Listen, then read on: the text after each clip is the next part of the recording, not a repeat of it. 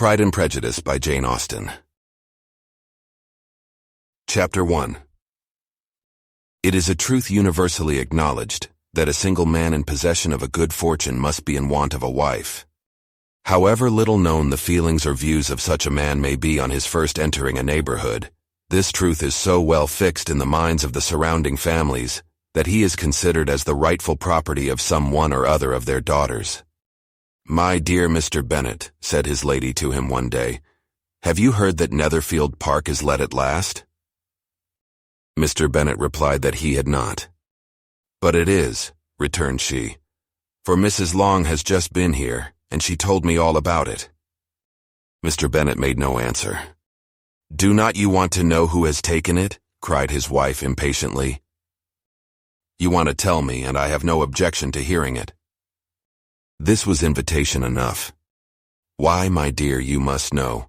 Mrs. Long says that Netherfield is taken by a young man of large fortune from the north of England, that he came down on Monday in a chaise and four to see the place, and was so much delighted with it that he agreed with Mr. Morris immediately, that he is to take possession before Michaelmas, and some of his servants are to be in the house by the end of next week."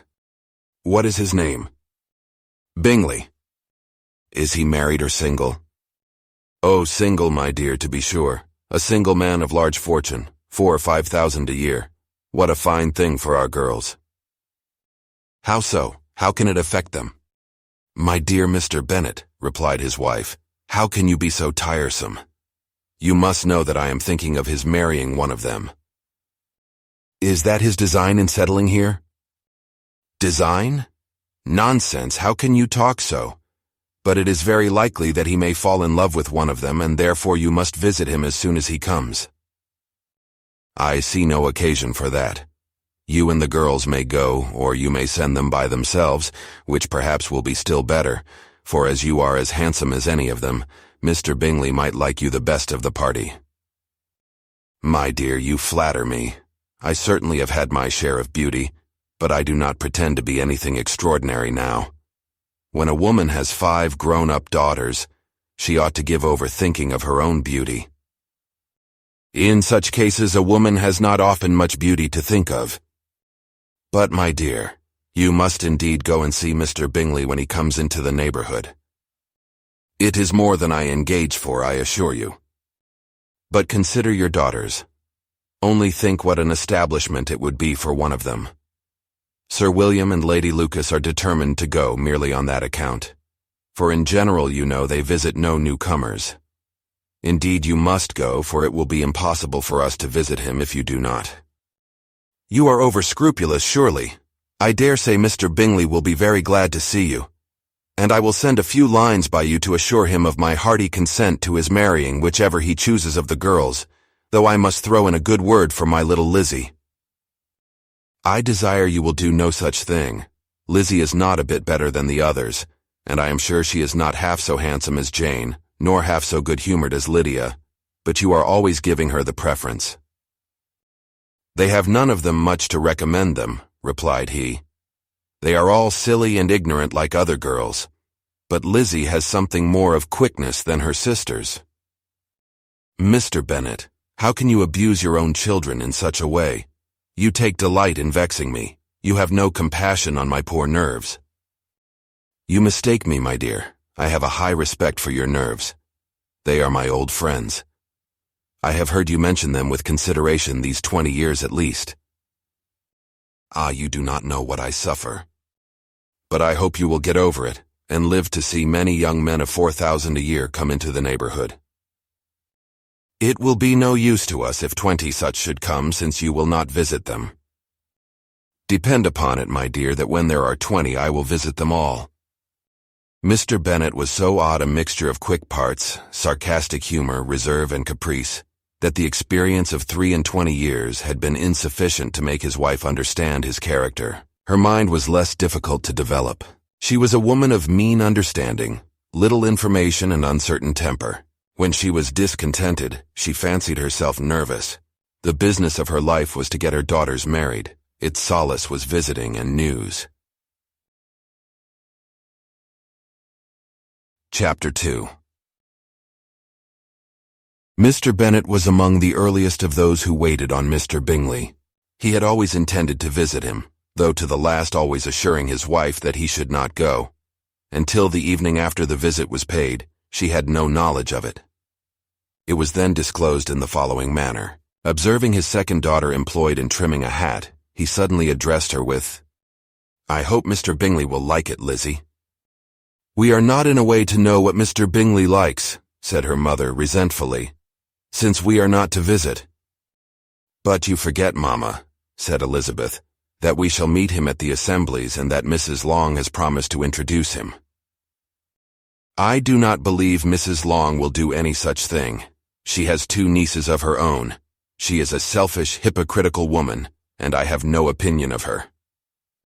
"No more have I," said Mr. Bennet, "and I am glad to find that you do not depend on her serving you." Mrs. Bennet deigned not to make any reply, but unable to contain herself began scolding one of her daughters. "Don't keep coughing so, Kitty, for heaven's sake. Have a little compassion on my nerves. You tear them to pieces." "Kitty has no discretion in her coughs," said her father. "She times them ill." "I do not cough for my own amusement," replied Kitty fretfully. "When is your next ball to be, Lizzie?" "Tomorrow fortnight." "Aye, so it is," cried her mother. "And Mrs. Long does not come back till the day before. So it will be impossible for her to introduce him, for she will not know him herself."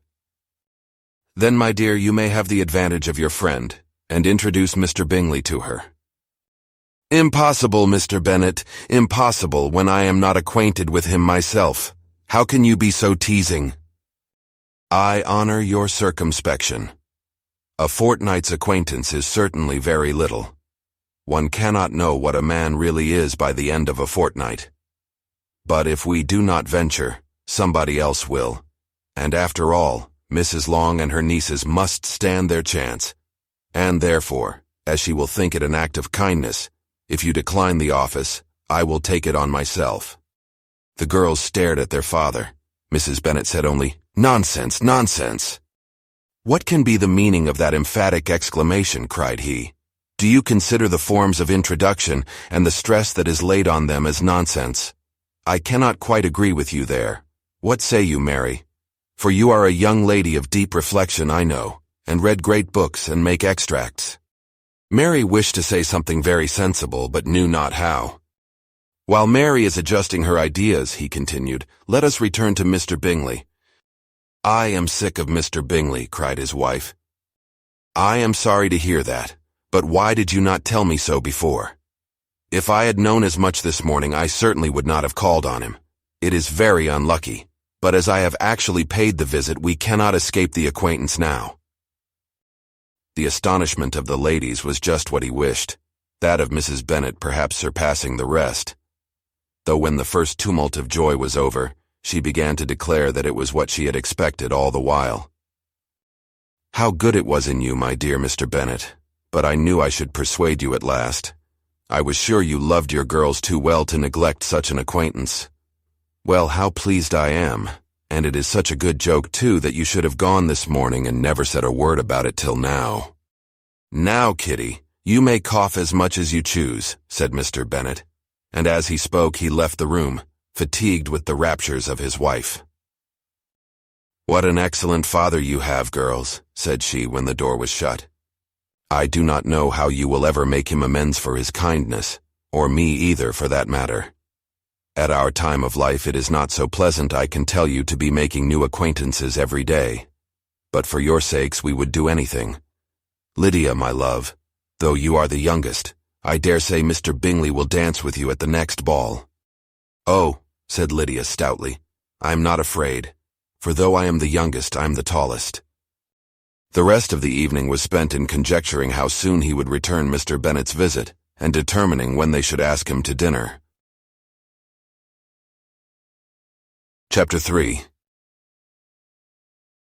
Not all that Mrs. Bennet, however, with the assistance of her 5 daughters, could ask on the subject, was sufficient to draw from her husband any satisfactory description of Mr. Bingley.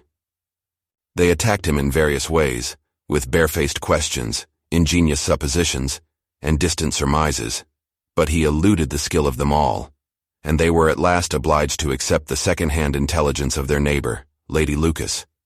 Her report was highly favorable. Sir William had been delighted with him. He was quite young, wonderfully handsome, extremely agreeable, and, to crown the whole, he meant to be at the next assembly with a large party. Nothing could be more delightful.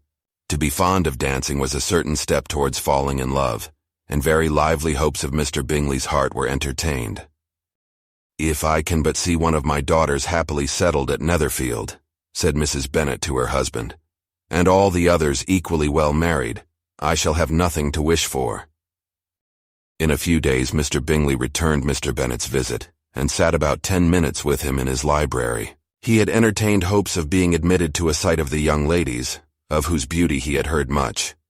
But he saw only the father. The ladies were somewhat more fortunate, for they had the advantage of ascertaining from an upper window that he wore a blue coat and rode a black horse. An invitation to dinner was soon afterwards dispatched, and already had Mrs. Bennet planned the courses that were to do credit to her housekeeping, when an answer arrived which deferred it all. Mr. Bingley was obliged to be in town the following day, and consequently unable to accept the honor of their invitation, etc. Mrs. Bennet was quite disconcerted. She could not imagine what business he could have in town so soon after his arrival in Hertfordshire, and she began to fear that he might always be flying about from one place to another, and never settled at Netherfield as he ought to be. Lady Lucas quieted her fears a little by starting the idea of his being gone to London, only to get a large party for the ball, and a report soon followed that Mr. Bingley was to bring 12 ladies and 7 gentlemen with him to the assembly. The girls grieved over such a number of ladies, but were comforted the day before the ball by hearing that instead of 12, he had brought only 6 with him from London, his 5 sisters, and a cousin. And when the party entered the assembly room, it consisted of only 5 altogether: Mr. Bingley, his 2 sisters, the husband of the eldest, and another young man. Mr. Bingley was good-looking and gentlemanlike. He had a pleasant countenance and easy, unaffected manners. His sisters were fine women with an air of decided fashion. His brother-in-law, Mr. Hurst, merely looked the gentleman, but his friend Mr. Darcy soon drew the attention of the room by his fine, tall person, handsome features, noble mien, and the report, which was in general circulation within 5 minutes after his entrance, of his having 10,000 a year. The gentleman pronounced him to be a fine figure of a man. The ladies declared he was much handsomer than Mr. Bingley, and he was looked at with great admiration for about half the evening, till his manners gave a disgust which turned the tide of his popularity, for he was discovered to be proud, to be above his company, and above being pleased, and not all his large estate in Derbyshire could save him from having a most forbidding, disagreeable countenance, and being unworthy to be compared with his friend. Mr. Bingley had soon made himself acquainted with all the principal people in the room. He was lively and unreserved, danced every dance, was angry that the ball closed so early, and talked of giving one himself at Netherfield. Such amiable qualities must speak for themselves. What a contrast between him and his friend! Mr. Darcy danced only once with Mrs. Hurst and once with Miss Bingley, declined being introduced to any other lady, and spent the rest of the evening in walking about the room, speaking occasionally to one of his own party. His character was decided. He was the proudest, most disagreeable man in the world, and everybody hoped that he would never come there again. Amongst the most violent against him was Mrs. Bennet, whose dislike of his general behavior was sharpened into particular resentment by his having slighted one of her daughters. Elizabeth Bennet had been obliged by the scarcity of gentlemen to sit down for 2 dances, and during part of that time, Mr. Darcy had been standing near enough for her to overhear a conversation between him and Mr. Bingley, who came from the dance for a few minutes to press his friend to join it. "Come, Darcy," said he, "I must have you dance. I hate to see you standing about by yourself in this stupid manner. You had much better dance." "I certainly shall not. You know how I detest it, unless I am particularly acquainted with my partner. At such an assembly as this it would be insupportable. Your sisters are engaged, and there is not another woman in the room whom it would not be a punishment to me to stand up with." "I would not be so fastidious as you are," cried Bingley, "for a kingdom. Upon my honor, I never met with so many pleasant girls in my life as I have this evening. and there are several of them, you see, uncommonly pretty." "You are dancing with the only handsome girl in the room," said Mr. Darcy, looking at the eldest Miss Bennet. "Oh, she is the most beautiful creature I ever beheld. But there is one of her sisters sitting down just behind you, who is very pretty, and I dare say very agreeable. Do let me ask my partner to introduce you." "Which do you mean?" And turning round he looked for a moment at Elizabeth, till catching her eye he withdrew his own and coldly said, "She is tolerable, but not handsome enough to tempt me, and I am in no humor at present to give consequence to young ladies who are slighted by other men. You had better return to your partner and enjoy her smiles, for you are wasting your time with me." Mr. Bingley followed his advice. Mr. Darcy walked off, and Elizabeth remained with no very cordial feelings towards him. She told the story, however, with great spirit among her friends, for she had a lively, playful disposition, which delighted in anything ridiculous. The evening altogether passed off pleasantly to the whole family. Mrs. Bennet had seen her eldest daughter much admired by the Netherfield party. Mr. Bingley had danced with her twice, and she had been distinguished by his sisters. Jane was as much gratified by this as her mother could be, though in a quieter way. Elizabeth felt Jane's pleasure. Mary had heard herself mentioned to Miss Bingley as the most accomplished girl in the neighborhood, and Catherine and Lydia had been fortunate enough to be never without partners, which was all that they had yet learnt to care for at a ball. They returned, therefore, in good spirits to Longbourn, the village where they lived, and of which they were the principal inhabitants. They found Mr. Bennet still up. With a book, he was regardless of time, and on the present occasion he had a good deal of curiosity as to the event of an evening which had raised such splendid expectations. He had rather hoped that all his wife's views on the stranger would be disappointed, but he soon found that he had a very different story to hear. "Oh, my dear Mr. Bennet," as she entered the room, "we have had a most delightful evening, a most excellent ball. I wish you had been there. Jane was so admired, nothing could be like it. Everybody said how well she looked, and Mr. Bingley thought her quite beautiful, and danced with her twice. Only think of that, my dear. He actually danced with her twice, and she was the only creature in the room that he asked a second time. First of all, he asked Miss Lucas. I was so vexed to see him stand up with her, but, however, he did not admire her at all. Indeed, nobody can, you know, and he seemed quite struck with Jane as she was going down the dance. So he inquired who she was and got introduced and asked her for the two next. Then the 2/3 he danced with Miss King, and the 2/4 with Maria Lucas, and the 2/5 with Jane again, and the 2/6 with Lizzie, and the Boulanger. "If he had had any compassion for me," cried her husband impatiently, "he would not have danced half so much. For God's sake, say no more of his partners. Oh, that he had sprained his ankle in the first dance." "Oh, my dear," continued Mrs. Bennet, "I am quite delighted with him. He is so excessively handsome, and his sisters are charming women. I never in my life saw anything more elegant than their dresses. I dare say the lace upon Mrs. Hurst's gown—" Here she was interrupted again.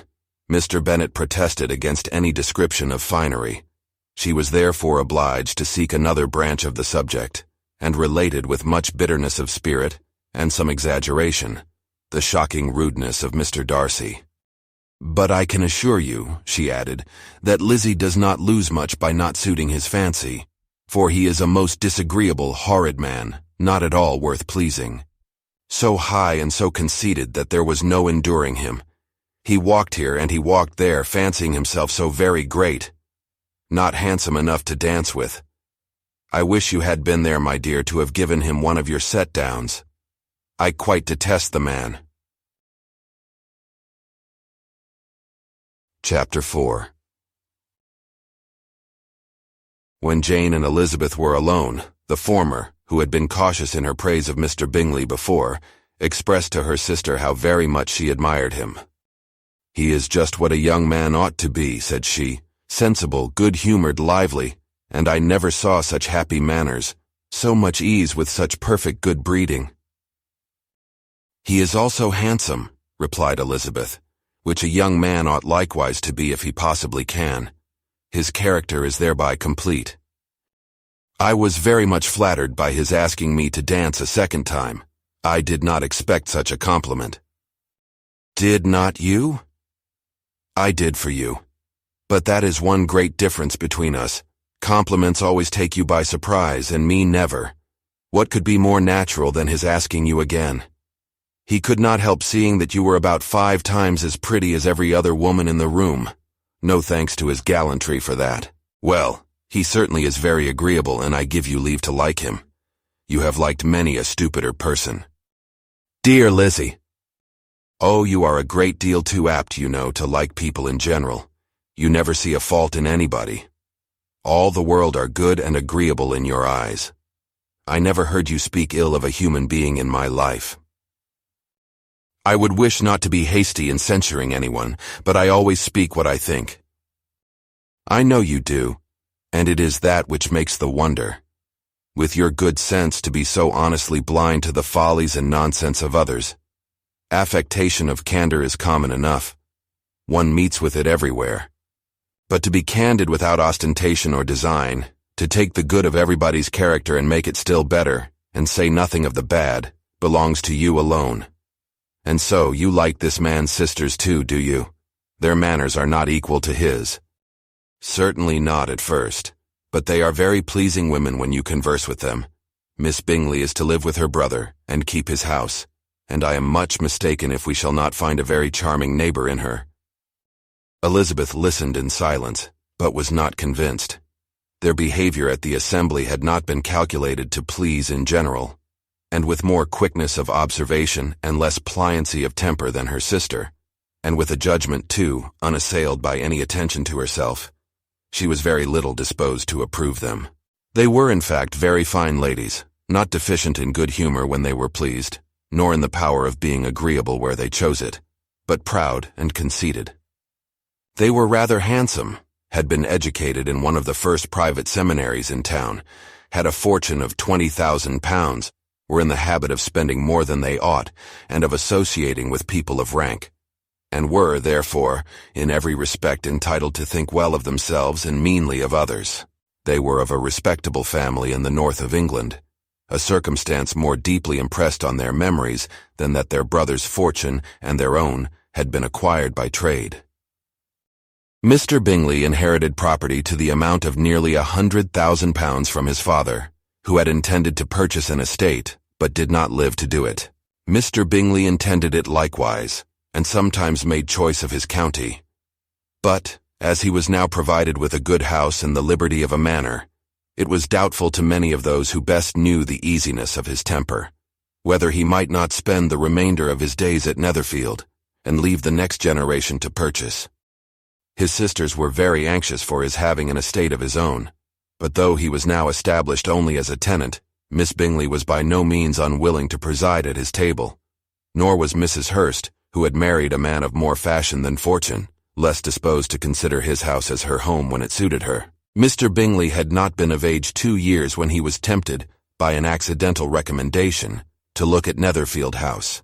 He did look at it, and into it for half an hour, was pleased with the situation and the principal rooms, satisfied with what the owner said in its praise, and took it immediately. Between him and Darcy there was a very steady friendship, in spite of a great opposition of character. Bingley was endeared to Darcy by the easiness, openness, and ductility of his temper, though no disposition could offer a greater contrast to his own, and though with his own, he never appeared dissatisfied. On the strength of Darcy's regard, Bingley had the firmest reliance, and of his judgment the highest opinion. In understanding, Darcy was the superior. Bingley was by no means deficient, but Darcy was clever. He was at the same time haughty, reserved, and fastidious, and his manners, though well-bred, were not inviting. In that respect his friend had greatly the advantage. Bingley was sure of being liked wherever he appeared. Darcy was continually giving offence. The manner in which they spoke of the Meryton Assembly was sufficiently characteristic. Bingley had never met with pleasanter people or prettier girls in his life. Everybody had been most kind and attentive to him. There had been no formality, no stiffness. He had soon felt acquainted with all the room, and as to Miss Bennet, he could not conceive an angel more beautiful. Darcy, on the contrary, had seen a collection of people in whom there was little beauty, and no fashion, for none of whom he had felt the smallest interest, and from none received either attention or pleasure. Miss Bennet he acknowledged to be pretty, but she smiled too much. Mrs. Hurst and her sister allowed it to be so, but still they admired her and liked her, and pronounced her to be a sweet girl, and one whom they should not object to know more of. Miss Bennet was therefore established as a sweet girl, and their brother felt authorized by such commendation to think of her as he chose. Chapter 5. Within a short walk of Longbourn lived a family with whom the Bennets were particularly intimate. Sir William Lucas had been formerly in trade in Meryton, where he had made a tolerable fortune, and risen to the honor of knighthood by an address to the king during his mayoralty. The distinction had perhaps been felt too strongly. It had given him a disgust to his business and to his residence in a small market town, and quitting them both, he had removed with his family to a house about a mile from Meryton, denominated from that period Lucas Lodge, where he could think with pleasure of his own importance and, unshackled by business, occupy himself solely in being civil to all the world. For though elated by his rank, it did not render him supercilious. On the contrary, he was all attention to everybody. By nature inoffensive, friendly, and obliging, his presentation at St. James's had made him courteous. Lady Lucas was a very good kind of woman, not too clever to be a valuable neighbor to Mrs. Bennet. They had several children. The eldest of them, a sensible, intelligent young woman, about 27, was Elizabeth's intimate friend. That the Miss Lucases and the Miss Bennets should meet to talk over a ball was absolutely necessary, and the morning after the assembly brought the former to Longbourn to hear and to communicate. "You began the evening well, Charlotte," said Mrs. Bennet, with civil self-command to Miss Lucas. "You were Mr. Bingley's first choice." "Yes, but he seemed to like his second better." "Oh, you mean Jane, I suppose, because he danced with her twice. To be sure, that did seem as if he admired her. Indeed, I rather believe he did. I heard something about it, but I hardly know what. Something about Mr. Robinson." "Perhaps you mean what I overheard between him and Mr. Robinson. Did not I mention it to you? Mr. Robinson's asking him how he liked our Meryton assemblies, and whether he did not think there were a great many pretty women in the room, and which he thought the prettiest. And his answering immediately to the last question, 'Oh, the eldest Miss Bennet, beyond a doubt. There cannot be two opinions on that point.'" "Upon my word. Well, that was very decided indeed. That does seem as if. But, however, it may all come to nothing, you know." "My overhearings were more to the purpose than yours, Eliza," said Charlotte. "Mr. Darcy is not so well worth listening to as his friend, is he? Poor Eliza, to be only just tolerable. I beg you will not put it into Lizzie's head to be vexed by his ill treatment, for he is such a disagreeable man that it would be quite a misfortune to be liked by him. Mrs. Long told me last night that he sat close to her for half an hour without once opening his lips." "Are you quite sure, ma'am? Is not there a little mistake?" said Jane. "I certainly saw Mr. Darcy speaking to her." "Aye, because she asked him at last how he liked Netherfield, and he could not help answering her, but she said he seemed very angry at being spoke to."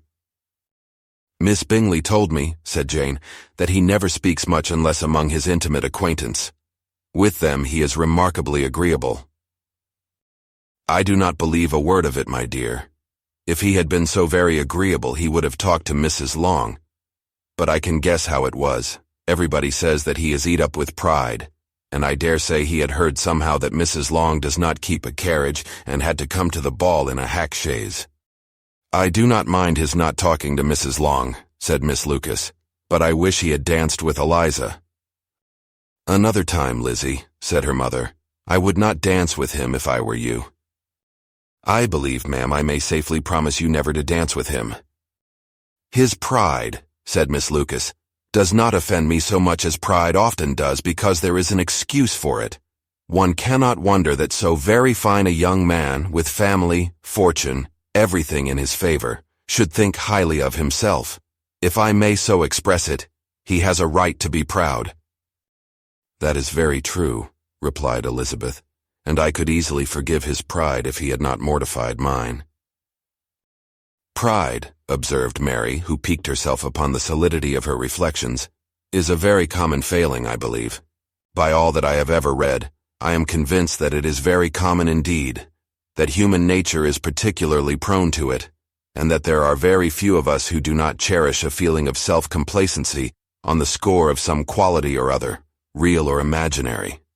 Vanity and pride are different things, though the words are often used synonymously. A person may be proud without being vain. Pride relates more to our opinion of ourselves, vanity to what we would have others think of us. "If I were as rich as Mr. Darcy," cried a young Lucas who came with his sisters, "I should not care how proud I was. I would keep a pack of foxhounds and drink a bottle of wine every day." "Then you would drink a great deal more than you ought," said Mrs. Bennet, "and if I were to see you at it, I should take away your bottle directly." The boy protested that she should not. She continued to declare that she would, and the argument ended only with the visit. Chapter 6. The ladies of Longbourn soon waited on those of Netherfield. The visit was returned in due form. Miss Bennet's pleasing manners grew on the good will of Mrs. Hurst and Miss Bingley, and though the mother was found to be intolerable, and the younger sisters not worth speaking to, a wish of being better acquainted with them was expressed towards the two eldest.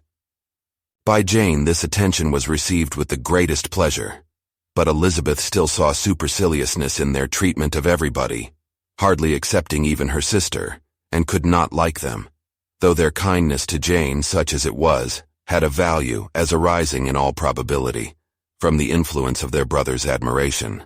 It was generally evident, whenever they met, that he did admire her, and to her it was equally evident that Jane was yielding to the preference which he had begun to entertain for him from the first, and was in a way to be very much in love. But she considered with pleasure that it was not likely to be discovered by the world in general, since Jane united with great strength of feeling, a composure of temper and an uniform cheerfulness of manner, which would guard her from the suspicions of the impertinent. She mentioned this to her friend Miss Lucas. "It may perhaps be pleasant," replied Charlotte, "to be able to impose on the public in such a case, but it is sometimes a disadvantage to be so very guarded. If a woman conceals her affection with the same skill from the object of it, she may lose the opportunity of fixing him, and it will then be but poor consolation to believe the world equally in the dark. There is so much of gratitude or vanity in almost every attachment, that it is not safe to leave any to itself. We can all begin freely, a slight preference is natural enough, but there are very few of us who have heart enough to be really in love without encouragement. In 9 cases out of 10, a woman had better show more affection than she feels. Bingley likes your sister undoubtedly, but he may never do more than like her if she does not help him on." "But she does help him on, as much as her nature will allow. If I can perceive her regard for him, he must be a simpleton indeed not to discover it too. Remember, Eliza, that he does not know Jane's disposition as you do. But if a woman is partial to a man and does not endeavor to conceal it, he must find it out. Perhaps he must, if he sees enough of her. But though Bingley and Jane meet tolerably often, it is never for many hours together, and as they always see each other in large mixed parties, it is impossible that every moment should be employed in conversing together. Jane should therefore make the most of every half-hour in which she can command his attention. When she is secure of him, there will be leisure for falling in love as much as she chooses." "Your plan is a good one," replied Elizabeth, "where nothing is in question but the desire of being well married. And if I were determined to get a rich husband, or any husband, I dare say I should adopt it. But these are not Jane's feelings. She is not acting by design. As yet she cannot even be certain of the degree of her own regard, nor of its reasonableness. She has known him only a fortnight. She danced 4 dances with him at Meryton. She saw him one morning at his own house, and has since dined in company with him 4 times. This is not quite enough to make her understand his character." "Not as you represent it. Had she merely dined with him, she might only have discovered whether he had a good appetite. But you must remember that 4 evenings have been also spent together, and 4 evenings may do a great deal." "Yes, these 4 evenings have enabled them to ascertain that they both like Vingt better than commerce. but with respect to any other leading characteristic, I do not imagine that much has been unfolded."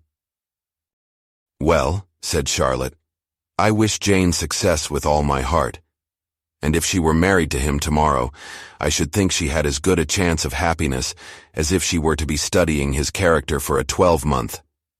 Happiness in marriage is entirely a matter of chance. If the dispositions of the parties are ever so well known to each other, or ever so similar beforehand, it does not advance their felicity in the least. They always continue to grow sufficiently unlike afterwards to have their share of vexation, and it is better to know as little as possible of the defects of the person with whom you are to pass your life." "You make me laugh, Charlotte, but it is not sound. You know it is not sound, and that you would never act in this way yourself." Occupied in observing Mr. Bingley's attention to her sister, Elizabeth was far from suspecting that she was herself becoming an object of some interest in the eyes of his friend. Mr. Darcy had at first scarcely allowed her to be pretty.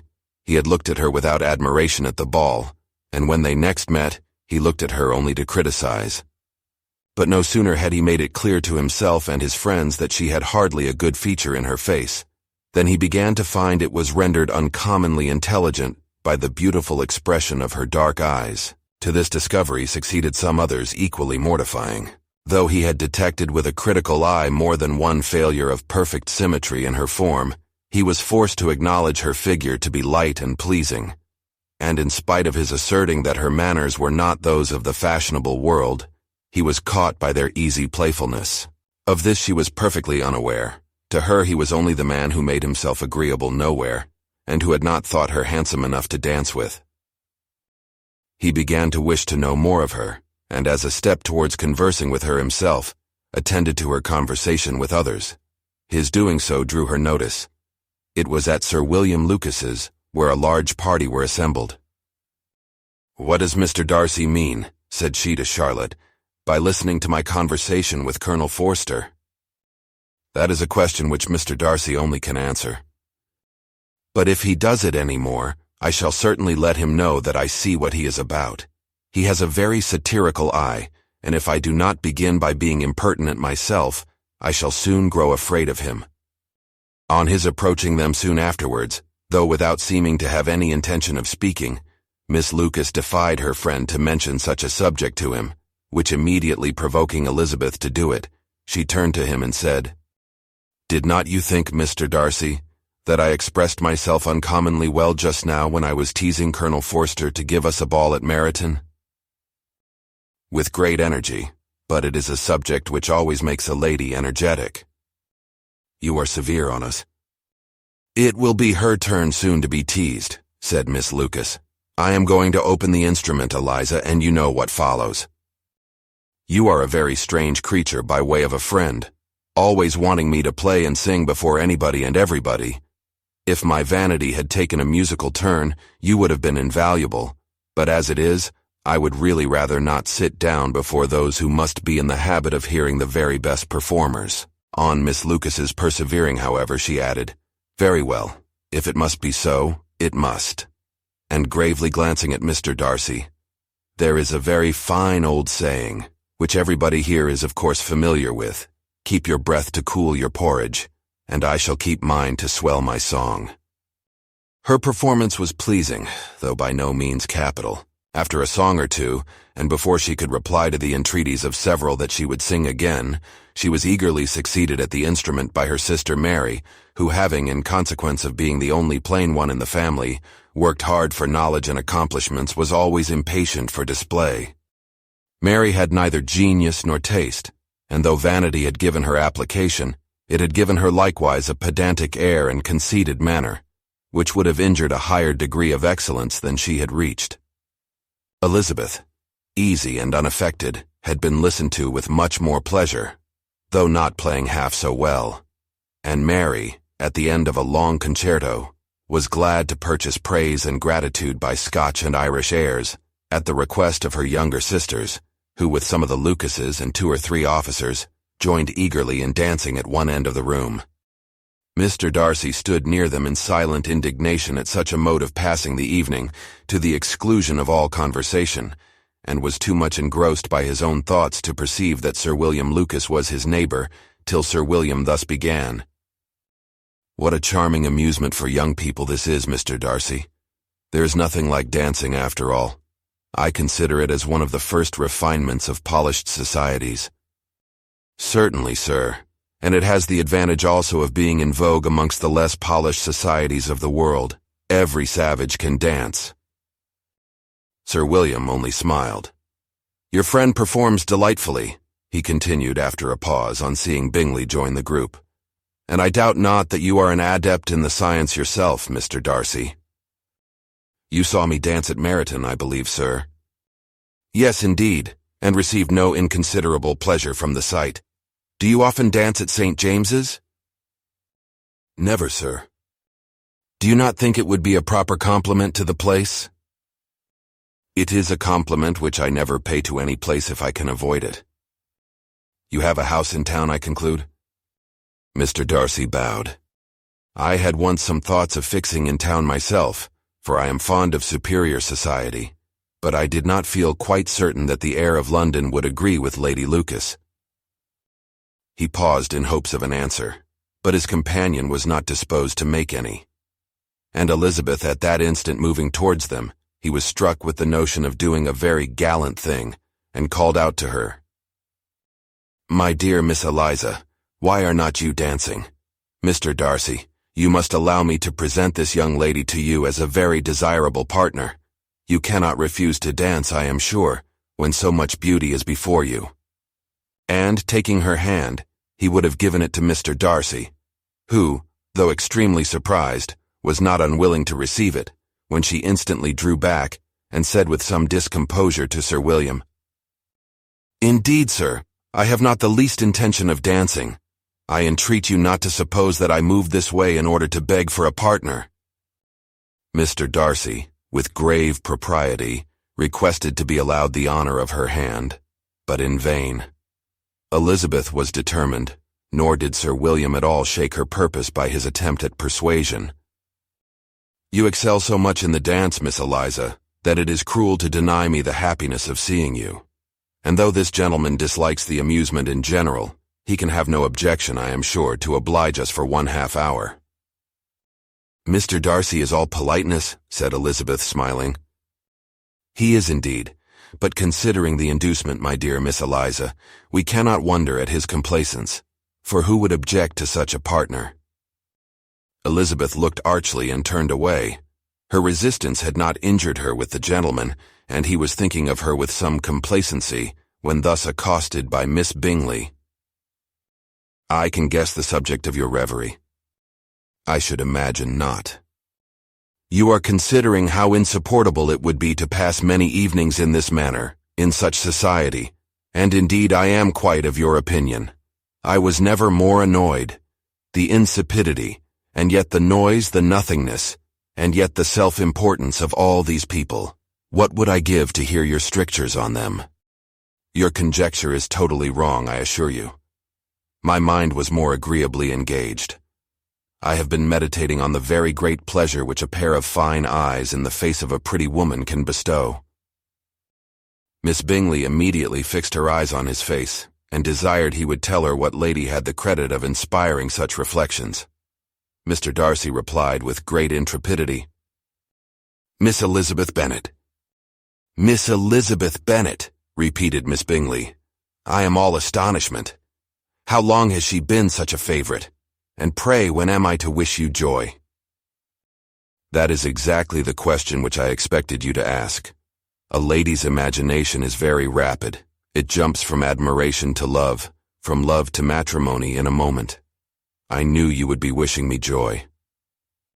"Nay, if you are so serious about it, I shall consider the matter as absolutely settled. You will have a charming mother-in-law indeed, and of course she will be always at Pemberley with you." He listened to her with perfect indifference, while she chose to entertain herself in this manner, and as his composure convinced her that all was safe, her wit flowed along. Chapter 7. Mr. Bennet's property consisted almost entirely in an estate of 2,000 a year, which, unfortunately for his daughters, was entailed, in default of heirs male, on a distant relation, and their mother's fortune, though ample for her situation in life, could but ill supply the deficiency of his. Her father had been an attorney in Meryton, and had left her £4,000. She had a sister married to a Mr. Phillips, who had been a clerk to their father and succeeded him in the business, and a brother settled in London in a respectable line of trade. The village of Longbourn was only 1 mile from Meryton, a most convenient distance for the young ladies who were usually tempted thither 3 or 4 times a week to pay their duty to their aunt and to a milliner's shop just over the way. The 2 youngest of the family, Catherine and Lydia, were particularly frequent in these attentions. Their minds were more vacant than their sisters', and when nothing better offered, a walk to Meryton was necessary to amuse their morning hours and furnish conversation for the evening. And, however bare of news the country in general might be, they always contrived to learn some from their aunt. At present, indeed, they were well supplied both with news and happiness by the recent arrival of a militia regiment in the neighborhood. It was to remain the whole winter, and Meryton was the headquarters.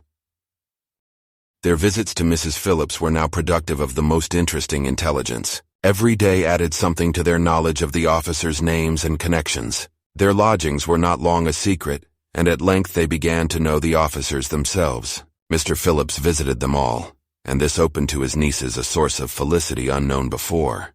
They could talk of nothing but officers, and Mr. Bingley's large fortune, the mention of which gave animation to their mother, was worthless in their eyes when opposed to the regimentals of an ensign.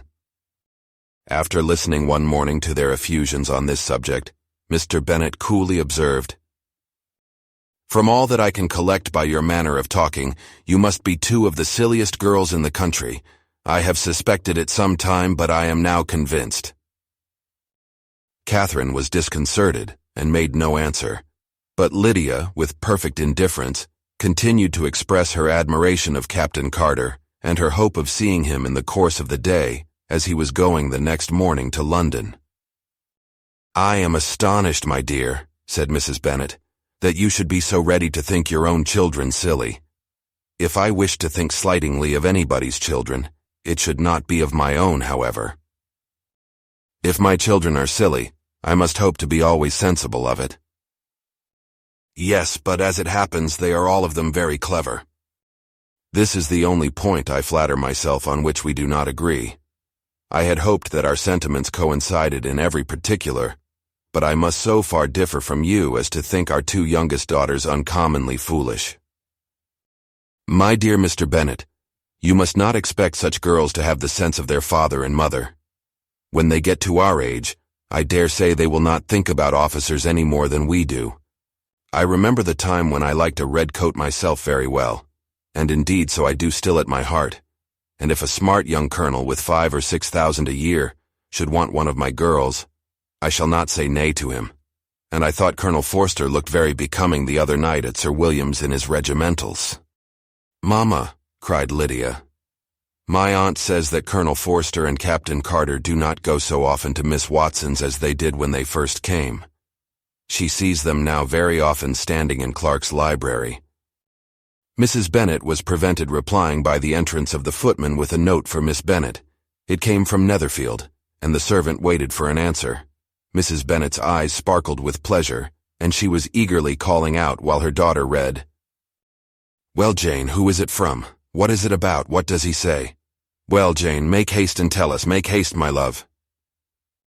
"It is from Miss Bingley," said Jane, and then read it aloud.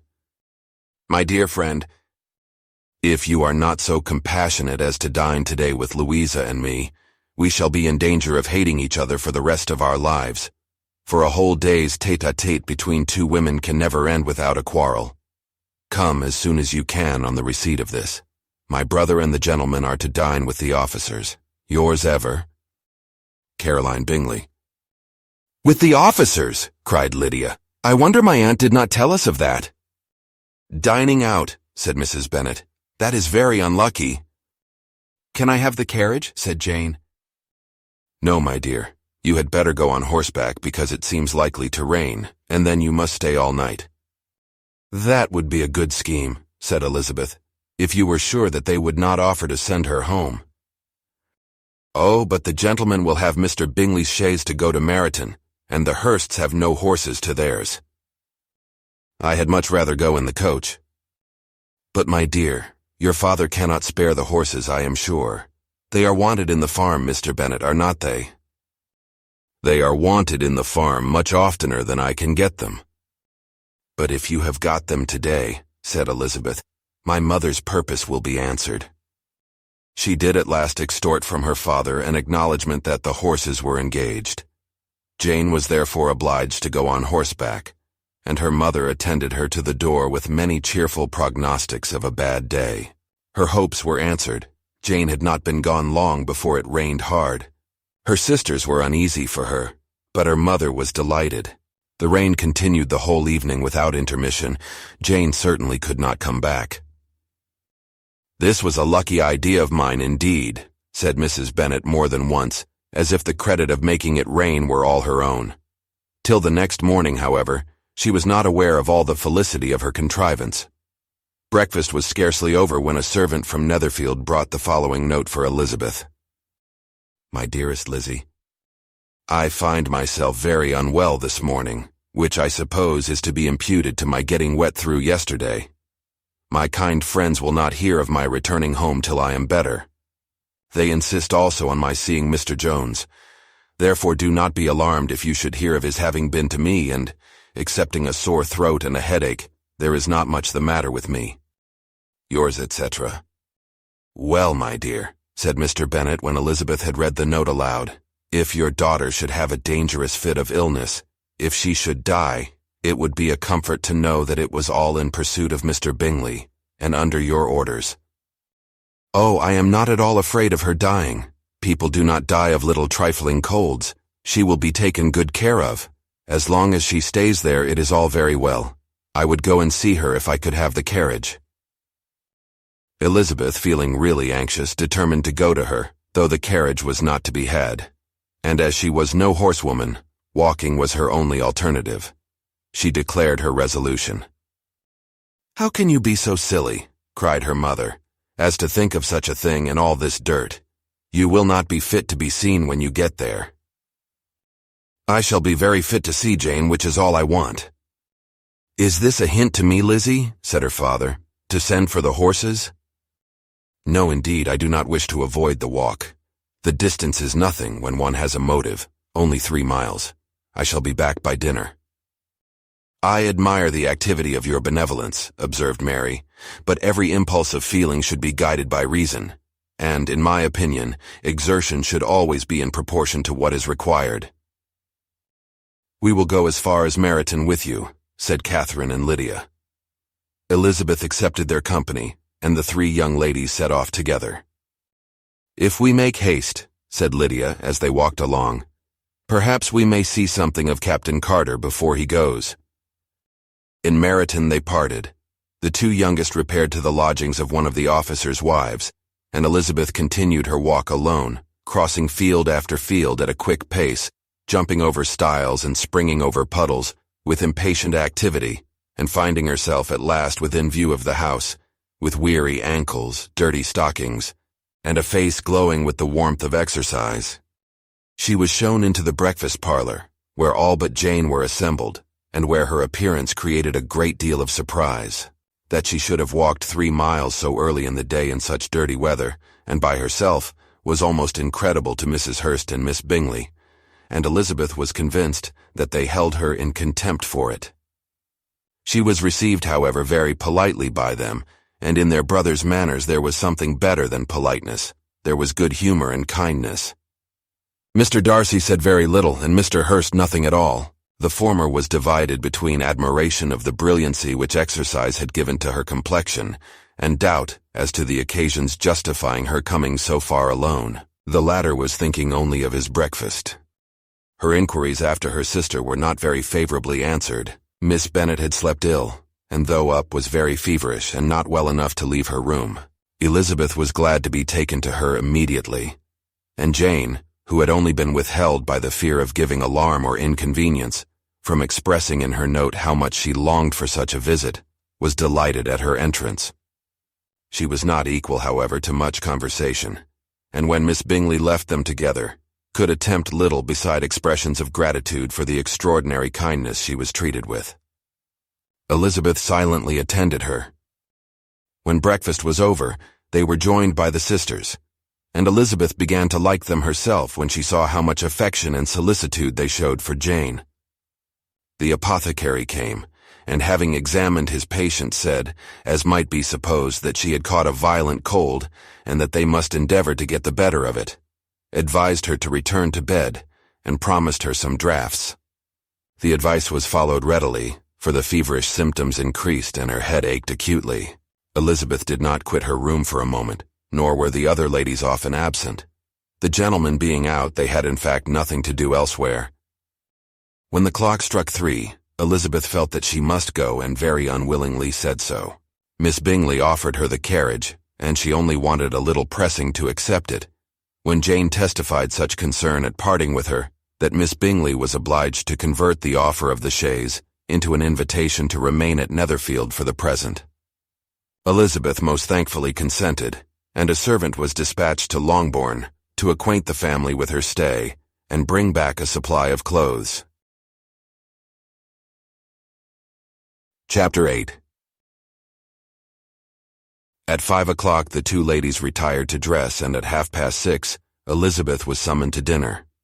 To the civil inquiries which then poured in, and amongst which she had the pleasure of distinguishing the much superior solicitude of Mr. Bingley, she could not make a very favorable answer. Jane was by no means better.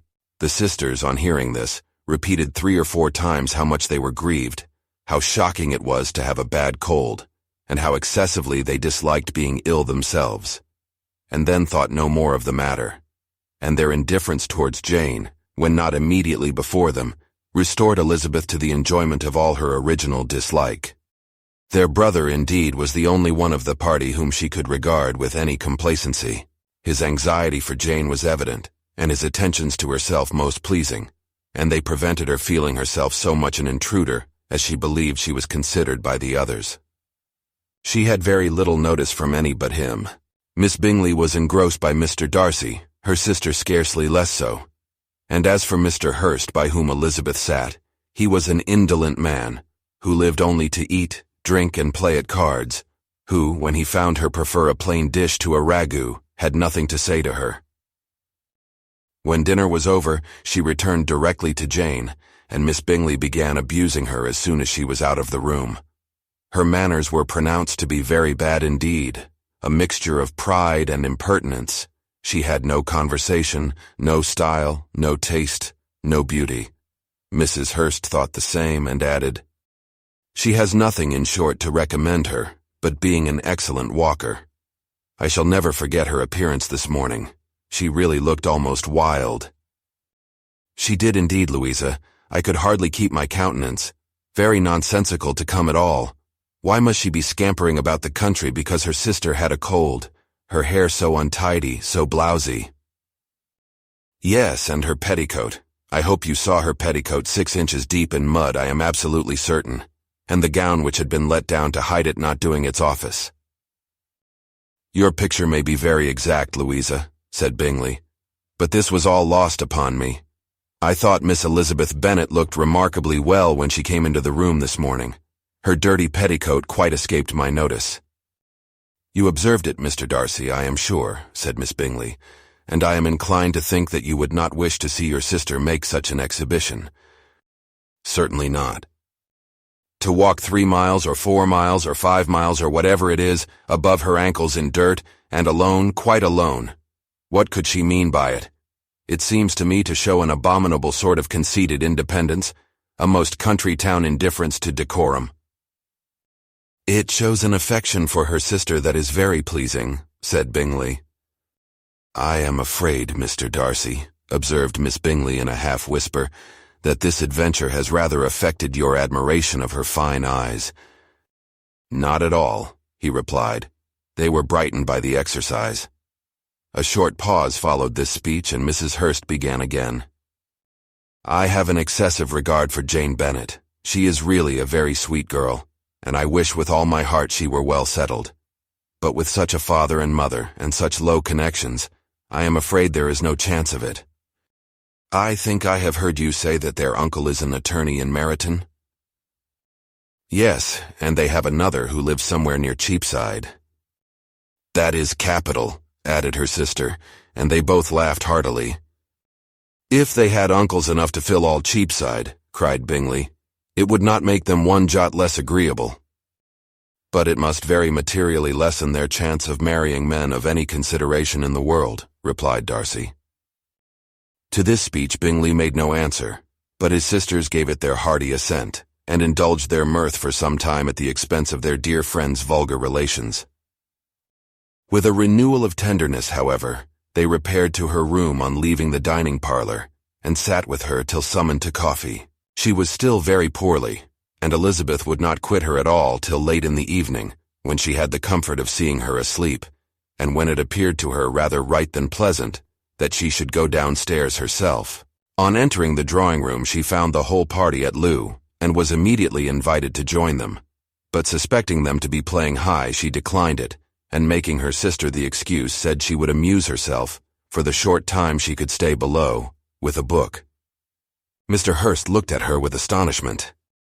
"Do you prefer reading to cards?" said he. "That is rather singular." "Miss Eliza Bennet," said Miss Bingley, "despises cards. She is a great reader, and has no pleasure in anything else." "I deserve neither such praise nor such censure," cried Elizabeth. "I am not a great reader, and I have pleasure in many things."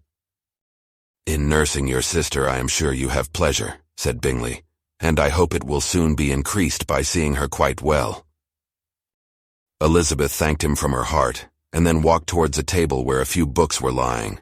He immediately offered to fetch her others, all that his library afforded.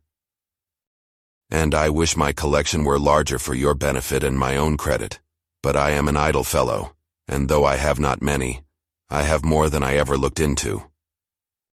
Elizabeth assured him that she could suit herself perfectly with those in the room. "I am astonished," said Miss Bingley, "that my father should have left so small a collection of books. What a delightful library you have at Pemberley, Mr. Darcy." "It ought to be good," he replied. "It has been the work of many generations." "And then you have added so much to it yourself, you are always buying books." "I cannot comprehend the neglect of a family library in such days as these." "Neglect? I am sure you neglect nothing that can add to the beauties of that noble place. Charles, when you build your house, I wish it may be half as delightful as Pemberley." "I wish it may. But I would really advise you to make your purchase in that neighborhood, and take Pemberley for a kind of model. There is not a finer county in England than Derbyshire." "With all my heart. I will buy Pemberley itself if Darcy will sell it." "I am talking of possibilities, Charles." "Upon my word, Caroline, I should think it more possible to get Pemberley by purchase than by imitation." Elizabeth was so much caught by what passed as to leave her very little attention for her book, and soon laying it wholly aside, she drew near the card table and stationed herself between Mr. Bingley and his eldest sister to observe the game. "Is Miss Darcy much grown since the spring?" said Miss Bingley. "Will she be as tall as I am?" "I think she will. She is now about Miss Elizabeth Bennet's height, or rather taller." "How I long to see her again. I never met with anybody who delighted me so much.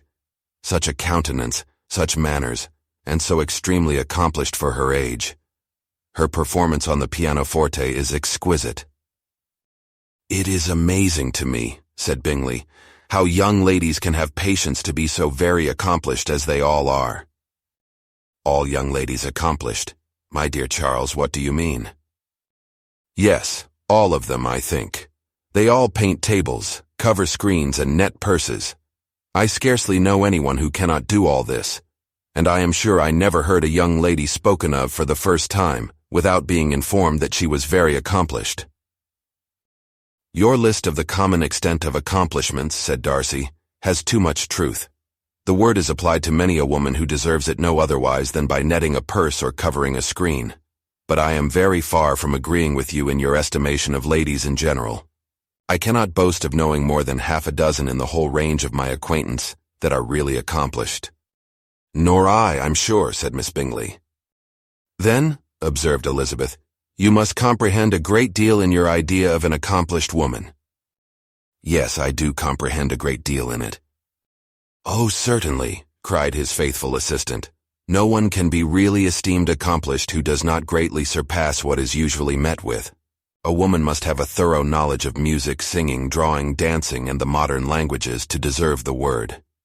And besides all this, she must possess a certain something in her air and manner of walking, the tone of her voice, her address and expressions, or the word will be but half deserved. All this she must possess, added Darcy, and to all she must yet add something more substantial in the improvement of her mind by extensive reading. I am no longer surprised at your knowing only 6 accomplished women. I rather wonder now at your knowing any. Are you so severe upon your own sex as to doubt the possibility of all this? I never saw such a woman. I never saw such capacity and taste and application and elegance as you describe, united. Mrs. Hurst and Miss Bingley both cried out against the injustice of her implied doubt, and were both protesting that they knew many women who answered this description, when Mr. Hurst called them to order, with bitter complaints of their inattention to what was going forward. As all conversation was thereby at an end, Elizabeth soon afterwards left the room. Eliza Bennet, said Miss Bingley when the door was closed on her, is one of those young ladies who seek to recommend themselves to the other sex by undervaluing their own, and with many men I dare say it succeeds, but in my opinion, it is a paltry device, a very mean art. Undoubtedly, replied Darcy, to whom this remark was chiefly addressed. There is meanness in all the arts which ladies sometimes condescend to employ for captivation. Whatever bears affinity to cunning is despicable. Miss Bingley was not so entirely satisfied with this reply as to continue the subject. Elizabeth joined them again only to say that her sister was worse, and that she could not leave her. Bingley urged Mr. Jones's being sent for immediately, while his sisters, convinced that no country advice could be of any service, recommended an express to town for one of the most eminent physicians. This she would not hear of, but she was not so unwilling to comply with their brother's proposal, and it was settled that Mr. Jones should be sent for early in the morning, if Miss Bennet were not decidedly better. Bingley was quite uncomfortable. His sisters declared that they were miserable. They solaced their wretchedness, however, by duets after supper, while he could find no better relief to his feelings than by giving his housekeeper directions that every possible attention might be paid to the sick lady and her sister. Chapter 9. Elizabeth passed the chief of the night in her sister's room, and in the morning had the pleasure of being able to send a tolerable answer to the inquiries which she very early received from Mr. Bingley by a housemaid, and some time afterwards from the 2 elegant ladies who waited on his sisters. In spite of this amendment, however, she requested to have a note sent to Longbourn, desiring her mother to visit Jane, and form her own judgment of her situation. The note was immediately dispatched, and its contents as quickly complied with. Mrs. Bennet, accompanied by her 2 youngest girls, reached Netherfield soon after the family breakfast. Had she found Jane in any apparent danger, Mrs. Bennet would have been very miserable. But being satisfied on seeing her that her illness was not alarming, she had no wish of her recovering immediately, as her restoration to health would probably remove her from Netherfield. She would not listen, therefore, to her daughter's proposal of being carried home. Neither did the apothecary, who arrived about the same time, think it at all advisable. After sitting a little while with Jane, on Miss Bingley's appearance and invitation, the mother and 3 daughters all attended her into the breakfast parlor. Bingley met them with hopes that Mrs. Bennet had not found Miss Bennet worse than she expected. "Indeed I have, sir," was her answer. "She is a great deal too ill to be moved. Mr. Jones says we must not think of moving her. We must trespass a little longer on your kindness." "Removed!" cried Bingley. "It must not be thought of. My sister, I am sure, will not hear of her removal." "You may depend upon it, madam," said Miss Bingley with cold civility, "that Miss Bennet shall receive every possible attention while she remains with us." Mrs. Bennet was profuse in her acknowledgments. I am sure, she added, if it was not for such good friends, I do not know what would become of her, for she is very ill indeed, and suffers a vast deal, though with the greatest patience in the world, which is always the way with her, for she has, without exception, the sweetest temper I ever met with. I often tell my other girls they are nothing to her. You have a sweet room here, Mr. Bingley, and a charming prospect over that gravel walk. I do not know a place in the country that is equal to Netherfield. You will not think of quitting it in a hurry, I hope, though you have but a short lease. Whatever I do is done in a hurry, replied he, and therefore if I should resolve to quit Netherfield, I should probably be off in 5 minutes. At present, however, I consider myself as quite fixed here. That is exactly what I should have supposed of you, said Elizabeth. You begin to comprehend me, do you? Cried he, turning towards her. Oh yes, I understand you perfectly. I wish I might take this for a compliment, but to be so easily seen through I am afraid is pitiful. That is, as it happens. It does not necessarily follow that a deep, intricate character is more or less estimable than such a one as yours. Lizzie, cried her mother, remember where you are and do not run on in the wild manner that you are suffered to do at home. I did not know before, continued Bingley immediately, that you were a studier of character. It must be an amusing study. Yes, but intricate characters are the most amusing. They have at least that advantage. The country, said Darcy, can in general supply but few subjects for such a study. In a country neighborhood you move in a very confined and unvarying society. But people themselves alter so much that there is something new to be observed in them forever. Yes, indeed, cried Mrs. Bennet, offended by his manner of mentioning a country neighborhood. I assure you there is quite as much of that going on in the country as in town. Everybody was surprised, and Darcy, after looking at her for a moment, turned silently away. Mrs. Bennet, who fancied she had gained a complete victory over him, continued her triumph. I cannot see that London has any great advantage over the country, for my part, except the shops and public places. The country is a vast deal pleasanter, is not it, Mr. Bingley? When I am in the country, he replied, I never wish to leave it, and when I am in town, it is pretty much the same. They have each their advantages, and I can be equally happy in either. Aye, that is because you have the right disposition, but that gentleman, looking at Darcy, seemed to think the country was nothing at all. Indeed, mamma, you are mistaken, said Elizabeth, blushing for her mother. You quite mistook Mr. Darcy. He only meant that there was not such a variety of people to be met with in the country as in town, which you must acknowledge to be true. Certainly, my dear, nobody said there were. But as to not meeting with many people in this neighborhood, I believe there are few neighborhoods larger. I know we dine with 24 families. Nothing but concern for Elizabeth could enable Bingley to keep his countenance.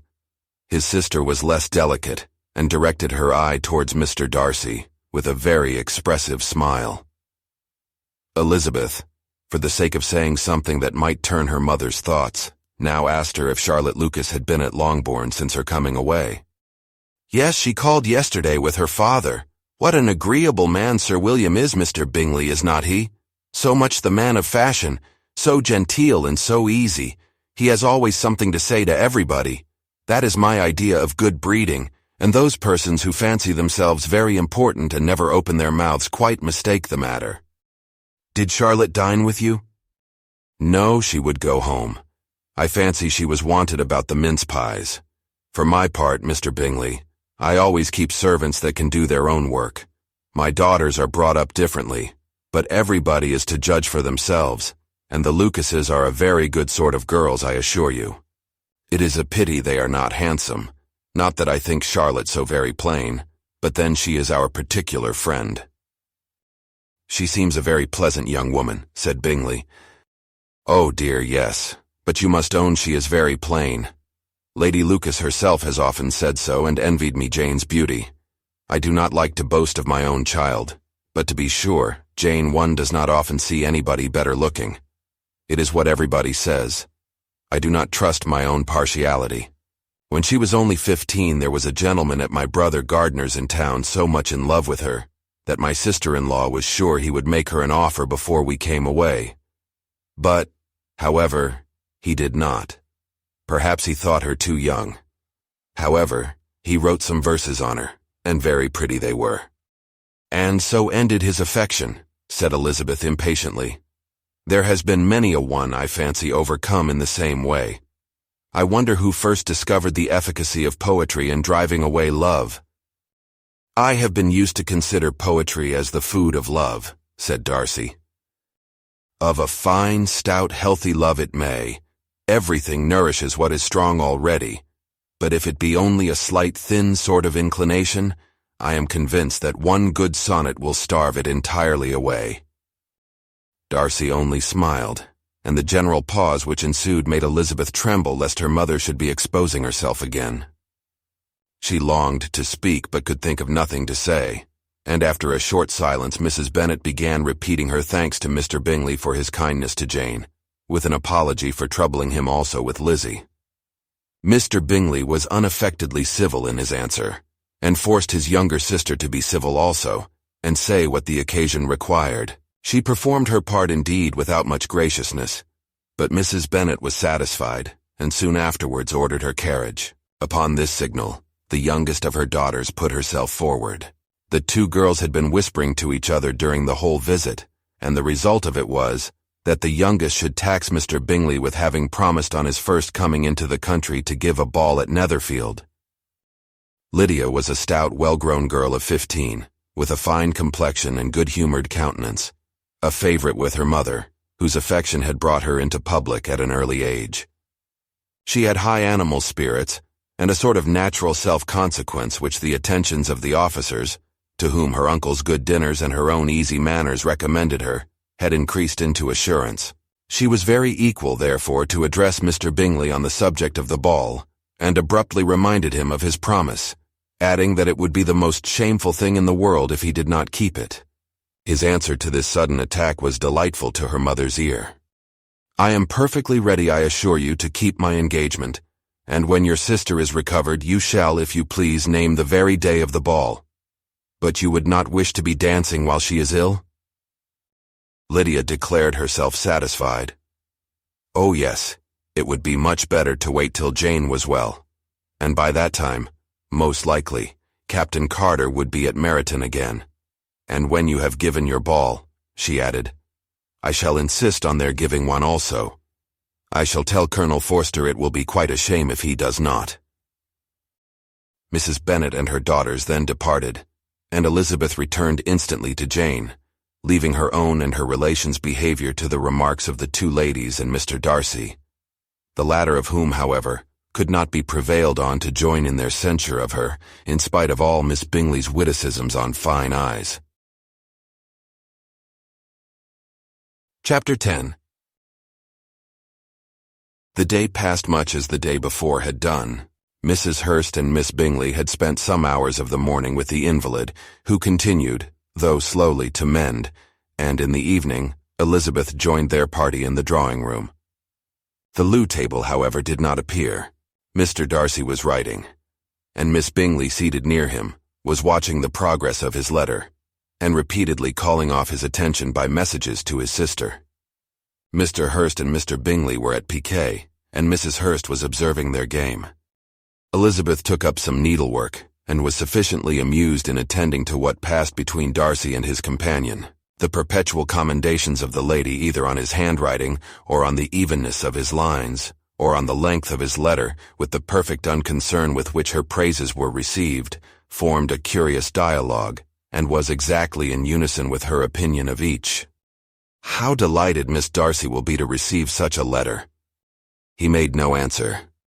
You write uncommonly fast. You are mistaken. I write rather slowly.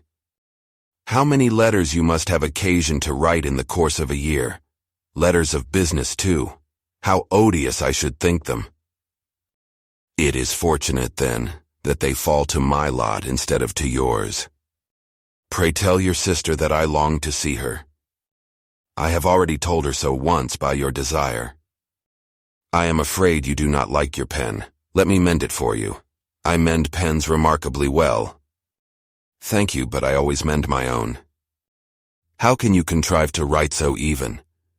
He was silent. Tell your sister I'm delighted to hear of her improvement on the harp, and pray let her know that I am quite in raptures with her beautiful little design for a table, and I think it infinitely superior to Miss Grantley's. Will you give me leave to defer your raptures till I write again? At present I have not room to do them justice. Oh, it is of no consequence. I shall see her in January. But do you always write such charming long letters to her, Mr. Darcy? They are generally long, but whether always charming it is not for me to determine. It is a rule with me that a person who can write a long letter with ease cannot write ill. That will not do for a compliment to Darcy, Caroline, cried her brother, because he does not write with ease. He studies too much for words of 4 syllables. Do not you, Darcy? My style of writing is very different from yours. Oh, cried Miss Bingley, Charles writes in the most careless way imaginable. He leaves out half his words and blots the rest. My ideas flow so rapidly that I have not time to express them, by which means my letters sometimes convey no ideas at all to my correspondents. Your humility, Mr. Bingley, said Elizabeth, must disarm reproof. Nothing is more deceitful, said Darcy, than the appearance of humility. It is often only carelessness of opinion, and sometimes an indirect boast. And which of the two do you call my little recent piece of modesty? The indirect boast, for you are really proud of your defects in writing, because you consider them as proceeding from a rapidity of thought and carelessness of execution, which, if not estimable, you think at least highly interesting. The power of doing anything with quickness is always much prized by the possessor, and often without any attention to the imperfection of the performance. When you told Mrs. Bennet this morning that if you ever resolved on quitting Netherfield you should be gone in 5 minutes, you meant it to be a sort of panegyric, of compliment to yourself. And yet what is there so very laudable in a precipitance which must leave very necessary business undone, and can be of no real advantage to yourself or anyone else? Nay, cried Bingley, this is too much to remember at night all the foolish things that were said in the morning. And yet, upon my honor, I believed what I said of myself to be true, and I believe it at this moment. At least, therefore, I did not assume the character of needless precipitance merely to show off before the ladies. I dare say you believed it, but I am by no means convinced that you would be gone with such celerity. Your conduct would be quite as dependent on chance as that of any man I know, and if, as you were mounting your horse, a friend were to say, Bingley, you had better stay till next week, you would probably do it. You would probably not go and, at another word, might stay a month. You have only proved by this, cried Elizabeth, that Mr. Bingley did not do justice to his own disposition. You have shown him off now much more than he did himself. I am exceedingly gratified, said Bingley, by your converting what my friend says into a compliment on the sweetness of my temper. But I am afraid you are giving it a turn which that gentleman did by no means intend, for he would certainly think the better of me if, under such a circumstance, I were to give a flat denial, and ride off as fast as I could. Would Mr. Darcy then consider the rashness of your original intention as atoned for by your obstinacy in adhering to it? Upon my word, I cannot exactly explain the matter. Darcy must speak for himself. You expect me to account for opinions which you choose to call mine, but which I have never acknowledged. Allowing the case, however, to stand according to your representation, you must remember, Miss Bennet, that the friend who is supposed to desire his return to the house, and the delay of his plan, has merely desired it, asked it without offering one argument in favor of its propriety. To yield readily easily to the persuasion of a friend is no merit with you. To yield without conviction is no compliment to the understanding of either. You appear to me, Mr. Darcy, to allow nothing for the influence of friendship and affection. A regard for the requester would often make one readily yield to a request, without waiting for arguments to reason one into it.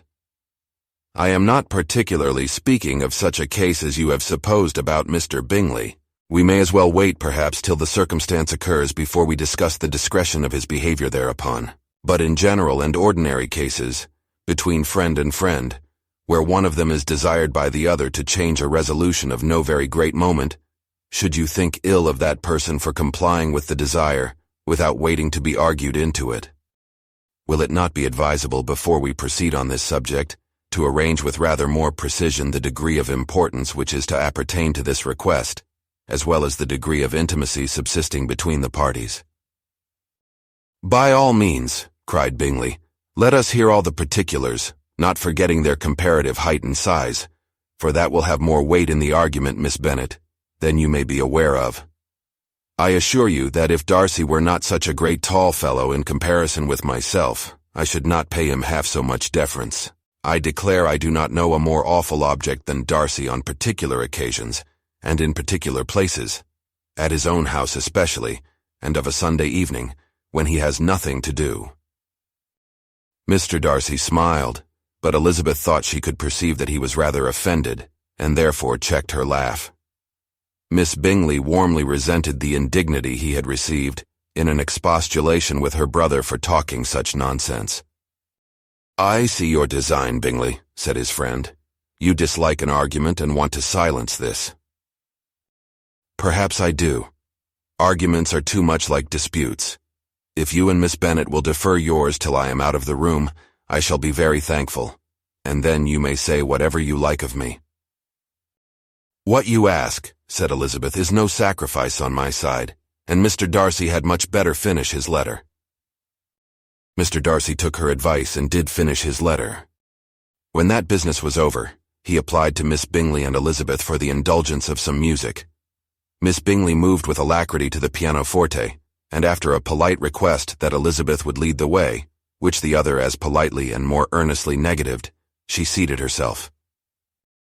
Mrs. Hurst sang with her sister, and while they were thus employed, Elizabeth could not help observing, as she turned over some music books that lay on the instrument, how frequently Mr. Darcy's eyes were fixed on her. She hardly knew how to suppose that she could be an object of admiration to so great a man, and yet that he should look at her because he disliked her was still more strange. She could only imagine, however, at last, that she drew his notice because there was something about her more wrong and reprehensible, according to his ideas of right, than in any other person present. The supposition did not pain her. She liked him too little to care for his approbation. After playing some Italian songs, Miss Bingley varied the charm by a lively Scotch air, and soon afterwards Mr. Darcy, drawing near Elizabeth, said to her, "Do you not feel a great inclination, Miss Bennet, to seize such an opportunity of dancing a reel?" She smiled, but made no answer. He repeated the question with some surprise at her silence. "Oh," said she, "I heard you before, but I could not immediately determine what to say in reply. You wanted me, I know, to say yes, that you might have the pleasure of despising my taste, but I always delight in overthrowing those kind of schemes, and cheating a person of their premeditated contempt. I have therefore made up my mind to tell you that I do not want to dance a reel at all, and now despise me if you dare." "Indeed, I do not dare." Elizabeth, having rather expected to affront him, was amazed at his gallantry, but there was a mixture of sweetness and archness in her manner, which made it difficult for her to affront anybody, and Darcy had never been so bewitched by any woman as he was by her.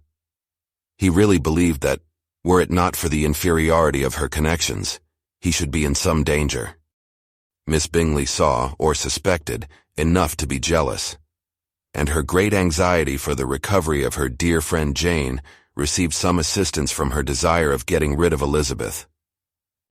She often tried to provoke Darcy into disliking her guest by talking of their supposed marriage and planning his happiness in such an alliance.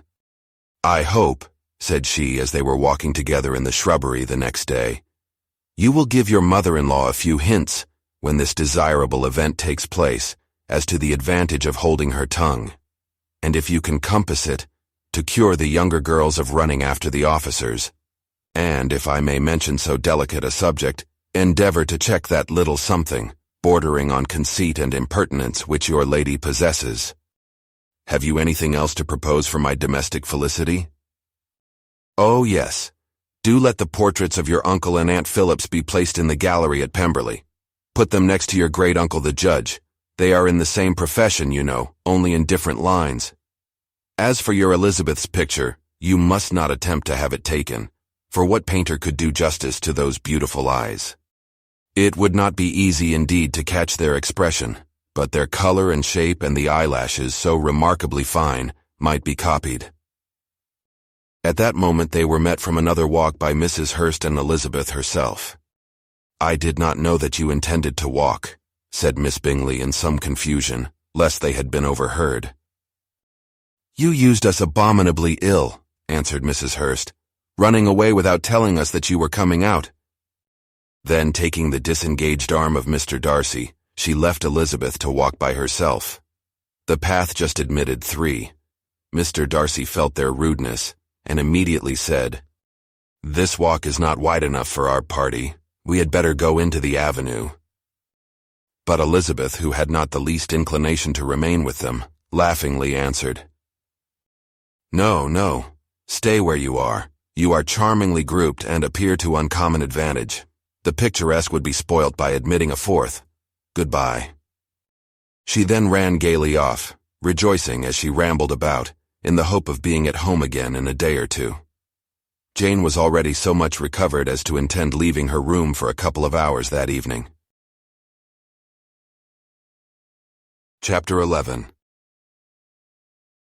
When the ladies removed after dinner, Elizabeth ran up to her sister, and seeing her well guarded from cold, attended her into the drawing-room, where she was welcomed by her 2 friends with many professions of pleasure, and Elizabeth had never seen them so agreeable as they were during the hour which passed before the gentlemen appeared. Their powers of conversation were considerable. They could describe an entertainment with accuracy, relate an anecdote with humor, and laugh at their acquaintance with spirit. But when the gentlemen entered, Jane was no longer the first object. Miss Bingley's eyes were instantly turned towards Darcy, and she had something to say to him before he had advanced many steps. He addressed himself directly to Miss Bennet with a polite congratulation. Mr. Hurst also made her a slight bow, and said he was very glad. But diffuseness and warmth remained for Bingley's salutation. He was full of joy and attention. The first half-hour was spent in piling up the fire, lest she should suffer from the change of room, and she removed, at his desire, to the other side of the fireplace, that she might be farther from the door. He then sat down by her, and talked scarcely to anyone else. Elizabeth, at work in the opposite corner, saw it all with great delight. When tea was over, Mr. Hurst reminded his sister-in-law of the card table, but in vain.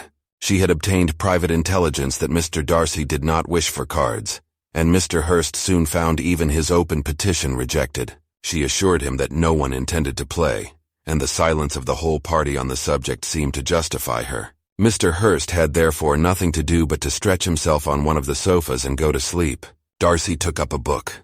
Miss Bingley did the same, and Mrs. Hurst, principally occupied in playing with her bracelets and rings, joined now and then in her brother's conversation with Miss Bennet. Miss Bingley's attention was quite as much engaged in watching Mr. Darcy's progress through his book as in reading her own, and she was perpetually either making some inquiry or looking at his page. She could not win him, however, to any conversation. He merely answered her question and read on. At length, quite exhausted by the attempt to be amused with her own book, which she had only chosen because it was the 2nd volume of his, she gave a great yawn and said, "How pleasant it is to spend an evening in this way. I declare, after all, there is no enjoyment like reading. How much sooner one tires of anything than of a book. When I have a house of my own, I shall be miserable if I have not an excellent library." No one made any reply. She then yawned again, threw aside her book, and cast her eyes round the room in quest of some amusement. When hearing her brother mentioning a ball to Miss Bennet, she turned suddenly towards him and said, "By the by, Charles, are you really serious in meditating a dance at Netherfield? I would advise you, before you determine on it, to consult the wishes of the present party. I am much mistaken if there are not some among us to whom a ball would be rather a punishment than a pleasure." "If you mean Darcy," cried her brother, "he may go to bed if he chooses before it begins. But as for the ball, it is quite a settled thing, and as soon as Nichols has made white soup enough I shall send round my cards." "I should like balls infinitely better," she replied, "if they were carried on in a different manner. But there is something insufferably tedious in the usual process of such a meeting. It would surely be much more rational if conversation instead of dancing made the order of the day."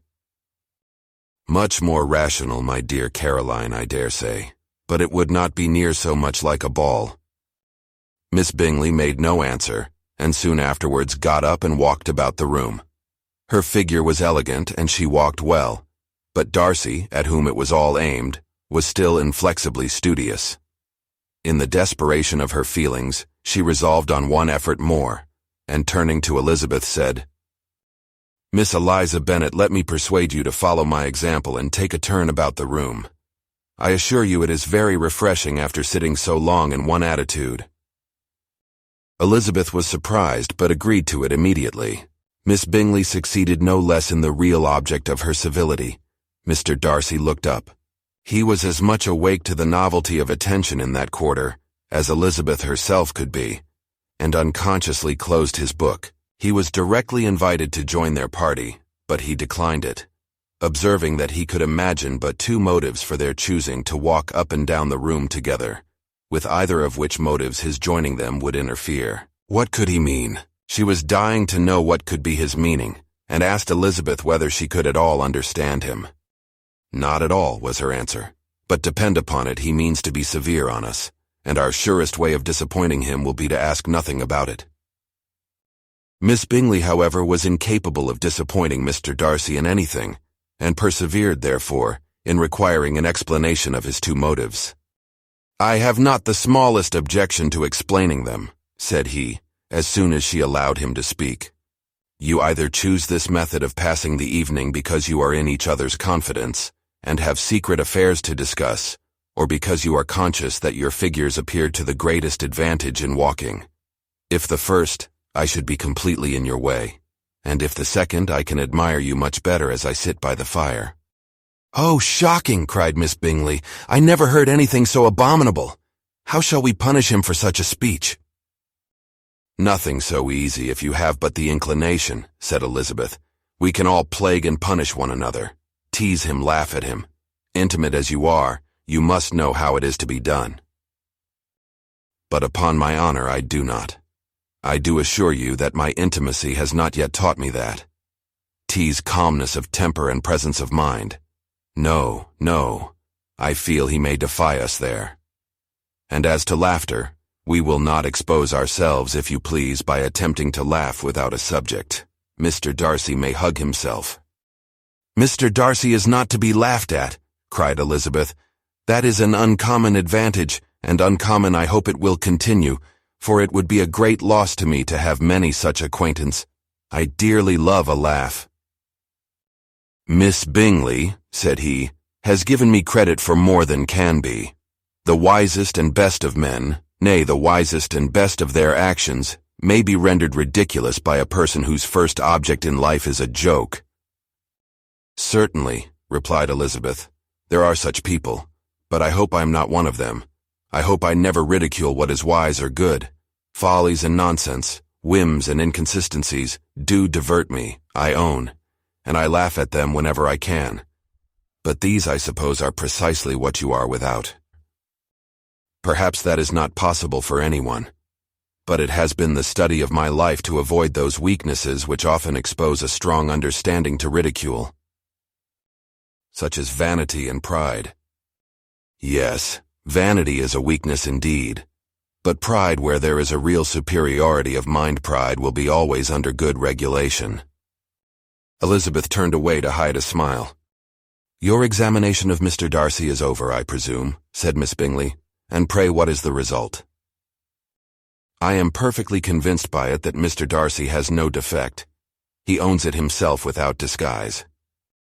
"No," said Darcy, "I have made no such pretension. I have faults enough, but they are not, I hope, of understanding. My temper I dare not vouch for.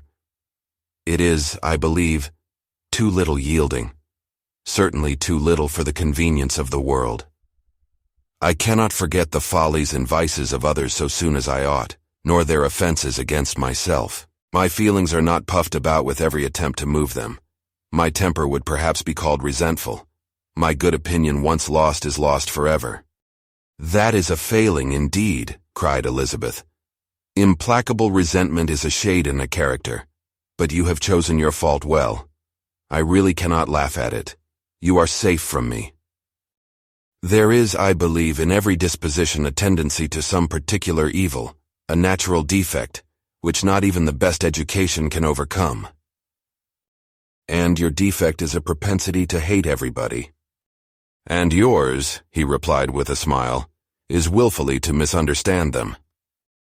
"Do let us have a little music," cried Miss Bingley, tired of a conversation in which she had no share. "Louisa, you will not mind my waking Mr. Hurst." Her sister made not the smallest objection, and the pianoforte was opened, and Darcy, after a few moments' recollection, was not sorry for it. He began to feel the danger of paying Elizabeth too much attention. Chapter 12. In consequence of an agreement between the sisters, Elizabeth wrote the next morning to her mother to beg that the carriage might be sent for them in the course of the day, but Mrs. Bennet, who had calculated on her daughters remaining at Netherfield till the following Tuesday, which would exactly finish Jane's week, could not bring herself to receive them with pleasure before. Her answer, therefore, was not propitious, at least not to Elizabeth's wishes, for she was impatient to get home.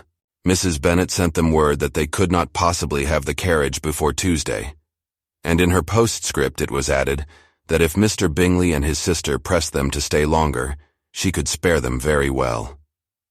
Against staying longer, however, Elizabeth was positively resolved, nor did she much expect it would be asked, and fearful, on the contrary, of being considered as intruding themselves needlessly long, she urged Jane to borrow Mr. Bingley's carriage immediately, and at length it was settled that their original design of leaving Netherfield that morning should be mentioned, and the request made.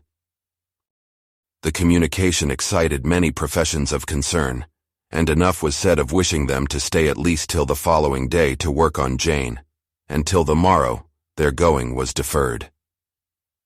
Miss Bingley was then sorry that she had proposed the delay, for her jealousy and dislike of one sister much exceeded her affection for the other. The master of the house heard with real sorrow that they were to go so soon, and repeatedly tried to persuade Miss Bennet that it would not be safe for her, that she was not enough recovered. But Jane was firm where she felt herself to be right. To Mr. Darcy it was welcome intelligence. Elizabeth had been at Netherfield long enough. She attracted him more than he liked, and Miss Bingley was uncivil to her and more teasing than usual to himself. He wisely resolved to be particularly careful that no sign of admiration should now escape him. Nothing that could elevate her with the hope of influencing his felicity. Sensible that, if such an idea had been suggested, his behavior during the last day must have material weight in confirming or crushing it. Steady to his purpose, he scarcely spoke 10 words to her through the whole of Saturday, and though they were at one time left by themselves for half an hour, he adhered most conscientiously to his book, and would not even look at her.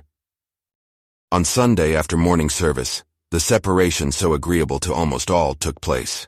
Miss Bingley's civility to Elizabeth increased at last very rapidly, as well as her affection for Jane, and when they parted, after assuring the latter of the pleasure it would always give her to see her either at Longbourn or Netherfield, and embracing her most tenderly, she even shook hands with the former, Elizabeth took leave of the whole party in the liveliest spirits.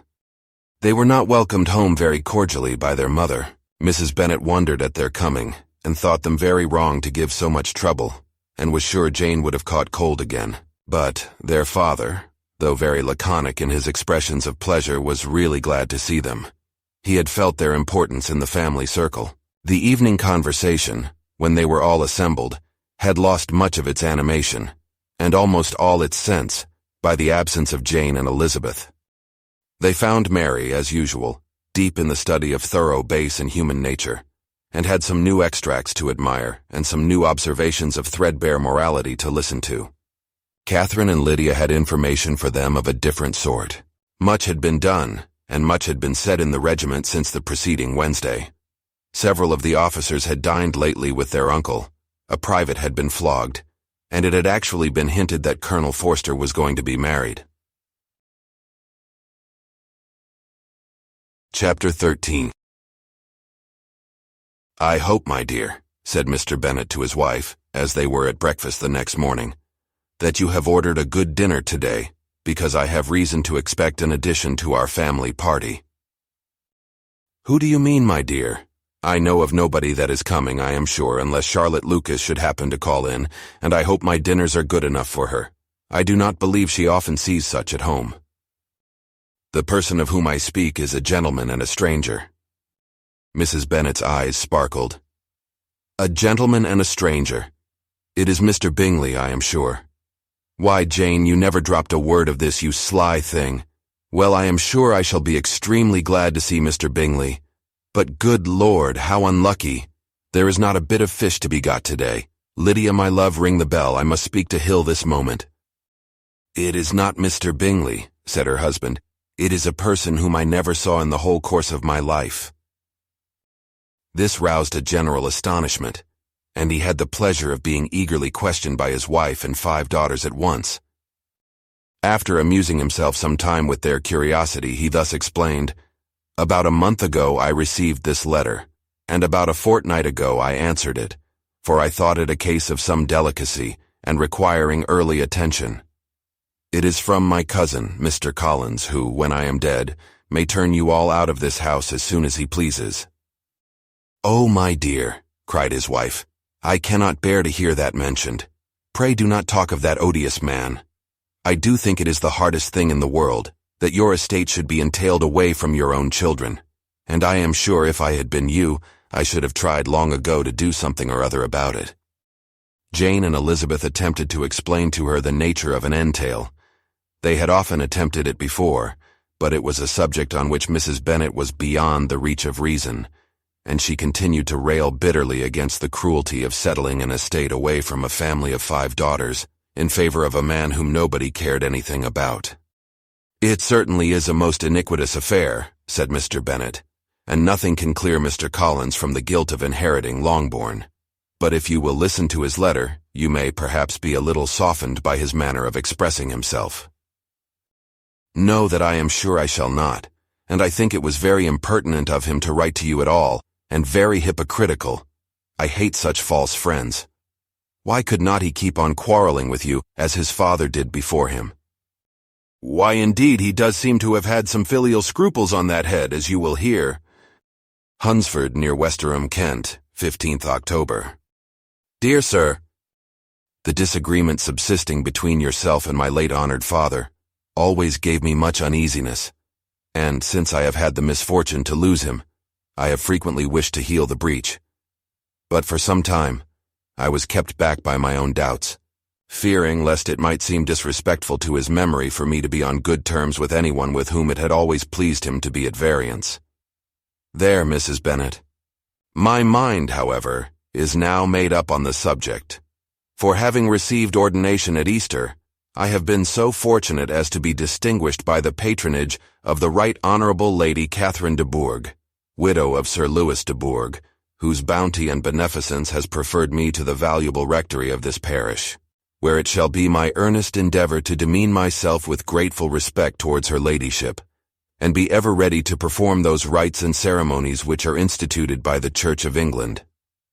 As a clergyman, moreover, I feel it my duty to promote and establish the blessing of peace in all families within the reach of my influence, and on these grounds, I flatter myself that my present overtures of goodwill are highly commendable, and that the circumstance of my being next in the entail of Longbourn estate will be kindly overlooked on your side, and not lead you to reject the offered olive branch.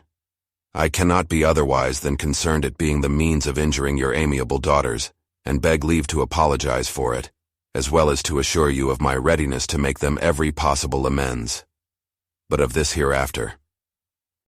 If you should have no objection to receive me into your house, I propose myself the satisfaction of waiting on you and your family, Monday, November 18th by 4 o'clock, and shall probably trespass on your hospitality till the Saturday se'nnight following, which I can do without any inconvenience, as Lady Catherine is far from objecting to my occasional absence on a Sunday, provided that some other clergyman is engaged to do the duty of the day.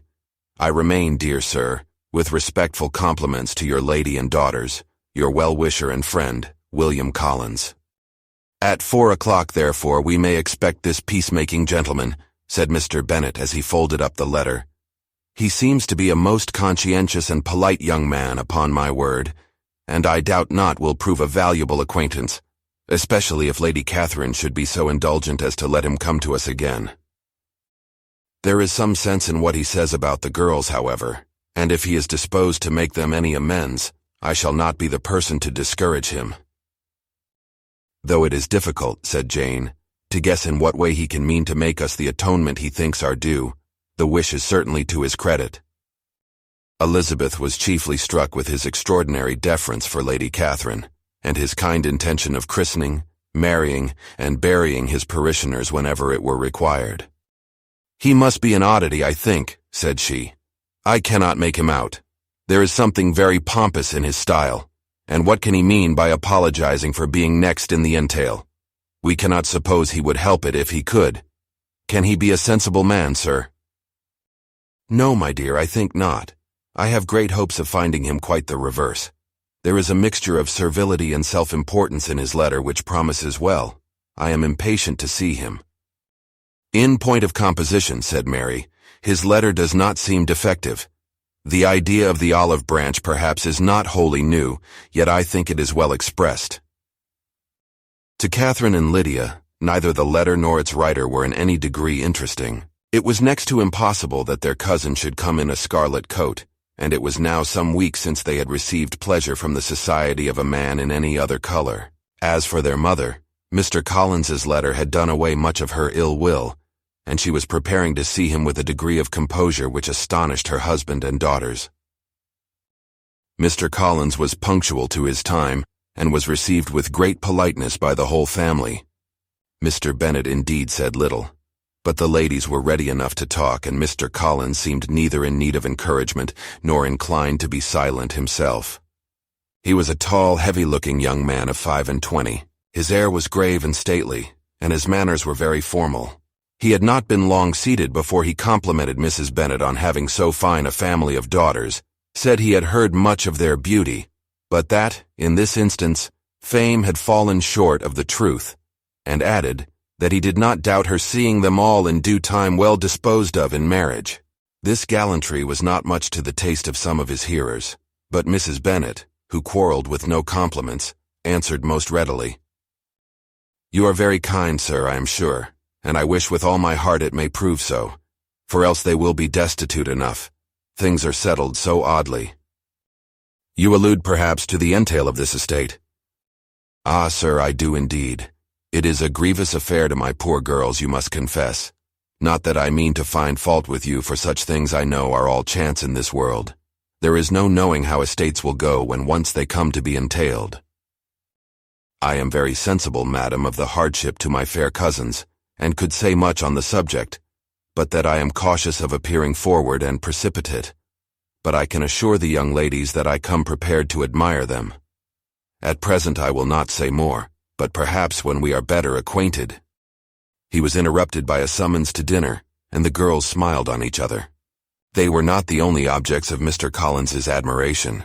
The hall, the dining room, and all its furniture were examined and praised, and his commendation of everything would have touched Mrs. Bennet's heart, but for the mortifying supposition of his viewing it all as his own future property. The dinner, too, in its turn was highly admired, and he begged to know to which of his fair cousins the excellence of its cookery was owing. But here he was set right by Mrs. Bennet, who assured him with some asperity that they were very well able to keep a good cook, and that her daughters had nothing to do in the kitchen. He begged pardon for having displeased her. In a softened tone she declared herself not at all offended, but he continued to apologize for about a quarter of an hour. Chapter 14. During dinner, Mr. Bennet scarcely spoke at all, but when the servants were withdrawn, he thought it time to have some conversation with his guest, and therefore started a subject in which he expected him to shine, by observing that he seemed very fortunate in his patroness. Lady Catherine de Bourgh's attention to his wishes, and consideration for his comfort, appeared very remarkable. Mr. Bennet could not have chosen better. Mr. Collins was eloquent in her praise. The subject elevated him to more than usual solemnity of manner, and with a most important aspect, he protested that he had never in his life witnessed such behavior in a person of rank, such affability and condescension, as he had himself experienced from Lady Catherine. She had been graciously pleased to approve of both the discourses which he had already had the honor of preaching before her. She had also asked him twice to dine at Rosings, and had sent for him only the Saturday before, to make up her pool of quadrille in the evening. Lady Catherine was reckoned proud by many people he knew, but he had never seen anything but affability in her. She had always spoken to him as she would to any other gentleman. She made not the smallest objection to his joining in the society of the neighborhood, nor to his leaving his parish occasionally for a week or two to visit his relations. She had even condescended to advise him to marry as soon as he could, provided he chose with discretion, and had once paid him a visit in his humble parsonage, where she had perfectly approved all the alterations he had been making, and had even vouchsafed to suggest some herself, some shelves in the closets upstairs. "That is all very proper and civil, I am sure," said Mrs. Bennet, "and I dare say she is a very agreeable woman. It is a pity that great ladies in general are not more like her. Does she live near you, sir?" "The garden in which stands my humble abode is separated only by a lane from Rosings Park, her ladyship's residence." "I think you said she was a widow, sir. Has she any family?" "She has one only daughter, the heiress of Rosings, and a very extensive property." "Ah," cried Mrs. Bennet, shaking her head, "then she is better off than many girls.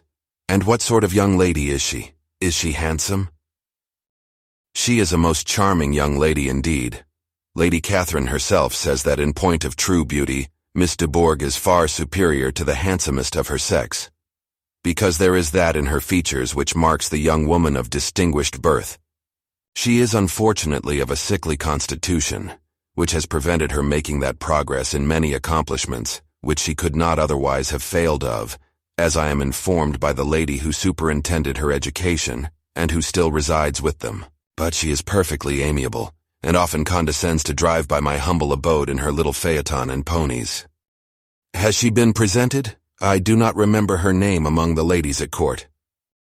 "Her indifferent state of health unhappily prevents her being in town, and by that means, as I told Lady Catherine myself one day, has deprived the British court of its brightest ornament." Her ladyship seemed pleased with the idea, and you may imagine that I am happy on every occasion to offer those little delicate compliments which are always acceptable to ladies. I have more than once observed to Lady Catherine that her charming daughter seemed born to be a duchess, and that the most elevated rank, instead of giving her consequence, would be adorned by her. These are the kind of little things which please her ladyship, and it is a sort of attention which I conceive myself peculiarly bound to pay." "You judge very properly," said Mr. Bennet, "and it is happy for you that you possess the talent of flattering with delicacy. May I ask whether these pleasing attentions proceed from the impulse of the moment, or are the result of previous study?" "They arise chiefly from what is passing at the time, and though I sometimes amuse myself with suggesting and arranging such little elegant compliments as may be adapted to ordinary occasions, I always wish to give them as unstudied an air as possible." Mr. Bennet's expectations were fully answered. His cousin was as absurd as he had hoped, and he listened to him with the keenest enjoyment, maintaining at the same time the most resolute composure of countenance, and, except in an occasional glance at Elizabeth, requiring no partner in his pleasure. By tea-time, however, the dose had been enough, and Mr. Bennet was glad to take his guest into the drawing-room again, and when tea was over, glad to invite him to read aloud to the ladies. Mr. Collins readily assented, and a book was produced. But on beholding it, for everything announced it to be from a circulating library, he started back, and begging pardon, protested that he never read novels. Kitty stared at him, and Lydia exclaimed. Other books were produced, and after some deliberation he chose Fordyce's Sermons. Lydia gaped as he opened the volume, and before he had, with very monotonous solemnity, read 3 pages, she interrupted him with, "Do you know, Mamma, that my Uncle Phillips talks of turning away Richard? And if he does, Colonel Forster will hire him. My aunt told me so herself on Saturday. I shall walk to Meryton tomorrow to hear more about it, and to ask when Mr. Denny comes back from town." Lydia was bid by her two eldest sisters to hold her tongue, but Mr. Collins, much offended, laid aside his book and said, "I have often observed how little young ladies are interested by books of a serious stamp, though written solely for their benefit. It amazes me, I confess, for certainly there can be nothing so advantageous to them as instruction. But I will no longer importune my young cousin." Then, turning to Mr. Bennet, he offered himself as his antagonist at backgammon. Mr. Bennet accepted the challenge, observing that he acted very wisely in leaving the girls to their own trifling amusements. Mrs. Bennet and her daughters apologized most civilly for Lydia's interruption, and promised that it should not occur again if he would resume his book. But Mr. Collins, after assuring them that he bore his young cousin no ill will, and should never resent her behavior as any affront, seated himself at another table with Mr. Bennet, and prepared for backgammon. Chapter 15. Mr. Collins was not a sensible man, and the deficiency of nature had been but little assisted by education or society, the greatest part of his life having been spent under the guidance of an illiterate and miserly father, and though he belonged to one of the universities, he had merely kept the necessary terms without forming at it any useful acquaintance. The subjection in which his father had brought him up had given him originally great humility of manner, but it was now a good deal counteracted by the self-conceit of a weak head, living in retirement, and the consequential feelings of early and unexpected prosperity. A fortunate chance had recommended him to Lady Catherine de Bourgh when the living of Hunsford was vacant, and the respect which he felt for her high rank, and his veneration for her as his patroness, mingling with a very good opinion of himself, of his authority as a clergyman, and his right as a rector, made him altogether a mixture of pride and obsequiousness, self-importance and humility. Having now a good house and a very sufficient income, he intended to marry, and in seeking a reconciliation with the Longbourn family he had a wife in view, as he meant to choose one of the daughters, if he found them as handsome and amiable as they were represented by common report. This was his plan of amends of atonement for inheriting their father's estate, and he thought it an excellent one, full of eligibility and suitableness, and excessively generous and disinterested on his own part. His plan did not vary on seeing them. Miss Bennet's lovely face confirmed his views, and established all his strictest notions of what was due to seniority, and for the first evening she was his settled choice. The next morning, however, made an alteration, for in a quarter of an hour's tete-a-tete with Mrs. Bennet before breakfast, a conversation beginning with his parsonage house, and leading naturally to the avowal of his hopes that a mistress for it might be found at Longbourn, produced from her amid very complacent smiles and general encouragement, a caution against the very Jane he had fixed on. As to her younger daughter, she could not take upon her to say she could not positively answer, but she did not know of any prepossession. Her eldest daughter, she must just mention, she felt it incumbent on her to hint, was likely to be very soon engaged. Mr. Collins had only to change from Jane to Elizabeth, and it was soon done while Mrs. Bennet was stirring the fire. Elizabeth, equally next to Jane in birth and beauty, succeeded her, of course. Mrs. Bennet treasured up the hint, and trusted that she might soon have two daughters married, and the man whom she could not bear to speak of the day before was now high in her good graces. Lydia's intention of walking to Meryton was not forgotten. Every sister except Mary agreed to go with her, and Mr. Collins was to attend them, at the request of Mr. Bennet, who was most anxious to get rid of him, and have his library to himself, for thither Mr. Collins had followed him after breakfast, and there he would continue, nominally engaged with one of the largest folios in the collection, but really talking to Mr. Bennet, with little cessation, of his house and garden at Hunsford. Such doings discomposed Mr. Bennet exceedingly. In his library, he had been always sure of leisure and tranquillity, and though prepared, as he told Elizabeth, to meet with folly and conceit in every other room in the house, he was used to be free from them there. His civility, therefore, was most prompt in inviting Mr. Collins to join his daughters in their walk, and Mr. Collins, being in fact much better fitted for a walker than a reader, was extremely well pleased to close his large book and go. In pompous nothings on his side, and civil assents on that of his cousins, their time passed till they entered Meryton. The attention of the younger ones was then no longer to be gained by him. Their eyes were immediately wandering up the street in quest of the officers, and nothing less than a very smart bonnet indeed, or a really new muslin in a shop window could recall them. But the attention of every lady was soon caught by a young man whom they had never seen before, of most gentlemanlike appearance, walking with an officer on the other side of the way. The officer was the very Mr. Denny concerning whose return from London Lydia came to inquire, and he bowed as they passed.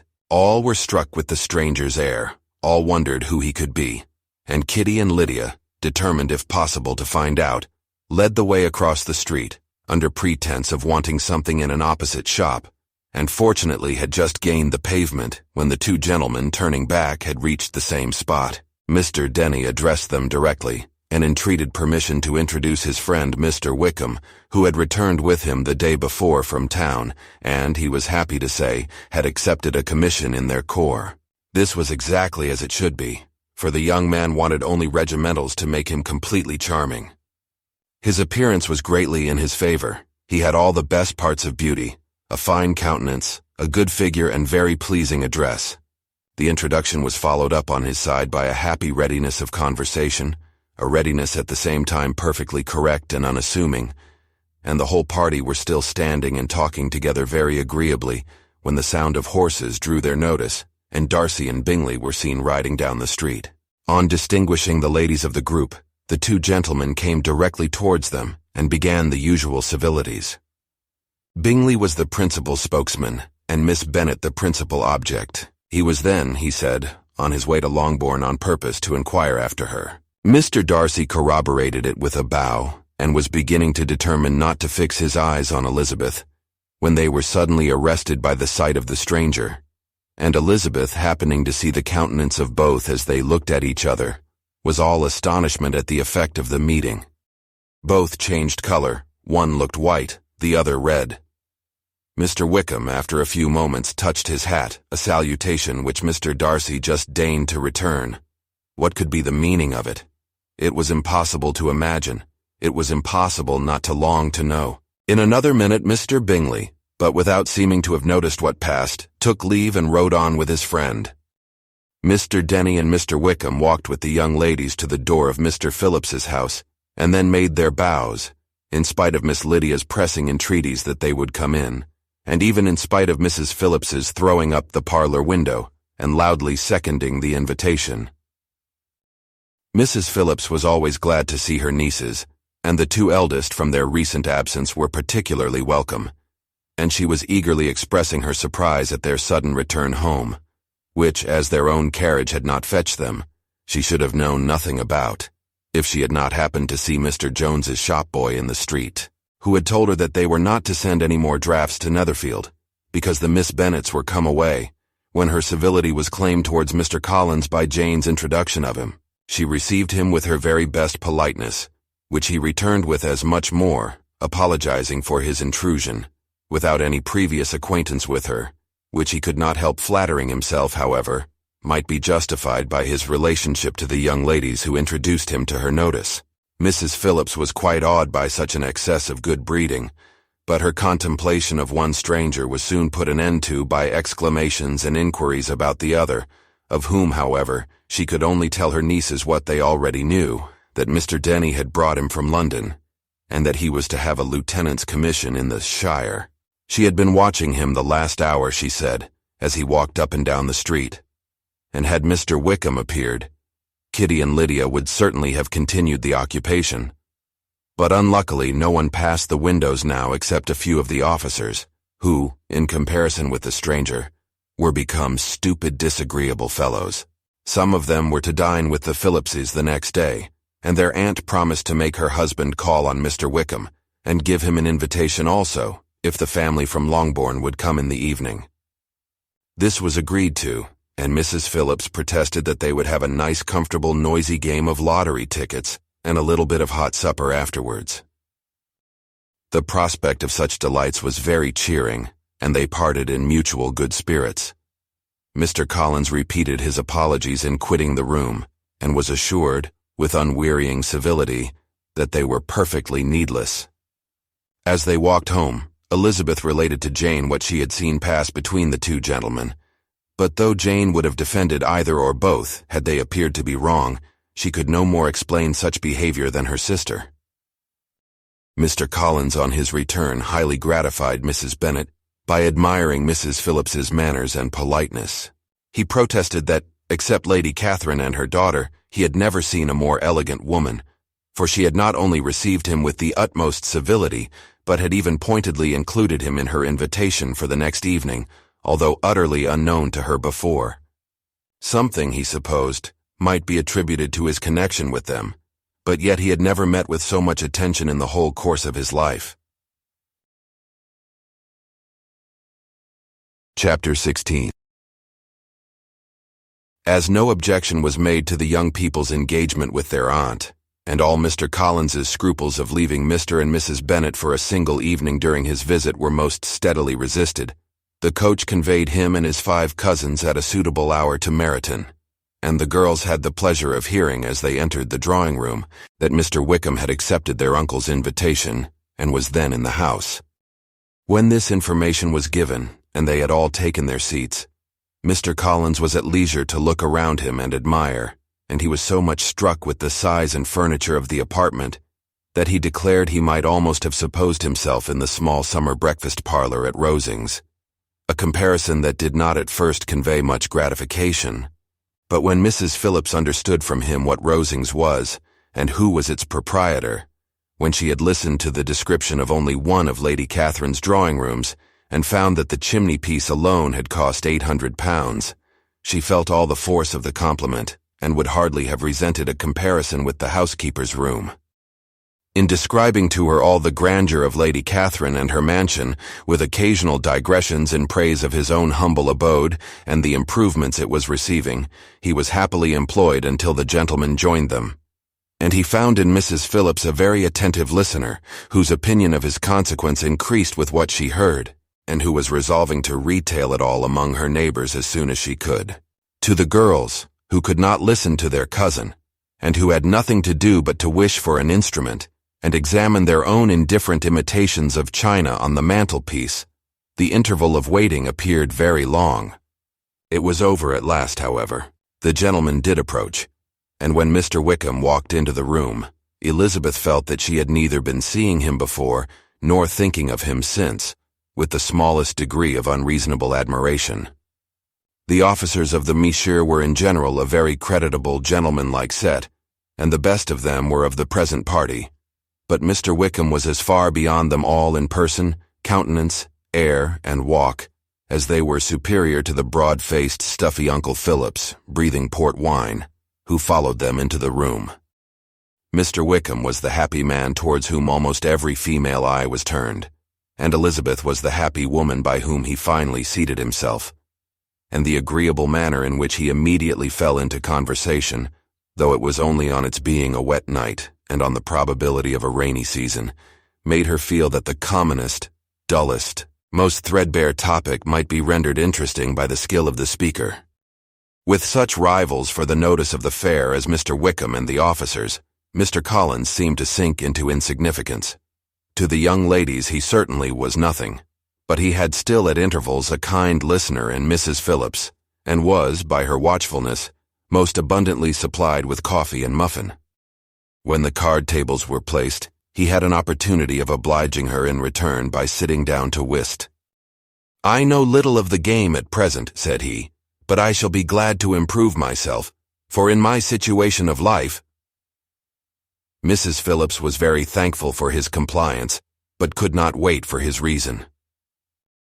Mr. Wickham did not play at whist, and with ready delight was he received at the other table between Elizabeth and Lydia. At first there seemed danger of Lydia's engrossing him entirely, for she was a most determined talker. But being likewise extremely fond of lottery tickets, she soon grew too much interested in the game, too eager in making bets and exclaiming after prizes, to have attention for anyone in particular. Allowing for the common demands of the game, Mr. Wickham was therefore at leisure to talk to Elizabeth, and she was very willing to hear him, though what she chiefly wished to hear she could not hope to be told, the history of his acquaintance with Mr. Darcy. She dared not even mention that gentleman. Her curiosity, however, was unexpectedly relieved. Mr. Wickham began the subject himself. He inquired how far Netherfield was from Meryton, and after receiving her answer, asked in a hesitating manner how long Mr. Darcy had been staying there. "About a month," said Elizabeth, and then, unwilling to let the subject drop, added, "He is a man of very large property in Derbyshire, I understand." "Yes," replied Wickham. "His estate there is a noble one, a clear 10,000 per annum. You could not have met with a person more capable of giving you certain information on that head than myself, for I have been connected with his family, in a particular manner, from my infancy." Elizabeth could not but look surprised. "You may well be surprised, Miss Bennet, at such an assertion, after seeing, as you probably might, the very cold manner of our meeting yesterday. Are you much acquainted with Mr. Darcy?" "As much as I ever wished to be," cried Elizabeth warmly. "I have spent 4 days in the same house with him, and I think him very disagreeable." "I have no right to give my opinion," said Wickham, "as to his being agreeable or otherwise. I am not qualified to form one. I have known him too long and too well to be a fair judge. It is impossible for me to be impartial. But I believe your opinion of him would in general astonish, and perhaps you would not express it quite so strongly anywhere else. Here you are in your own family. Upon my word, I say no more here than I might say in any house in the neighborhood except Netherfield. He is not at all liked in Hertfordshire. Everybody is disgusted with his pride. You will not find him more favorably spoken of by anyone." "I cannot pretend to be sorry," said Wickham after a short interruption, "that he or that any man should not be estimated beyond their deserts, but with him I believe it does not often happen. The world is blinded by his fortune and consequence, or frightened by his high and imposing manners, and sees him only as he chooses to be seen. I should take him, even on my slight acquaintance, to be an ill-tempered man." Wickham only shook his head. "I wonder," said he at the next opportunity of speaking, "whether he is likely to be in this country much longer.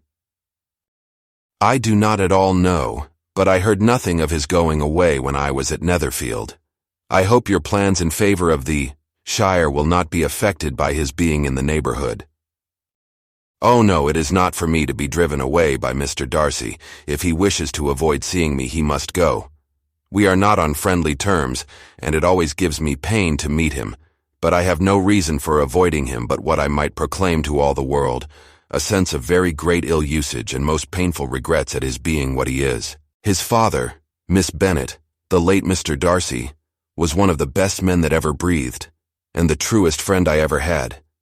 And I can never be in company with this Mr. Darcy without being grieved to the soul by 1,000 tender recollections. His behavior to myself has been scandalous, but I verily believe I could forgive him anything and everything, rather than his disappointing the hopes and disgracing the memory of his father." Elizabeth found the interest of the subject increase, and listened with all her heart, but the delicacy of it prevented further inquiry. Mr. Wickham began to speak on more general topics, Meryton, the neighborhood, the society, appearing highly pleased with all that he had yet seen, and speaking of the latter especially, with gentle but very intelligible gallantry. It was the prospect of constant society, and good society, he added, which was my chief inducement to enter the shire. I know it to be a most respectable, agreeable corps, and my friend Denny tempted me further by his account of their present quarters, and the very great attentions and excellent acquaintance Meryton had procured them. Society, I own, is necessary to me. I have been a disappointed man, and my spirits will not bear solitude. I must have employment and society. A military life is not what I was intended for, but circumstances have now made it eligible. The church ought to have been my profession. I was brought up for the church, and I should at this time have been in possession of a most valuable living had it pleased the gentleman we were speaking of just now. Indeed, Yes, the late Mr. Darcy bequeathed me the next presentation of the best living in his gift.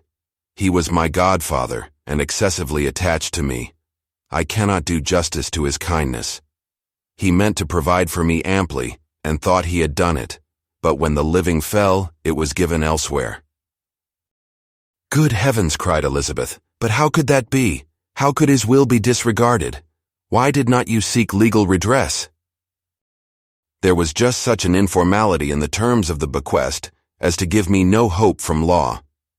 A man of honor could not have doubted the intention, but Mr. Darcy chose to doubt it, or to treat it as a merely conditional recommendation, and to assert that I had forfeited all claim to it by extravagance, imprudence in short. Anything or nothing. Certain it is that the living became vacant 2 years ago, exactly as I was of an age to hold it, and that it was given to another man. And no less certain is it that I cannot accuse myself of having really done anything to deserve to lose it. I have a warm, unguarded temper, and I may perhaps have sometimes spoken my opinion of him, and to him, too freely. I can recall nothing worse, but the fact is that we are very different sort of men, and that he hates me. This is quite shocking. He deserves to be publicly disgraced. Some time or other he will be, but it shall not be by me. Till I can forget his father, I can never defy or expose him. Elizabeth honored him for such feelings, and thought him handsomer than ever as he expressed them. But what, said she after a pause, can have been his motive? What can have induced him to behave so cruelly? A thorough, determined dislike of me, a dislike which I cannot but attribute in some measure to jealousy. Had the late Mr. Darcy liked me less, his son might have borne with me better. But his father's uncommon attachment to me irritated him, I believe, very early in life. He had not a temper to bear the sort of competition in which we stood, the sort of preference which was often given me. I had not thought Mr. Darcy so bad as this, though I have never liked him. I had not thought so very ill of him. I had supposed him to be despising his fellow creatures in general, but did not suspect him of descending to such malicious revenge, such injustice, such inhumanity as this. After a few minutes' reflection, however, she continued, I do remember his boasting one day at Netherfield, of the implacability of his resentments, of his having an unforgiving temper. His disposition must be dreadful. I will not trust myself on the subject, replied Wickham. I can hardly be just to him. Elizabeth was again deep in thought, and after a time exclaimed, To treat in such a manner the godson, the friend, the favorite of his father. She could have added, A young man too like you, whose very countenance may vouch for your being amiable. But she contented herself with, and one too, who had probably been his own companion from childhood, connected together, as I think you said, in the closest manner. We were born in the same parish, within the same park. The greatest part of our youth was passed together, inmates of the same house, sharing the same amusements, objects of the same parental care. My father began life in the profession which your uncle, Mr. Phillips, appears to do so much credit to. But he gave up everything to be of use to the late Mr. Darcy, and devoted all his time to the care of the Pemberley property. He was most highly esteemed by Mr. Darcy, a most intimate, confidential friend.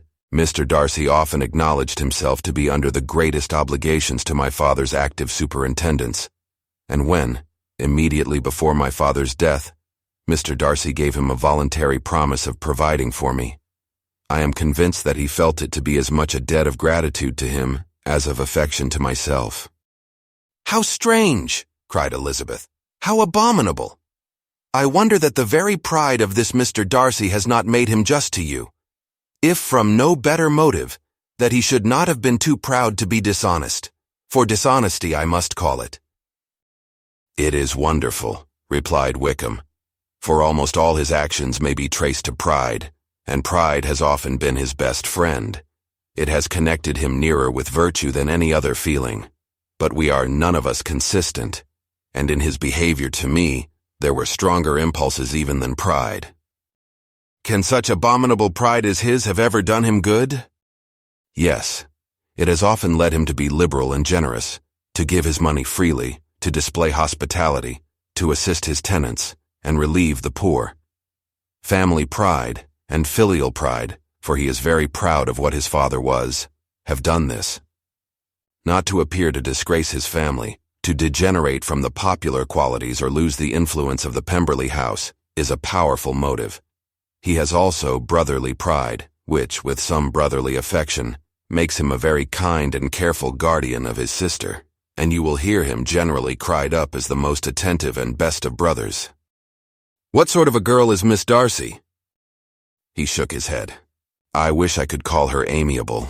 It gives me pain to speak ill of a Darcy, but she is too much like her brother, very, very proud. As a child she was affectionate and pleasing and extremely fond of me, and I have devoted hours and hours to her amusement, but she is nothing to me now. She is a handsome girl, about 15 or 16, and, I understand, highly accomplished. Since her father's death her home has been London, where a lady lives with her, and superintends her education." After many pauses and many trials of other subjects, Elizabeth could not help reverting once more to the first and saying, "I am astonished at his intimacy with Mr. Bingley. How can Mr. Bingley, who seems good humor itself and is, I really believe, truly amiable, be in friendship with such a man? How can they suit each other? Do you know Mr. Bingley?" "Not at all." "He is a sweet-tempered, amiable, charming man. He cannot know what Mr. Darcy is." "Probably not. But Mr. Darcy can please where he chooses. He does not want abilities. He can be a conversable companion if he thinks it worth his while. Among those who are at all his equals in consequence, he is a very different man from what he is to the less prosperous. His pride never deserts him, but with the rich he is liberal-minded, just, sincere, rational, honorable, and perhaps agreeable, allowing something for fortune and figure." The whist party soon afterwards breaking up, the players gathered round the other table, and Mr. Collins took his station between his cousin Elizabeth and Mrs. Phillips. The usual inquiries as to his success were made by the latter. It had not been very great. He had lost every point. But when Mrs. Phillips began to express her concern thereupon, he assured her, with much earnest gravity, that it was not of the least importance, that he considered the money as a mere trifle, and begged she would not make herself uneasy. "I know very well, madam," said he, "that when persons sit down to a card table they must take their chance of these things, and happily I am not in such circumstances as to make 5 shillings any object. There are, undoubtedly, many who could not say the same, but thanks to Lady Catherine de Bourgh I am removed far beyond the necessity of regarding little matters." Mr. Wickham's attention was caught, and after observing Mr. Collins for a few moments, he asked Elizabeth in a low voice whether her relations were very intimately acquainted with the family of de Bourgh. "Lady Catherine de Bourgh," she replied, "has very lately given him a living. I hardly know how Mr. Collins was first introduced to her notice, but he certainly has not known her long." "You know, of course, that Lady Catherine de Bourgh and Lady Anne Darcy were sisters, consequently that she is aunt to the present Mr. Darcy." "No, indeed, I did not. I knew nothing at all of Lady Catherine's connections. I never heard of her existence till the day before yesterday." "Her daughter, Miss de Bourgh, will have a very large fortune, and it is believed that she and her cousin will unite the 2 estates." This information made Elizabeth smile, as she thought of poor Miss Bingley. Vain indeed must be all her attentions, vain and useless her affection for his sister and her praise of himself, if he were already self-destined to another. "Mr. Collins," said she, "speaks highly both of Lady Catherine and her daughter, but from some particulars that he has related of her ladyship, I suspect his gratitude misleads him, and that in spite of her being his patroness, she is an arrogant, conceited woman." "I believe her to be both in a great degree," replied Wickham. "I have not seen her for many years, but I very well remember that I never liked her, and that her manners were dictatorial and insolent. She has the reputation of being remarkably sensible and clever, but I rather believe she derives part of her abilities from her rank and fortune, part from her authoritative manner, and the rest from the pride of her nephew, who chooses that everyone connected with him should have an understanding of the first class. Elizabeth allowed that he had given a very rational account of it, and they continued talking together with mutual satisfaction till supper put an end to cards and gave the rest of the ladies their share of Mr. Wickham's attentions. There could be no conversation in the noise of Mrs. Phillips's supper party, but his manners recommended him to everybody. Whatever he said was said well, and whatever he did done gracefully. Elizabeth went away with her head full of him. She could think of nothing but of Mr. Wickham, and of what he had told her all the way home. But there was not time for her even to mention his name as they went, for neither Lydia nor Mr. Collins were once silent. Lydia talked incessantly of lottery tickets, of the fish she had lost and the fish she had won, and Mr. Collins, in describing the civility of Mr. and Mrs. Phillips, protesting that he did not in the least regard his losses at whist, enumerating all the dishes at supper, and repeatedly fearing that he crowded his cousins, had more to say than he could well manage before the carriage stopped at Longbourn House.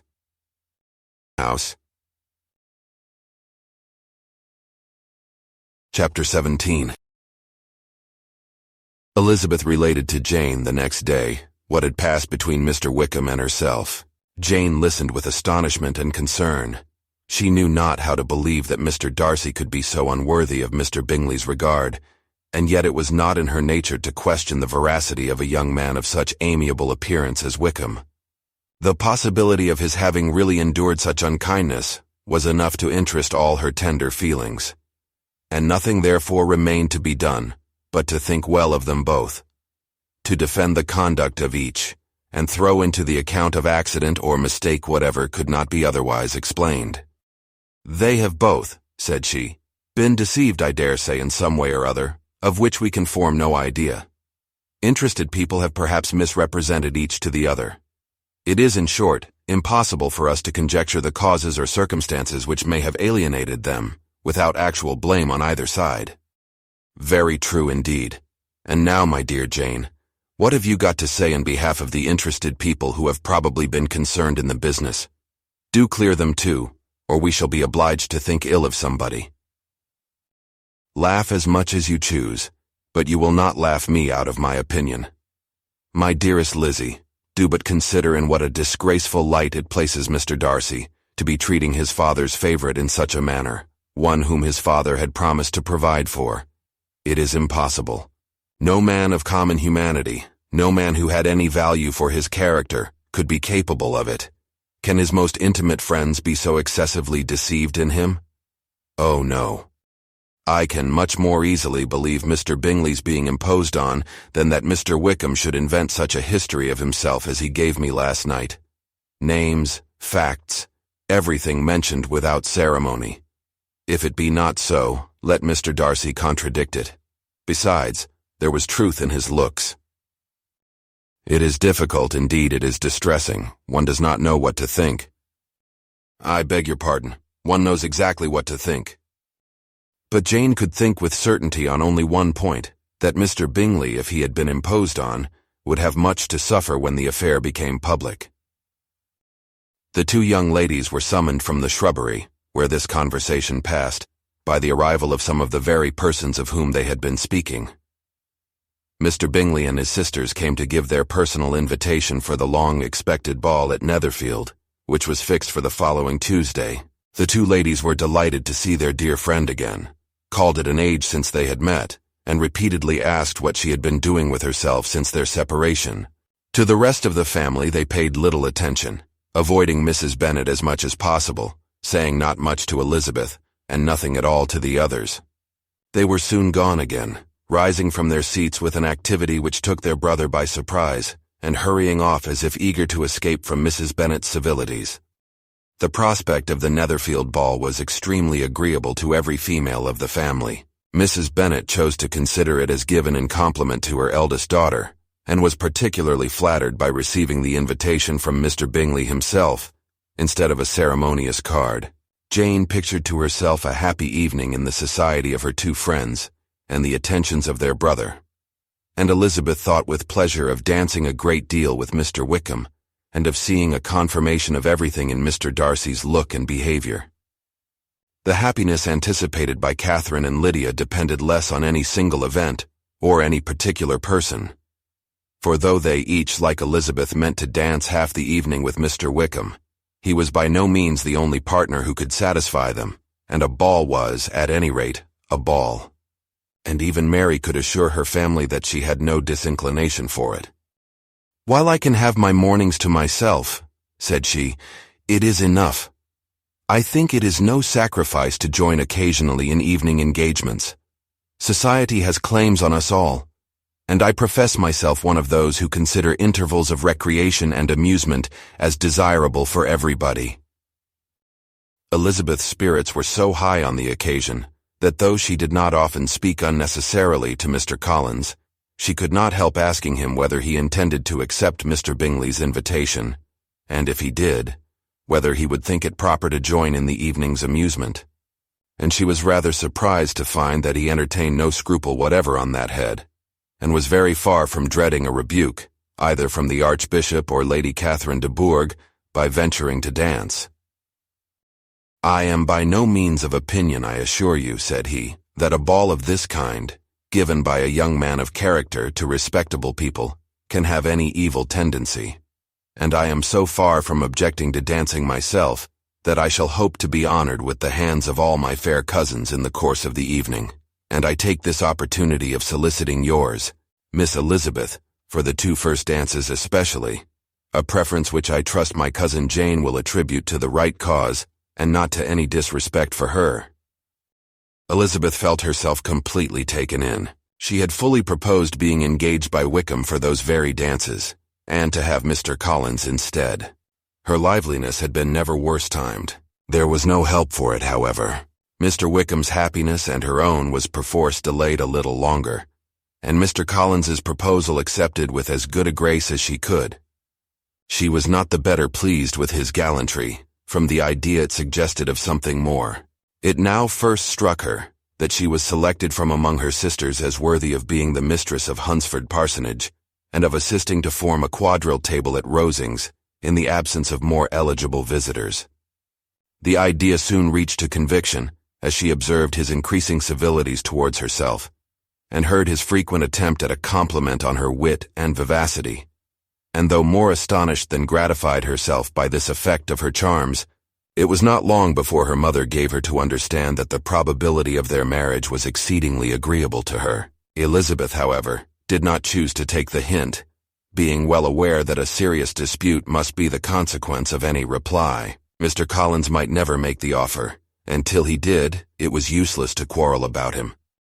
If there had not been a Netherfield ball to prepare for and talk of, the younger Miss Bennets would have been in a pitiable state at this time, for from the day of the invitation to the day of the ball, there was such a succession of rain as prevented their walking to Meryton once. No aunt, no officers, no news could be sought after. The very shoe roses for Netherfield were got by proxy. Even Elizabeth might have found some trial of her patience in weather which totally suspended the improvement of her acquaintance with Mr. Wickham, and nothing less than a dance on Tuesday could have made such a Friday, Saturday, Sunday, and Monday endurable to Kitty and Lydia. Chapter 18. Till Elizabeth entered the drawing-room at Netherfield, and looked in vain for Mr. Wickham among the cluster of red coats there assembled, a doubt of his being present had never occurred to her. The certainty of meeting him had not been checked by any of those recollections that might not unreasonably have alarmed her. She had dressed with more than usual care, and prepared in the highest spirits for the conquest of all that remained unsubdued of his heart, trusting that it was not more than might be won in the course of the evening. But in an instant arose the dreadful suspicion of his being purposely omitted, for Mr. Darcy's pleasure, in the Bingleys' invitation to the officers. And though this was not exactly the case, the absolute fact of his absence was pronounced by his friend Mr. Denny, to whom Lydia eagerly applied, and who told them that Wickham had been obliged to go to town on business the day before and was not yet returned, adding with a significant smile, "I do not imagine his business would have called him away just now if he had not wished to avoid a certain gentleman here." This part of his intelligence, though unheard by Lydia, was caught by Elizabeth, and as it assured her that Darcy was not less answerable for Wickham's absence than if her first surmise had been just, every feeling of displeasure against the former was so sharpened by immediate disappointment that she could hardly reply with tolerable civility to the polite inquiries which he directly afterwards approached to make. Attention, forbearance, patience with Darcy was injury to Wickham. She was resolved against any sort of conversation with him, and turned away with a degree of ill humor which she could not wholly surmount even in speaking to Mr. Bingley, whose blind partiality provoked her. But Elizabeth was not formed for ill humor, and though every prospect of her own was destroyed for the evening, it could not dwell long on her spirits. And having told all her griefs to Charlotte Lucas, whom she had not seen for a week, she was soon able to make a voluntary transition to the oddities of her cousin, and to point him out to her particular notice. The 2 first dances, however, brought a return of distress. They were dances of mortification. Mr. Collins, awkward and solemn, apologizing instead of attending, and often moving wrong without being aware of it, gave her all the shame and misery which a disagreeable partner for a couple of dances can give. The moment of her release from him was ecstasy. She danced next with an officer, and had the refreshment of talking of Wickham, and of hearing that he was universally liked.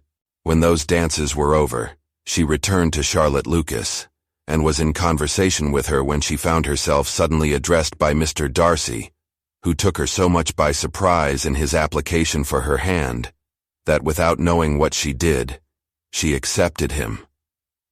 He walked away again immediately, and she was left to fret over her own want of presence of mind. Charlotte tried to console her. "I dare say you will find him very agreeable." "Heaven forbid! That would be the greatest misfortune of all. To find a man agreeable whom one is determined to hate. Do not wish me such an evil." When the dancing recommenced, however, and Darcy approached to claim her hand, Charlotte could not help cautioning her in a whisper not to be a simpleton, and allow her fancy for Wickham to make her appear unpleasant in the eyes of a man oftentimes his consequence. Elizabeth made no answer, and took her place in the set, amazed at the dignity to which she was arrived in being allowed to stand opposite to Mr. Darcy, and reading in her neighbors' looks their equal amazement in beholding it.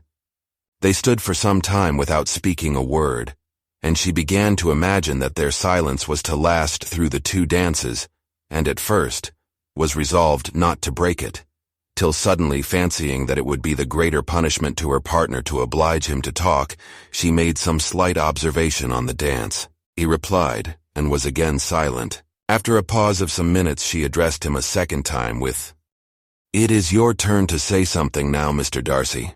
I talked about the dance, and you ought to make some kind of remark on the size of the room, or the number of couples."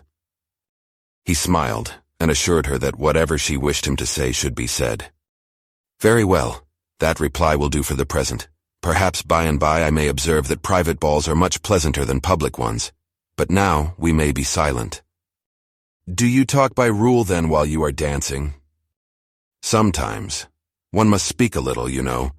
It would look odd to be entirely silent for half an hour together, and yet for the advantage of some, conversation ought to be so arranged as that they may have the trouble of saying as little as possible." "Are you consulting your own feelings in the present case, or do you imagine that you are gratifying mine?" "Both," replied Elizabeth archly, "for I have always seen a great similarity in the turn of our minds. We are each of an unsocial, taciturn disposition, unwilling to speak, unless we expect to say something that will amaze the whole room, and be handed down to posterity with all the éclat of a proverb." "This is no very striking resemblance of your own character, I am sure," said he. "How near it may be to mine I cannot pretend to say. You think it a faithful portrait, undoubtedly." "I must not decide on my own performance." He made no answer, and they were again silent till they had gone down the dance, when he asked her if she and her sisters did not very often walk to Meryton. She answered in the affirmative, and unable to resist the temptation, added, "When you met us there the other day, we had just been forming a new acquaintance." The effect was immediate. A deeper shade of hauteur overspread his features, but he said not a word, and Elizabeth, though blaming herself for her own weakness, could not go on. At length, Darcy spoke, and in a constrained manner said, "Mr. Wickham is blessed with such happy manners as may ensure his making friends. Whether he may be equally capable of retaining them is less certain. He has been so unlucky as to lose your friendship, replied Elizabeth with emphasis, and in a manner which he is likely to suffer from all his life. Darcy made no answer, and seemed desirous of changing the subject. At that moment Sir William Lucas appeared close to them, meaning to pass through the set to the other side of the room, but on perceiving Mr. Darcy, he stopped with a bow of superior courtesy to compliment him on his dancing and his partner. I have been most highly gratified indeed, my dear sir. Such very superior dancing is not often seen. It is evident that you belong to the first circles.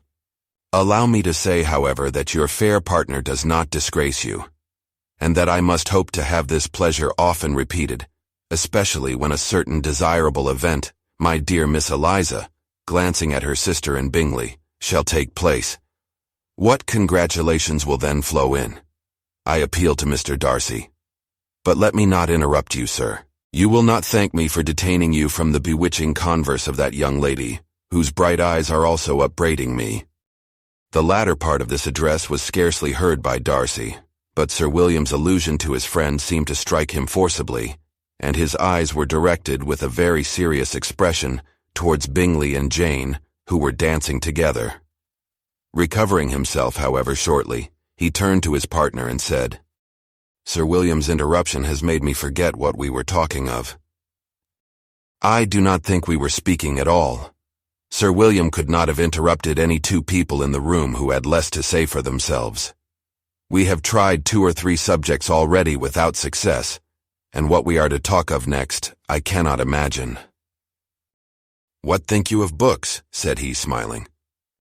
Books, oh no, I am sure we never read the same or not with the same feelings. I am sorry you think so, but if that be the case there can at least be no want of subject. We may compare our different opinions.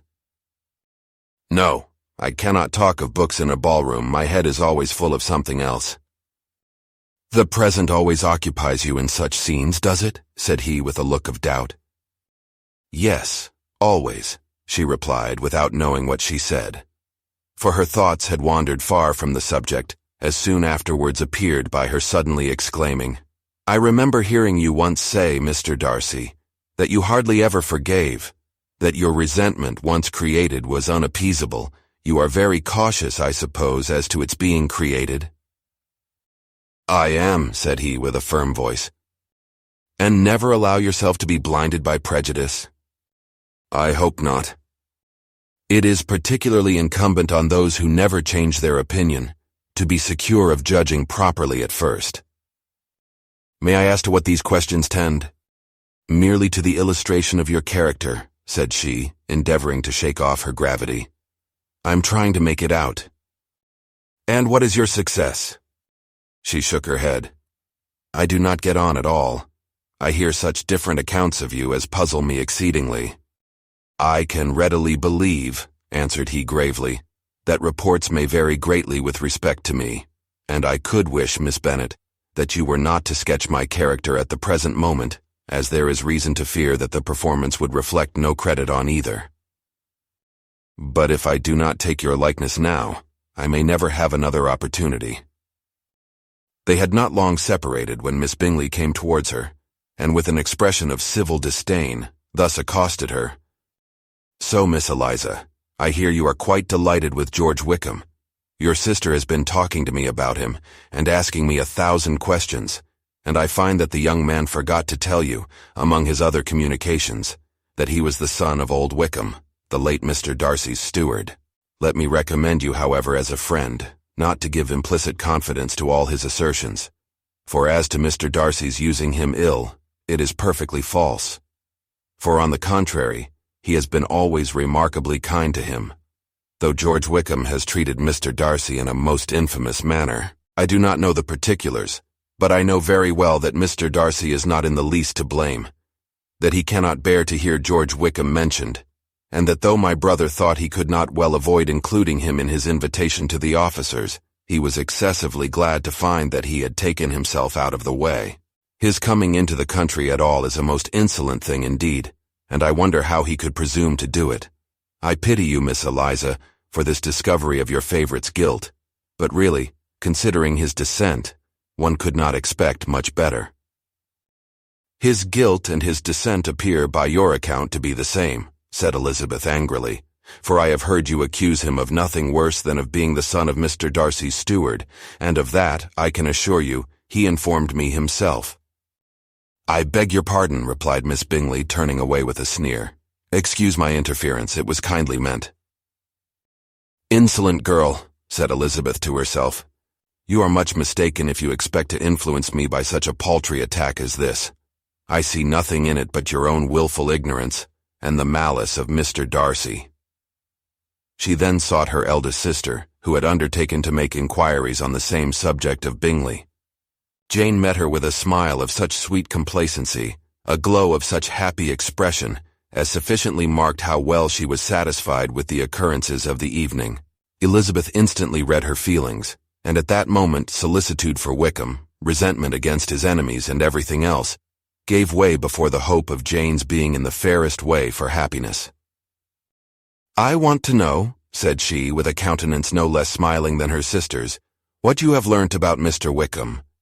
But perhaps you have been too pleasantly engaged to think of any third person, in which case you may be sure of my pardon. No, replied Jane, I have not forgotten him, but I have nothing satisfactory to tell you. Mr. Bingley does not know the whole of his history, and is quite ignorant of the circumstances which have principally offended Mr. Darcy. But he will vouch for the good conduct, the probity and honor of his friend, and is perfectly convinced that Mr. Wickham has deserved much less attention from Mr. Darcy than he has received, and I am sorry to say that by his account as well as his sister's, Mr. Wickham is by no means a respectable young man. I am afraid he has been very imprudent, and has deserved to lose Mr. Darcy's regard. Mr. Bingley does not know Mr. Wickham himself. No, he never saw him till the other morning at Meryton. This account, then, is what he has received from Mr. Darcy. I am perfectly satisfied. But what does he say of the living?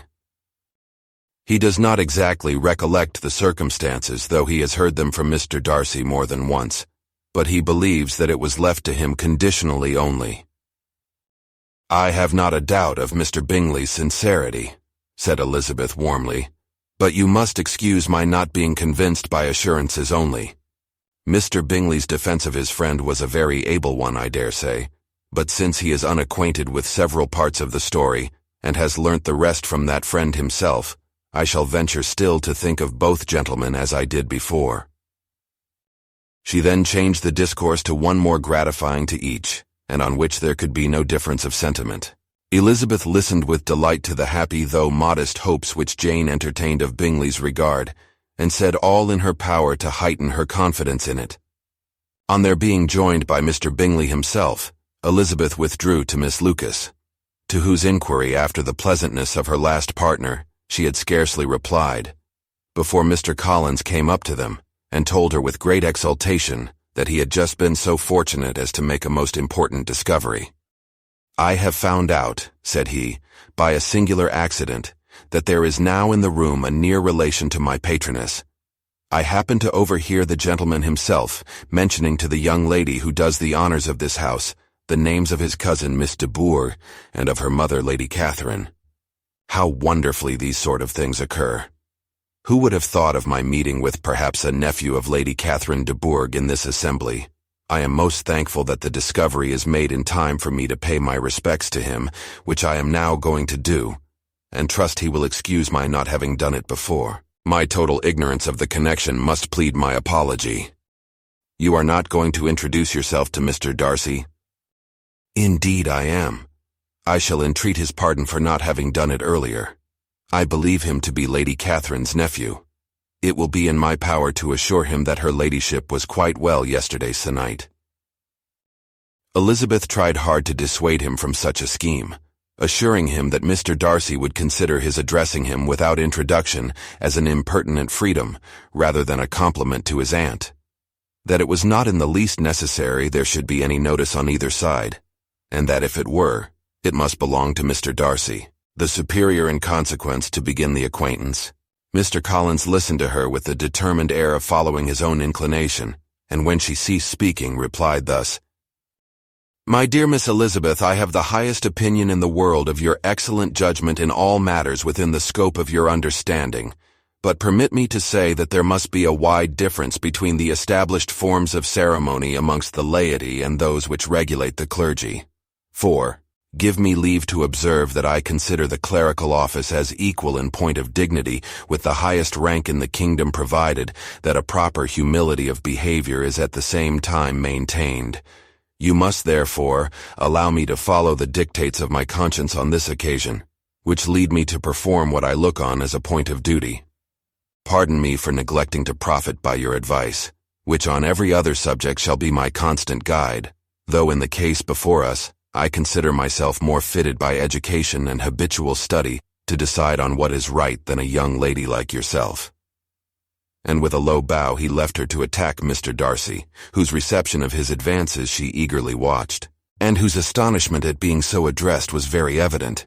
Her cousin prefaced his speech with a solemn bow, and though she could not hear a word of it, she felt as if hearing it all, and saw in the motion of his lips the words, apology, Hunsford, and Lady Catherine de Bourgh. It vexed her to see him expose himself to such a man. Mr. Darcy was eyeing him with unrestrained wonder, and when at last Mr. Collins allowed him to speak, replied with an air of distant civility. Mr. Collins, however, was not discouraged from speaking again, and Mr. Darcy's contempt seemed abundantly increasing with the length of his second speech, and at the end of it he only made him a slight bow and moved another way. Mr. Collins then returned to Elizabeth. "I have no reason, I assure you," said he, "to be dissatisfied with my reception." Mr. Darcy seemed much pleased with the attention. He answered me with the utmost civility, and even paid me the compliment of saying that he was so well convinced of Lady Catherine's discernment as to be certain she could never bestow a favor unworthily. It was really a very handsome thought. Upon the whole, I am much pleased with him. As Elizabeth had no longer any interest of her own to pursue, she turned her attention almost entirely on her sister and Mr. Bingley, and the train of agreeable reflections which her observations gave birth to made her perhaps almost as happy as Jane. She saw her in idea settled in that very house, in all the felicity which a marriage of true affection could bestow, and she felt capable, under such circumstances, of endeavoring even to like Bingley's two sisters. Her mother's thoughts she plainly saw were bent the same way, and she determined not to venture near her, lest she might hear too much. When they sat down to supper, therefore, she considered it a most unlucky perverseness, which placed them within one of each other. And deeply was she vexed to find that her mother was talking to that one person, Lady Lucas, freely, openly, and of nothing else but of her expectation that Jane would be soon married to Mr. Bingley. It was an animating subject, and Mrs. Bennet seemed incapable of fatigue while enumerating the advantages of the match. His being such a charming young man and so rich and living but 3 miles from them were the first points of self-gratulation. And then it was such a comfort to think how fond the two sisters were of Jane, and to be certain that they must desire the connection as much as she could do. It was, moreover, such a promising thing for her younger daughters, as Jane's marrying so greatly must throw them in the way of other rich men. And lastly, it was so pleasant at her time of life to be able to consign her single daughters to the care of their sister, that she might not be obliged to go into company more than she liked. It was necessary to make this circumstance a matter of pleasure, because on such occasions it is the etiquette. But no one was less likely than Mrs. Bennet to find comfort in staying at home at any period of her life. She concluded with many good wishes that Lady Lucas might soon be equally fortunate, though evidently and triumphantly believing there was no chance of it. In vain did Elizabeth endeavor to check the rapidity of her mother's words, or persuade her to describe her felicity in a less audible whisper, for to her inexpressible vexation, she could perceive that the chief of it was overheard by Mr. Darcy, who sat opposite to them. Her mother only scolded her for being nonsensical. "What is Mr. Darcy to me, pray, that I should be afraid of him? I am sure we owe him no such particular civility as to be obliged to say nothing he may not like to hear." "For heaven's sake, madam, speak lower. What advantage can it be to you to offend Mr. Darcy? You will never recommend yourself to his friend by so doing." Nothing that she could say, however, had any influence, Her mother would talk of her views in the same intelligible tone. Elizabeth blushed and blushed again with shame and vexation. She could not help frequently glancing her eye at Mr. Darcy, though every glance convinced her of what she dreaded. For though he was not always looking at her mother, she was convinced that his attention was invariably fixed by her. The expression of his face changed gradually from indignant contempt to a composed and steady gravity. At length, however, Mrs. Bennet had no more to say, and Lady Lucas, who had been long yawning at the repetition of delights which she saw no likelihood of sharing, was left to the comforts of cold ham and chicken. Elizabeth now began to revive, but not long was the interval of tranquillity, for when supper was over, singing was talked of, and she had the mortification of seeing Mary, after very little entreaty, preparing to oblige the company. By many significant looks and silent entreaties did she endeavor to prevent such a proof of complaisance, but in vain. Mary would not understand them. Such an opportunity of exhibiting was delightful to her, and she began her song. Elizabeth's eyes were fixed on her, with most painful sensations, and she watched her progress through the several stanzas with an impatience which was very ill rewarded at their close. For Mary, on receiving amongst the thanks of the table the hint of a hope that she might be prevailed on to favor them again, after the pause of half a minute began another. Mary's powers were by no means fitted for such a display. Her voice was weak, and her manner affected. Elizabeth was in agonies. She looked at Jane to see how she bore it, but Jane was very composedly talking to Bingley. She looked at his two sisters, and saw them making signs of derision at each other, and at Darcy, who continued, however, impenetrably grave. She looked at her father to entreat his interference, lest Mary should be singing all night. He took the hint, and when Mary had finished her second song, said aloud, "That will do extremely well, child. You have delighted us long enough. Let the other young ladies have time to exhibit." Mary, though pretending not to hear, was somewhat disconcerted, and Elizabeth, sorry for her, and sorry for her father's speech, was afraid her anxiety had done no good. Others of the party were now applied to. "If I," said Mr. Collins, "were so fortunate as to be able to sing, I should have great pleasure, I am sure, in obliging the company with an air, for I consider music as a very innocent diversion, and perfectly compatible with the profession of a clergyman. I do not mean, however, to assert that we can be justified in devoting too much of our time to music, for there are certainly other things to be attended to. The rector of a parish has much to do.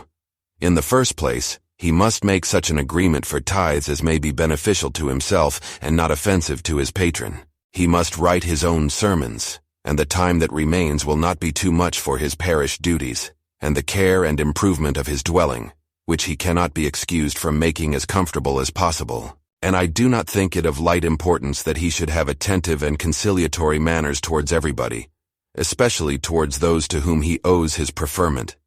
I cannot acquit him of that duty, nor could I think well of the man who should omit an occasion of testifying his respect towards anybody connected with the family." And with a bow to Mr. Darcy, he concluded his speech, which had been spoken so loud as to be heard by half the room. Many stared, many smiled, but no one looked more amused than Mr. Bennet himself, while his wife seriously commended Mr. Collins for having spoken so sensibly, and observed in a half-whisper to Lady Lucas that he was a remarkably clever, good kind of young man.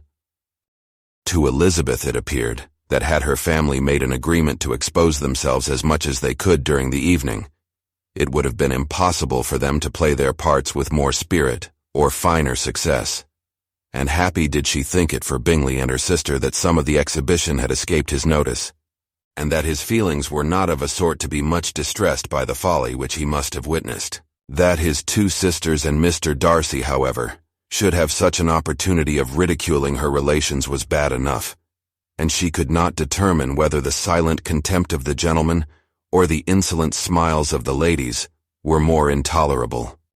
The rest of the evening brought her little amusement. She was teased by Mr. Collins, who continued most perseveringly by her side, and though he could not prevail with her to dance with him again, put it out of her power to dance with others. In vain did she entreat him to stand up with somebody else, and offered to introduce him to any young lady in the room. He assured her that, as to dancing, he was perfectly indifferent to it, that his chief object was, by delicate attentions, to recommend himself to her, and that he should therefore make a point of remaining close to her the whole evening. There was no arguing upon such a project. She owed her greatest relief to her friend Miss Lucas, who often joined them, and good-naturedly engaged Mr. Collins's conversation to herself. She was at least free from the offense of Mr. Darcy's further notice, though often standing within a very short distance of her, quite disengaged. He never came near enough to speak. She felt it to be the probable consequence of her allusions to Mr. Wickham, and rejoiced in it.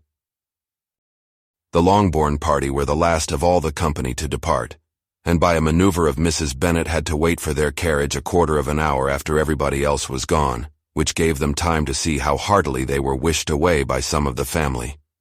Mrs. Hurst and her sisters scarcely opened their mouths except to complain of fatigue, and were evidently impatient to have the house to themselves.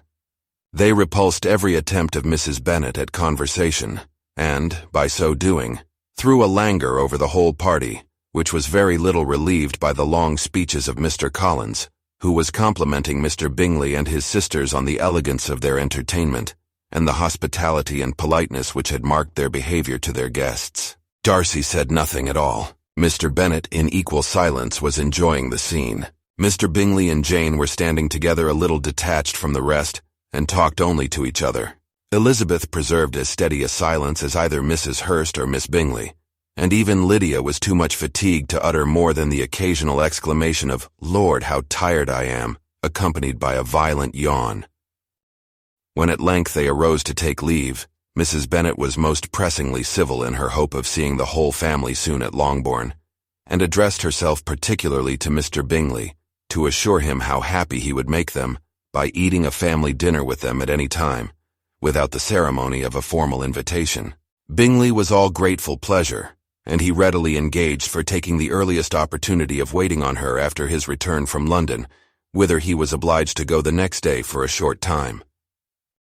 Mrs. Bennet was perfectly satisfied, and quitted the house under the delightful persuasion that, allowing for the necessary preparations of settlements, new carriages, and wedding clothes, she should undoubtedly see her daughter settled at Netherfield in the course of 3 or 4 months. Of having another daughter married to Mr. Collins she thought with equal certainty, and with considerable though not equal pleasure. Elizabeth was the least dear to her of all her children, and though the man and the match were quite good enough for her, the worth of each was eclipsed by Mr. Bingley and Netherfield. Chapter 19. The next day opened a new scene at Longbourn. Mr. Collins made his declaration in form, having resolved to do it without loss of time, as his leave of absence extended only to the following Saturday, and having no feelings of diffidence to make it distressing to himself even at the moment. He set about it in a very orderly manner, with all the observances which he supposed a regular part of the business. On finding Mrs. Bennet, Elizabeth, and one of the younger girls together soon after breakfast, he addressed the mother in these words: "May I hope, madam, for your interest with your fair daughter Elizabeth, when I solicit for the honor of a private audience with her in the course of this morning?" Before Elizabeth had time for anything but a blush of surprise, Mrs. Bennet instantly answered, "Oh, dear, yes, certainly. I am sure Lizzie will be very happy. I am sure she can have no objection. Come, Kitty, I want you upstairs." And gathering her work together, she was hastening away, when Elizabeth called out, "Dear ma'am, do not go. I beg you will not go. Mr. Collins must excuse me. He can have nothing to say to me that anybody need not hear. I am going away myself." "No, no, nonsense, Lizzie. I desire you will stay where you are." And upon Elizabeth seeming really with vexed and embarrassed looks about to escape, she added, "Lizzie, I insist upon your staying and hearing Mr. Collins." Elizabeth would not oppose such an injunction, and a moment's consideration making her also sensible that it would be wisest to get it over as soon and as quietly as possible, she sat down again, and tried to conceal, by incessant employment, the feelings which were divided between distress and diversion. Mrs. Bennet and Kitty walked off, and as soon as they were gone, Mr. Collins began, "Believe me, my dear Miss Elizabeth, that your modesty, so far from doing you any disservice, rather adds to your other perfections. You would have been less amiable in my eyes had there not been this little unwillingness. But allow me to assure you that I have your respected mother's permission for this address. You can hardly doubt the purport of my discourse, however your natural delicacy may lead you to dissemble. My attentions have been too marked to be mistaken. Almost as soon as I entered the house, I singled you out as the companion of my future life.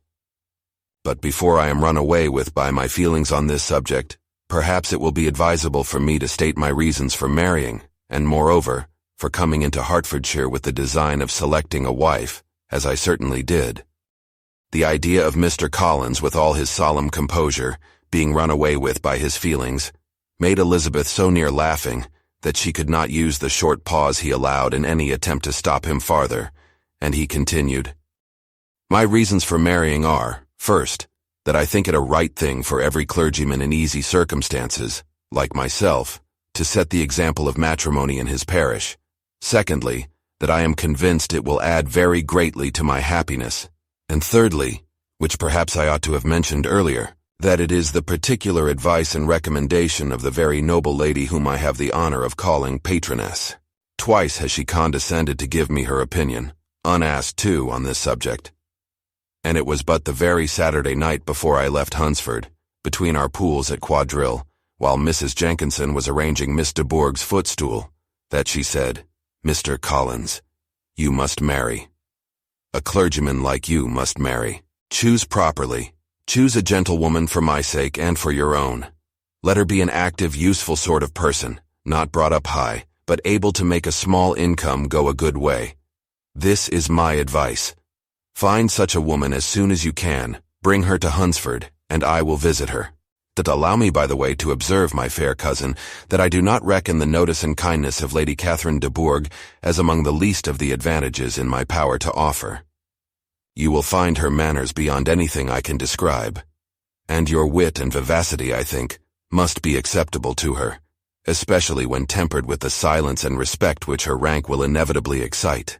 Thus much for my general intention in favor of matrimony. It remains to be told why my views were directed to Longbourn instead of my own neighborhood, where I assure you there are many amiable young women. But the fact is, that being, as I am, to inherit this estate after the death of your honored father, who, however, may live many years longer, I could not satisfy myself without resolving to choose a wife from among his daughters, that the loss to them might be as little as possible when the melancholy event takes place, which, however, as I have already said, may not be for several years. This has been my motive, my fair cousin, and I flatter myself it will not sink me in your esteem. And now nothing remains for me but to assure you in the most animated language of the violence of my affection. To fortune I am perfectly indifferent, and shall make no demand of that nature on your father, since I am well aware that it could not be complied with, and that £1,000 in the 4%, which will not be yours till after your mother's decease, is all that you may ever be entitled to. On that head, therefore, I shall be uniformly silent, and you may assure yourself that no ungenerous reproach shall ever pass my lips when we are married." It was absolutely necessary to interrupt him now. "You are too hasty, sir," she cried. "You forget that I have made no answer. Let me do it without further loss of time. Accept my thanks for the compliment you are paying me. I am very sensible of the honor of your proposals, but it is impossible for me to do otherwise than decline them." "I am not now to learn," replied Mr. Collins with a formal wave of the hand, "that it is usual with young ladies to reject the addresses of the man whom they secretly mean to accept, when he first applies for their favor, and that sometimes the refusal is repeated a second, or even a third time. I am therefore by no means discouraged by what you have just said, and shall hope to lead you to the altar ere long." "Upon my word, sir," cried Elizabeth, "your hope is rather an extraordinary one after my declaration. I do assure you that I am not one of those young ladies, if such young ladies there are, who are so daring as to risk their happiness on the chance of being asked a second time. I am perfectly serious in my refusal. You could not make me happy, and I am convinced that I am the last woman in the world who would make you so. Nay, were your friend Lady Catherine to know me, I am persuaded she would find me in every respect ill qualified for the situation." "Were it certain that Lady Catherine would think so," said Mr. Collins very gravely, "but I cannot imagine that her ladyship would at all disapprove of you. And you may be certain that when I have the honor of seeing her again, I shall speak in the highest terms of your modesty, economy, and other amiable qualifications. Indeed, Mr. Collins, all praise of me will be unnecessary. You must give me leave to judge for myself, and pay me the compliment of believing what I say. I wish you very happy and very rich, and by refusing your hand, do all in my power to prevent your being otherwise. In making me the offer, you must have satisfied the delicacy of your feelings with regard to my family, and may take possession of Longbourn estate whenever it falls, without any self-reproach. This matter may be considered, therefore, as finally settled." And rising as she thus spoke, she would have quitted the room, had not Mr. Collins thus addressed her. "When I do myself the honor of speaking to you next on the subject, I shall hope to receive a more favorable answer than you have now given me, though I am far from accusing you of cruelty at present, because I know it to be the established custom of your sex to reject a man on the first application, and perhaps you have even now said as much to encourage my suit as would be consistent with the true delicacy of the female character." "Really, Mr. Collins," cried Elizabeth with some warmth, "you puzzle me exceedingly. If what I have hitherto said can appear to you in the form of encouragement, I know not how to express my refusal in such a way as may convince you of its being one. You must give me leave to flatter myself, my dear cousin, that your refusal of my addresses are merely words of course. My reasons for believing it are briefly these. It does not appear to me that my hand is unworthy of your acceptance, or that the establishment I can offer would be any other than highly desirable. My situation in life, my connections with the family of de Bourgh, and my relationship to your own, are circumstances highly in my favor. And you should take it into further consideration that, in spite of your manifold attractions, it is by no means certain that another offer of marriage may ever be made you. Your portion is unhappily so small that it will in all likelihood undo the effects of your loveliness and amiable qualifications. As I must therefore conclude that you are not serious in your rejection of me, I shall choose to attribute it to your wish of increasing my love by suspense, according to the usual practice of elegant females.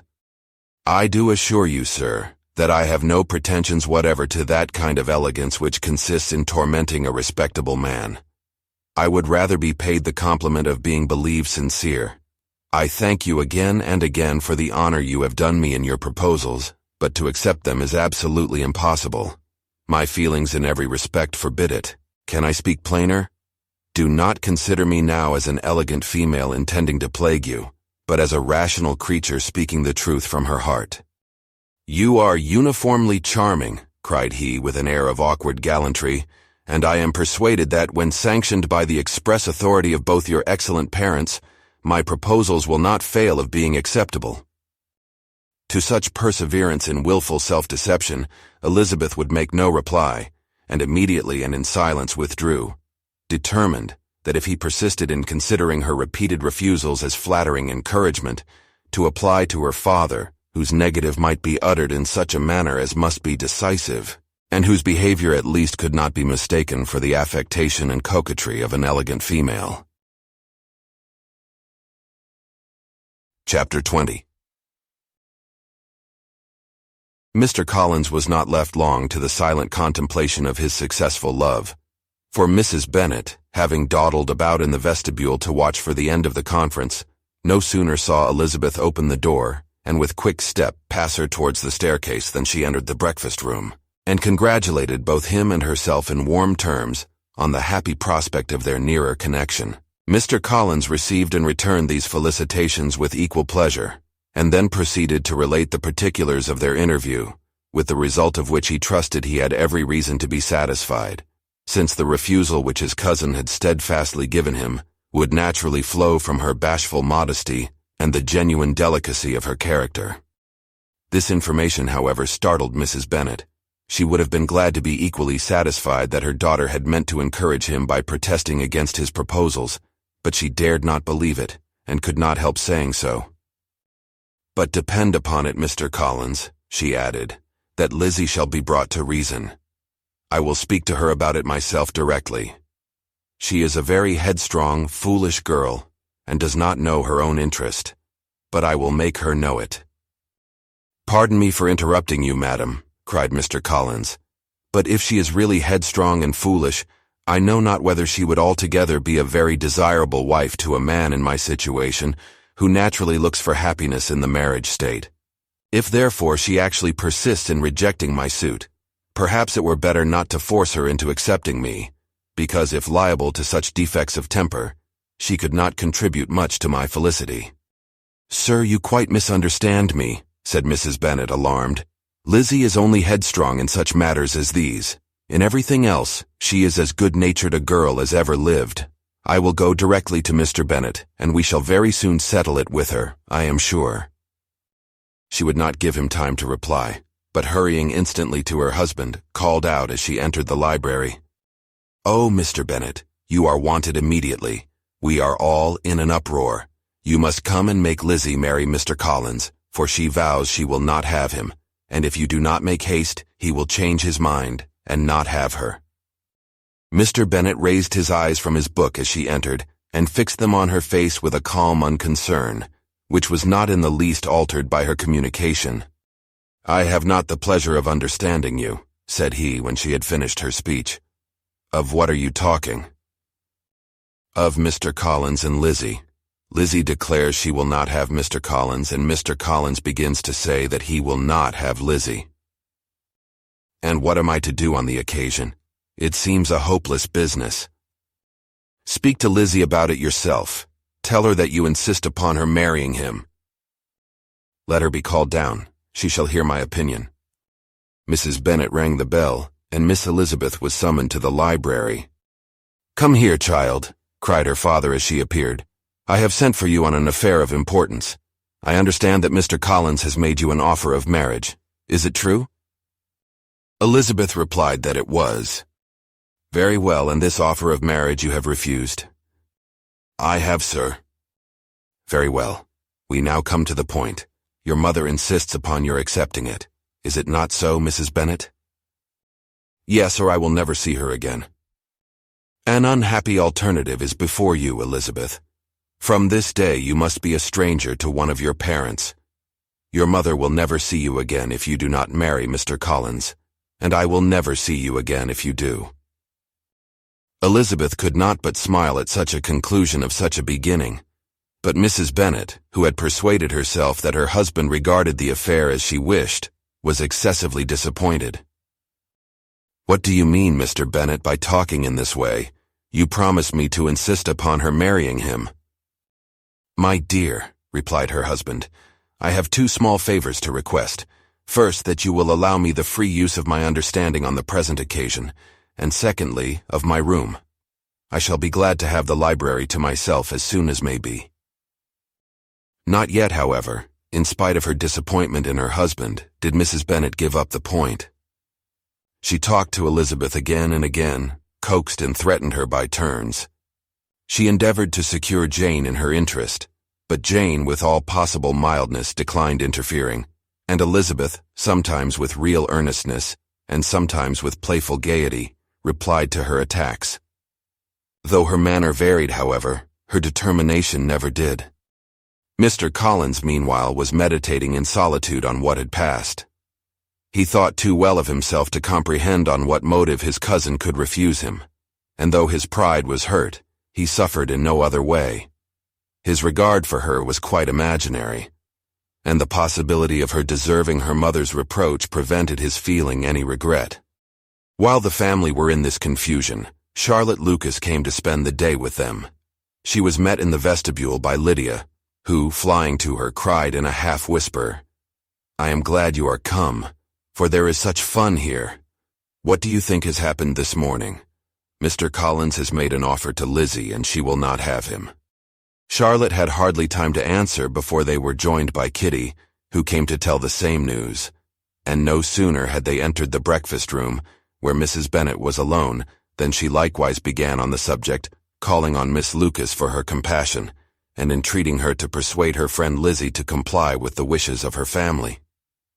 "Pray do, my dear Miss Lucas," she added in a melancholy tone, for nobody is on my side, nobody takes part with me. I am cruelly used, nobody feels for my poor nerves." Charlotte's reply was spared by the entrance of Jane and Elizabeth. "Aye, there she comes," continued Mrs. Bennet, "looking as unconcerned as may be, and caring no more for us than if we were at York, provided she can have her own way. But I tell you what, Miss Lizzie, if you take it into your head to go on refusing every offer of marriage in this way, you will never get a husband at all, and I am sure I do not know who is to maintain you when your father is dead. I shall not be able to keep you, and so I warn you. I have done with you from this very day. I told you in the library, you know, that I should never speak to you again, and you will find me as good as my word. I have no pleasure in talking to undutiful children. Not that I have much pleasure indeed in talking to anybody. People who suffer as I do from nervous complaints can have no great inclination for talking. Nobody can tell what I suffer, but it is always so. Those who do not complain are never pitied." Her daughters listened in silence to this effusion, sensible that any attempt to reason with or soothe her would only increase the irritation. She talked on, therefore, without interruption from any of them, till they were joined by Mr. Collins, who entered with an air more stately than usual, and on perceiving whom she said to the girls, "Now I do insist upon it that you, all of you, hold your tongues, and let Mr. Collins and me have a little conversation together." Elizabeth passed quietly out of the room. Jane and Kitty followed, but Lydia stood her ground, determined to hear all she could, and Charlotte, detained first by the civility of Mr. Collins, whose inquiries after herself and all her family were very minute, and then by a little curiosity, satisfied herself with walking to the window and pretending not to hear. In a doleful voice, Mrs. Bennet thus began the projected conversation. "Oh, Mr. Collins." "My dear madam," replied he, "let us be forever silent on this point. Far be it from me," he presently continued in a voice that marked his displeasure, "to resent the behavior of your daughter. Resignation to inevitable evils is the duty of us all, the peculiar duty of a young man who has been so fortunate as I have been, in early preferment, and I trust I am resigned. Perhaps not the less so from feeling a doubt of my positive happiness had my fair cousin honored me with her hand, for I have often observed that resignation is never so perfect as when the blessing denied begins to lose somewhat of its value in our estimation. You will not, I hope, consider me as showing any disrespect to your family, my dear madam, by thus withdrawing my pretensions to your daughter's favor, without having paid yourself and Mr. Bennet the compliment of requesting you to interpose your authority in my behalf.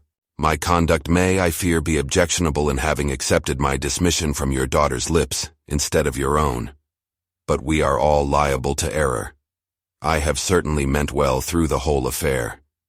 My object has been to secure an amiable companion for myself, with due consideration for the advantage of all your family, and if my manner has been at all reprehensible, I here beg leave to apologize. Chapter 21. The discussion of Mr. Collins's offer was now nearly at an end, and Elizabeth had only to suffer from the uncomfortable feelings necessarily attending it, and occasionally from some peevish allusion of her mother. As for the gentleman himself, his feelings were chiefly expressed, not by embarrassment or dejection, or by trying to avoid her, but by stiffness of manner and resentful silence. He scarcely ever spoke to her, and the assiduous attentions which he had been so sensible of himself were transferred for the rest of the day to Miss Lucas, whose civility in listening to him was a seasonable relief to them all, and especially to her friend. The morrow produced no abatement of Mrs. Bennet's ill humor or ill health. Mr. Collins was also in the same state of angry pride. Elizabeth had hoped that his resentment might shorten his visit, but his plan did not appear in the least affected by it. He was always to have gone on Saturday, and to Saturday he still meant to stay. After breakfast the girls walked to Meryton, to inquire if Mr. Wickham were returned, and to lament over his absence from the Netherfield ball. He joined them on their entering the town, and attended them to their aunt's, where his regret and vexation and the concern of everybody were well talked over. To Elizabeth, however, he voluntarily acknowledged that the necessity of his absence had been self-imposed. "I found," said he, as the time drew near, that I had better not meet Mr. Darcy, that to be in the same room, the same party with him for so many hours together might be more than I could bear, and that scenes might arise unpleasant to more than myself. She highly approved his forbearance, and they had leisure for a full discussion of it, and for all the commendations which they civilly bestowed on each other, as Wickham and another officer walked back with them to Longbourn, and during the walk he particularly attended to her. His accompanying them was a double advantage. She felt all the compliment it offered to herself, and it was most acceptable as an occasion of introducing him to her father and mother. Soon after their return, a letter was delivered to Miss Bennet. It came from Netherfield and was opened immediately. The envelope contained a sheet of elegant little hot-pressed paper, well covered with a lady's fair flowing hand, and Elizabeth saw her sister's countenance change as she read it, and saw her dwelling intently on some particular passages. Jane recollected herself soon, and putting the letter away, tried to join with her usual cheerfulness in the general conversation. But Elizabeth felt an anxiety on the subject which drew off her attention even from Wickham, and no sooner had he and his companion taken leave than a glance from Jane invited her to follow her upstairs. When they had gained their own room, Jane, taking out her letter, said, "This is from Caroline Bingley. What it contains has surprised me a good deal. The whole party have left Netherfield by this time, and are on their way to town, and without any intention of coming back again. You shall hear what she says." She then read the first sentence aloud, which comprised the information of their having just resolved to follow their brother to town directly, and of their meaning to dine that day in Grosvenor Street, where Mr. Hurst had a house. The next was in these words: "I do not pretend to regret anything I shall leave in Hertfordshire except your society, my dearest friend. But we will hope, at some future period, to enjoy many returns of that delightful intercourse we have known, and in the meanwhile may lessen the pain of separation by a very frequent and most unreserved correspondence. I depend on you for that." To these high-flown expressions Elizabeth listened with all the insensibility of distrust, and though the suddenness of their removal surprised her, she saw nothing in it really to lament. It was not to be supposed that their absence from Netherfield would prevent Mr. Bingley's being there, and as to the loss of their society, she was persuaded that Jane must soon cease to regard it in the enjoyment of his. "It is unlucky," said she after a short pause, "that you should not be able to see your friends before they leave the country, but may we not hope that the period of future happiness, to which Miss Bingley looks forward, may arrive earlier than she is aware, and that the delightful intercourse you have known as friends will be renewed with yet greater satisfaction as sisters. Mr. Bingley will not be detained in London by them. Caroline decidedly says that none of the party will return into Hertfordshire this winter. I will read it to you. When my brother left us yesterday, he imagined that the business which took him to London might be concluded in 3 or 4 days, but as we are certain it cannot be so, and at the same time convinced that when Charles gets to town he will be in no hurry to leave it again, we have determined on following him thither, that he may not be obliged to spend his vacant hours in a comfortless hotel. Many of my acquaintance are already there for the winter. I wish I could hear that you, my dearest friend, had any intention of making one in the crowd, but of that I despair. I sincerely hope your Christmas in Hertfordshire may abound in the gaieties which that season generally brings, and that your beaux will be so numerous as to prevent your feeling the loss of the 3 of whom we shall deprive you. It is evident by this, added Jane, that he comes back no more this winter. It is only evident that Miss Bingley does not mean he should. Why will you think so? It must be his own doing, he is his own master. But you do not know all. I will read you the passage which particularly hurts me. I will have no reserves from you. Mr. Darcy is impatient to see his sister, and to confess the truth, we are scarcely less eager to meet her again. I really do not think Georgiana Darcy has her equal for beauty, elegance, and accomplishments, and the affection she inspires in Louisa and myself is heightened into something still more interesting from the hope we dare to entertain of her being hereafter our sister. I do not know whether I ever before mentioned to you my feelings on this subject, but I will not leave the country without confiding them, and I trust you will not esteem them unreasonable. My brother admires her greatly already. He will have frequent opportunity now of seeing her on the most intimate footing. Her relations all wish the connection as much as his own, and a sister's partiality is not misleading me, I think, when I call Charles most capable of engaging any woman's heart. With all these circumstances to favor an attachment, and nothing to prevent it, am I wrong, my dearest Jane, in indulging the hope of an event which will secure the happiness of so many? What think you of this sentence, my dear Lizzie? Said Jane as she finished it.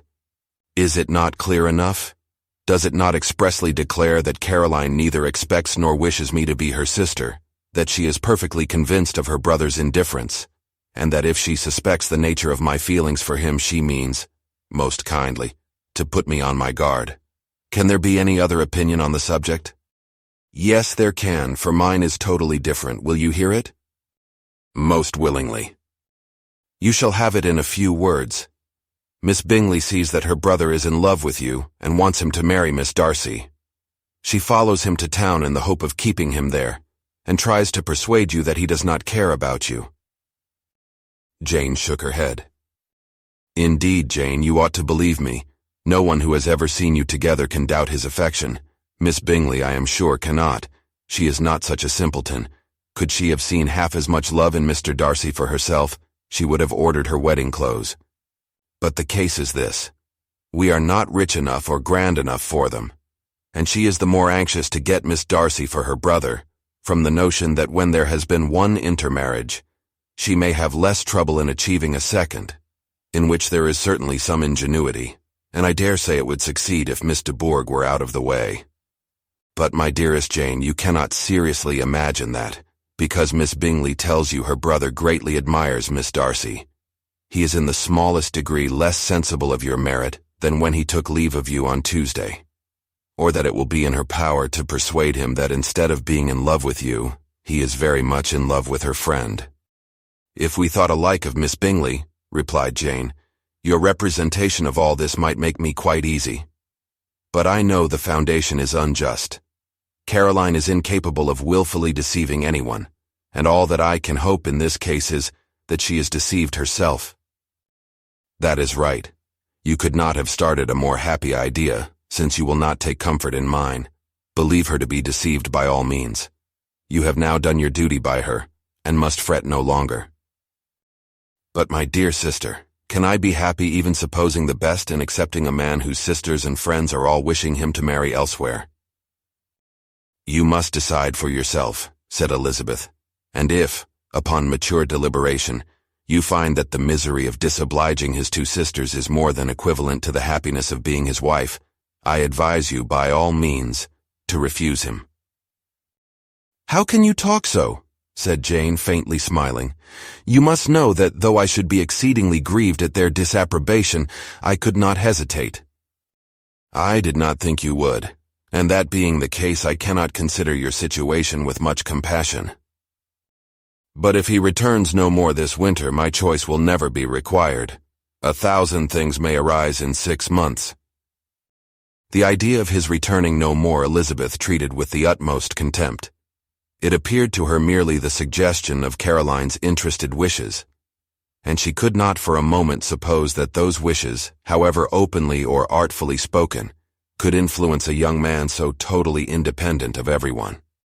She represented to her sister as forcibly as possible what she felt on the subject, and had soon the pleasure of seeing its happy effect. Jane's temper was not desponding, and she was gradually led to hope, though the diffidence of affection sometimes overcame the hope, that Bingley would return to Netherfield and answer every wish of her heart. They agreed that Mrs. Bennet should only hear of the departure of the family, without being alarmed on the score of the gentleman's conduct.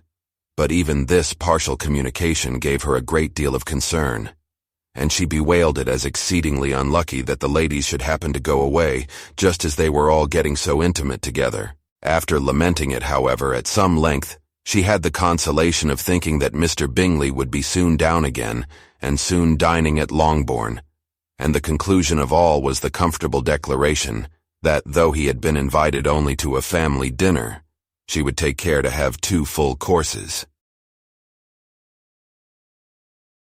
Chapter 22. The Bennets were engaged to dine with the Lucases, and again during the chief of the day was Miss Lucas so kind as to listen to Mr. Collins. Elizabeth took an opportunity of thanking her. "It keeps him in good humor," said she, "and I am more obliged to you than I can express." Charlotte assured her friend of her satisfaction in being useful, and that it amply repaid her for the little sacrifice of her time.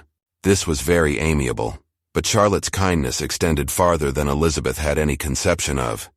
Its object was nothing less than to secure her from any return of Mr. Collins's addresses by engaging them towards herself. Such was Miss Lucas's scheme, and appearances were so favorable that when they parted at night she would have felt almost sure of success if he had not been to leave Hertfordshire so very soon.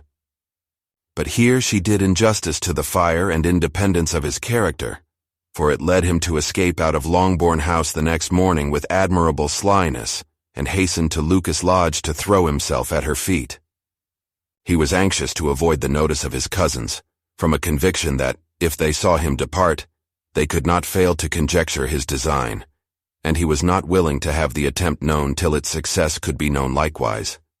For though feeling almost secure, and with reason, for Charlotte had been tolerably encouraging, he was comparatively diffident since the adventure of Wednesday. His reception, however, was of the most flattering kind. Miss Lucas perceived him from an upper window as he walked towards the house, and instantly set out to meet him accidentally in the lane. But little had she dared to hope that so much love and eloquence awaited her there. In as short a time as Mr. Collins's long speeches would allow, everything was settled between them to the satisfaction of both. And as they entered the house, he earnestly entreated her to name the day that was to make him the happiest of men. And though such a solicitation must be waived for the present, the lady felt no inclination to trifle with his happiness. The stupidity with which he was favored by nature must guard his courtship from any charm that could make a woman wish for its continuance. And Miss Lucas, who accepted him solely from the pure and disinterested desire of an establishment, cared not how soon that establishment were gained. Sir William and Lady Lucas were speedily applied to for their consent, and it was bestowed with a most joyful alacrity. Mr. Collins's present circumstances made it a most eligible match for their daughter, to whom they could give little fortune, and his prospects of future wealth were exceedingly fair.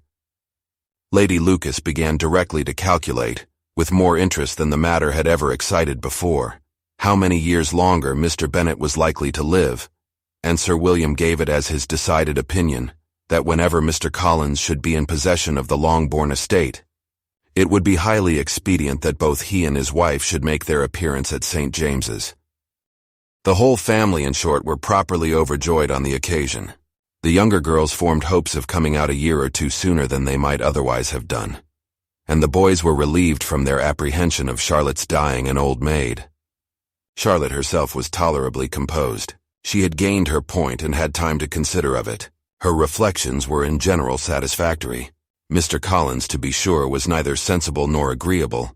His society was irksome, and his attachment to her must be imaginary. But still he would be her husband. Without thinking highly either of men or of matrimony, marriage had always been her object. It was the only honorable provision for well-educated young women of small fortune, and, however uncertain of giving happiness, must be their pleasantest preservative from want. This preservative she had now obtained, and at the age of 27, without having ever been handsome, she felt all the good luck of it. The least agreeable circumstance in the business was the surprise it must occasion to Elizabeth Bennet, whose friendship she valued beyond that of any other person. Elizabeth would wonder, and probably would blame her, and though her resolution was not to be shaken, her feelings must be hurt by such a disapprobation. She resolved to give her the information herself, and therefore charged Mr. Collins, when he returned to Longbourn to dinner, to drop no hint of what had passed before any of the family. A promise of secrecy was of course very dutifully given, but it could not be kept without difficulty, for the curiosity excited by his long absence burst forth in such very direct questions on his return, as required some ingenuity to evade, and he was at the same time exercising great self-denial, for he was longing to publish his prosperous love. As he was to begin his journey too early on the morrow to see any of the family, The ceremony of leave-taking was performed when the ladies moved for the night, and Mrs. Bennet, with great politeness and cordiality, said how happy they should be to see him at Longbourn again, whenever his other engagements might allow him to visit them. "My dear madam," he replied, "this invitation is particularly gratifying, because it is what I have been hoping to receive, and you may be very certain that I shall avail myself of it as soon as possible."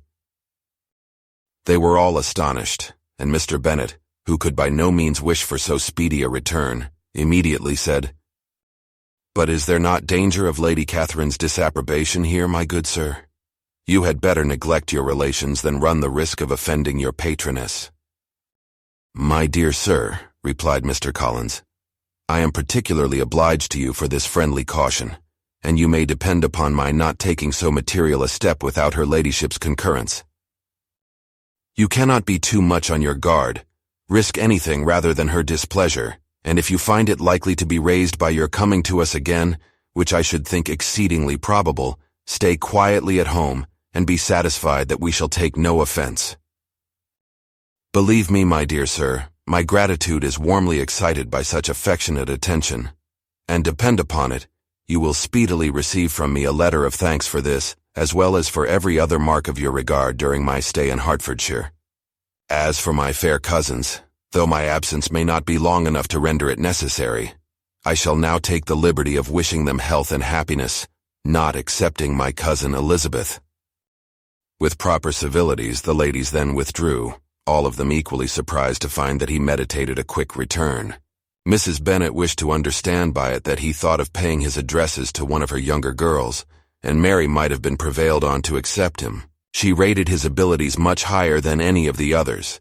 There was a solidity in his reflections which often struck her, and though by no means so clever as herself, she thought that, if encouraged to read and improve himself by such an example as hers, he might become a very agreeable companion. But on the following morning every hope of this kind was done away. Miss Lucas called soon after breakfast, and in a private conference with Elizabeth related the event of the day before. The possibility of Mr. Collins's fancying himself in love with her friend had once occurred to Elizabeth within the last day or two, but that Charlotte could encourage him seemed almost as far from possibility as that she could encourage him herself, and her astonishment was consequently so great as to overcome at first the bounds of decorum, and she could not help crying out, "Engaged to Mr. Collins! My dear Charlotte, impossible!"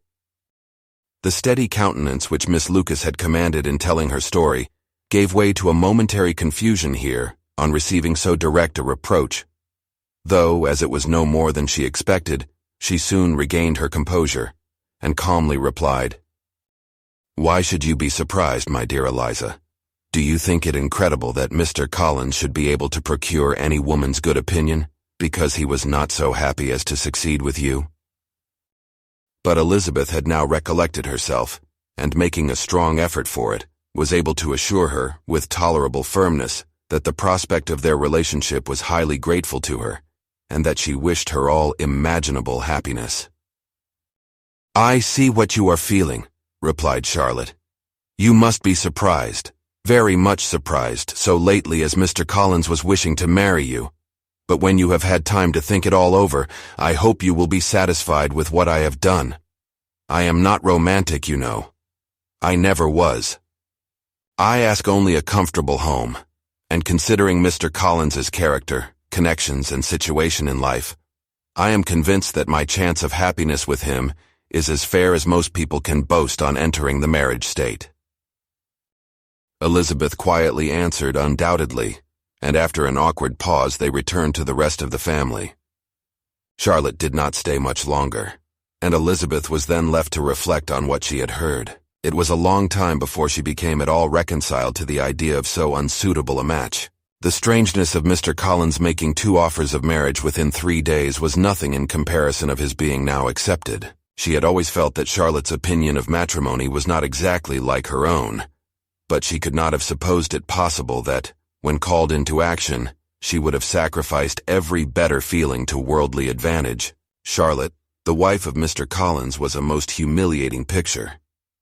And to the pang of a friend disgracing herself, and sunk in her esteem, was added the distressing conviction that it was impossible for that friend to be tolerably happy in the lot she had chosen. Chapter 23.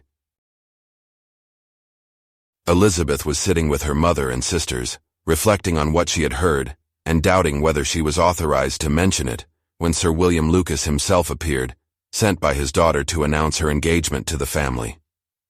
With many compliments to them, and much self-gratulation on the prospect of a connection between the houses, he unfolded the matter, to an audience not merely wondering, but incredulous. For Mrs. Bennet, with more perseverance than politeness, protested he must be entirely mistaken, and Lydia, always unguarded and often uncivil, boisterously exclaimed, "Good Lord, Sir William, how can you tell such a story? Do not you know that Mr. Collins wants to marry Lizzie?" Nothing less than the complacence of a courtier could have borne without anger such treatment. But Sir William's good breeding carried him through it all, and though he begged leave to be positive as to the truth of his information, he listened to all their impertinence with the most forbearing courtesy. Elizabeth, feeling it incumbent on her to relieve him from so unpleasant a situation, now put herself forward to confirm his account by mentioning her prior knowledge of it from Charlotte herself, and endeavored to put a stop to the exclamations of her mother and sisters by the earnestness of her congratulations to Sir William, in which she was readily joined by Jane, and by making a variety of remarks on the happiness that might be expected from the match, the excellent character of Mr. Collins, and the convenient distance of Hunsford from London. Mrs. Bennet was, in fact, too much overpowered to say a great deal while Sir William remained, but no sooner had he left them than her feelings found a rapid vent. In the first place, she persisted in disbelieving the whole of the matter. Secondly, she was very sure that Mr. Collins had been taken in. Thirdly, she trusted that they would never be happy together. And fourthly, that the match might be broken off. Two inferences, however, were plainly deduced from the whole. One, that Elizabeth was the real cause of all the mischief, and the other, that she herself had been barbarously used by them all. And on these 2 points, she principally dwelt during the rest of the day. Nothing could console and nothing appease her, nor did that day wear out her resentment. A week elapsed before she could see Elizabeth without scolding her. A month passed away before she could speak to Sir William or Lady Lucas without being rude, and many months were gone before she could at all forgive their daughter. Mr. Bennet's emotions were much more tranquil on the occasion, and such as he did experience he pronounced to be of a most agreeable sort, for it gratified him, he said, to discover that Charlotte Lucas, whom he had been used to think tolerably sensible, was as foolish as his wife and more foolish than his daughter. Jane confessed herself a little surprised at the match, but she said less of her astonishment than of her earnest desire for their happiness, nor could Elizabeth persuade her to consider it as improbable. Kitty and Lydia were far from envying Miss Lucas, for Mr. Collins was only a clergyman, and it affected them in no other way than as a piece of news to spread at Meryton.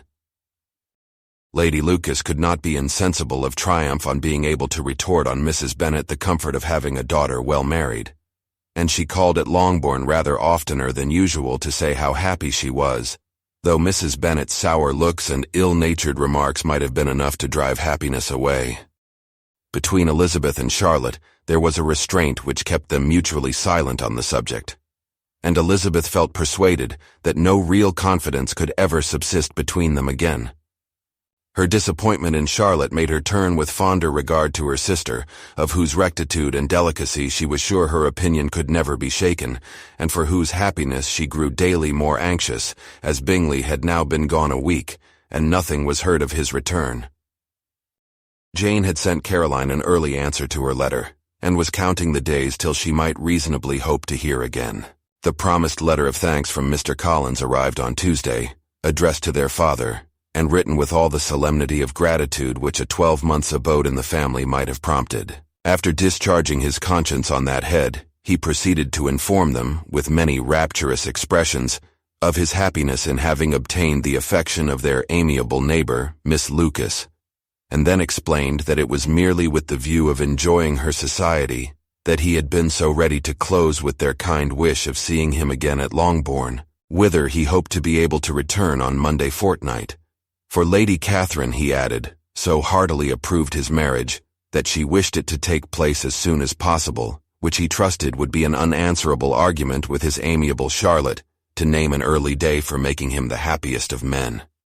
Mr. Collins's return into Hertfordshire was no longer a matter of pleasure to Mrs. Bennet. On the contrary, she was as much disposed to complain of it as her husband. It was very strange that he should come to Longbourn instead of to Lucas Lodge. It was also very inconvenient and exceedingly troublesome. She hated having visitors in the house while her health was so indifferent, and lovers were of all people the most disagreeable. Such were the gentle murmurs of Mrs. Bennet, and they gave way only to the greater distress of Mr. Bingley's continued absence. Neither Jane nor Elizabeth were comfortable on this subject. Day after day passed away without bringing any other tidings of him than the report which shortly prevailed in Meryton of his coming no more to Netherfield the whole winter, a report which highly incensed Mrs. Bennet, and which she never failed to contradict as a most scandalous falsehood. Even Elizabeth began to fear, not that Bingley was indifferent, but that his sisters would be successful in keeping him away. Unwilling as she was to admit an idea so destructive to Jane's happiness, and so dishonorable to the stability of her lover, she could not prevent its frequently recurring. The united efforts of his two unfeeling sisters, and of his overpowering friend, assisted by the attractions of Miss Darcy and the amusements of London, might be too much, she feared, for the strength of his attachment. As for Jane, her anxiety under this suspense was, of course, more painful than Elizabeth's, but whatever she felt she was desirous of concealing, and between herself and Elizabeth, therefore, the subject was never alluded to. But as no such delicacy restrained her mother, an hour seldom passed in which she did not talk of Bingley, express her impatience for his arrival, or even require Jane to confess that if he did not come back, she should think herself very ill-used. It needed all Jane's steady mildness to bear these attacks with tolerable tranquillity. Mr. Collins returned most punctually on the Monday fortnight, but his reception at Longbourn was not quite so gracious as it had been on his first introduction. He was too happy, however, to need much attention, and luckily for the others, the business of love-making relieved them from a great deal of his company. The chief of every day was spent by him at Lucas Lodge, and he sometimes returned to Longbourn only in time to make an apology for his absence before the family went to bed. Mrs. Bennet was really in a most pitiable state. The very mention of anything concerning the match threw her into an agony of ill humor, and wherever she went she was sure of hearing it talked of. The sight of Miss Lucas was odious to her. As her successor in that house, she regarded her with jealous abhorrence. Whenever Charlotte came to see them, she concluded her to be anticipating the hour of possession, and whenever she spoke in a low voice to Mr. Collins, was convinced that they were talking of the Longbourn estate, and resolving to turn herself and her daughters out of the house as soon as Mr. Bennet was dead. She complained bitterly of all this to her husband. "Indeed, Mr. Bennet," said she, "it is very hard to think that Charlotte Lucas should ever be mistress of this house, that I should be forced to make way for her, and live to see her take my place in it. My dear, do not give way to such gloomy thoughts. Let us hope for better things. Let us flatter ourselves that I may be the survivor." This was not very consoling to Mrs. Bennet, and therefore instead of making any answer she went on as before. "I cannot bear to think that they should have all this estate. If it was not for the entail I should not mind it." "What should not you mind?" "I should not mind anything at all. Let us be thankful that you are preserved from a state of such insensibility. I never can be thankful, Mr. Bennet, for anything about the entail. How anyone could have the conscience to entail away an estate from one's own daughters I cannot understand. And all for the sake of Mr. Collins, too. Why should he have it more than anybody else?" "I leave it to yourself to determine," said Mr. Bennet. Chapter 24. Miss Bingley's letter arrived, and put an end to doubt. The very first sentence conveyed the assurance of their being all settled in London for the winter, and concluded with her brother's regret at not having had time to pay his respects to his friends in Hertfordshire before he left the country. Hope was over, entirely over, and when Jane could attend to the rest of the letter she found little, except the professed affection of the writer, that could give her any comfort. Miss Darcy's praise occupied the chief of it. Her many attractions were again dwelt on, and Caroline boasted joyfully of their increasing intimacy, and ventured to predict the accomplishment of the wishes which had been unfolded in her former letter. She wrote also with great pleasure of her brother's being an inmate of Mr. Darcy's house, and mentioned with raptures some plans of the latter with regard to new furniture. Elizabeth, to whom Jane very soon communicated the chief of all this, heard it in silent indignation. Her heart was divided between concern for her sister and resentment against all others. To Caroline's assertion of her brother's being partial to Miss Darcy, she paid no credit. That he was really fond of Jane, she doubted no more than she had ever done. And much as she had always been disposed to like him, she could not think without anger, hardly without contempt, on that easiness of temper, that want of proper resolution, which now made him the slave of his designing friends, and led him to sacrifice his own happiness to the caprice of their inclinations. Had his own happiness, however, been the only sacrifice, he might have been allowed to sport with it in whatever manner he thought best. But her sister's was involved in it, as she thought he must be sensible himself. It was a subject, in short, on which reflection would be long indulged and must be unavailing. She could think of nothing else. And yet, whether Bingley's regard had really died away, or were suppressed by his friend's interference, whether he had been aware of Jane's attachment, or whether it had escaped his observation, whichever were the case, though her opinion of him must be materially affected by the difference, her sister's situation remained the same, her peace equally wounded. A day or two passed before Jane had courage to speak of her feelings to Elizabeth, but at last, on Mrs. Bennet's leaving them together, after a longer irritation than usual about Netherfield and its master, she could not help saying, "Oh, that my dear mother had more command over herself. She can have no idea of the pain she gives me by her continual reflections on him. But I will not repine. It cannot last long. He will be forgot, and we shall all be as we were before." Elizabeth looked at her sister with incredulous solicitude, but said nothing. "You doubt me," cried Jane, slightly coloring. "Indeed, you have no reason. He may live in my memory as the most amiable man of my acquaintance, but that is all. I have nothing either to hope or fear, and nothing to reproach him with. Thank God I have not that pain. A little time, therefore, I shall certainly try to get the better." With a stronger voice she soon added, "I have this comfort immediately, that it has not been more than an error of fancy on my side, and that it has done no harm to anyone but myself." "My dear Jane," exclaimed Elizabeth, "you are too good. Your sweetness and disinterestedness are really angelic. I do not know what to say to you. I feel as if I had never done you justice, or loved you as you deserve." Miss Bennet eagerly disclaimed all extraordinary merit, and threw back the praise on her sister's warm affection. "Nay," said Elizabeth, "this is not fair. You wish to think all the world respectable, and are hurt if I speak ill of anybody. I only want to think you perfect, and you set yourself against it. Do not be afraid of my running into any excess, of my encroaching on your privilege of universal goodwill. You need not. There are few people whom I really love, and still fewer of whom I think well. The more I see of the world, the more am I dissatisfied with it, and every day confirms my belief of the inconsistency of all human characters, and of the little dependence that can be placed on the appearance of either merit or sense. I have met with two instances lately. One I will not mention, the other is Charlotte's marriage. It is unaccountable. In every view it is unaccountable. My dear Lizzie, do not give way to such feelings as these. They will ruin your happiness. You do not make allowance enough for difference of situation and temper. Consider Mr. Collins's respectability, and Charlotte's prudent, steady character.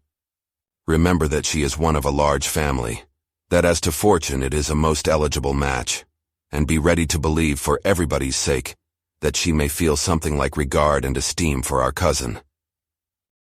To oblige you, I would try to believe almost anything, but no one else could be benefited by such a belief as this. For were I persuaded that Charlotte had any regard for him, I should only think worse of her understanding than I now do of her heart. My dear Jane, Mr. Collins is a conceited, pompous, narrow-minded, silly man. You know he is as well as I do. And you must feel as well as I do that the woman who marries him cannot have a proper way of thinking. You shall not defend her, though it is Charlotte Lucas.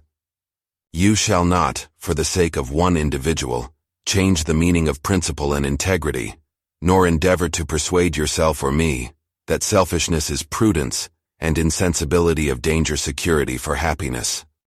I must think your language too strong in speaking of both, replied Jane, and I hope you will be convinced of it by seeing them happy together. But enough of this. You alluded to something else. You mentioned 2 instances. I cannot misunderstand you, but I entreat you, dear Lizzie, not to pain me by thinking that person to blame, and saying your opinion of him is sunk. We must not be so ready to fancy ourselves intentionally injured. We must not expect a lively young man to be always so guarded and circumspect. It is very often nothing but our own vanity that deceives us. Women fancy admiration means more than it does, and men take care that they should. If it is designedly done, they cannot be justified, but I have no idea of there being so much design in the world as some persons imagine. I am far from attributing any part of Mr. Bingley's conduct to design, said Elizabeth, but without scheming to do wrong or to make others unhappy, there may be error and there may be misery. Thoughtlessness, want of attention to other people's feelings, and want of resolution will do the business. And do you impute it to either of those? Yes, to the last, but if I go on I shall displease you by saying what I think of persons you esteem. Stop me whilst you can. You persist, then, in supposing his sisters influence him? Yes, in conjunction with his friend. I cannot believe it. Why should they try to influence him? They can only wish his happiness, and if he is attached to me, no other woman can secure it. Your first position is false. They may wish many things besides his happiness. They may wish his increase of wealth and consequence. They may wish him to marry a girl who has all the importance of money, great connections, and pride. Beyond a doubt they do wish him to choose Miss Darcy, replied Jane. But this may be from better feelings than you are supposing. They have known her much longer than they have known me. No wonder if they love her better. But whatever may be their own wishes, it is very unlikely they should have opposed their brothers. What sister would think herself at liberty to do it, unless there were something very objectionable? If they believed him attached to me, they would not try to part us. If he were so, they could not succeed. By supposing such an affection, you make everybody acting unnaturally and wrong, and me most unhappy. Do not distress me by the idea. I am not ashamed of having been mistaken, or at least it is slight. It is nothing in comparison of what I should feel in thinking ill of him or his sisters. Let me take it in the best light, in the light in which it may be understood. Elizabeth could not oppose such a wish, and from this time Mr. Bingley's name was scarcely ever mentioned between them. Mrs. Bennet still continued to wonder and repine at his returning no more. And though a day seldom passed in which Elizabeth did not account for it clearly, there seemed little chance of her ever considering it with less perplexity. Her daughter endeavored to convince her of what she did not believe herself, that his attentions to Jane had been merely the effect of a common and transient liking, which ceased when he saw her no more. But though the probability of the statement was admitted at the time, she had the same story to repeat every day. Mrs. Bennet's best comfort was that Mr. Bingley must be down again in the summer. Mr. Bennet treated the matter differently. "So, Lizzie," said he one day, "your sister is crossed in love, I find. I congratulate her. Next to being married, a girl likes to be crossed in love a little now and then. It is something to think of, and gives her a sort of distinction among her companions. When is your turn to come? You will hardly bear to be long outdone by Jane. Now is your time. Here are officers enough at Meryton to disappoint all the young ladies in the country. Let Wickham be your man. He is a pleasant fellow and would jilt you creditably." "Thank you, sir, but a less agreeable man would satisfy me. We must not all expect Jane's good fortune." "True," said Mr. Bennet, "but it is a comfort to think that whatever of that kind may befall you, you have an affectionate mother who will always make the most of it." Mr. Wickham's society was of material service in dispelling the gloom which the late perverse occurrences had thrown on many of the Longbourn family. They saw him often, and to his other recommendations was now added that of general unreserve. The whole of what Elizabeth had already heard, his claims on Mr. Darcy, and all that he had suffered from him, was now openly acknowledged and publicly canvassed, and everybody was pleased to think how much they had always disliked Mr. Darcy, before they had known anything of the matter. Miss Bennet was the only creature who could suppose there might be any extenuating circumstances in the case unknown to the society of Hertfordshire. Her mild and steady candor always pleaded for allowances, and urged the possibility of mistakes, but by everybody else Mr. Darcy was condemned as the worst of men. Chapter 25. After a week spent in professions of love and schemes of felicity, Mr. Collins was called from his amiable Charlotte by the arrival of Saturday. The pain of separation, however, might be alleviated on his side by preparations for the reception of his bride, as he had reason to hope that shortly after his next return into Hertfordshire, the day would be fixed that was to make him the happiest of men. He took leave of his relations at Longbourn with as much solemnity as before, wished his fair cousin's health and happiness again, and promised their father another letter of thanks. On the following Monday, Mrs. Bennet had the pleasure of receiving her brother and his wife, who came as usual to spend the Christmas at Longbourn. Mr. Gardiner was a sensible, gentlemanlike man, greatly superior to his sister, as well by nature as education. The Netherfield ladies would have had difficulty in believing that a man who lived by trade, and within view of his own warehouses, could have been so well-bred and agreeable. Mrs. Gardiner, who was several years younger than Mrs. Bennet and Mrs. Phillips, was an amiable, intelligent, elegant woman, and a great favorite with her Longbourn nieces. Between the two eldest and herself especially, there subsisted a very particular regard. They had frequently been staying with her in town. The first part of Mrs. Gardiner's business on her arrival was to distribute her presents and describe the newest fashions. When this was done, she had a less active part to play. It became her turn to listen. Mrs. Bennet had many grievances to relate, and much to complain of. They had all been very ill-used since she last saw her sister. 2 of her girls had been on the point of marriage, and after all there was nothing in it. "I do not blame Jane," she continued, "for Jane would have got Mr. Bingley if she could. But Lizzie, oh, sister, it is very hard to think that she might have been Mr. Collins's wife by this time, had not it been for her own perverseness. He made her an offer in this very room, and she refused him. The consequence of it is that Lady Lucas will have a daughter married before I have, and that Longbourn estate is just as much entailed as ever. The Lucases are very artful people indeed, sister. They are all for what they can get. I am sorry to say it of them, but so it is. It makes me very nervous and poorly to be thwarted so in my own family, and to have neighbors who think of themselves before anybody else. However, your coming just at this time is the greatest of comforts, and I am very glad to hear what you tell us of long sleeves." Mrs. Gardiner, to whom the chief of this news had been given before in the course of Jane and Elizabeth's correspondence with her, made her sister a slight answer, and in compassion to her nieces, turned the conversation. When alone with Elizabeth afterwards, she spoke more on the subject. "It seems likely to have been a desirable match for Jane," said she. "I am sorry it went off, but these things happen so often.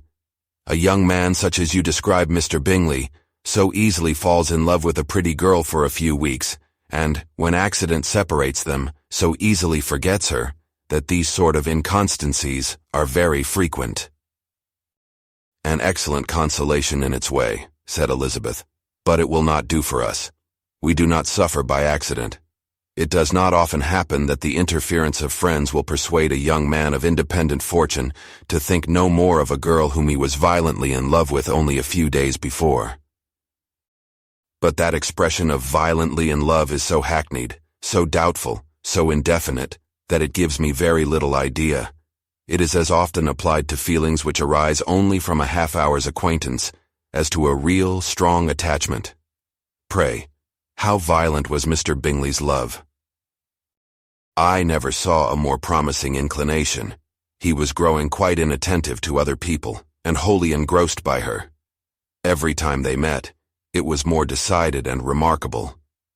At his own ball, he offended 2 or 3 young ladies by not asking them to dance, and I spoke to him twice myself without receiving an answer. Could there be finer symptoms? Is not general incivility the very essence of love? Oh yes, of that kind of love which I suppose him to have felt. Poor Jane. I am sorry for her because with her disposition, she may not get over it immediately. It had better have happened to you, Lizzie. You would have laughed yourself out of it sooner. But do you think she would be prevailed on to go back with us? Change of scene might be of service, and perhaps a little relief from home may be as useful as anything. Elizabeth was exceedingly pleased with this proposal, and felt persuaded of her sister's ready acquiescence. I hope, added Mrs. Gardiner, that no consideration with regard to this young man will influence her.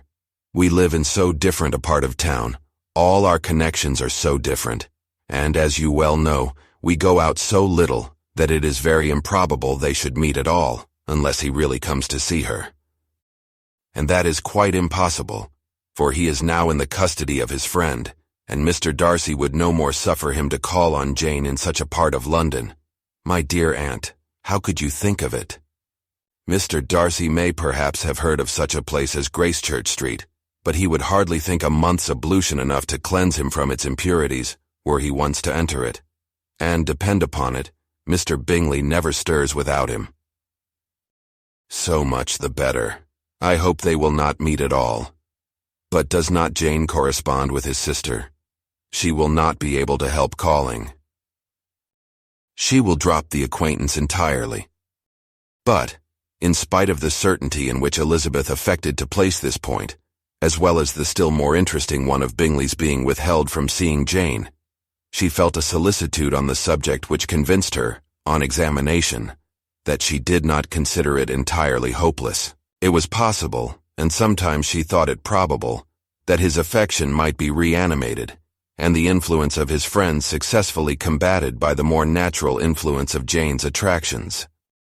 Miss Bennet accepted her aunt's invitation with pleasure, and the Bingleys were no otherwise in her thoughts at the same time than as she hoped, by Caroline's not living in the same house with her brother, she might occasionally spend a morning with her, without any danger of seeing him. The Gardiners stayed a week at Longbourn, and what with the Phillipses, the Lucases, and the officers, there was not a day without its engagement.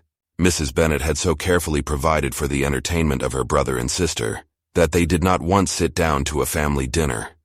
When the engagement was for home, some of the officers always made part of it, of which officers Mr. Wickham was sure to be one, and on these occasions Mrs. Gardiner, rendered suspicious by Elizabeth's warm commendation of him, narrowly observed them both. Without supposing them, from what she saw, to be very seriously in love, their preference of each other was plain enough to make her a little uneasy, and she resolved to speak to Elizabeth on the subject before she left Hertfordshire, and represent to her the imprudence of encouraging such an attachment. To Mrs. Gardiner, Wickham had one means of affording pleasure, unconnected with his general powers. About 10 or a dozen years ago, before her marriage, she had spent a considerable time in that very part of Derbyshire to which he belonged. They had therefore many acquaintance in common, and though Wickham had been little there since the death of Darcy's father, 5 years before, it was yet in his power to give her fresher intelligence of her former friends than she had been in the way of procuring. Mrs. Gardiner had seen Pemberley, and known the late Mr. Darcy by character perfectly well. Here, consequently, was an inexhaustible subject of discourse. In comparing her recollection of Pemberley with the minute description which Wickham could give, and in bestowing her tribute of praise on the character of its late possessor, she was delighting both him and herself. On being made acquainted with the present Mr. Darcy's treatment of him, she tried to remember something of that gentleman's reputed disposition, when quite a lad, which might agree with it, and was confident at last that she recollected having heard Mr. Fitzwilliam Darcy formerly spoken of as a very proud, ill-natured boy. Chapter 26. Mrs. Gardiner's caution to Elizabeth was punctually and kindly given on the first favorable opportunity of speaking to her alone. After honestly telling her what she thought, she thus went on. You are too sensible a girl, Lizzie, to fall in love merely because you are warned against it, and therefore I am not afraid of speaking openly. Seriously, I would have you be on your guard. Do not involve yourself, or endeavor to involve him, in an affection which the want of fortune would make so very imprudent. I have nothing to say against him. He is a most interesting young man, and if he had the fortune he ought to have, I should think you could not do better. But as it is, you must not let your fancy run away with you. You have sense, and we all expect you to use it. Your father would depend on your resolution and good conduct, I am sure. You must not disappoint your father. My dear aunt, this is being serious indeed. Yes, and I hope to engage you to be serious likewise. Well then, you need not be under any alarm. I will take care of myself and of Mr. Wickham too. He shall not be in love with me if I can prevent it. Elizabeth, you are not serious now. I beg your pardon. I will try again. At present I am not in love with Mr. Wickham. No, I certainly am not. But he is, beyond all comparison, the most agreeable man I ever saw, and if he becomes really attached to me, I believe it will be better that he should not. I see the imprudence of it. Oh, that abominable Mr. Darcy. My father's opinion of me does me the greatest honor, and I should be miserable to forfeit it. My father, however, is partial to Mr. Wickham. In short, my dear aunt, I should be very sorry to be the means of making any of you unhappy. But since we see every day that where there is affection young people are seldom withheld, by immediate want of fortune, from entering into engagements with each other, how can I promise to be wiser than so many of my fellow creatures if I am tempted? Or how am I even to know that it would be wiser to resist? All that I can promise you, therefore, is not to be in a hurry. I will not be in a hurry to believe myself his first object. When I am in company with him, I will not be wishing. In short, I will do my best. Perhaps it will be as well if you discourage his coming here so very often. At least you should not remind your mother of inviting him. As I did the other day, said Elizabeth with a conscious smile. Very true. It will be wise in me to refrain from that. But do not imagine that he is always here so often. It is on your account that he has been so frequently invited this week. You know my mother's ideas as to the necessity of constant company for her friends. But really, and upon my honor, I will try to do what I think to be wisest, and now I hope you are satisfied. Her aunt assured her that she was, and Elizabeth, having thanked her for the kindness of her hints, they parted. A wonderful instance of advice being given on such a point without being resented. Mr. Collins returned into Hertfordshire soon after it had been quitted by the Gardiners and Jane. But, as he took up his abode with the Lucases, his arrival was no great inconvenience to Mrs. Bennet. His marriage was now fast approaching, and she was at length so far resigned as to think it inevitable, and even repeatedly to say, in an ill-natured tone, that she wished they might be happy. Thursday was to be the wedding day, and on Wednesday Miss Lucas paid her farewell visit, and when she rose to take leave, Elizabeth, ashamed of her mother's ungracious and reluctant good wishes, and sincerely affected herself, accompanied her out of the room. As they went downstairs together, Charlotte said, I shall depend on hearing from you very often, Eliza. That you certainly shall. And I have another favor to ask. Will you come and see me? We shall often meet, I hope, in Hertfordshire. I am not likely to leave Kent for some time. Promise me, therefore, to come to Hunsford. Elizabeth could not refuse, though she foresaw little pleasure in the visit. My father and Maria are to come to me in March, added Charlotte, and I hope you will consent to be of the party. Indeed, Eliza, you will be as welcome to me as either of them. The wedding took place. The bride and bridegroom set off for Kent from the church door, and everybody had as much to say or to hear on the subject as usual. Elizabeth soon heard from her friend, and their correspondence was as regular and frequent as it ever had been. That it should be equally unreserved was impossible. Elizabeth could never address her without feeling that all the comfort of intimacy was over. And though determined not to slacken as a correspondent, it was for the sake of what had been, rather than what was. Charlotte's first letters were received with a good deal of eagerness. There could not but be curiosity to know how she would speak of her new home, how she would like Lady Catherine, and how happy she would dare pronounce herself to be. Though, when the letters were read, Elizabeth felt that Charlotte expressed herself on every point exactly as she might have foreseen. She wrote cheerfully, seemed surrounded with comforts, and mentioned nothing which she could not praise. The house, furniture, neighborhood, and roads were all to her taste, and Lady Catherine's behavior was most friendly and obliging. It was Mr. Collins's picture of Hunsford and Rosings rationally softened, and Elizabeth perceived that she must wait for her own visit there to know the rest. Jane had already written a few lines to her sister to announce their safe arrival in London, and when she wrote again, Elizabeth hoped it would be in her power to say something of the Bingleys. Her impatience for this second letter was as well rewarded as impatience generally is. Jane had been a week in town, without either seeing or hearing from Caroline. She accounted for it, however, by supposing that her last letter to her friend from Longbourn had by some accident been lost. "My aunt," she continued, "is going tomorrow into that part of the town, and I shall take the opportunity of calling in Grosvenor Street." She wrote again when the visit was paid, and she had seen Miss Bingley. "I did not think Caroline in spirits," were her words, "but she was very glad to see me, and reproached me for giving her no notice of my coming to London. I was right, therefore. My last letter had never reached her. I inquired after their brother, of course. He was well, but so much engaged with Mr. Darcy that they scarcely ever saw him. I found that Miss Darcy was expected to dinner. I wish I could see her. My visit was not long, as Caroline and Mrs. Hurst were going out. I dare say I shall soon see them here." Elizabeth shook her head over this letter. It convinced her that accident only could discover to Mr. Bingley her sister's being in town. 4 weeks passed away, and Jane saw nothing of him.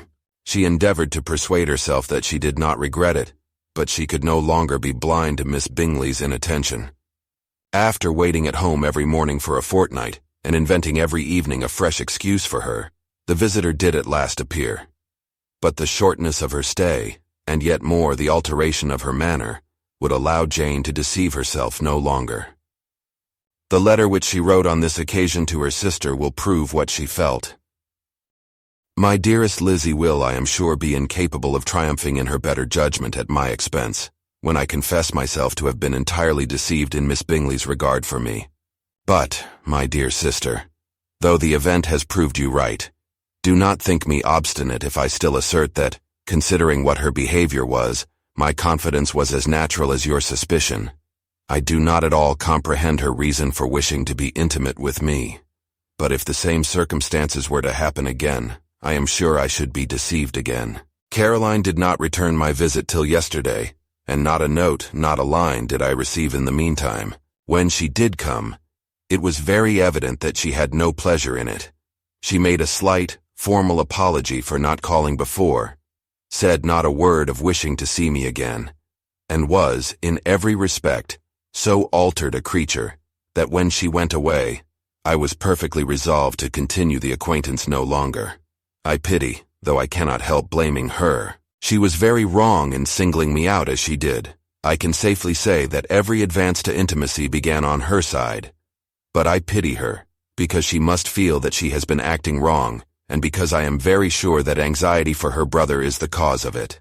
I need not explain myself farther, and though we know this anxiety to be quite needless, yet if she feels it, it will easily account for her behavior to me, and so deservedly dear as he is to his sister, whatever anxiety she may feel on his behalf is natural and amiable. I cannot but wonder, however, at her having any such fears now, because if he had at all cared about me, we must have met long, long ago. He knows of my being in town, I am certain, from something she said herself. And yet it would seem, by her manner of talking, as if she wanted to persuade herself that he is really partial to Miss Darcy. I cannot understand it. If I were not afraid of judging harshly, I should be almost tempted to say that there is a strong appearance of duplicity in all this. I will endeavor to banish every painful thought and think only of what will make me happy, your affection, and the invariable kindness of my dear uncle and aunt. Let me hear from you very soon. Miss Bingley said something of his never returning to Netherfield again, of giving up the house but not with any certainty. We had better not mention it. I am extremely glad that you have such pleasant accounts from our friends at Hunsford. Pray go to see them, with Sir William and Maria. I am sure you will be very comfortable there. Yours, etc. This letter gave Elizabeth some pain, but her spirits returned as she considered that Jane would no longer be duped, by the sister at least. All expectation from the brother was now absolutely over. She would not even wish for any renewal of his attentions. His character sunk on every review of it, and as a punishment for him, as well as a possible advantage to Jane, she seriously hoped he might really soon marry Mr. Darcy's sister, as, by Wickham's account, she would make him abundantly regret what he had thrown away. Mrs. Gardiner about this time reminded Elizabeth of her promise concerning that gentleman, and required information, and Elizabeth had such to send as might rather give contentment to her aunt than to herself. His apparent partiality had subsided, his attentions were over, he was the admirer of someone else. Elizabeth was watchful enough to see it all, but she could see it and write of it without material pain. Her heart had been but slightly touched, and her vanity was satisfied with believing that she would have been his only choice, had fortune permitted it. The sudden acquisition of £10,000 was the most remarkable charm of the young lady to whom he was now rendering himself agreeable. But Elizabeth, less clear-sighted perhaps in this case than in Charlotte's, did not quarrel with him for his wish of independence. Nothing, on the contrary, could be more natural, and while able to suppose that it cost him a few struggles to relinquish her, she was ready to allow it a wise and desirable measure for both, and could very sincerely wish him happy. All this was acknowledged to Mrs. Gardiner, and after relating the circumstances she thus went on. I am now convinced, my dear aunt, that I have never been much in love, for had I really experienced that pure and elevating passion, I should at present detest his very name and wish him all manner of evil. But my feelings are not only cordial towards him, they are even impartial towards Miss King. I cannot find out that I hate her at all, or that I am in the least unwilling to think her a very good sort of girl. There can be no love in all this. My watchfulness has been effectual, and though I should certainly be a more interesting object to all my acquaintance, were I distractedly in love with him, I cannot say that I regret my comparative insignificance. Importance may sometimes be purchased too dearly. Kitty and Lydia take his defection much more to heart than I do. They are young in the ways of the world, and not yet open to the mortifying conviction that handsome young men must have something to live on as well as the plain. Chapter 27. With no greater events than these in the Longbourn family, and otherwise diversified by little beyond the walks to Meryton, sometimes dirty and sometimes cold, did January and February pass away. March was to take Elizabeth to Hunsford. She had not at first thought very seriously of going thither, but Charlotte, she soon found, was depending on the plan, and she gradually learned to consider it herself with greater pleasure as well as greater certainty. Absence had increased her desire of seeing Charlotte again, and weakened her disgust of Mr. Collins. There was novelty in the scheme, and as with such a mother and such uncompanionable sisters, home could not be faultless, a little change was not unwelcome for its own sake. The journey would, moreover, give her a peep at Jane, and in short, as the time drew near, she would have been very sorry for any delay. Everything, however, went on smoothly, and was finally settled according to Charlotte's first sketch.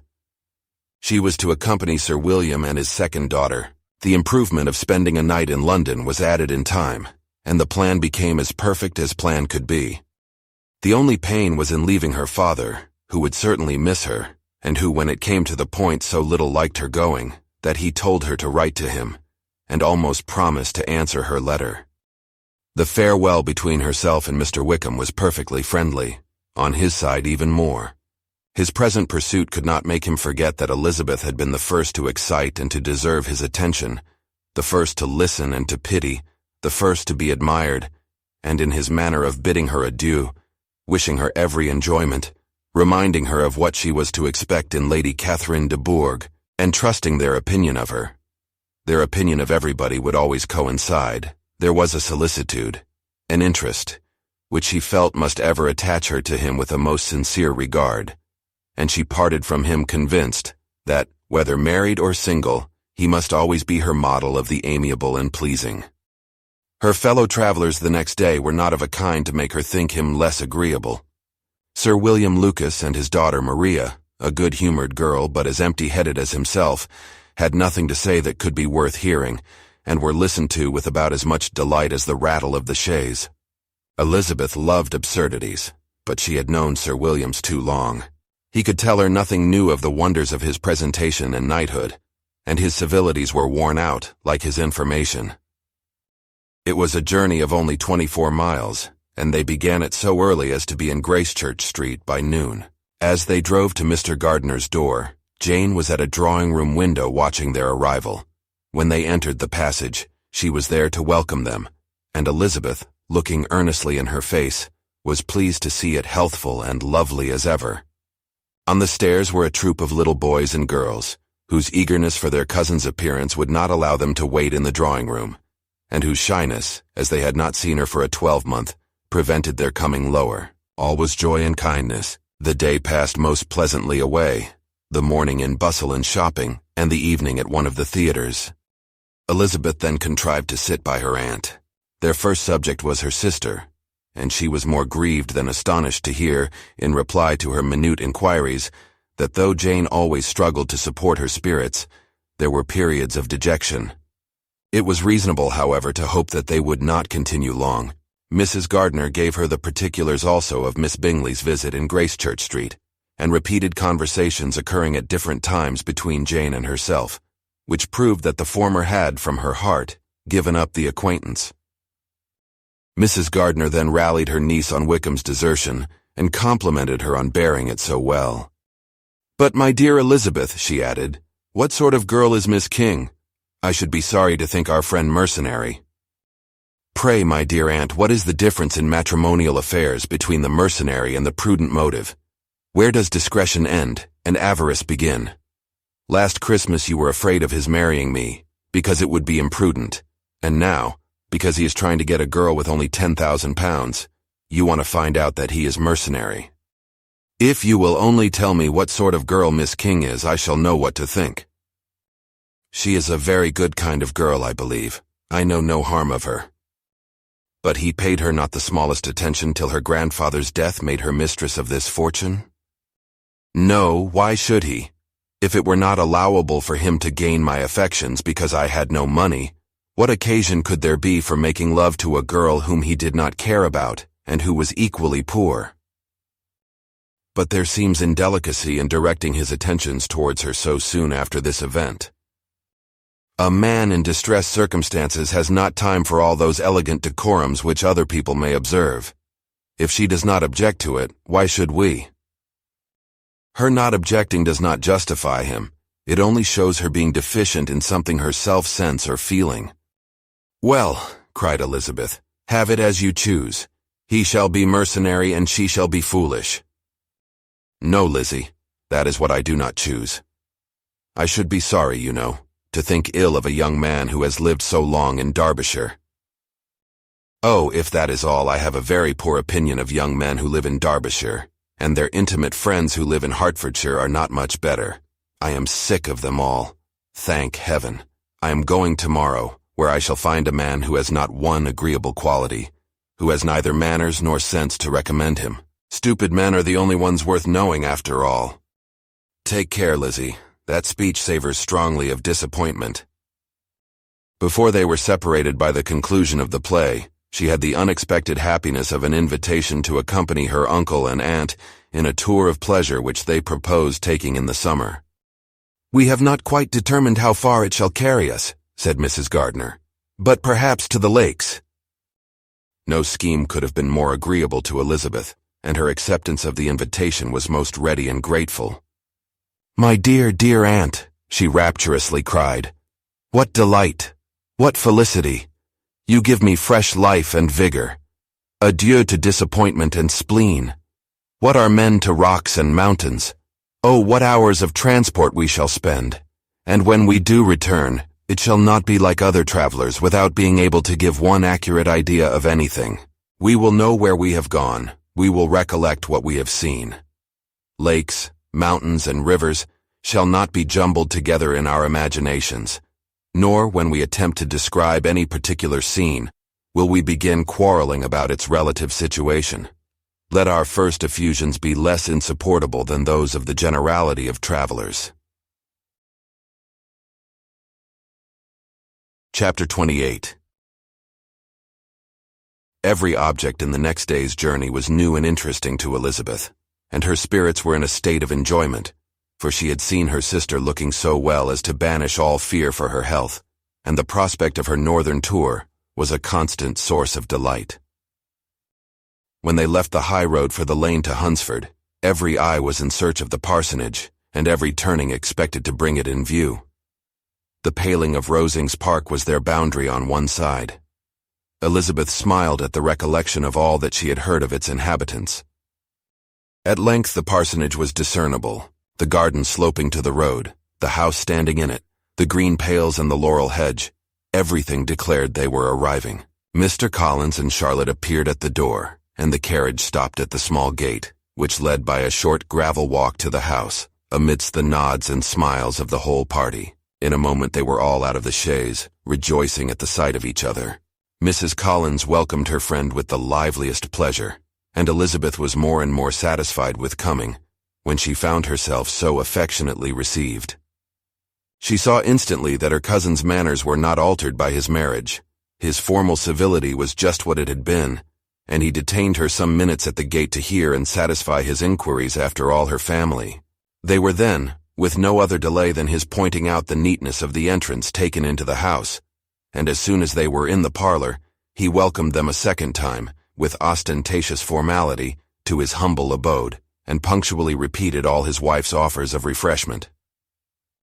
Elizabeth was prepared to see him in his glory, and she could not help fancying that in displaying the good proportion of the room, its aspect, and its furniture, he addressed himself particularly to her, as if wishing to make her feel what she had lost in refusing him. But though everything seemed neat and comfortable, she was not able to gratify him by any sigh of repentance, and rather looked with wonder at her friend, that she could have so cheerful an air with such a companion. When Mr. Collins said anything of which his wife might reasonably be ashamed, which certainly was not seldom, she involuntarily turned her eye on Charlotte. Once or twice she could discern a faint blush, but in general Charlotte wisely did not hear.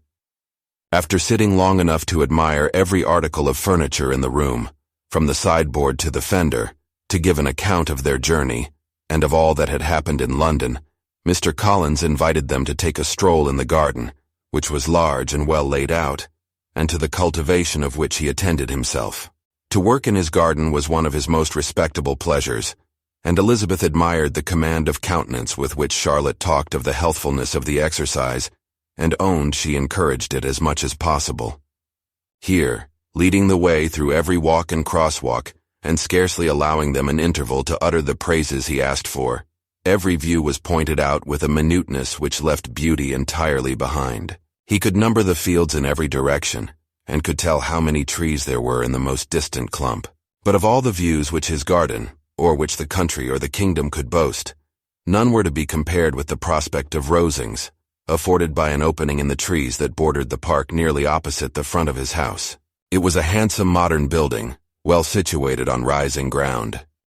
From his garden, Mr. Collins would have led them round his 2 meadows, but the ladies, not having shoes to encounter the remains of a white frost, turned back, and while Sir William accompanied him, Charlotte took her sister and friend over the house, extremely well pleased, probably, to have the opportunity of showing it without her husband's help.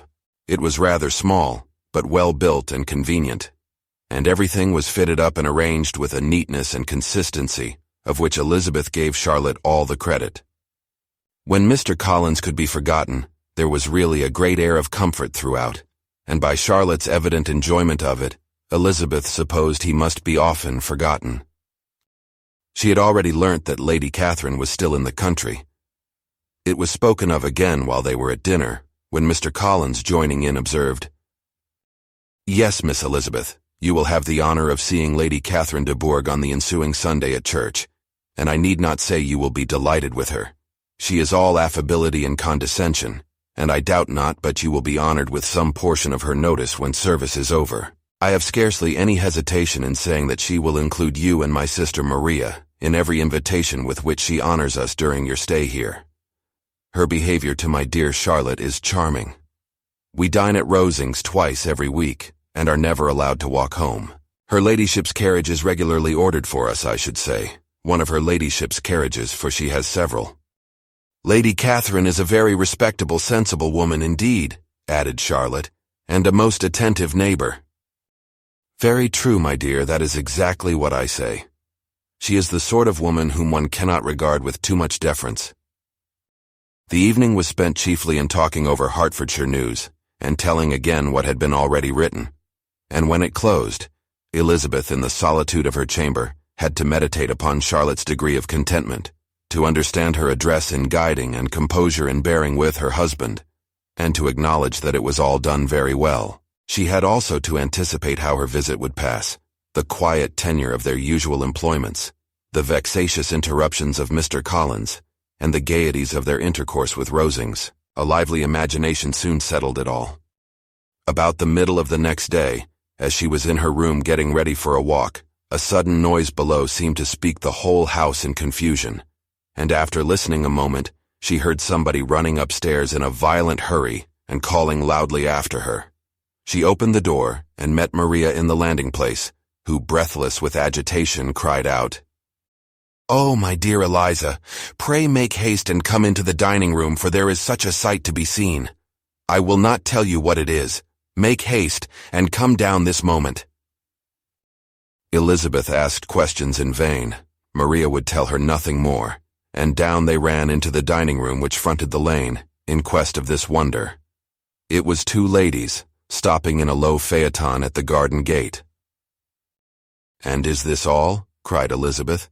"I expected at least that the pigs were got into the garden, and here is nothing but Lady Catherine and her daughter." "La, my dear," said Maria, quite shocked at the mistake. "It is not Lady Catherine. The old lady is Mrs. Jenkinson, who lives with them. The other is Miss de Bourgh. Only look at her. She is quite a little creature. Who would have thought she could be so thin and small?" "She is abominably rude to keep Charlotte out of doors in all this wind. Why does she not come in?" "Oh, Charlotte says she hardly ever does. It is the greatest of favors when Miss de Bourgh comes in." "I like her appearance," said Elizabeth, struck with other ideas. "She looks sickly and cross. Yes, she will do for him very well. She will make him a very proper wife." Mr. Collins and Charlotte were both standing at the gate in conversation with the ladies, and Sir William, to Elizabeth's high diversion, was stationed in the doorway, in earnest contemplation of the greatness before him, and constantly bowing whenever Miss de Bourgh looked that way. At length there was nothing more to be said. The ladies drove on, and the others returned into the house. Mr. Collins no sooner saw the two girls than he began to congratulate them on their good fortune, which Charlotte explained by letting them know that the whole party was asked to dine at Rosings the next day. Chapter 29. Mr. Collins's triumph in consequence of this invitation was complete. The power of displaying the grandeur of his patroness to his wondering visitors, and of letting them see her civility towards himself and his wife, was exactly what he had wished for, and that an opportunity of doing it should be given so soon was such an instance of Lady Catherine's condescension as he knew not how to admire enough. "I confess," said he, "that I should not have been at all surprised by her ladyship's asking us on Sunday to drink tea and spend the evening at Rosings. I rather expected from my knowledge of her affability that it would happen. But who could have foreseen such an attention as this? Who could have imagined that we should receive an invitation to dine there, an invitation, moreover, including the whole party, so immediately after your arrival?" "I am the less surprised at what has happened," replied Sir William, "from that knowledge of what the manners of the great really are, which my situation in life has allowed me to acquire. About the court, such instances of elegant breeding are not uncommon." Scarcely anything was talked of the whole day or next morning but their visit to Rosings. Mr. Collins was carefully instructing them in what they were to expect, that the sight of such rooms, so many servants, and so splendid a dinner, might not wholly overpower them. When the ladies were separating for the toilette, he said to Elizabeth, "Do not make yourself uneasy, my dear cousin, about your apparel. Lady Catherine is far from requiring that elegance of dress in us which becomes herself and daughter. I would advise you merely to put on whatever of your clothes is superior to the rest. There is no occasion for anything more. Lady Catherine will not think the worse of you for being simply dressed. She likes to have the distinction of rank preserved." While they were dressing, he came 2 or 3 times to their different doors, to recommend their being quick, as Lady Catherine very much objected to be kept waiting for her dinner. Such formidable accounts of her ladyship, and her manner of living, quite frightened Maria Lucas, who had been little used to company, and she looked forward to her introduction at Rosings with as much apprehension as her father had done to his presentation at St. James's. As the weather was fine, they had a pleasant walk of about half a mile across the park. Every park has its beauty and its prospects, and Elizabeth saw much to be pleased with, though she could not be in such raptures as Mr. Collins expected the scene to inspire, and was but slightly affected by his enumeration of the windows in front of the house, and his relation of what the glazing altogether had originally cost Sir Louis de Bourgh. When they ascended the steps to the hall, Maria's alarm was every moment increasing, and even Sir William did not look perfectly calm. Elizabeth's courage did not fail her. She had heard nothing of Lady Catherine that spoke her awful from any extraordinary talents or miraculous virtue, and the mere stateliness of money and rank she thought she could witness without trepidation.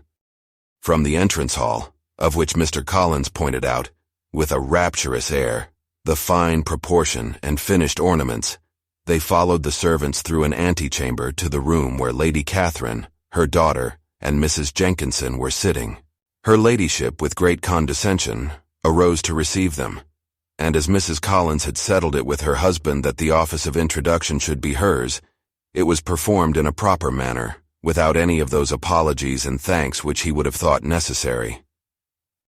In spite of having been at St. James's, Sir William was so completely awed by the grandeur surrounding him that he had but just courage enough to make a very low bow and take his seat without saying a word, and his daughter, frightened almost out of her senses, sat on the edge of her chair, not knowing which way to look. Elizabeth found herself quite equal to the scene, and could observe the 3 ladies before her composedly. Lady Catherine was a tall, large woman, with strongly marked features which might once have been handsome. Her air was not conciliating, nor was her manner of receiving them such as to make her visitors forget their inferior rank. She was not rendered formidable by silence, but whatever she said was spoken in so authoritative a tone as marked her self-importance, and brought Mr. Wickham immediately to Elizabeth's mind, and from the observation of the day altogether, she believed Lady Catherine to be exactly what he had represented.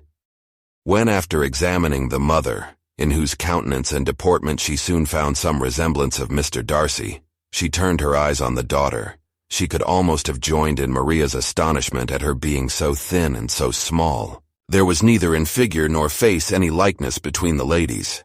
Miss de Bourgh was pale and sickly. Her features, though not plain, were insignificant, and she spoke very little, except in a low voice, to Mrs. Jenkinson, in whose appearance there was nothing remarkable, and who was entirely engaged in listening to what she said, and placing a screen in the proper direction before her eyes.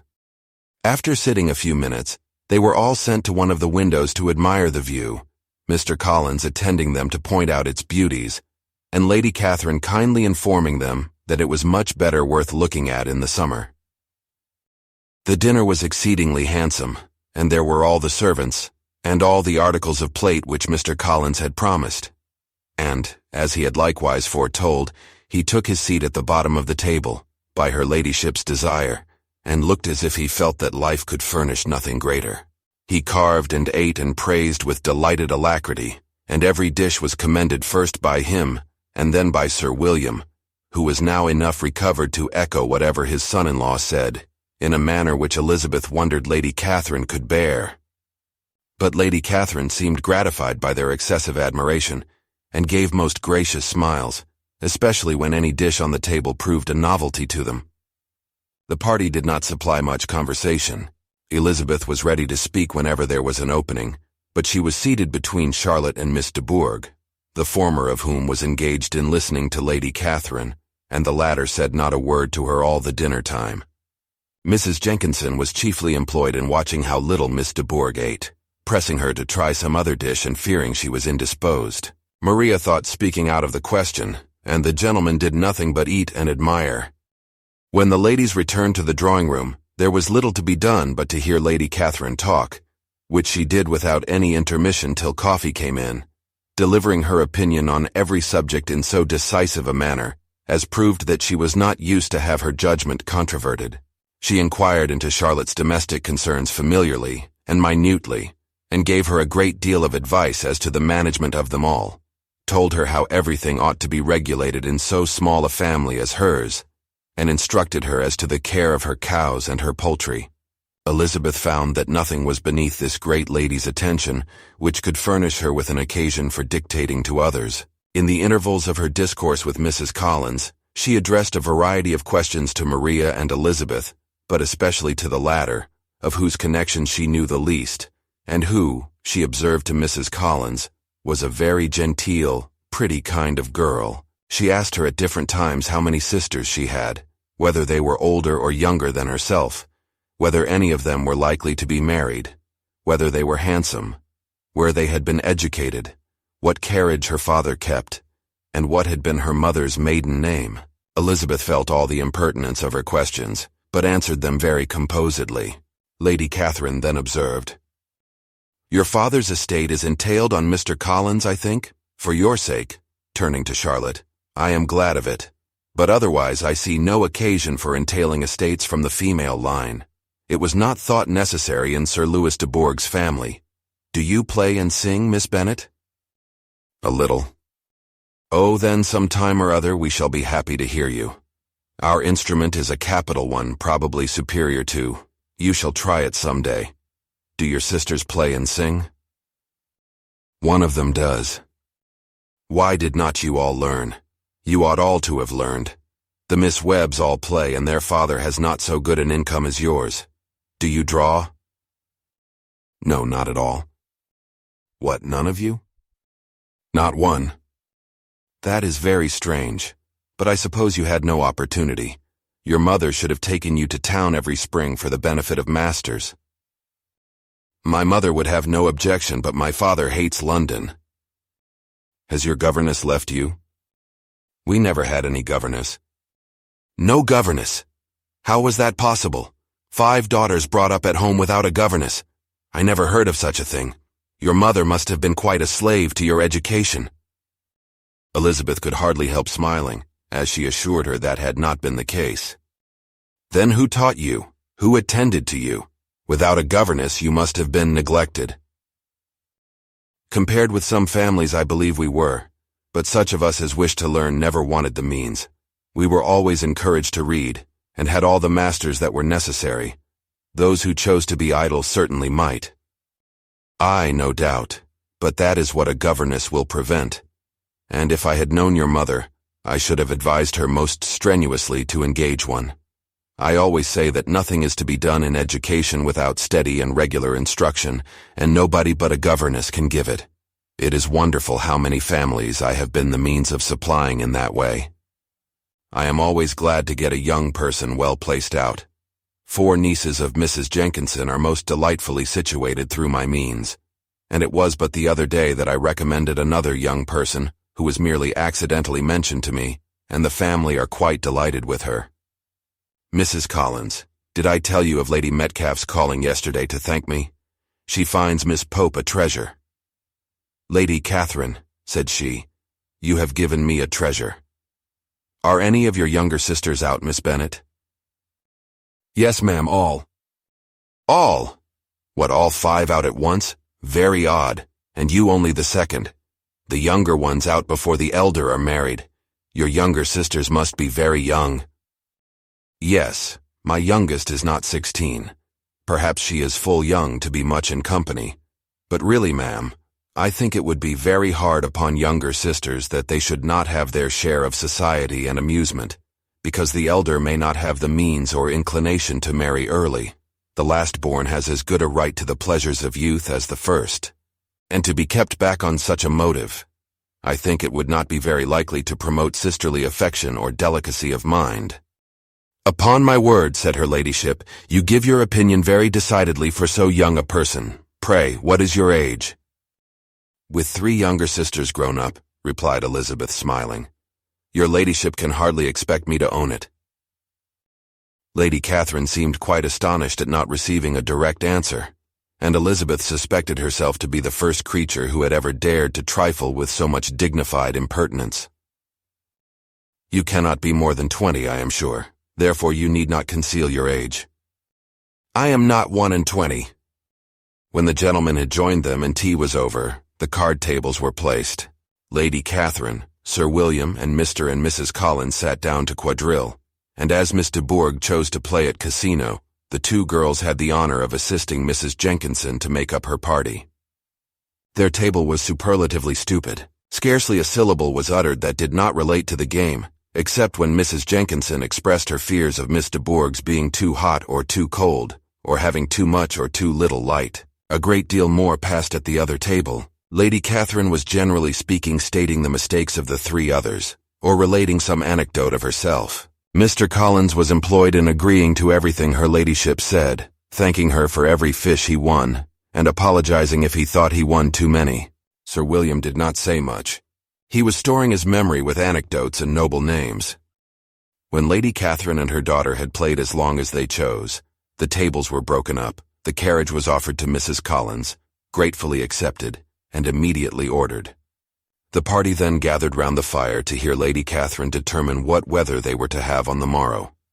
From these instructions they were summoned by the arrival of the coach, and with many speeches of thankfulness on Mr. Collins's side, and as many bows on Sir William's, they departed.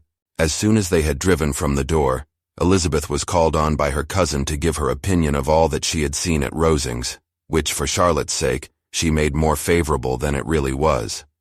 But her commendation, though costing her some trouble, could by no means satisfy Mr. Collins, and he was very soon obliged to take her ladyship's praise into his own hands. Chapter 30. Sir William stayed only a week at Hunsford, but his visit was long enough to convince him of his daughter's being most comfortably settled, and of her possessing such a husband and such a neighbor as were not often met with. While Sir William was with them, Mr. Collins devoted his mornings to driving him out in his gig and showing him the country. But when he went away, the whole family returned to their usual employments, and Elizabeth was thankful to find that they did not see more of her cousin by the alteration. For the chief of the time between breakfast and dinner was now passed by him, either at work in the garden or in reading and writing, and looking out of window in his own book-room, which fronted the road. The room in which the ladies sat was backwards. Elizabeth at first had rather wondered that Charlotte should not prefer the dining parlor for common use. It was a better-sized room, and had a pleasanter aspect, but she soon saw that her friend had an excellent reason for what she did, for Mr. Collins would undoubtedly have been much less in his own apartment had they sat in one equally lively, and she gave Charlotte credit for the arrangement. From the drawing-room they could distinguish nothing in the lane, and were indebted to Mr. Collins for the knowledge of what carriages went along, and how often especially Miss de Bourgh drove by in her phaeton, which he never failed coming to inform them of, though it happened almost every day. She not unfrequently stopped at the parsonage, and had a few minutes' conversation with Charlotte, but was scarcely ever prevailed on to get out. Very few days passed in which Mr. Collins did not walk to Rosings, and not many in which his wife did not think it necessary to go likewise, until Elizabeth recollected that there might be other family livings to be disposed of. She could not understand the sacrifice of so many hours. Now and then they were honored with a call from her ladyship, and nothing escaped her observation that was passing in the room during these visits.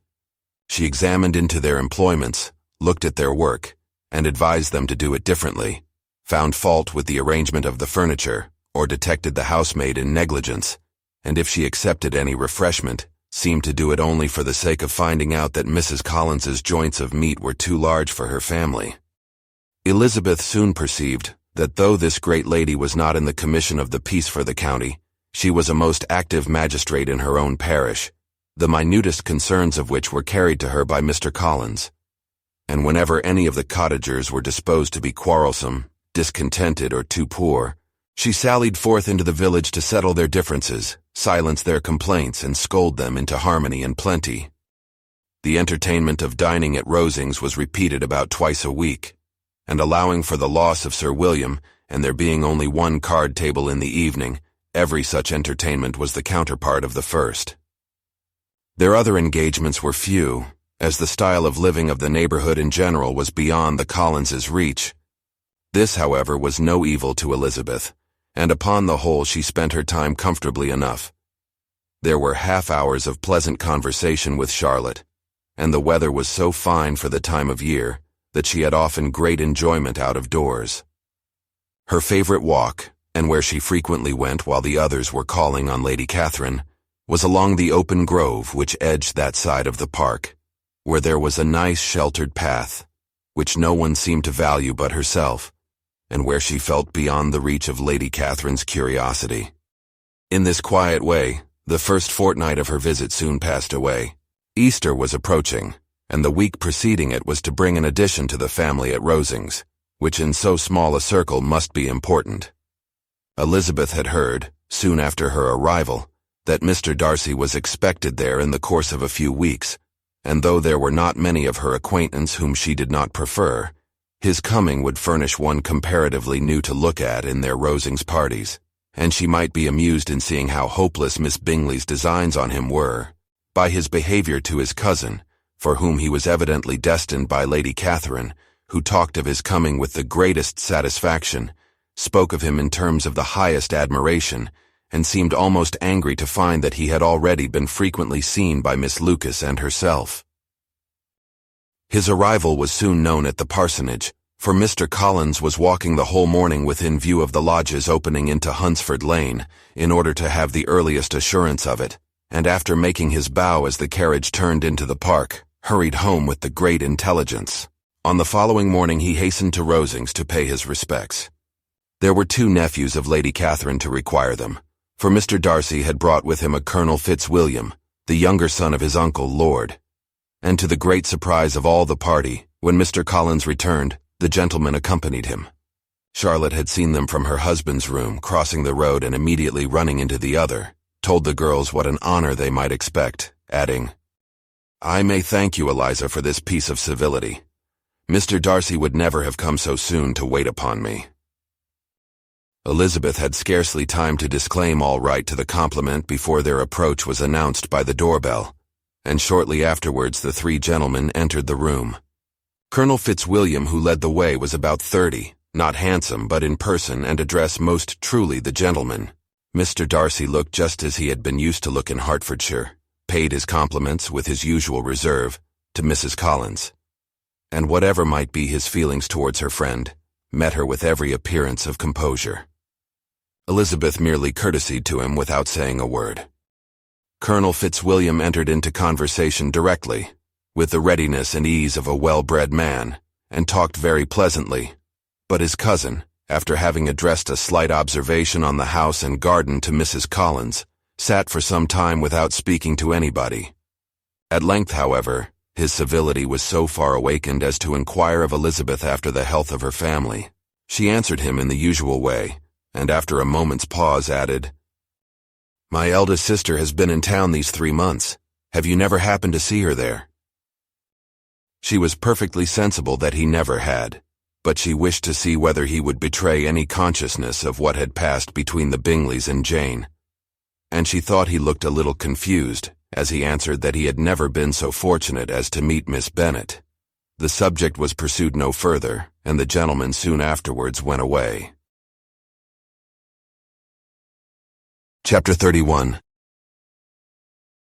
Colonel Fitzwilliam's manners were very much admired at the parsonage, and the ladies all felt that he must add considerably to the pleasure of their engagements at Rosings. It was some days, however, before they received any invitation thither, for while there were visitors in the house they could not be necessary, and it was not till Easter Day, almost a week after the gentlemen's arrival, that they were honored by such an attention, and then they were merely asked on leaving church to come there in the evening. For the last week they had seen very little of either Lady Catherine or her daughter, Colonel Fitzwilliam had called at the parsonage more than once during the time, but Mr. Darcy they had only seen at church.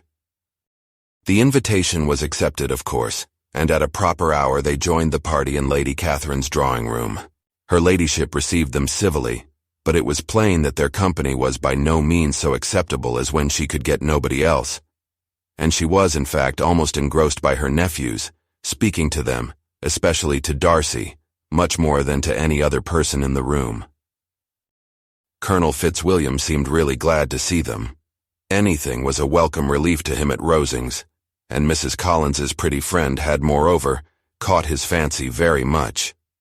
He now seated himself by her, and talked so agreeably of Kent and Hertfordshire, of travelling and staying at home, of new books and music, that Elizabeth had never been half so well entertained in that room before, and they conversed with so much spirit and flow as to draw the attention of Lady Catherine herself, as well as of Mr. Darcy. His eyes had been soon and repeatedly turned towards them with a look of curiosity, and that her ladyship, after a while, shared the feeling, was more openly acknowledged, for she did not scruple to call out, "What is that you are saying, Fitzwilliam? What is it you are talking of? What are you telling Miss Bennet? Let me hear what it is." "We were talking of music, madam," said he when no longer able to avoid a reply. "Of music. Then pray speak aloud. It is of all subjects my delight. I must have my share in the conversation if you are speaking of music. There are few people in England, I suppose, who have more true enjoyment of music than myself, or a better natural taste. If I had ever learnt, I should have been a great proficient, and so would Anne, if her health had allowed her to apply. I am confident that she would have performed delightfully. How does Georgiana get on, Darcy?" Mr. Darcy spoke with affectionate praise of his sister's proficiency. "I am very glad to hear such a good account of her," said Lady Catherine, "and pray tell her from me that she cannot expect to excel if she does not practice a great deal." "I assure you, madam," he replied, "that she does not need such advice. She practices very constantly." "So much the better. It cannot be done too much, and when I next write to her I shall charge her not to neglect it on any account. I often tell young ladies that no excellence in music is to be acquired without constant practice. I have told Miss Bennet several times that she will never play really well unless she practices more. And though Mrs. Collins has no instrument, she is very welcome, as I have often told her, to come to Rosings every day and play on the pianoforte in Mrs. Jenkinson's room. She would be in nobody's way, you know, in that part of the house." Mr. Darcy looked a little ashamed of his aunt's ill-breeding, and made no answer. When coffee was over, Colonel Fitzwilliam reminded Elizabeth of having promised to play to him, and she sat down directly to the instrument. He drew a chair near her. Lady Catherine listened to half a song, and then talked as before to her other nephew, till the latter walked away from her, and moving with his usual deliberation towards the pianoforte, stationed himself so as to command a full view of the fair performer's countenance. Elizabeth saw what he was doing, and at the first convenient pause turned to him with an arch smile and said, "You mean to frighten me, Mr. Darcy, by coming in all this state to hear me. But I will not be alarmed, though your sister does play so well. There is a stubbornness about me that never can bear to be frightened at the will of others. My courage always rises with every attempt to intimidate me." "I shall not say that you are mistaken," he replied, "because you could not really believe me to entertain any design of alarming you. And I have had the pleasure of your acquaintance long enough to know that you find great enjoyment in occasionally professing opinions which in fact are not your own." Elizabeth laughed heartily at this picture of herself, and said to Colonel Fitzwilliam, "Your cousin will give you a very pretty notion of me, and teach you not to believe a word I say. I am particularly unlucky in meeting with a person so well able to expose my real character, in a part of the world where I had hoped to pass myself off with some degree of credit. Indeed, Mr. Darcy, it is very ungenerous in you to mention all that you knew to my disadvantage in Hertfordshire, and give me leave to say, very impolitic too, for it is provoking me to retaliate, and such things may come out as will shock your relations to hear." "I am not afraid of you," said he smilingly. "Pray let me hear what you have to accuse him of," cried Colonel Fitzwilliam. I should like to know how he behaves among strangers. You shall hear then, but prepare for something very dreadful. The first time of my ever seeing him in Hertfordshire, you must know, was at a ball, and at this ball, what do you think he did? He danced only 4 dances. I am sorry to pain you, but so it was. He danced only 4 dances, though gentlemen were scarce, and to my certain knowledge more than one young lady was sitting down in want of a partner. Mr. Darcy, you cannot deny the fact. I had not at that time the honor of knowing any lady in the assembly beyond my own party. True, and nobody can ever be introduced in a ballroom. Well, Colonel Fitzwilliam, what do I play next? My fingers wait your orders. Perhaps, said Darcy, I should have judged better had I sought an introduction, but I am ill qualified to recommend myself to strangers. Shall we ask your cousin the reason of this? Said Elizabeth, still addressing Colonel Fitzwilliam. Shall we ask him why a man of sense and education, and who has lived in the world, is ill qualified to recommend himself to strangers? I can answer your question, said Fitzwilliam, without applying to him. It is because he will not give himself the trouble. I certainly have not the talent which some people possess, said Darcy, of conversing easily with those I have never seen before. I cannot catch their tone of conversation or appear interested in their concerns, as I often see done. My fingers, said Elizabeth, do not move over this instrument in the masterly manner which I see so many women's do. They have not the same force or rapidity, and do not produce the same expression. But then I have always supposed it to be my own fault, because I would not take the trouble of practicing. It is not that I do not believe my fingers as capable as any other woman's of superior execution. Darcy smiled and said, You are perfectly right. You have employed your time much better. No one admitted to the privilege of hearing you can think anything wanting. We neither of us performed to strangers. Here they were interrupted by Lady Catherine, who called out to know what they were talking of. Elizabeth immediately began playing again. Lady Catherine approached, and after listening for a few minutes, said to Darcy, Miss Bennet would not play at all amiss if she practiced more, and could have the advantage of a London master. She has a very good notion of fingering, though her taste is not equal to Anne's. Anne would have been a delightful performer, had her health allowed her to learn. Elizabeth looked at Darcy, to see how cordially he assented to his cousin's praise, but neither at that moment nor at any other could she discern any symptom of love, and from the whole of his behavior to Miss de Bourgh she derived this comfort for Miss Bingley, that he might have been just as likely to marry her, had she been his relation. Lady Catherine continued her remarks on Elizabeth's performance, mixing with them many instructions on execution and taste. Elizabeth received them with all the forbearance of civility, and at the request of the gentleman remained at the instrument till her ladyship's carriage was ready to take them all home. Chapter 32. Elizabeth was sitting by herself the next morning, and writing to Jane while Mrs. Collins and Maria were gone on business into the village, when she was startled by a ring at the door, the certain signal of a visitor. As she had heard no carriage, she thought it not unlikely to be Lady Catherine, and under that apprehension was putting away her half-finished letter that she might escape all impertinent questions, when the door opened, and to her very great surprise, Mr. Darcy, and Mr. Darcy only, entered the room.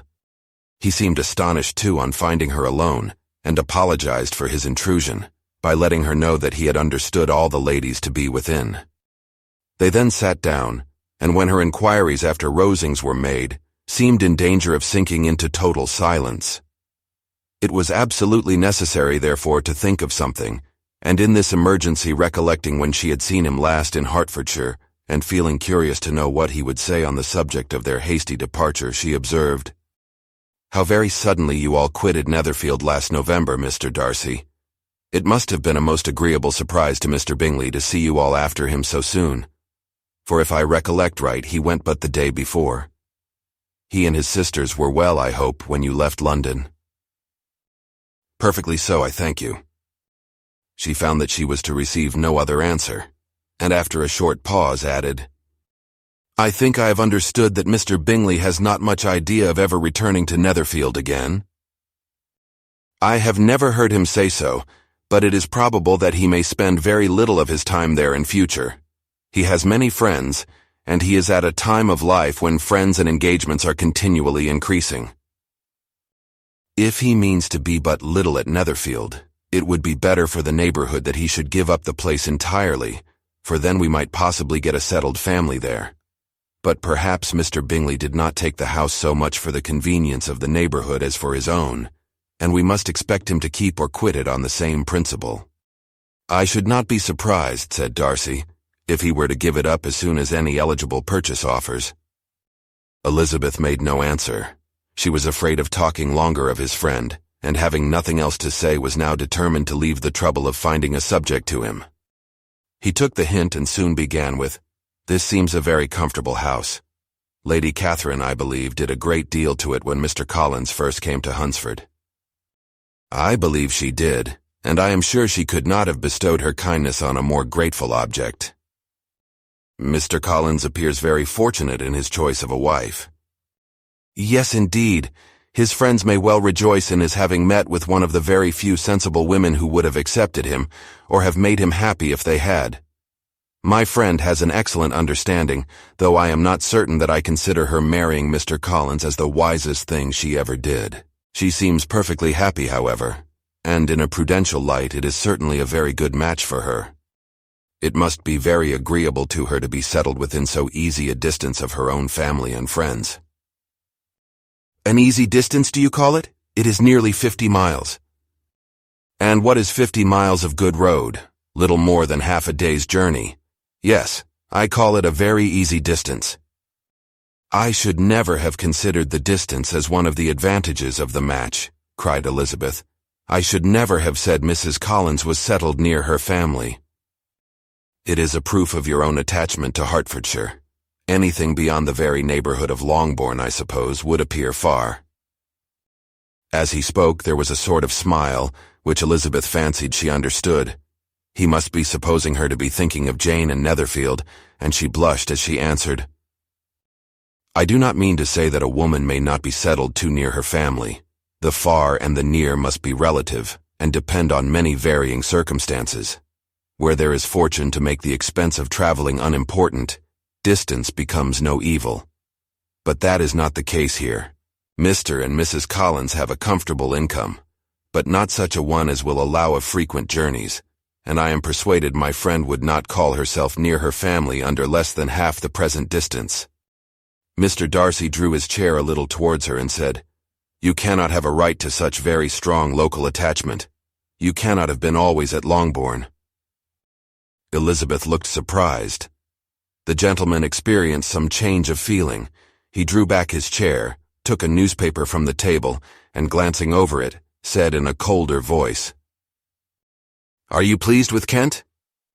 A short dialogue on the subject of the country ensued, on either side calm and concise, and soon put an end to by the entrance of Charlotte and her sister, just returned from their walk. The tete-a-tete surprised them. Mr. Darcy related the mistake which had occasioned his intruding on Miss Bennet, and after sitting a few minutes longer, without saying much to anybody, went away. "What can be the meaning of this?" said Charlotte as soon as he was gone. "My dear Eliza, he must be in love with you, or he would never have called on us in this familiar way." But when Elizabeth told of his silence, it did not seem very likely even to Charlotte's wishes to be the case, and after various conjectures, they could at last only suppose his visit to proceed from the difficulty of finding anything to do, which was the more probable from the time of year. All field sports were over. Within doors there was Lady Catherine, books, and a billiard table. But gentlemen cannot be always within doors. And in the nearness of the parsonage, or the pleasantness of the walk to it, or of the people who lived in it, the two cousins found a temptation from this period of walking thither almost every day. They called at various times of the morning, sometimes separately, sometimes together, and now and then accompanied by their aunt. It was plain to them all that Colonel Fitzwilliam came because he had pleasure in their society, a persuasion which of course recommended him still more, and Elizabeth was reminded by her own satisfaction in being with him, as well as by his evident admiration of her former favorite, George Wickham. And though, in comparing them, she saw there was less captivating softness in Colonel Fitzwilliam's manners, she believed he might have the best informed mind. But why Mr. Darcy came so often to the parsonage it was more difficult to understand. It could not be for society, as he frequently sat there 10 minutes together without opening his lips. And when he did speak, it seemed the effect of necessity rather than of choice, a sacrifice to propriety, not a pleasure to himself. He seldom appeared really animated. Mrs. Collins knew not what to make of him.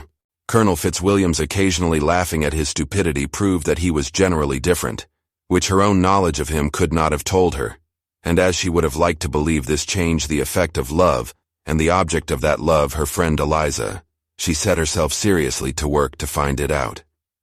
She watched him whenever they were at Rosings, and whenever he came to Hunsford, but without much success. He certainly looked at her friend a great deal, but the expression of that look was disputable. It was an earnest, steadfast gaze, but she often doubted whether there were much admiration in it, and sometimes it seemed nothing but absence of mind. She had once or twice suggested to Elizabeth the possibility of his being partial to her, but Elizabeth always laughed at the idea, and Mrs. Collins did not think it right to press the subject, from the danger of raising expectations which might only end in disappointment, for in her opinion it admitted not of a doubt that all her friend's dislike would vanish, if she could suppose him to be in her power. In her kind schemes for Elizabeth, she sometimes planned her marrying Colonel Fitzwilliam. He was, beyond comparison, the pleasantest man. He certainly admired her, and his situation in life was most eligible. But to counterbalance these advantages, Mr. Darcy had considerable patronage in the church, and his cousin could have none at all. Chapter 33. More than once did Elizabeth, in her ramble within the park, unexpectedly meet Mr. Darcy. She felt all the perverseness of the mischance that should bring him where no one else was brought, and to prevent its ever happening again, took care to inform him at first that it was a favorite haunt of hers. How it could occur a second time, therefore, was very odd. Yet it did, and even the third. It seemed like willful ill nature, or a voluntary penance. For on these occasions it was not merely a few formal inquiries and an awkward pause and then away, but he actually thought it necessary to turn back and walk with her. He never said a great deal, nor did she give herself the trouble of talking or of listening much, but it struck her in the course of their third encounter that he was asking some odd, unconnected questions about her pleasure in being at Hunsford, her love of solitary walks, and her opinion of Mr. and Mrs. Collins's happiness, and that in speaking of Rosings, and her not perfectly understanding the house, he seemed to expect that whenever she came into Kent again, she would be staying there too. His words seemed to imply it. Could he have Colonel Fitzwilliam in his thoughts? She supposed if he meant anything, he must mean an allusion to what might arise in that quarter. It distressed her a little, and she was quite glad to find herself at the gate in the pales opposite the parsonage. She was engaged one day, as she walked, in reperusing Jane's last letter, and dwelling on some passages which proved that Jane had not written in spirits, when, instead of being again surprised by Mr. Darcy, she saw, on looking up, that Colonel Fitzwilliam was meeting her. Putting away the letter immediately, and forcing a smile, she said, "I did not know before that you ever walked this way." "I have been making the tour of the park," he replied, "as I generally do every year, and intended to close it with a call at the parsonage. Are you going much farther?" "No, I should have turned in a moment." And accordingly she did turn, and they walked towards the parsonage together. "Do you certainly leave Kent on Saturday?" said she. "Yes, if Darcy does not put it off again, but I am at his disposal. He arranges the business just as he pleases. And if not able to please himself in the arrangement, he has at least great pleasure in the power of choice. I do not know anybody who seems more to enjoy the power of doing what he likes than Mr. Darcy." "He likes to have his own way very well," replied Colonel Fitzwilliam, "but so we all do. It is only that he has better means of having it than many others because he is rich, and many others are poor. I speak feelingly. A younger son, you know, must be inured to self-denial and dependence, In my opinion, the younger son of an earl can know very little of either. Now seriously, what have you ever known of self-denial and dependence? When have you been prevented by want of money from going wherever you chose or procuring anything you had a fancy for? These are home questions, and perhaps I cannot say that I have experienced many hardships of that nature. But in matters of greater weight, I may suffer from the want of money. Younger sons cannot marry where they like. Unless where they like women of fortune, which I think they very often do. Our habits of expense make us too dependent, and there are not many in my rank of life who can afford to marry without some attention to money. Is this, thought Elizabeth, meant for me? And she colored at the idea, but recovering herself said in a lively tone, And pray, what is the usual price of an earl's younger son? Unless the elder brother is very sickly, I suppose you would not ask above £50,000. He answered her in the same style, and the subject dropped. To interrupt a silence which might make him fancy her affected with what had passed, she soon afterward said, I imagine your cousin brought you down with him chiefly for the sake of having somebody at his disposal. I wonder he does not marry, to secure a lasting convenience of that kind. But perhaps his sister does as well for the present, and, as she is under his sole care, he may do what he likes with her. No, said Colonel Fitzwilliam, that is an advantage which he must divide with me. I am joined with him in the guardianship of Miss Darcy. Are you indeed?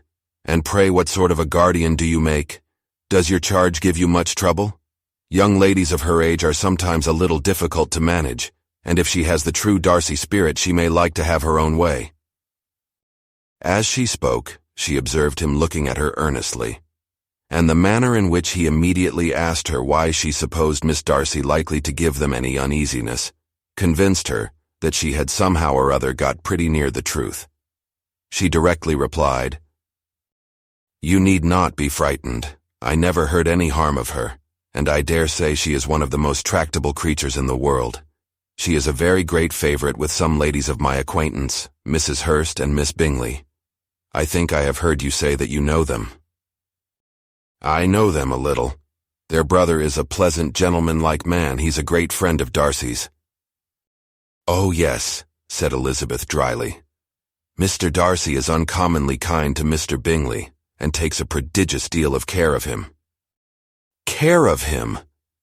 Yes, I really believe Darcy does take care of him in those points where he most wants care. From something that he told me in our journey hither, I have reason to think Bingley very much indebted to him. But I ought to beg his pardon, for I have no right to suppose that Bingley was the person meant. It was all conjecture. What is it you mean? It is a circumstance which Darcy, of course, could not wish to be generally known, because if it were to get round to the lady's family, it would be an unpleasant thing. You may depend upon my not mentioning it. And remember that I have not much reason for supposing it to be Bingley. What he told me was merely this, that he congratulated himself on having lately saved a friend from the inconveniences of a most imprudent marriage, but without mentioning names or any other particulars, and I only suspected it to be Bingley from believing him the kind of young man to get into a scrape of that sort, and from knowing them to have been together the whole of last summer. Did Mr. Darcy give you his reasons for this interference? I understood that there were some very strong objections against the lady. And what arts did he use to separate them? He did not talk to me of his own arts, said Fitzwilliam, smiling.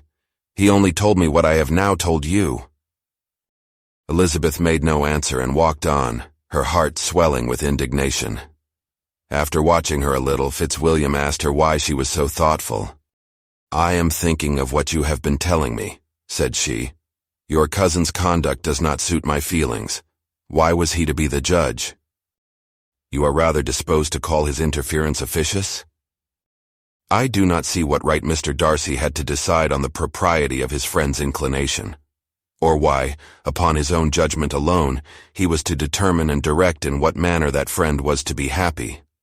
But, she continued, recollecting herself, as we know none of the particulars, it is not fair to condemn him. It is not to be supposed that there was much affection in the case.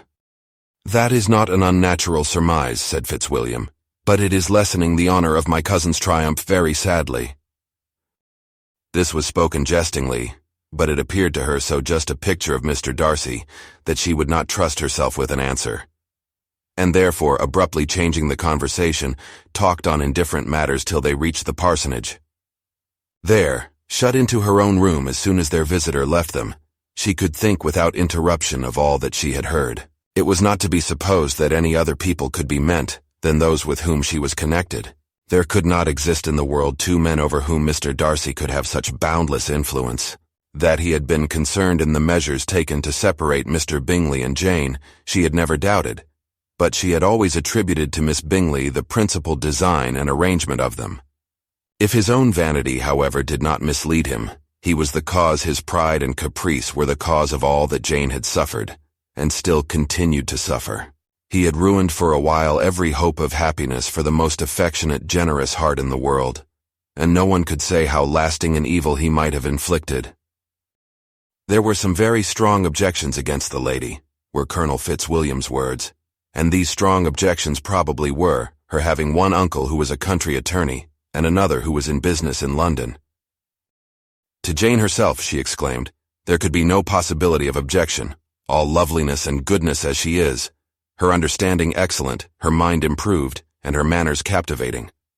Neither could anything be urged against my father, who, though with some peculiarities, has abilities which Mr. Darcy himself need not disdain, and respectability which he will probably never reach. When she thought of her mother, indeed, her confidence gave way a little, but she would not allow that any objections there had material weight with Mr. Darcy, whose pride, she was convinced, would receive a deeper wound from the want of importance in his friends' connections than from their want of sense, and she was quite decided at last that he had been partly governed by this worst kind of pride, and partly by the wish of retaining Mr. Bingley for his sister.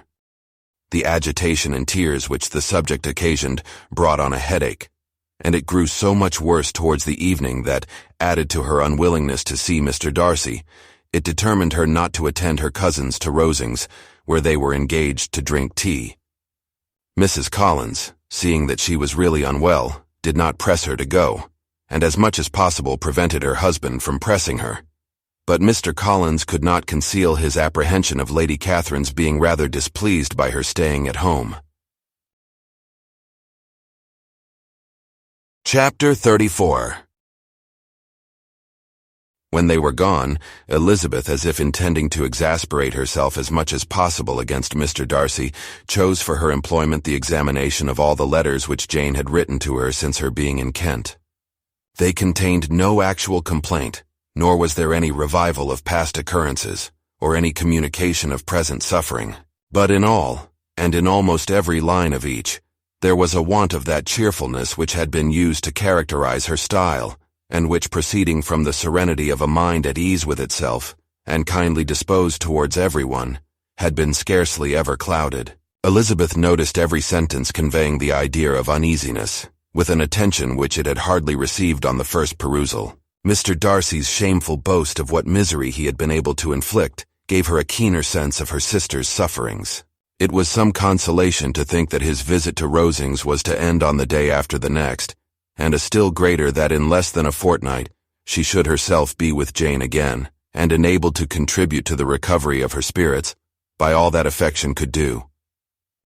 She could not think of Darcy's leaving Kent without remembering that his cousin was to go with him, but Colonel Fitzwilliam had made it clear that he had no intentions at all, and agreeable as he was, she did not mean to be unhappy about him. While settling this point, she was suddenly roused by the sound of the doorbell, and her spirits were a little fluttered by the idea of its being Colonel Fitzwilliam himself, who had once before called late in the evening, and might now come to inquire particularly after her. But this idea was soon banished, and her spirits were very differently affected when, to her utter amazement, she saw Mr. Darcy walk into the room. In a hurried manner, he immediately began an inquiry after her health, imputing his visit to a wish of hearing that she were better. She answered him with cold civility. He sat down for a few moments, and then getting up walked about the room. Elizabeth was surprised but said not a word. After a silence of several minutes he came towards her in an agitated manner, and thus began. In vain have I struggled. It will not do. My feelings will not be repressed. You must allow me to tell you how ardently I admire and love you. Elizabeth's astonishment was beyond expression. She stared, colored, doubted, and was silent. This he considered sufficient encouragement, and the avowal of all that he felt and had long felt for her immediately followed. He spoke well, but there were feelings besides those of the heart to be detailed, and he was not more eloquent on the subject of tenderness than of pride. His sense of her inferiority, of its being a degradation, of the family obstacles which judgment had always opposed to inclination, were dwelt on with a warmth which seemed due to the consequence he was wounding, but was very unlikely to recommend his suit. In spite of her deeply rooted dislike, she could not be insensible to the compliment of such a man's affection, and though her intentions did not vary for an instant, she was at first sorry for the pain he was to receive, till roused to resentment by his subsequent language, she lost all compassion in anger. She tried, however, to compose herself to answer him with patience, when he should have done. He concluded with representing to her the strength of that attachment, which in spite of all his endeavors he had found impossible to conquer, and with expressing his hope that it would now be rewarded by her acceptance of his hand. As he said this, she could easily see that he had no doubt of a favorable answer. He spoke of apprehension and anxiety, but his countenance expressed real security. Such a circumstance could only exasperate farther, and when he ceased the color rose into her cheeks and she said, "In such cases as this it is, I believe, the established mode to express a sense of obligation for the sentiments avowed, however unequally they may be returned.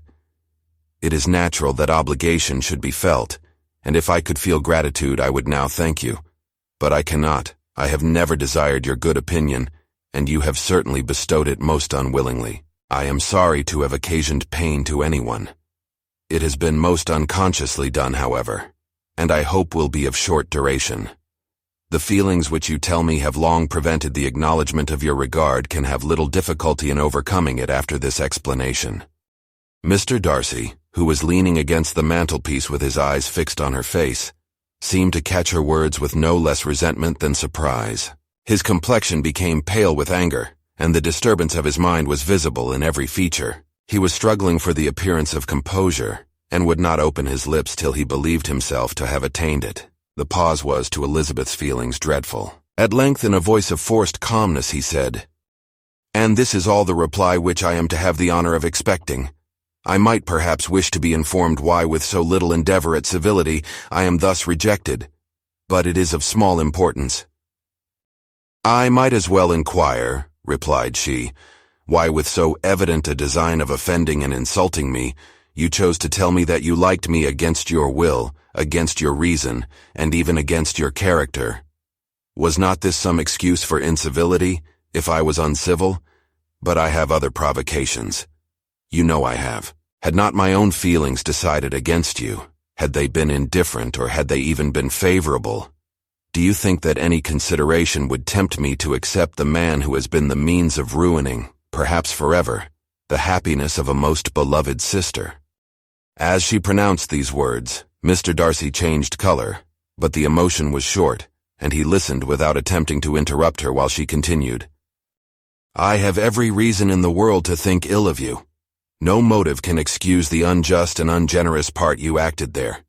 You dare not, you cannot deny that you have been the principal, if not the only means of dividing them from each other, of exposing one to the censure of the world for caprice and instability, the other to its derision for disappointed hopes, and involving them both in misery of the acutest kind." She paused, and saw with no slight indignation that he was listening with an air which proved him wholly unmoved by any feeling of remorse. He even looked at her with a smile of affected incredulity. "Can you deny that you have done it?" she repeated. With assumed tranquility he then replied, "I have no wish of denying that I did everything in my power to separate my friend from your sister, or that I rejoice in my success. Towards him, I have been kinder than towards myself." Elizabeth disdained the appearance of noticing this civil reflection, but its meaning did not escape, nor was it likely to conciliate her. "But it is not merely this affair," she continued. on which my dislike is founded. Long before it had taken place, my opinion of you was decided. Your character was unfolded in the recital which I received many months ago from Mr. Wickham. On this subject, what can you have to say? In what imaginary act of friendship can you here defend yourself? Or under what misrepresentation can you here impose upon others? You take an eager interest in that gentleman's concerns, said Darcy in a less tranquil tone and with a heightened color. Who that knows what his misfortunes have been can help feeling an interest in him. His misfortunes, repeated Darcy contemptuously. Yes, his misfortunes have been great indeed. And of your infliction, cried Elizabeth with energy. You have reduced him to his present state of poverty, comparative poverty. You have withheld the advantages which you must know to have been designed for him. You have deprived the best years of his life of that independence, which was no less his due than his desert. You have done all this, and yet you can treat the mention of his misfortunes with contempt and ridicule. And this, cried Darcy as he walked with quick steps across the room, is your opinion of me. This is the estimation in which you hold me. I thank you for explaining it so fully. My faults, according to this calculation, are heavy indeed. But perhaps, added he, stopping in his walk and turning towards her, these offenses might have been overlooked, had not your pride been hurt by my honest confession of the scruples that had long prevented my forming any serious design. These bitter accusations might have been suppressed had I, with greater policy, concealed my struggles, and flattered you into the belief of my being impelled by unqualified, unalloyed inclination, by reason, by reflection, by everything. But disguise of every sort is my abhorrence, nor am I ashamed of the feelings I related. They were natural and just. Could you expect me to rejoice in the inferiority of your connections, to congratulate myself on the hope of relations whose condition in life is so decidedly beneath my own? Elizabeth felt herself growing more angry every moment, yet she tried to the utmost to speak with composure when she said, You are mistaken, Mr. Darcy, if you suppose that the mode of your declaration affected me in any other way than as it spared me the concern which I might have felt in refusing you, had you behaved in a more gentlemanlike manner. She saw him start at this, but he said nothing, and she continued, You could not have made me the offer of your hand in any possible way that would have tempted me to accept it. Again his astonishment was obvious, and he looked at her with an expression of mingled incredulity and mortification. She went on, From the very beginning, from the first moment I may almost say of my acquaintance with you, your manners impressing me with the fullest belief of your arrogance, your conceit, and your selfish disdain of the feelings of others, were such as to form that groundwork of disapprobation, on which succeeding events have built so immovable a dislike, and I had not known you a month before I felt that you were the last man in the world whom I could ever be prevailed on to marry. You have said quite enough, madam. I perfectly comprehend your feelings, and have now only to be ashamed of what my own have been. Forgive me for having taken up so much of your time, and accept my best wishes for your health and happiness. And with these words he hastily left the room, and Elizabeth heard him the next moment open the front door and quit the house. The tumult of her mind was now painfully great. She knew not how to support herself, and from actual weakness sat down and cried for half an hour. Her astonishment, as she reflected on what had passed, was increased by every review of it.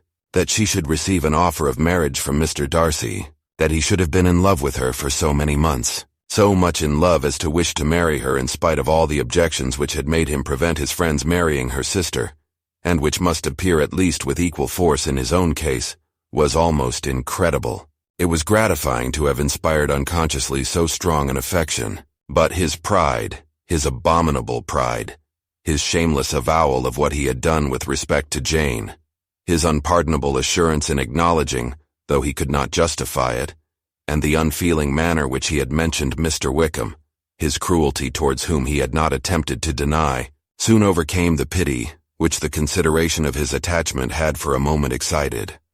She continued in very agitating reflections till the sound of Lady Catherine's carriage made her feel how unequal she was to encounter Charlotte's observation, and hurried her away to her room. Chapter 35. Elizabeth awoke the next morning to the same thoughts and meditations which had at length closed her eyes. She could not yet recover from the surprise of what had happened. It was impossible to think of anything else. And, totally indisposed for employment, she resolved soon after breakfast to indulge herself in air and exercise. She was proceeding directly to her favorite walk, when the recollection of Mr. Darcy's sometimes coming there stopped her, and instead of entering the park, she turned up the lane which led her farther from the turnpike road. The park paling was still the boundary on one side, and she soon passed one of the gates into the ground. After walking 2 or 3 times along that part of the lane, she was tempted by the pleasantness of the morning to stop at the gates and look into the park. The 5 weeks which she had now passed in Kent had made a great difference in the country, and every day was adding to the verdure of the early trees. She was on the point of continuing her walk, when she caught a glimpse of a gentleman within the sort of grove which edged the park. He was moving that way, and fearful of its being Mr. Darcy, she was directly retreating. But the person who advanced was now near enough to see her, and stepping forward with eagerness pronounced her name. She had turned away, but on hearing herself called, though in a voice which proved it to be Mr. Darcy, she moved again towards the gate. He had by that time reached it also, and holding out a letter, which she instinctively took, said with a look of haughty composure, "I have been walking in the grove some time, in the hope of meeting you. Will you do me the honor of reading that letter?" And then with a slight bow turned again into the plantation and was soon out of sight. With no expectation of pleasure but with the strongest curiosity, Elizabeth opened the letter, and to her still increasing wonder, perceived an envelope containing 2 sheets of letter paper, written quite through, in a very close hand. The envelope itself was likewise full. Pursuing her way along the lane, she then began it. It was dated from Rosings at 8 o'clock in the morning, and was as follows. "Be not alarmed, madam, on receiving this letter, by the apprehension of its containing any repetition of those sentiments, or renewal of those offers, which were last night so disgusting to you. I write without any intention of paining you, or humbling myself by dwelling on wishes, which for the happiness of both cannot be too soon forgotten, and the effort which the formation and the perusal of this letter must occasion should have been spared, had not my character required it to be written and read. You must therefore pardon the freedom with which I demand your attention. Your feelings I know will bestow it unwillingly, but I demand it of your justice. 2 offenses of a very different nature, and by no means of equal magnitude, you last night laid to my charge. The first mentioned was, that regardless of the sentiments of either, I had detached Mr. Bingley from your sister, and the other, that I had, in defiance of various claims, in defiance of honor and humanity, ruined the immediate prosperity, and blasted the prospects of Mr. Wickham. Willfully and wantonly to have thrown off the companion of my youth, the acknowledged favorite of my father, a young man who had scarcely any other dependence than on our patronage, and who had been brought up to expect its exertion, would be a depravity, to which the separation of 2 young persons whose affection could be the growth of only a few weeks, could bear no comparison. But from the severity of that blame which was last night so liberally bestowed, respecting each circumstance, I shall hope to be in future secured, when the following account of my actions and their motives has been read. If, in the explanation of them which is due to myself, I am under the necessity of relating feelings which may be offensive to yours, I can only say that I am sorry. The necessity must be obeyed, and further apology would be absurd. I had not been long in Hertfordshire before I saw, in common with others, that Bingley preferred your elder sister to any other young woman in the country. But it was not till the evening of the dance at Netherfield that I had any apprehension of his feeling a serious attachment. I had often seen him in love before. At that ball, while I had the honor of dancing with you, I was first made acquainted by Sir William Lucas's accidental information that Bingley's attentions to your sister had given rise to a general expectation of their marriage. He spoke of it as a certain event, of which the time alone could be undecided. From that moment I observed my friend's behavior attentively, and I could then perceive that his partiality for Miss Bennet was beyond what I had ever witnessed in him. Your sister I also watched. Her look and manners were open, cheerful, and engaging as ever, but without any symptom of peculiar regard, and I remained convinced from the evening's scrutiny that though she received his attentions with pleasure, she did not invite them by any participation of sentiment. If you have not been mistaken here, I must have been in an error. Your superior knowledge of your sister must make the latter probable. If it be so, if I have been misled by such error to inflict pain on her, your resentment has not been unreasonable. But I shall not scruple to assert that the serenity of your sister's countenance and air was such as might have given the most acute observer a conviction that, however amiable her temper, her heart was not likely to be easily touched. That I was desirous of believing her indifferent is certain, but I will venture to say that my investigations and decisions are not usually influenced by my hopes or fears.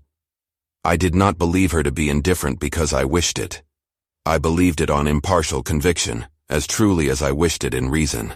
My objections to the marriage were not merely those which I last night acknowledged to have required the utmost force of passion to put aside in my own case. The want of connection could not be so great an evil to my friend as to me.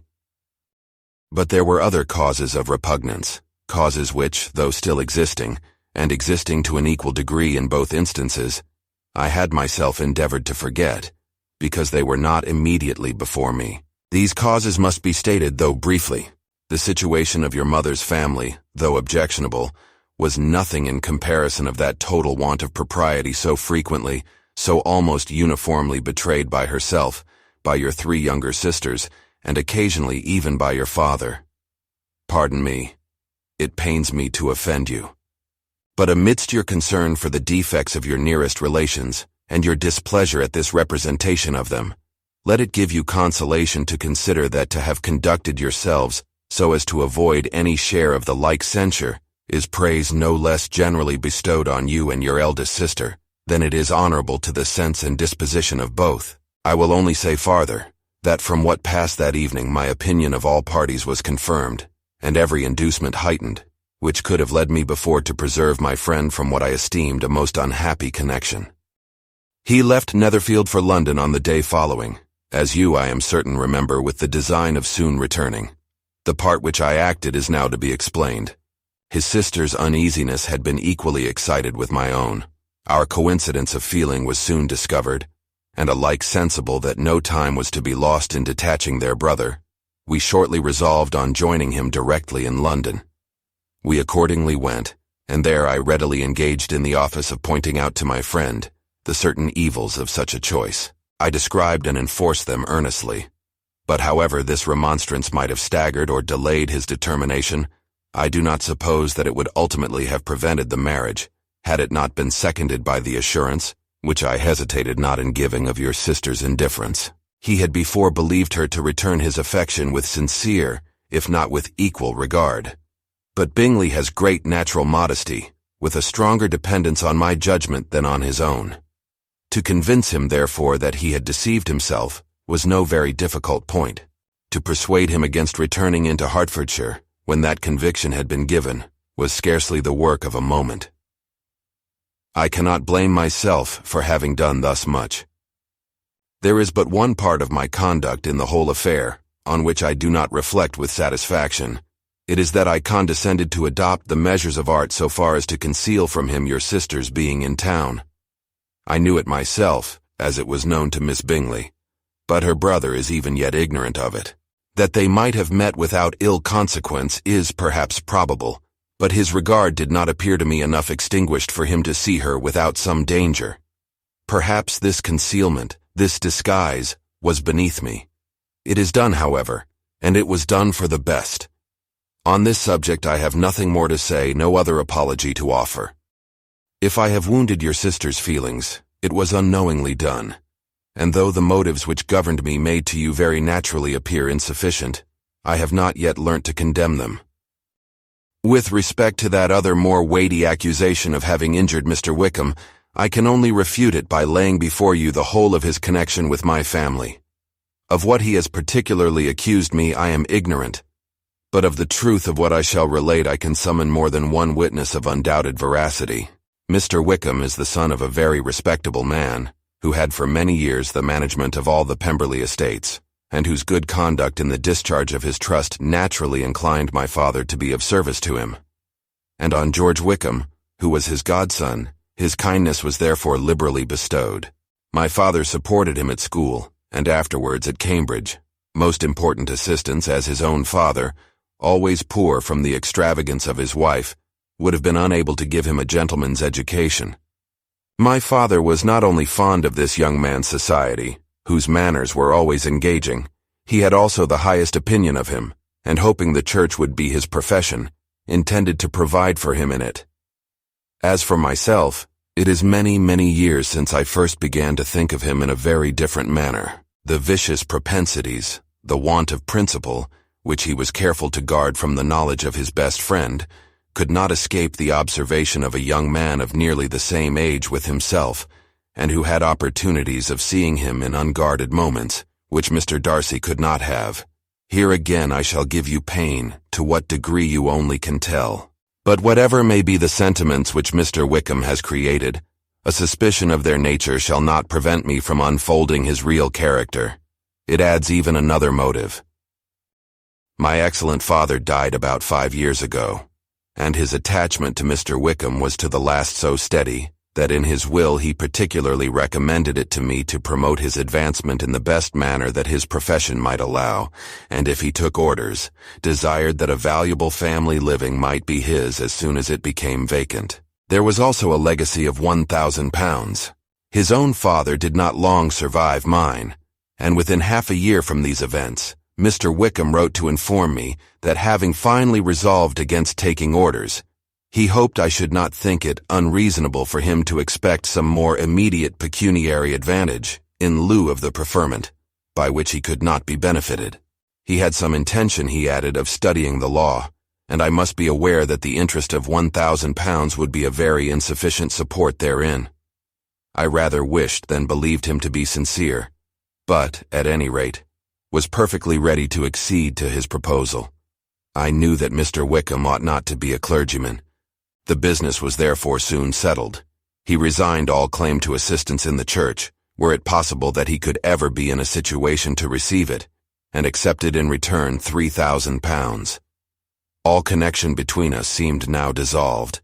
I thought too ill of him to invite him to Pemberley, or admit his society in town. In town, I believe, he chiefly lived, but his studying the law was a mere pretense, and being now free from all restraint, his life was a life of idleness and dissipation.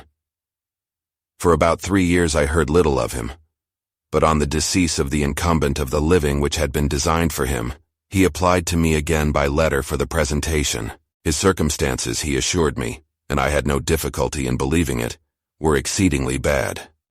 He had found the law a most unprofitable study, and was now absolutely resolved on being ordained, if I would present him to the living in question, of which he trusted there could be little doubt, as he was well assured that I had no other person to provide for, and I could not have forgotten my revered father's intentions. You will hardly blame me for refusing to comply with this entreaty, or for resisting every repetition of it. His resentment was in proportion to the distress of his circumstances, and he was doubtless as violent in his abuse of me to others as in his reproaches to myself. After this period, every appearance of acquaintance was dropped. How he lived I know not, but last summer he was again most painfully obtruded on my notice. I must now mention a circumstance which I would wish to forget myself, and which no obligation less than the present should induce me to unfold to any human being. Having said thus much, I feel no doubt of your secrecy. My sister, who is more than 10 years my junior, was left to the guardianship of my mother's nephew, Colonel Fitzwilliam, and myself. About a year ago she was taken from school, and an establishment formed for her in London, and last summer she went with the lady who presided over it to Ramsgate, and thither also went Mr. Wickham, undoubtedly by design, for there proved to have been a prior acquaintance between him and Mrs. Young, in whose character we were most unhappily deceived, and by her connivance and aid he so far recommended himself to Georgiana, whose affectionate heart retained a strong impression of his kindness to her as a child, that she was persuaded to believe herself in love, and to consent to an elopement. She was then but 15, which must be her excuse, and after stating her imprudence I am happy to add that I owed the knowledge of it to herself. I joined them unexpectedly a day or two before the intended elopement, and then Georgiana, unable to support the idea of grieving and offending a brother, whom she almost looked up to as a father, acknowledged the whole to me. You may imagine what I felt and how I acted.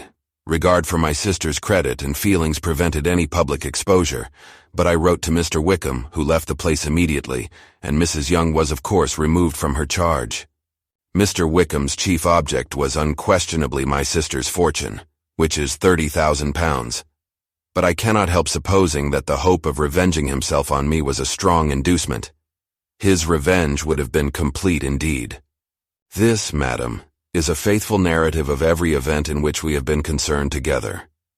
And if you do not absolutely reject it as false, you will, I hope, acquit me henceforth of cruelty towards Mr. Wickham. I know not in what manner, under what form of falsehood he has imposed on you, but his success is not perhaps to be wondered at, ignorant as you previously were of everything concerning either. Detection could not be in your power, and suspicion certainly not in your inclination. You may possibly wonder why all this was not told you last night, but I was not then master enough of myself to know what could or ought to be revealed. For the truth of everything here related, I can appeal more particularly to the testimony of Colonel Fitzwilliam, who, from our near relationship and constant intimacy, and still more as one of the executors of my father's will, has been unavoidably acquainted with every particular of these transactions. If your abhorrence of me should make my assertions valueless, you cannot be prevented by the same cause from confiding in my cousin, and that there may be the possibility of consulting him, I shall endeavor to find some opportunity of putting this letter in your hands in the course of the morning. I will only add, God bless you. Fitzwilliam Darcy. Chapter 36. Elizabeth, when Mr. Darcy gave her the letter, did not expect it to contain a renewal of his offers. She had formed no expectation at all of its contents, but such as they were, it may be well supposed how eagerly she went through them, and what a contrariety of emotion they excited. Her feelings as she read were scarcely to be defined. With amazement did she first understand that he believed any apology to be in his power, and steadfastly was she persuaded that he could have no explanation to give, which a just sense of shame would not conceal. With a strong prejudice against everything he might say, she began his account of what had happened at Netherfield. She read with an eagerness which hardly left her power of comprehension, and from impatience of knowing what the next sentence might bring, was incapable of attending to the sense of the one before her eyes. His belief of her sister's insensibility, she instantly resolved to be false, and his account of the real, the worst objections to the match, made her too angry to have any wish of doing him justice. He expressed no regret for what he had done which satisfied her. His style was not penitent but haughty. It was all pride and insolence. But when this subject was succeeded by his account of Mr. Wickham, when she read, with somewhat clearer attention, a relation of events which, if true, must overthrow every cherished opinion of his worth, and which bore so alarming an affinity to his own history of himself, her feelings were yet more acutely painful and more difficult of definition. Astonishment, apprehension, and even horror oppressed her. She wished to discredit it entirely, repeatedly exclaiming, "This must be false. This cannot be. This must be the grossest falsehood." And when she had gone through the whole letter, though scarcely knowing anything of the last page or two, put it hastily away, protesting that she would not regard it, that she would never look in it again. In this perturbed state of mind, with thoughts that could rest on nothing, she walked on. But it would not do. In half a minute the letter was unfolded again, and collecting herself as well as she could, she again began the mortifying perusal of all that related to Wickham, and commanded herself so far as to examine the meaning of every sentence. The account of his connection with the Pemberley family was exactly what he had related himself, and the kindness of the late Mr. Darcy, though she had not before known its extent, agreed equally well with his own words. So far each recital confirmed the other, but when she came to the will the difference was great. What Wickham had said of the living was fresh in her memory, and as she recalled his very words, it was impossible not to feel that there was gross duplicity on one side or the other, and, for a few moments, she flattered herself that her wishes did not err. But when she read and reread, with the closest attention, the particulars immediately following of Wickham's resigning all pretensions to the living, of his receiving in lieu so considerable a sum as £3,000, again was she forced to hesitate. She put down the letter, weighed every circumstance with what she meant to be impartiality, deliberated on the probability of each statement, but with little success. On both sides it was only assertion. Again she read on, but every line proved more clearly that the affair, which she had believed it impossible that any contrivance could so represent as to render Mr. Darcy's conduct in it less than infamous, was capable of a turn which must make him entirely blameless throughout the whole. The extravagance and general profligacy which he scrupled not to lay to Mr. Wickham's charge exceedingly shocked her, the more so as she could bring no proof of its injustice. She had never heard of him before his entrance into the sheer militia, in which he had engaged at the persuasion of the young man, who on meeting him accidentally in town, had there renewed a slight acquaintance. Of his former way of life, nothing had been known in Hertfordshire but what he told himself. As to his real character, had information been in her power, she had never felt a wish of inquiring. His countenance, voice, and manner had established him at once in the possession of every virtue. She tried to recollect some instance of goodness, some distinguished trait of integrity or benevolence that might rescue him from the attacks of Mr. Darcy, or at least, by the predominance of virtue, atone for those casual errors, under which she would endeavor to class what Mr. Darcy had described as the idleness and vice of many years' continuance. But no such recollection befriended her. She could see him instantly before her, in every charm of air and address, but she could remember no more substantial good than the general approbation of the neighborhood, and the regard which his social powers had gained him in the mess. After pausing on this point a considerable while, she once more continued to read. But alas, the story which followed of his designs on Miss Darcy received some confirmation from what had passed between Colonel Fitzwilliam and herself only the morning before, and at last she was referred for the truth of every particular to Colonel Fitzwilliam himself, from whom she had previously received the information of his near concern in all his cousin's affairs, and whose character she had no reason to question. At one time she had almost resolved on applying to him, but the idea was checked by the awkwardness of the application, and at length wholly banished by the conviction that Mr. Darcy would never have hazarded such a proposal, if he had not been well assured of his cousin's corroboration. She perfectly remembered everything that had passed in conversation between Wickham and herself in their first evening at Mr. Phillips's. Many of his expressions were still fresh in her memory. She was now struck with the impropriety of such communications to a stranger, and wondered it had escaped her before. She saw the indelicacy of putting himself forward as he had done, and the inconsistency of his professions with his conduct. She remembered that he had boasted of having no fear of seeing Mr. Darcy, that Mr. Darcy might leave the country, but that he should stand his ground. Yet he had avoided the Netherfield ball the very next week. She remembered also that till the Netherfield family had quitted the country, he had told his story to no one but herself, but that after their removal, it had been everywhere discussed, that he had then no reserves, no scruples in sinking Mr. Darcy's character, though he had assured her that respect for the father would always prevent his exposing the son. How differently did everything now appear in which he was concerned. His attentions to Miss King were now the consequence of views solely and hatefully mercenary, and the mediocrity of her fortune proved no longer the moderation of his wishes, but his eagerness to grasp at anything. His behavior to herself could now have had no tolerable motive. He had either been deceived with regard to her fortune, or had been gratifying his vanity by encouraging the preference which she believed she had most incautiously shown. Every lingering struggle in his favor grew fainter and fainter, and in further justification of Mr. Darcy, she could not but allow that Mr. Bingley, when questioned by Jane, had long ago asserted his blamelessness in the affair. That proud and repulsive as were his manners, she had never, in the whole course of their acquaintance, an acquaintance which had latterly brought them much together, and given her a sort of intimacy with his ways, seen anything that betrayed him to be unprincipled or unjust, anything that spoke him of irreligious or immoral habits, that among his own connections he was esteemed and valued, that even Wickham had allowed him merit as a brother, and that she had often heard him speak so affectionately of his sister as to prove him capable of some amiable feeling. That had his actions been what Wickham represented them, So gross a violation of everything right could hardly have been concealed from the world. And that friendship between a person capable of it and such an amiable man as Mr. Bingley was incomprehensible.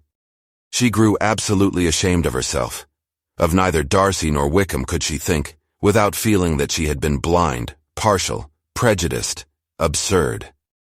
"How despicably have I acted," she cried. "I, who have prided myself on my discernment. I, who have valued myself on my abilities, who have often disdained the generous candor of my sister, and gratified my vanity in useless or blameless distrust. How humiliating is this discovery, yet how just a humiliation.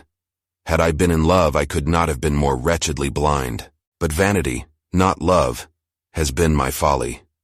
Pleased with the preference of one, and offended by the neglect of the other, on the very beginning of our acquaintance, I have courted prepossession and ignorance, and driven reason away where either were concerned. Till this moment, I never knew myself." From herself to Jane, from Jane to Bingley, her thoughts were in a line which soon brought to her recollection that Mr. Darcy's explanation there had appeared very insufficient, and she read it again. Widely different was the effect of a second perusal. How could she deny that credit to his assertions in one instance, which she had been obliged to give in the other? He declared himself to have been totally unsuspicious of her sister's attachment, and she could not help remembering what Charlotte's opinion had always been. Neither could she deny the justice of his description of Jane. She felt that Jane's feelings, though fervent, were little displayed, and that there was a constant complacency in her air and manner, not often united with great sensibility.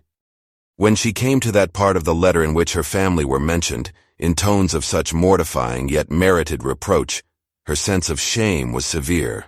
The justice of the charge struck her too forcibly for denial, and the circumstances to which he particularly alluded, as having passed at the Netherfield ball, and as confirming all his first disapprobation, could not have made a stronger impression on his mind than on hers. The compliment to herself and her sister was not unfelt. It soothed, but it could not console her for the contempt which had been thus self-attracted by the rest of her family, and as she considered that Jane's disappointment had, in fact, been the work of her nearest relations, and reflected how materially the credit of both must be hurt by such impropriety of conduct, she felt depressed beyond anything she had ever known before.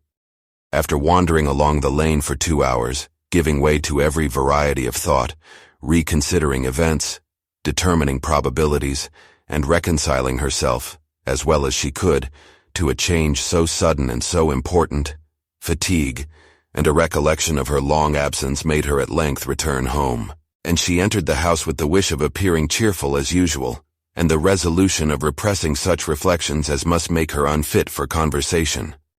She was immediately told that the 2 gentlemen from Rosings had each called during her absence, Mr. Darcy only for a few minutes to take leave, but that Colonel Fitzwilliam had been sitting with them at least an hour, hoping for her return, and almost resolving to walk after her till she could be found. Elizabeth could but just affect concern in missing him. She really rejoiced at it. Colonel Fitzwilliam was no longer an object.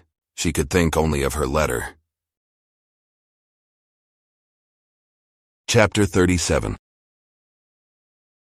The 2 gentlemen left Rosings the next morning, and Mr. Collins, having been in waiting near the lodges to make them his parting obeisance, was able to bring home the pleasing intelligence of their appearing in very good health, and in as tolerable spirits as could be expected, after the melancholy scene so lately gone through at Rosings.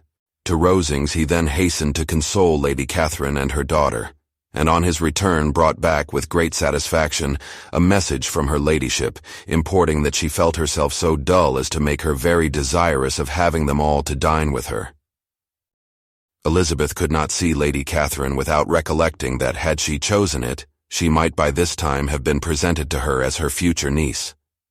Nor could she think without a smile of what her ladyship's indignation would have been. What would she have said? How would she have behaved? Were the questions with which she amused herself. Their first subject was the diminution of the Rosings party. "I assure you I feel it exceedingly," said Lady Catherine.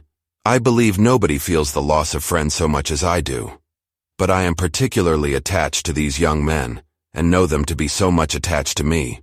They were excessively sorry to go, but so they always are. The dear Colonel rallied his spirits tolerably till just at last, but Darcy seemed to feel it most acutely more, I think, than last year. His attachment to Rosings certainly increases. Mr. Collins had a compliment and an allusion to throw in here, which were kindly smiled on by the mother and daughter. Lady Catherine observed after dinner that Miss Bennet seemed out of spirits, and immediately accounting for it herself, by supposing that she did not like to go home again so soon, she added, "But if that is the case, you must write to your mother to beg that you may stay a little longer. Mrs. Collins will be very glad of your company, I am sure." "I am much obliged to your ladyship for your kind invitation," replied Elizabeth, "but it is not in my power to accept it. I must be in town next Saturday." "Why, at that rate you will have been here only 6 weeks. I expected you to stay 2 months. I told Mrs. Collins so before you came. There can be no occasion for your going so soon. Mrs. Bennet could certainly spare you for another fortnight." "But my father cannot. He wrote last week to hurry my return." "Oh, your father of course may spare you if your mother can. Daughters are never of so much consequence to a father. And if you will stay another month complete, it will be in my power to take one of you as far as London, for I am going there early in June, for a week, and as Dawson does not object to the barouche box, there will be very good room for one of you, and indeed, if the weather should happen to be cool, I should not object to taking you both, as you are neither of you large. You are all kindness, madam, but I believe we must abide by our original plan." Lady Catherine seemed resigned. "Mrs. Collins, you must send a servant with them. You know I always speak my mind, and I cannot bear the idea of 2 young women traveling post by themselves. It is highly improper. You must contrive to send somebody. I have the greatest dislike in the world to that sort of thing. Young women should always be properly guarded and attended, according to their situation in life. When my niece Georgiana went to Ramsgate last summer, I made a point of her having 2 men servants go with her. Miss Darcy, the daughter of Mr. Darcy of Pemberley, and Lady Anne could not have appeared with propriety in a different manner. I am excessively attentive to all those things. You must send John with the young ladies, Mrs. Collins. I am glad it occurred to me to mention it, for it would really be discreditable to you to let them go alone." "My uncle is to send a servant for us." "Oh, your uncle. He keeps a manservant, does he? I am very glad you have somebody who thinks of those things. Where shall you change horses? Oh, Bromley, of course. If you mention my name at the bell, you will be attended to." Lady Catherine had many other questions to ask respecting their journey, and as she did not answer them all herself, attention was necessary, which Elizabeth believed to be lucky for her, or with a mind so occupied she might have forgotten where she was. Reflection must be reserved for solitary hours. Whenever she was alone, she gave way to it as the greatest relief, and not a day went by without a solitary walk, in which she might indulge in all the delight of unpleasant recollections. Mr. Darcy's letter she was in a fair way of soon knowing by heart. She studied every sentence, and her feelings towards its writer were at times widely different. When she remembered the style of his address, she was still full of indignation. But when she considered how unjustly she had condemned and upbraided him, her anger was turned against herself, and his disappointed feelings became the object of compassion. His attachment excited gratitude, his general character respect, but she could not approve him, nor could she for a moment repent her refusal, or feel the slightest inclination ever to see him again. In her own past behavior, there was a constant source of vexation and regret, and in the unhappy defects of her family, a subject of yet heavier chagrin. They were hopeless of remedy. Her father, contented with laughing at them, would never exert himself to restrain the wild giddiness of his youngest daughters, and her mother, with manners so far from right herself, was entirely insensible of the evil.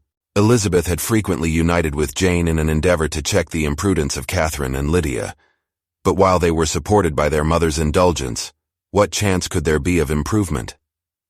Catherine, weak-spirited, irritable, and completely under Lydia's guidance, had been always affronted by their advice, and Lydia, self-willed and careless, would scarcely give them a hearing.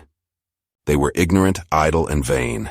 While there was an officer in Meryton, they would flirt with him, and while Meryton was within a walk of Longbourn, they would be going there forever. Anxiety on Jane's behalf was another prevailing concern, and Mr. Darcy's explanation, by restoring Bingley to all her former good opinion, heightened the sense of what Jane had lost. His affection was proved to have been sincere, and his conduct cleared of all blame, unless any could attach to the implicitness of his confidence in his friend. How grievous then was the thought that, of a situation so desirable in every respect, so replete with advantage, so promising for happiness, Jane had been deprived by the folly and indecorum of her own family. When to these recollections was added the development of Wickham's character, it may be easily believed that the happy spirits which had seldom been depressed before were now so much affected as to make it almost impossible for her to appear tolerably cheerful. Their engagements at Rosings were as frequent during the last week of her stay as they had been at first. The very last evening was spent there, and her ladyship again inquired minutely into the particulars of their journey, gave them directions as to the best method of packing, and was so urgent on the necessity of placing gowns in the only right way that Maria thought herself obliged, on her return, to undo all the work of the morning and pack her trunk afresh. When they parted, Lady Catherine, with great condescension, wished them a good journey, and invited them to come to Hunsford again next year, and Miss de Bourgh exerted herself so far as to courtesy and hold out her hand to both. Chapter 38. On Saturday morning, Elizabeth and Mr. Collins met for breakfast a few minutes before the others appeared, and he took the opportunity of paying the parting civilities which he deemed indispensably necessary. "I know not, Miss Elizabeth," said he, "whether Mrs. Collins has yet expressed her sense of your kindness in coming to us, but I am very certain you will not leave the house without receiving her thanks for it. The favor of your company has been much felt, I assure you. We know how little there is to tempt anyone to our humble abode. Our plain manner of living, our small rooms and few domestics, and the little we see of the world, must make Hunsford extremely dull to a young lady like yourself. But I hope you will believe us grateful for the condescension, and that we have done everything in our power to prevent you spending your time unpleasantly." Elizabeth was eager with her thanks and assurances of happiness. She had spent 6 weeks with great enjoyment, and the pleasure of being with Charlotte, and the kind attention she had received, must make her feel the obliged. Mr. Collins was gratified, and with a more smiling solemnity replied, "It gives me the greatest pleasure to hear that you have passed your time not disagreeably.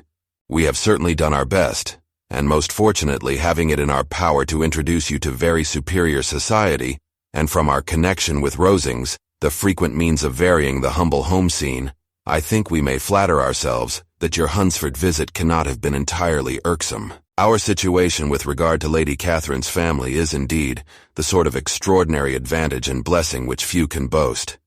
You see on what a footing we are. You see how continually we are engaged there. In truth, I must acknowledge that with all the disadvantages of this humble parsonage, I should not think anyone abiding in it an object of compassion, while they are sharers of our intimacy at Rosings."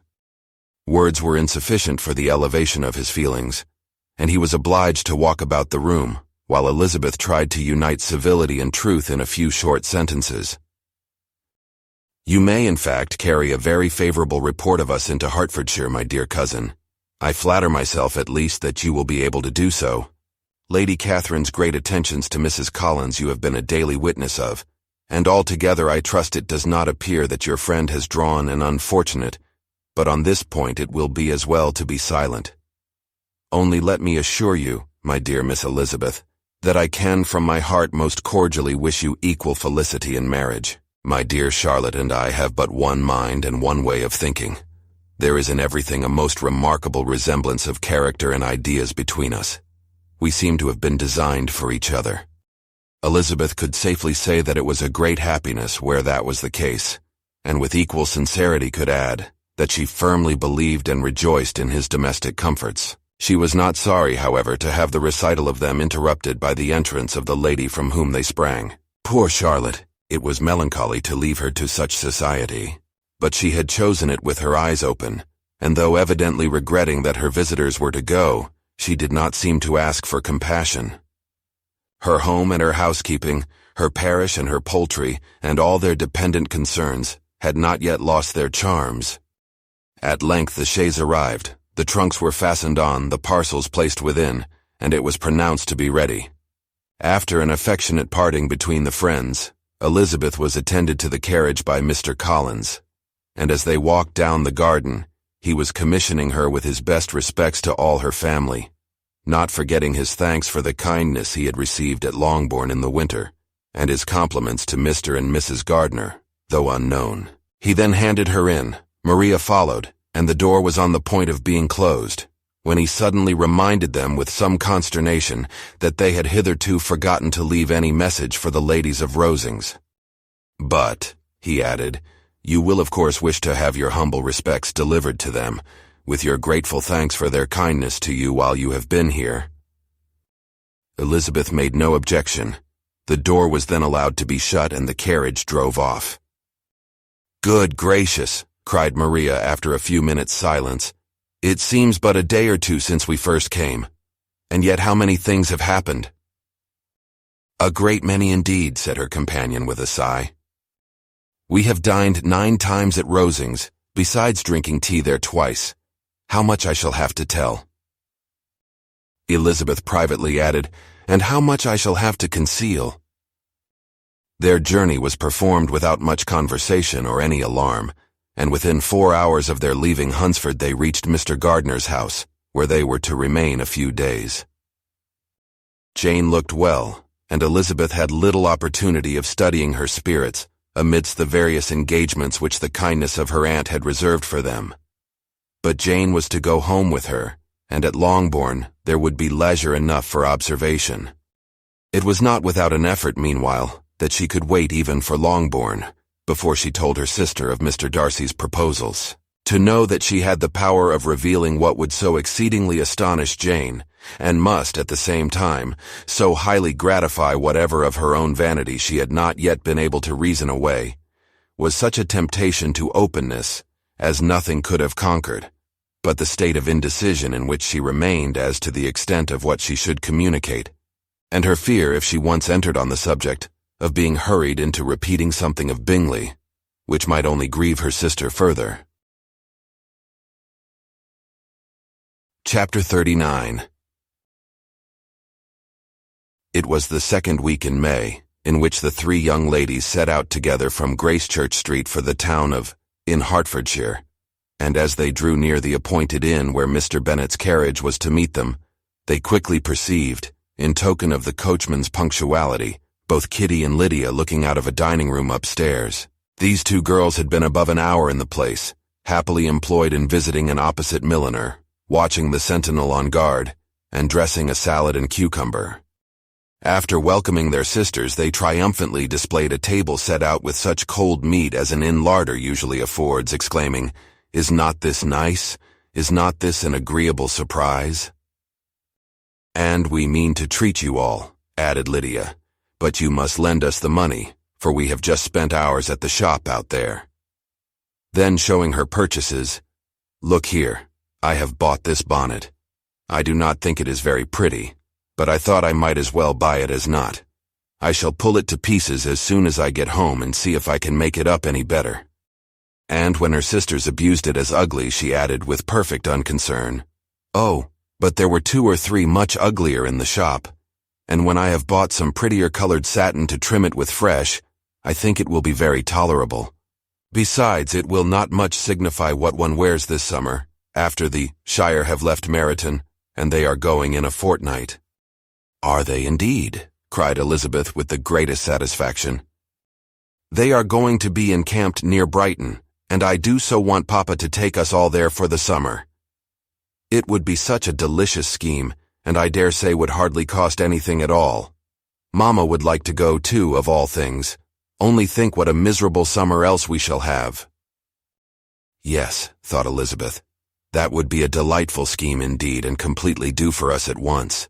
Good heaven, Brighton and a whole campful of soldiers to us, who have been overset already by one poor regiment of militia, and the monthly balls of Meryton. "Now I have got some news for you," said Lydia as they sat down to table. "What do you think? It is excellent news, capital news, and about a certain person that we all like." Jane and Elizabeth looked at each other, and the waiter was told that he need not stay. Lydia laughed and said, "Aye, that is just like your formality and discretion. You thought the waiter must not hear as if he cared. I dare say he often hears worse things said than I am going to say. But he is an ugly fellow. I am glad he is gone. I never saw such a long chin in my life. Well, but now for my news. It is about dear Wickham. Too good for the waiter, is not it? There is no danger of Wickham's marrying Mary King. There's for you. She has gone down to her uncle at Liverpool, gone to stay. Wickham is safe." "And Mary King is safe," added Elizabeth. "Safe from a connection imprudent as to fortune. She is a great fool for going away if she liked him." "But I hope there is no strong attachment on either side," said Jane. "I am sure there is not on his. I will answer for it, he never cared 3 straws about her. Who could about such a nasty little freckled thing?"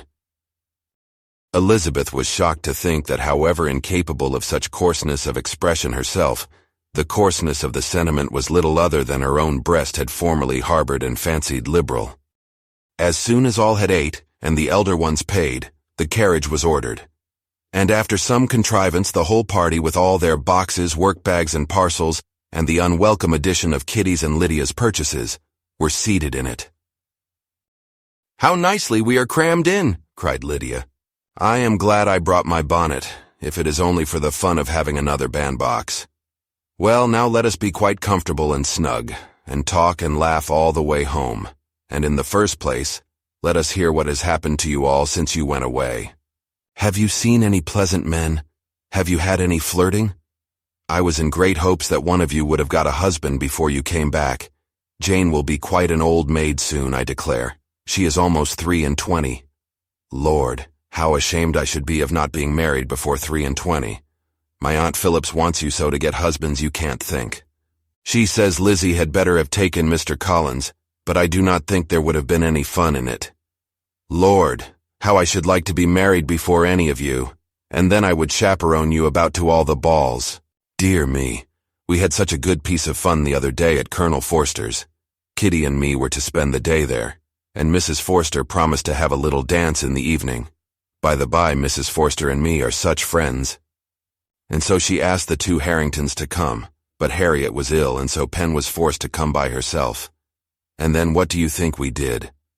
We dressed up Chamberlain in woman's clothes, on purpose to pass for a lady. Only think what fun. Not a soul knew of it but Colonel and Mrs. Forster, and Kitty and me, except my aunt, for we were forced to borrow one of her gowns, and you cannot imagine how well he looked. When Denny and Wickham and Pratt and 2 or 3 more of the men came in, they did not know him in the least. Lord, how I laughed, and so did Mrs. Forster. I thought I should have died, and that made the men suspect something, and then they soon found out what was the matter. With such kind of histories of their parties and good jokes did Lydia, assisted by Kitty's hints and additions, endeavor to amuse her companions all the way to Longbourn. Elizabeth listened as little as she could, but there was no escaping the frequent mention of Wickham's name. Their reception at home was most kind. Mrs. Bennet rejoiced to see Jane in undiminished beauty, and more than once during dinner did Mr. Bennet say voluntarily to Elizabeth, "I am glad you are come back, Lizzie." Their party in the dining room was large, for almost all the Lucases came to meet Maria and hear the news, and various were the subjects which occupied them. Lady Lucas was inquiring of Maria, across the table, after the welfare and poultry of her eldest daughter. Mrs. Bennet was doubly engaged, on one hand collecting an account of the present fashions from Jane, who sat some way below her, and on the other, retailing them all to the younger Miss Lucases. And Lydia, in a voice rather louder than any other person's, was enumerating the various pleasures of the morning to anybody who would hear her. "Oh, Mary," said she, "I wish you had gone with us, for we had such fun. As we went along, Kitty and me drew up all the blinds, and pretended there was nobody in the coach. And I should have gone so all the way, if Kitty had not been sick. And when we got to the George, I do think we behaved very handsomely, for we treated the other three with the nicest cold luncheon in the world. And if you would have gone, we would have treated you too. And then when we came away it was such fun. I thought we never should have got into the coach. I was ready to die of laughter. And then we were so merry all the way home. We talked and laughed so loud that anybody might have heard us 10 miles off. To this Mary very gravely replied, "Far be it from me, my dear sister, to depreciate such pleasures. They would doubtless be congenial with the generality of female minds. But I confess they would have no charms for me. I should infinitely prefer a book." But of this answer, Lydia heard not a word. She seldom listened to anybody for more than half a minute, and never attended to Mary at all. In the afternoon, Lydia was urgent with the rest of the girls to walk to Meryton and see how everybody went on. But Elizabeth steadily opposed the scheme. It should not be said that the Miss Bennets could not be at home half a day before they were in pursuit of the officers. There was another reason, too, for her opposition. She dreaded seeing Wickham again, and was resolved to avoid it as long as possible. The comfort to her of the regiment's approaching removal was indeed beyond expression. In a fortnight they were to go, and once gone she hoped there could be nothing more to plague her on his account. She had not been many hours at home before she found that the Brighton scheme, of which Lydia had given them a hint at the inn, was under frequent discussion between her parents. Elizabeth saw directly that her father had not the smallest intention of yielding, but his answers were at the same time so vague and equivocal that her mother, though often disheartened, had never yet despaired of succeeding at last. Chapter 40. Elizabeth's impatience to acquaint Jane with what had happened could no longer be overcome, and at length resolving to suppress every particular in which her sister was concerned, and preparing her to be surprised, she related to her the next morning the chief of the scene between Mr. Darcy and herself. Miss Bennet's astonishment was soon lessened by the strong sisterly partiality, which made any admiration of Elizabeth appear perfectly natural, and all surprise was shortly lost in other feelings. She was sorry that Mr. Darcy should have delivered his sentiments in a manner so little suited to recommend them, but still more was she grieved for the unhappiness which her sister's refusal must have given him. His being so sure of succeeding was wrong, said she, and certainly ought not to have appeared, but consider how much it must increase his disappointment. Indeed, replied Elizabeth, I am heartily sorry for him, but he has other feelings which will probably soon drive away his regard for me. You do not blame me, however, for refusing him? Blame you? Oh, no. But you blame me for having spoken so warmly of Wickham? No, I do not know that you were wrong in saying what you did. But you will know it when I have told you what happened the very next day. She then spoke of the letter, repeating the whole of its contents as far as they concerned George Wickham. What a stroke was this for poor Jane, who would willingly have gone through the world without believing that so much wickedness existed in the whole race of mankind as was here collected in one individual. Nor was Darcy's vindication, though grateful to her feelings, capable of consoling her for such discovery. Most earnestly did she labor to prove the probability of error, and seek to clear one without involving the other. This will not do, said Elizabeth. You never will be able to make both of them good for anything. Take your choice, but you must be satisfied with only one. There is but such a quantity of merit between them, just enough to make one good sort of man, and of late it has been shifting about pretty much. For my part, I am inclined to believe it all Mr. Darcy's, but you shall do as you choose. It was some time, however, before a smile could be extorted from Jane. I do not know when I have been more shocked, said she. Wickham so very bad. It is almost past belief. And poor Mr. Darcy. Dear Lizzie, only consider what he must have suffered. Such a disappointment. And with the knowledge of your ill opinion, too. And having to relate such a thing of his sister. It is really too distressing. I'm sure you must feel it so. Oh no, my regret and compassion are all done away by seeing you so full of both. I know you will do him such ample justice that I am growing every moment more unconcerned and indifferent. Your profusion makes me saving.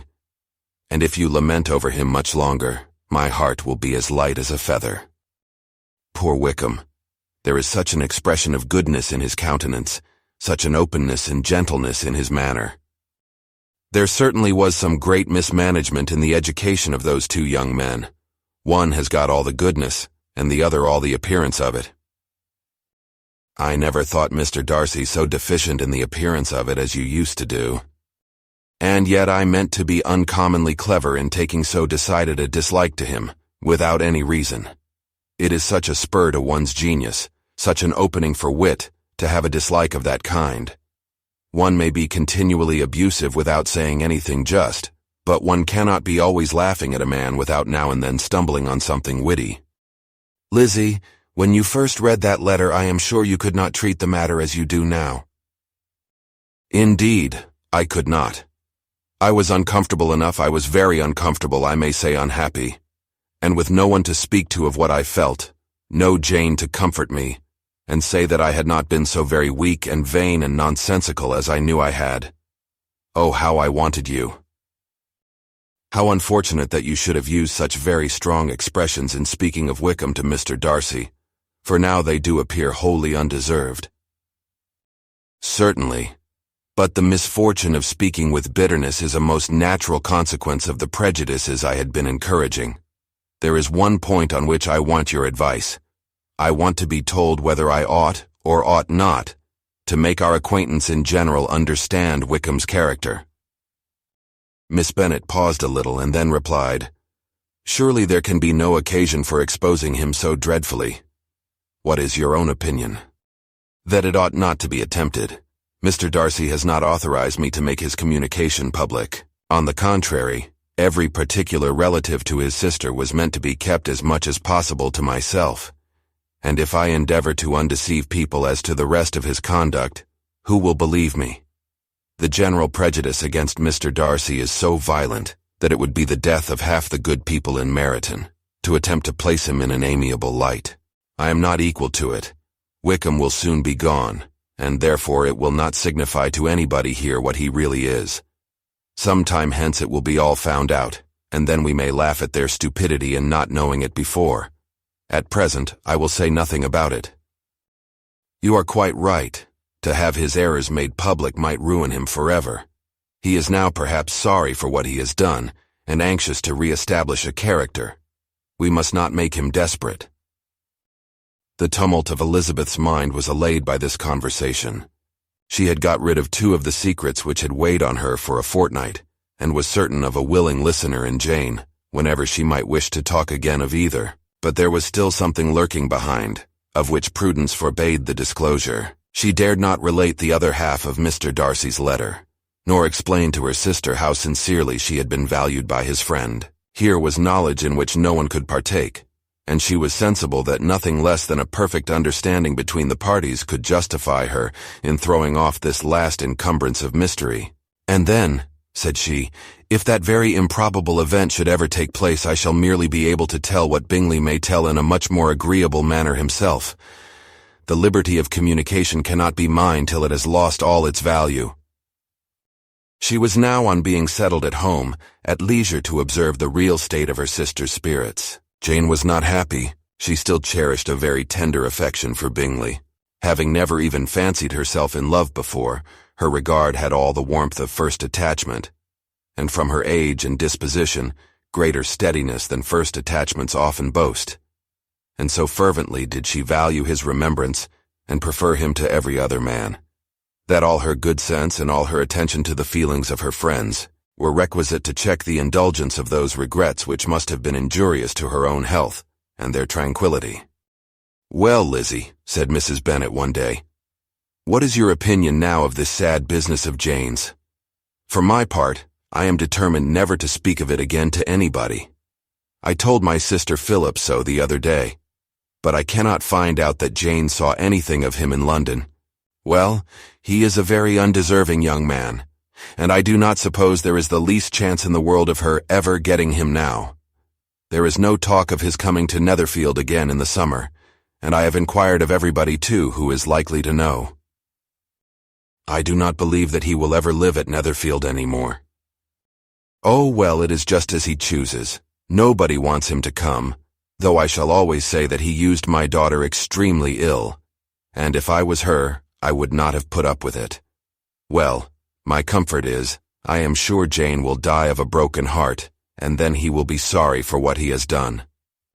But as Elizabeth could not receive comfort from any such expectation, she made no answer. "Well, Lizzie," continued her mother soon afterwards, "and so the Collinses live very comfortable, do they? Well, well, I only hope it will last. And what sort of table do they keep? Charlotte is an excellent manager, I dare say. If she is half as sharp as her mother, she is saving enough. There is nothing extravagant in their housekeeping, I dare say." "No, nothing at all. A great deal of good management, depend upon it. Yes, yes, they will take care not to outrun their income. They will never be distressed for money. Well, much good may it do them. And so I suppose they often talk of having Longbourn when your father is dead.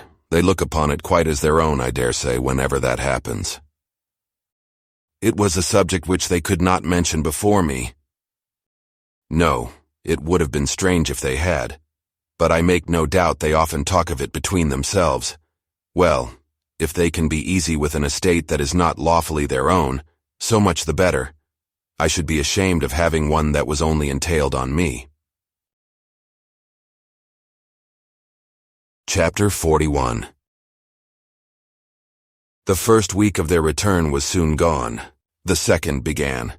It was the last of the regiment's stay in Meryton, and all the young ladies in the neighborhood were drooping apace. The dejection was almost universal. The elder Miss Bennets alone were still able to eat, drink, and sleep, and pursue the usual course of their employments. Very frequently were they reproached for this insensibility by Kitty and Lydia, whose own misery was extreme, and who could not comprehend such hard-heartedness in any of the family.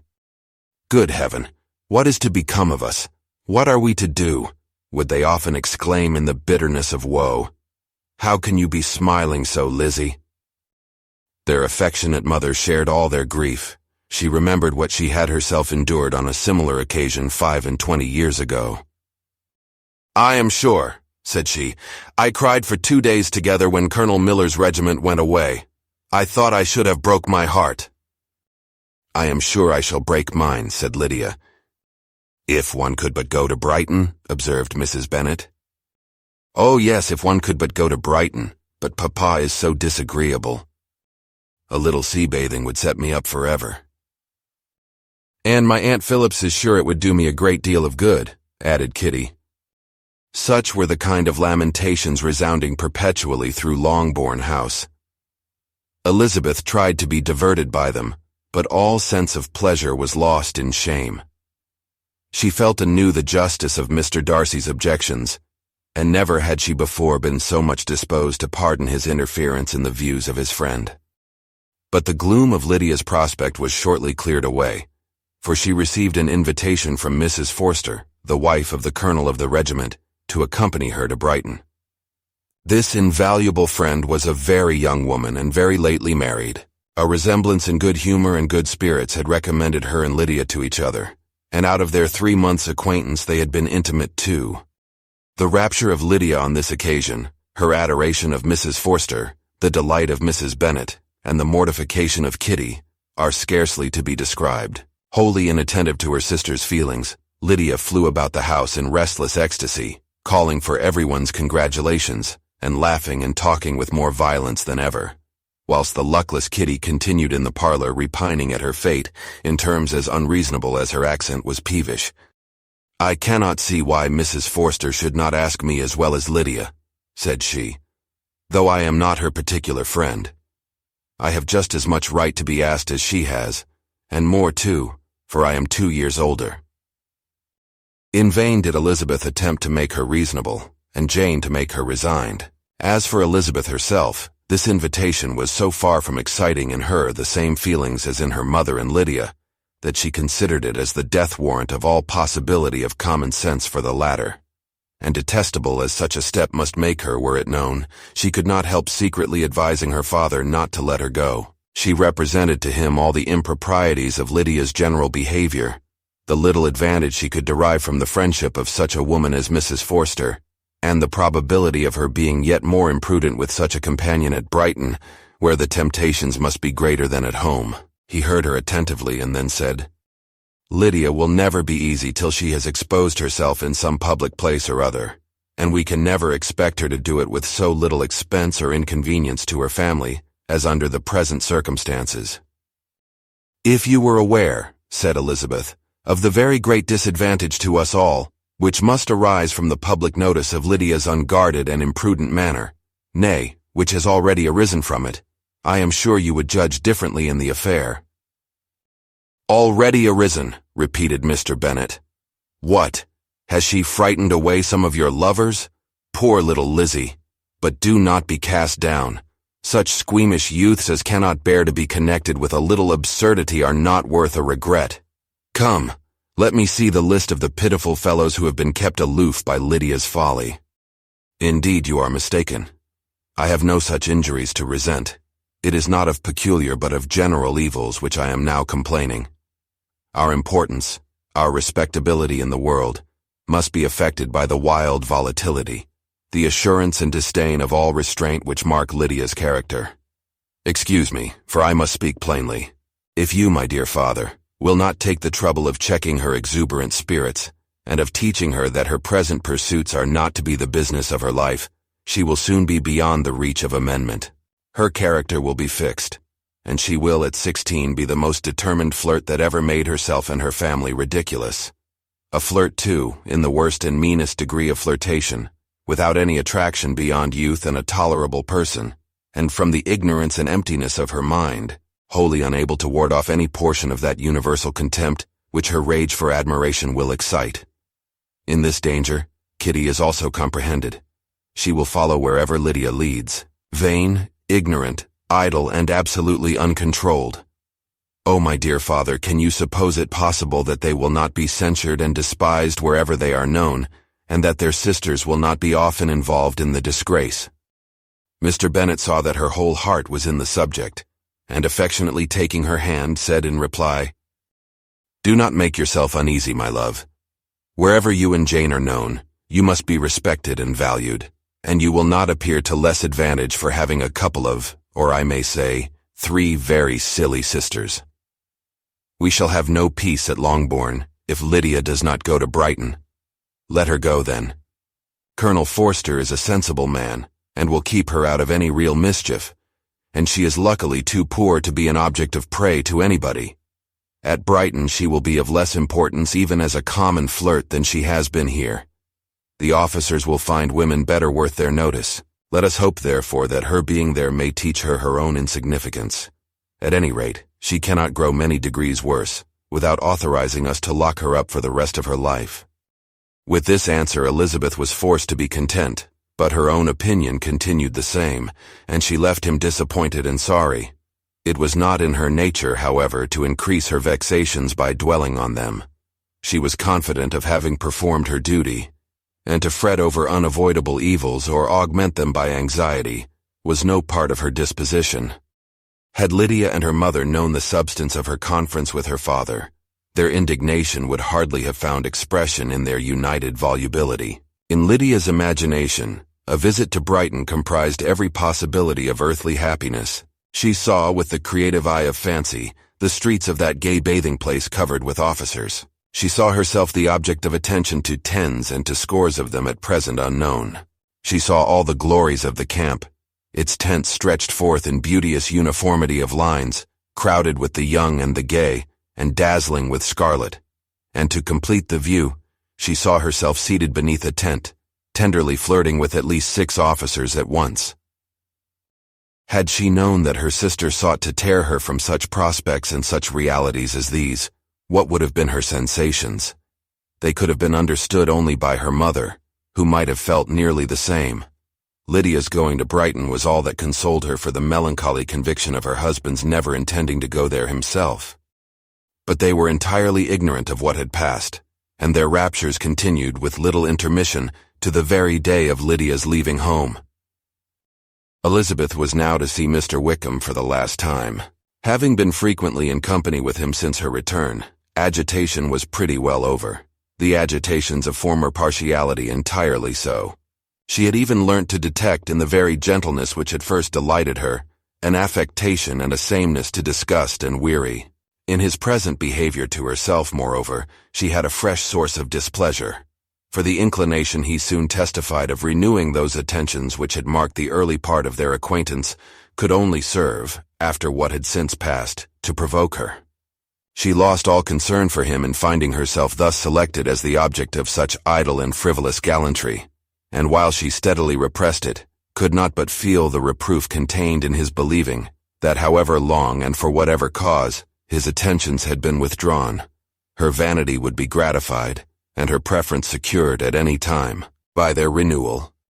On the very last day of the regiment's remaining in Meryton, he dined with others of the officers at Longbourn, and so little was Elizabeth disposed to part from him in good humor, that on his making some inquiry as to the manner in which her time had passed at Hunsford, she mentioned Colonel Fitzwilliam's and Mr. Darcy's having both spent 3 weeks at Rosings, and asked him if he were acquainted with the former.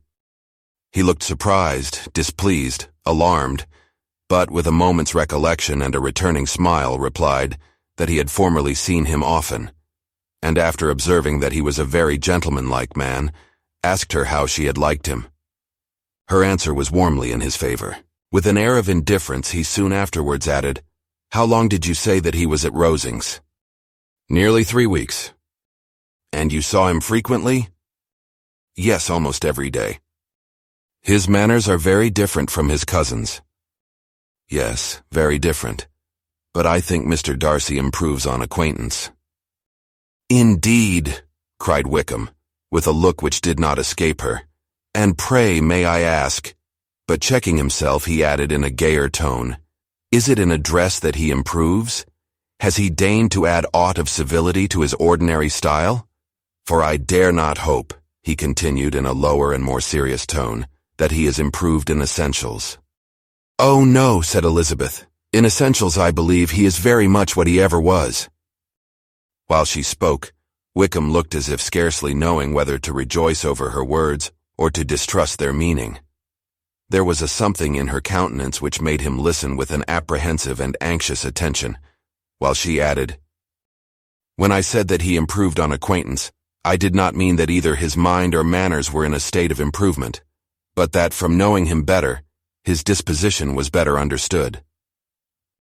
Wickham's alarm now appeared in a heightened complexion and agitated look. For a few minutes he was silent, till, shaking off his embarrassment, he turned to her again and said in the gentlest of accents, "You, who so well know my feelings towards Mr. Darcy, will readily comprehend how sincerely I must rejoice that he is wise enough to assume even the appearance of what is right. His pride, in that direction, may be of service, if not to himself, to many others, for it must deter him from such foul misconduct as I have suffered by. I only fear that the sort of cautiousness to which you, I imagine, have been alluding is merely adopted on his visits to his aunt, of whose good opinion and judgment he stands much in awe. His fear of her has always operated, I know, when they were together, and a good deal is to be imputed to his wish of forwarding the match with Miss de Bourgh, which I am certain he has very much at heart." Elizabeth could not repress a smile at this, but she answered only by a slight inclination of the head. She saw that he wanted to engage her on the old subject of his grievances, and she was in no humor to indulge him. The rest of the evening passed with the appearance on his side of usual cheerfulness, but with no further attempt to distinguish Elizabeth, and they parted at last with mutual civility and possibly a mutual desire of never meeting again. When the party broke up, Lydia returned with Mrs. Forster to Meryton, from whence they were to set out early the next morning. The separation between her and her family was rather noisy than pathetic. Kitty was the only one who shed tears, but she did weep from vexation and envy. Mrs. Bennet was diffuse in her good wishes for the felicity of her daughter, and impressive in her injunctions that she would not miss the opportunity of enjoying herself as much as possible, advice which there was every reason to believe would be attended to, and in the clamorous happiness of Lydia herself in bidding farewell, the more gentle adieus of her sisters were uttered without being heard. Chapter 42. Had Elizabeth's opinion been all drawn from her own family, she could not have formed a very pleasing picture of conjugal felicity or domestic comfort. Her father, captivated by youth and beauty, and that appearance of good humor which youth and beauty generally give, had married a woman whose weak understanding and illiberal mind had very early in their marriage put an end to all real affection for her. Respect, esteem, and confidence had vanished forever, and all his views of domestic happiness were overthrown. But Mr. Bennet was not of a disposition to seek comfort for the disappointment which his own imprudence had brought on in any of those pleasures which too often console the unfortunate for their folly or their vice. He was fond of the country and of books, and from these tastes had arisen his principal enjoyments. To his wife he was very little otherwise indebted than as her ignorance and folly had contributed to his amusement. This is not the sort of happiness which a man would in general wish to owe to his wife. But where other powers of entertainment are wanting, the true philosopher will derive benefit from such as are given. Elizabeth, however, had never been blind to the impropriety of her father's behavior as a husband. She had always seen it with pain, but respecting his abilities, and grateful for his affectionate treatment of herself, she endeavored to forget what she could not overlook, and to banish from her thoughts that continual breach of conjugal obligation and decorum which, in exposing his wife to the contempt of her own children, was so highly reprehensible. But she had never felt so strongly as now the disadvantages which must attend the children of so unsuitable a marriage, nor ever been so fully aware of the evils arising from so ill-judged a direction of talents which, rightly used, might at least have preserved the respectability of his daughters, even if incapable of enlarging the mind of his wife. When Elizabeth had rejoiced over Wickham's departure, she found little other cause for satisfaction in the loss of the regiment. Their parties abroad were less varied than before, and at home she had a mother and sister, whose constant repinings at the dullness of everything around them threw a real gloom over their domestic circle. And though Kitty might in time regain her natural degree of sense, since the disturbers of her brain were removed, her other sister, from whose disposition greater evil might be apprehended, was likely to be hardened in all her folly and assurance by a situation of such double danger as a watering place and a camp. Upon the whole, therefore, she found what has been sometimes found before, that an event to which she had looked forward with impatient desire did not, in taking place, bring all the satisfaction she had promised herself. It was consequently necessary to name some other period for the commencement of actual felicity, to have some other point on which her wishes and hopes might be fixed, and by again enjoying the pleasure of anticipation, console herself for the present, and prepare for another disappointment. Her tour to the lakes was now the object of her happiest thoughts. It was her best consolation for all the uncomfortable hours which the discontentedness of her mother and Kitty made inevitable. And could she have included Jane in the scheme, every part of it would have been perfect. But it is fortunate, thought she, that I have something to wish for. Were the whole arrangement complete, my disappointment would be certain. But here, by carrying with me one ceaseless source of regret in my sister's absence, I may reasonably hope to have all my expectations of pleasure realized. A scheme of which every part promises delight can never be successful, and general disappointment is only warded off by the defense of some little peculiar vexation. When Lydia went away, she promised to write very often and very minutely to her mother and Kitty, but her letters were always long expected, and always very short. Those to her mother contained little else than that they were just returned from the library, where such and such officers had attended them, and where she had seen such beautiful ornaments as made her quite wild, that she had a new gown, or a new parasol, which she would have described more fully but was obliged to leave off in a violent hurry, as Mrs. Forster called her, and they were going to the camp. And from her correspondence with her sister there was still less to be learnt, for her letters to Kitty, though rather longer, were much too full of lines under the words to be made public. After the first fortnight or 3 weeks of her absence, health, good humor, and cheerfulness began to reappear at Longbourn. Everything wore a happier aspect. The families who had been in town for the winter came back again, and summer finery and summer engagements arose. Mrs. Bennet was restored to her usual querulous serenity, and by the middle of June Kitty was so much recovered as to be able to enter Meryton without tears, an event of such happy promise as to make Elizabeth hope, that by the following Christmas she might be so tolerably reasonable as not to mention an officer above once a day, unless, by some cruel and malicious arrangement at the War Office, another regiment should be quartered in Meryton. The time fixed for the beginning of their northern tour was now fast approaching, and a fortnight only was wanting of it, when a letter arrived from Mrs. Gardner, which at once delayed its commencement and curtailed its extent. Mr. Gardner would be prevented by business from setting out till a fortnight later in July, and must be in London again within a month, and as that left too short a period for them to go so far, and see so much as they had proposed, or at least to see it with the leisure and comfort they had built on, they were obliged to give up the lakes, and substitute a more contracted tour, and according to the present plan were to go no farther northward than Derbyshire.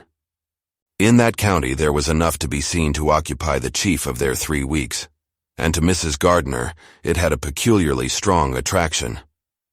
The town where she had formerly passed some years of her life, and where they were now to spend a few days, was probably as great an object of her curiosity as all the celebrated beauties of Matlock, Chatsworth, Dovedale, or the Peak.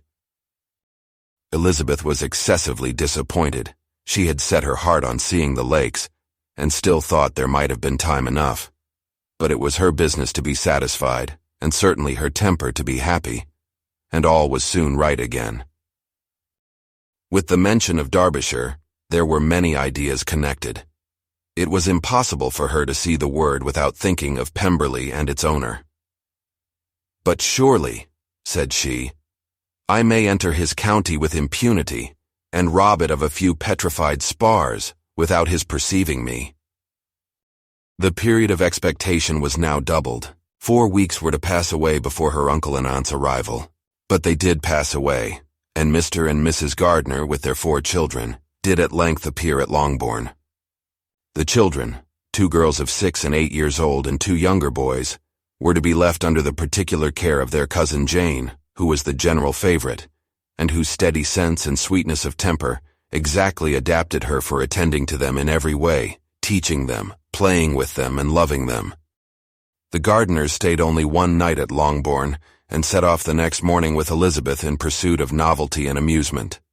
One enjoyment was certain, that of suitableness as companions, a suitableness which comprehended health and temper to bear inconveniences, cheerfulness to enhance every pleasure and affection and intelligence, which might supply it among themselves if there were disappointments abroad. It is not the object of this work to give a description of Derbyshire, nor of any of the remarkable places through which their route thither lay. Oxford, Blenheim, Warwick, Kenilworth, Birmingham, etc. are sufficiently known. A small part of Derbyshire is all the present concern. To the little town of Lambton, the scene of Mrs. Gardner's former residence, and where she had lately learned that some acquaintance still remained, they bent their steps, after having seen all the principal wonders of the country. And within 5 miles of Lambton, Elizabeth found from her aunt that Pemberley was situated. It was not in their direct road, nor more than a mile or 2 out of it. In talking over their route the evening before, Mrs. Gardner expressed an inclination to see the place again. Mr. Gardner declared his willingness, and Elizabeth was applied to for her approbation. "My love, should not you like to see a place of which you have heard so much?" said her aunt. "A place, too, with which so many of your acquaintance are connected. Wickham passed all his youth there, you know." Elizabeth was distressed. She felt that she had no business at Pemberley, and was obliged to assume a disinclination for seeing it. She must own that she was tired of great houses.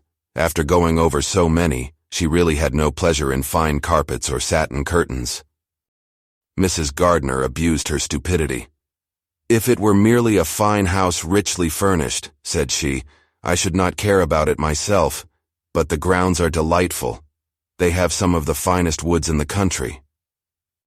Elizabeth said no more, but her mind could not acquiesce. The possibility of meeting Mr. Darcy, while viewing the place, instantly occurred. It would be dreadful. She blushed at the very idea, and thought it would be better to speak openly to her aunt than to run such a risk.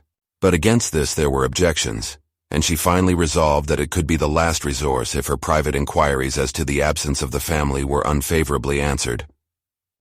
Accordingly, when she retired at night, she asked the chambermaid whether Pemberley were not a very fine place, what was the name of its proprietor, and, with no little alarm, whether the family were down for the summer.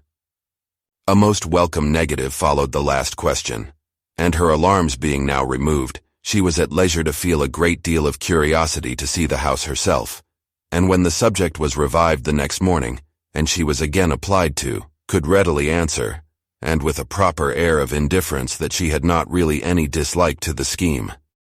To Pemberley, therefore, they were to go.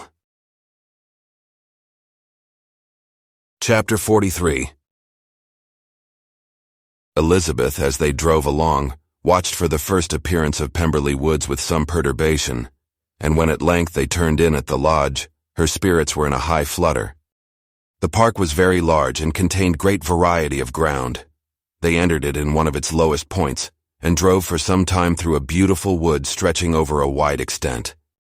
Elizabeth's mind was too full for conversation, but she saw and admired every remarkable spot and point of view. They gradually ascended for half a mile, and then found themselves at the top of a considerable eminence, where the wood ceased, and the eye was instantly caught by Pemberley House, situated on the opposite side of the valley, into which the road with some abruptness wound. It was a large, handsome stone building, standing well on rising ground, and backed by a ridge of high woody hills, and in front a stream of some natural importance was swelled into greater, but without any artificial appearance. Its banks were neither formal nor falsely adorned. Elizabeth was delighted. She had never seen a place for which nature had done more, or where natural beauty had been so little counteracted by an awkward taste. They were all of them warm in their admiration, and at that moment she felt that to be mistress of Pemberley might be something. They descended the hill, crossed the bridge, and drove to the door, and while examining the nearer aspect of the house, all her apprehension of meeting its owner returned. She dreaded lest the chambermaid had been mistaken. On applying to see the place, they were admitted into the hall, and Elizabeth, as they waited for the housekeeper, had leisure to wonder at her being where she was. The housekeeper came, a respectable-looking elderly woman, much less fine and more civil than she had any notion of finding her. They followed her into the dining parlor. It was a large, well-proportioned room, handsomely fitted up. Elizabeth, after slightly surveying it, went to a window to enjoy its prospect. The hill, crowned with wood from which they had descended, receiving increased abruptness from the distance, was a beautiful object. Every disposition of the ground was good, and she looked on the whole scene, the river, the trees scattered on its banks, and the winding of the valley, as far as she could trace it, with delight. As they passed into other rooms, these objects were taking different positions, but from every window there were beauties to be seen. The rooms were lofty and handsome, and their furniture suitable to the fortune of their proprietor. But Elizabeth saw, with admiration of his taste, that it was neither gaudy nor uselessly fine, with less of splendor and more real elegance than the furniture of Rosings. And of this place, thought she, I might have been mistress. With these rooms I might have now been familiarly acquainted. Instead of viewing them as a stranger, I might have rejoiced in them as my own, and welcomed to them as visitors my uncle and aunt. But no, recollecting herself, that could never be. My uncle and aunt would have been lost to me. I should not have been allowed to invite them. This was a lucky recollection. It saved her from something like regret. She longed to inquire of the housekeeper whether her master were really absent, but had not courage for it. At length, however, the question was asked by her uncle, and she turned away with alarm, while Mrs. Reynolds replied that he was, adding, "But we expect him tomorrow with a large party of friends." How rejoiced was Elizabeth that their own journey had not by any circumstance been delayed a day. Her aunt now called her to look at a picture. She approached and saw the likeness of Mr. Wickham, suspended amongst several other miniatures over the mantelpiece. Her aunt asked her smilingly how she liked it. The housekeeper came forward and told them it was the picture of a young gentleman, the son of her late master's steward, who had been brought up by him at his own expense. He is now gone into the army, she added, but I am afraid he has turned out very wild. Mrs. Gardner looked at her niece with a smile, but Elizabeth could not return it. "And that," said Mrs. Reynolds, pointing to another of the miniatures, "is my master and very like him. It was drawn at the same time as the other, about 8 years ago. I have heard much of your master's fine person, said Mrs. Gardner, looking at the picture. It is a handsome face. But, Lizzie, you can tell us whether it is like or not. Mrs. Reynolds' respect for Elizabeth seemed to increase on this intimation of her knowing her master. Does that young lady know Mr. Darcy? Elizabeth colored and said, A little. And do not you think him a very handsome gentleman, ma'am? Yes, very handsome. I am sure I know none so handsome, but in the gallery upstairs you will see a finer, larger picture of him than this. This room was my late master's favorite room, and these miniatures are just as they used to be then. He was very fond of them. This accounted to Elizabeth for Mr. Wickham's being among them. Mrs. Reynolds then directed their attention to one of Miss Darcy, drawn when she was only 8 years old. And is Miss Darcy as handsome as her brother? Said Mr. Gardner. Oh yes, the handsomest young lady that ever was seen, and so accomplished. She plays and sings all day long. In the next room is a new instrument just come down for her, a present from my master. She comes here tomorrow with him. Mr. Gardner, whose manners were easy and pleasant, encouraged her communicativeness by his questions and remarks. Mrs. Reynolds, either from pride or attachment, had evidently great pleasure in talking of her master and his sister. Is your master much at Pemberley in the course of the year? Not so much as I could wish, sir, but I dare say he may spend half his time here, and Miss Darcy is always down for the summer months. Except, thought Elizabeth, when she goes to Ramsgate. If your master would marry, you might see more of him. Yes, sir, but I do not know when that will be. I do not know who is good enough for him. Mr. and Mrs. Gardner smiled. Elizabeth could not help saying, It is very much to his credit, I am sure, that you should think so. I say no more than the truth, and what everybody will say that knows him, replied the other. Elizabeth thought this was going pretty far, and she listened with increasing astonishment as the housekeeper added, I have never had a cross word from him in my life, and I have known him ever since he was 4 years old. This was praise of all others most extraordinary, most opposite to her ideas. That he was not a good-tempered man had been her firmest opinion. Her keenest attention was awakened. She longed to hear more, and was grateful to her uncle for saying, There are very few people of whom so much can be said. You are lucky in having such a master. Yes, sir, I know I am. If I were to go through the world, I could not meet with a better. But I have always observed that they who are good-natured when children are good-natured when they grow up, and he was always the sweetest-tempered, most generous-hearted boy in the world. Elizabeth almost stared at her. Can this be Mr. Darcy? Thought she. His father was an excellent man, said Mrs. Gardner. Yes, ma'am, that he was indeed, and his son will be just like him, just as affable to the poor. Elizabeth listened, wondered, doubted, and was impatient for more. Mrs. Reynolds could interest her on no other point. She related the subjects of the pictures, the dimensions of the rooms, and the price of the furniture in vain. Mr. Gardner, highly amused by the kind of family prejudice to which he attributed her excessive commendation of her master, soon led again to the subject, and she dwelt with energy on his many merits, as they proceeded together up the great staircase. He is the best landlord, and the best master, said she, that ever lived. Not like the wild young men nowadays who think of nothing but themselves. There is not one of his tenants or servants but what will give him a good name. Some people call him proud, but I am sure I never saw anything of it. To my fancy, it is only because he does not rattle away like other young men. In what an amiable light does this place him, thought Elizabeth. This fine account of him, whispered her aunt as they walked, is not quite consistent with his behavior to our poor friend. Perhaps we might be deceived. That is not very likely, our authority was too good.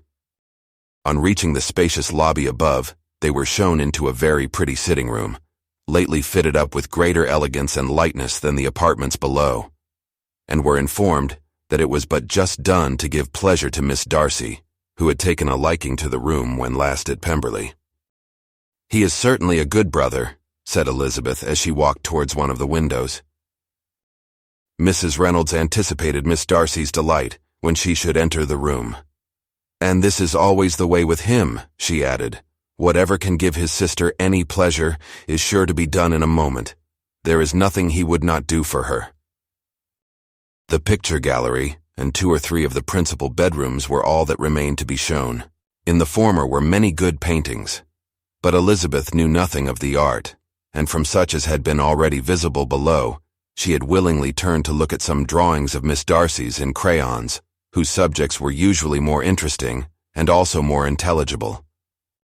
In the gallery there were many family portraits, but they could have little to fix the attention of a stranger. Elizabeth walked on in quest of the only face whose features would be known to her. At last it arrested her, and she beheld a striking resemblance of Mr. Darcy, with such a smile over the face as she remembered to have sometimes seen when he looked at her. She stood several minutes before the picture, in earnest contemplation, and returned to it again before they quitted the gallery. Mrs. Reynolds informed them that it had been taken in his father's lifetime. There was certainly at this moment, in Elizabeth's mind, a more gentle sensation towards the original than she had ever felt in the height of their acquaintance. The commendation bestowed on him by Mrs. Reynolds was of no trifling nature. What praise is more valuable than the praise of an intelligent servant? As a brother, a landlord, a master, she considered how many people's happiness were in his guardianship, how much of pleasure or pain it was in his power to bestow, how much of good or evil must be done by him. Every idea that had been brought forward by the housekeeper was favorable to his character, and as she stood before the canvas on which he was represented and fixed his eyes upon herself, she thought of his regard with a deeper sentiment of gratitude than it had ever raised before. She remembered its warmth and softened its impropriety of expression. When all of the house that was open to general inspection had been seen, they returned downstairs, and taking leave of the housekeeper, were consigned over to the gardener, who met them at the hall door. As they walked across the lawn towards the river, Elizabeth turned back to look again. Her uncle and aunt stopped also, and while the former was conjecturing as to the date of the building, the owner of it himself suddenly came forward from the road which led behind it to the stables. They were within 20 yards of each other, and so abrupt was his appearance that it was impossible to avoid his sight. Their eyes instantly met, and the cheeks of each were overspread with the deepest blush. He absolutely started, and for a moment seemed immovable from surprise, but shortly recovering himself, advanced towards the party, and spoke to Elizabeth, if not in terms of perfect composure, at least of perfect civility. She had instinctively turned away, but stopping on his approach received his compliments with an embarrassment impossible to be overcome.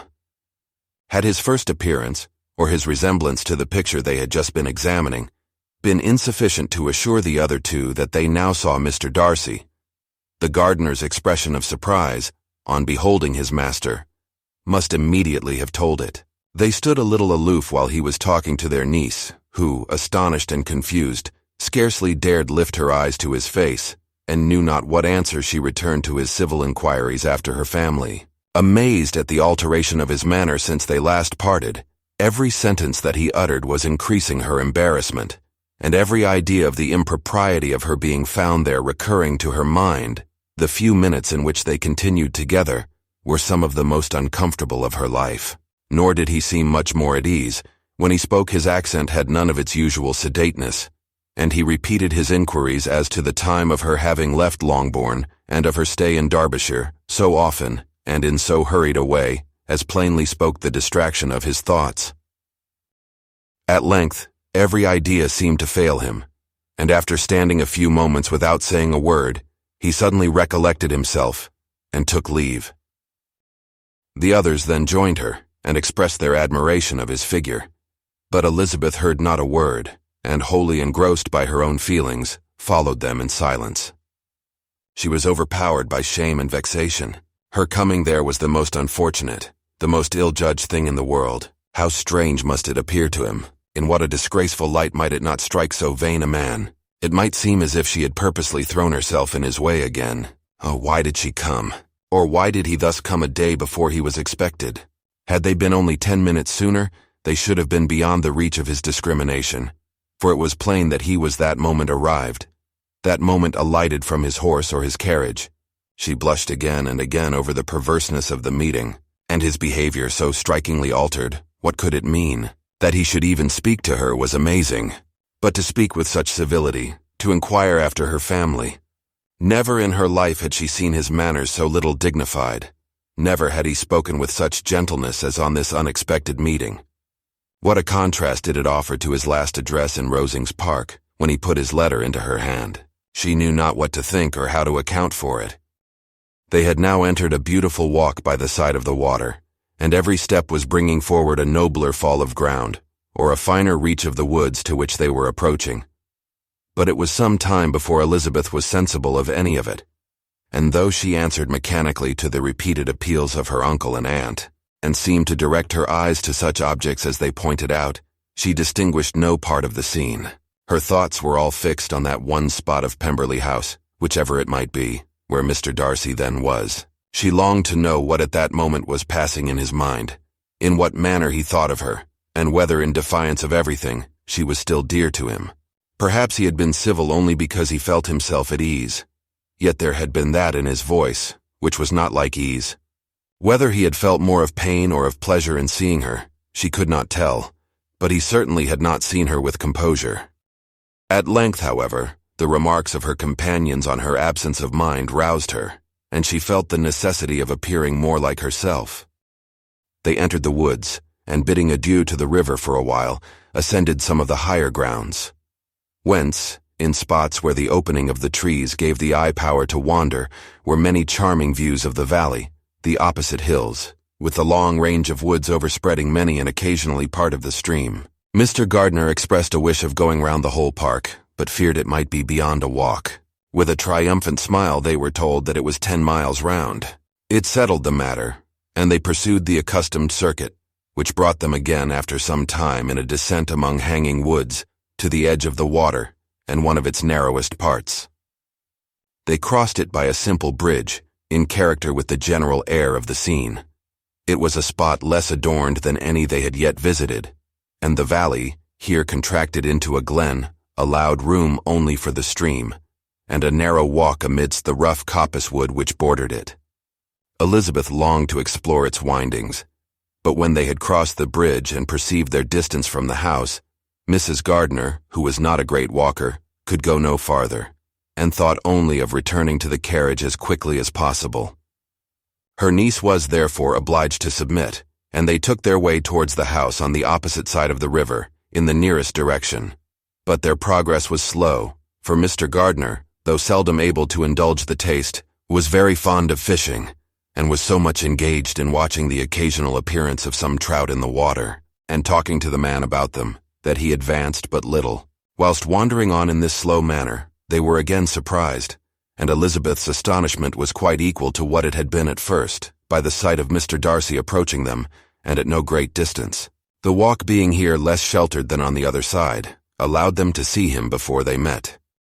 Elizabeth, however astonished, was at least more prepared for an interview than before, and resolved to appear and to speak with calmness, if he really intended to meet them. For a few moments indeed, she felt that he would probably strike into some other path. The idea lasted while a turning in the walk concealed him from their view. The turning past, he was immediately before them. With a glance she saw that he had lost none of his recent civility, and to imitate his politeness, she began as they met to admire the beauty of the place, but she had not got beyond the words delightful and charming when some unlucky recollections obtruded, and she fancied that praise of Pemberley from her might be mischievously construed. Her color changed, and she said no more. Mrs. Gardiner was standing a little behind, and on her pausing, he asked her if she would do him the honor of introducing him to her friends. This was a stroke of civility for which she was quite unprepared, and she could hardly suppress a smile at his being now seeking the acquaintance of some of those very people, against whom his pride had revolted, in his offer to herself. What will be his surprise, thought she, when he knows who they are? He takes them now for people of fashion. The introduction, however, was immediately made, and as she named their relationship to herself, she stole a sly look at him, to see how he bore it, and was not without the expectation of his decamping as fast as he could from such disgraceful companions. That he was surprised by the connection was evident. He sustained it, however, with fortitude, and so far from going away, turned back with them, and entered into conversation with Mr. Gardner. Elizabeth could not but be pleased, could not but triumph. It was consoling that he should know she had some relations for whom there was no need to blush. She listened most attentively to all that passed between them, and gloried in every expression, every sentence of her uncle, which marked his intelligence, his taste, or his good manners. The conversation soon turned upon fishing, and she heard Mr. Darcy invite him, with the greatest civility, to fish there as often as he chose, while he continued in the neighborhood, offering at the same time to supply him with fishing tackle, and pointing out those parts of the stream where there was usually most sport. Mrs. Gardner, who was walking arm in arm with Elizabeth, gave her a look expressive of her wonder. Elizabeth said nothing, but it gratified her exceedingly. The compliment must be all for herself. Her astonishment, however, was extreme, and continually was she repeating, "Why is he so altered? From what can it proceed? It cannot be from me, it cannot be for my sake that his manners are thus softened. My reproofs at Hunsford could not work such a change as this. It is impossible that he should still love me." After walking some time in this way, the two ladies in front, the two gentlemen behind, on resuming their places, after descending to the brink of the river for the better inspection of some curious water plant, there chanced to be a little alteration. It originated in Mrs. Gardner, who, fatigued by the exercise of the morning, found Elizabeth's arm inadequate to her support, and consequently preferred her husband's. Mr. Darcy took her place by her niece, and they walked on together. After a short silence, the lady first spoke. She wished him to know that she had been assured of his absence before she came to the place, and accordingly began by observing that his arrival had been very unexpected.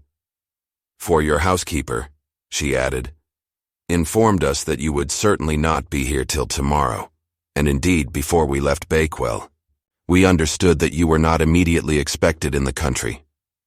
He acknowledged the truth of it all, and said that business with his steward had occasioned his coming forward a few hours before the rest of the party with whom he had been traveling. "They will join me early tomorrow," he continued, "and among them are some who will claim an acquaintance with you, Mr. Bingley and his sisters." Elizabeth answered only by a slight bow. Her thoughts were instantly driven back to the time when Mr. Bingley's name had been last mentioned between them, and if she might judge from his complexion, his mind was not very differently engaged.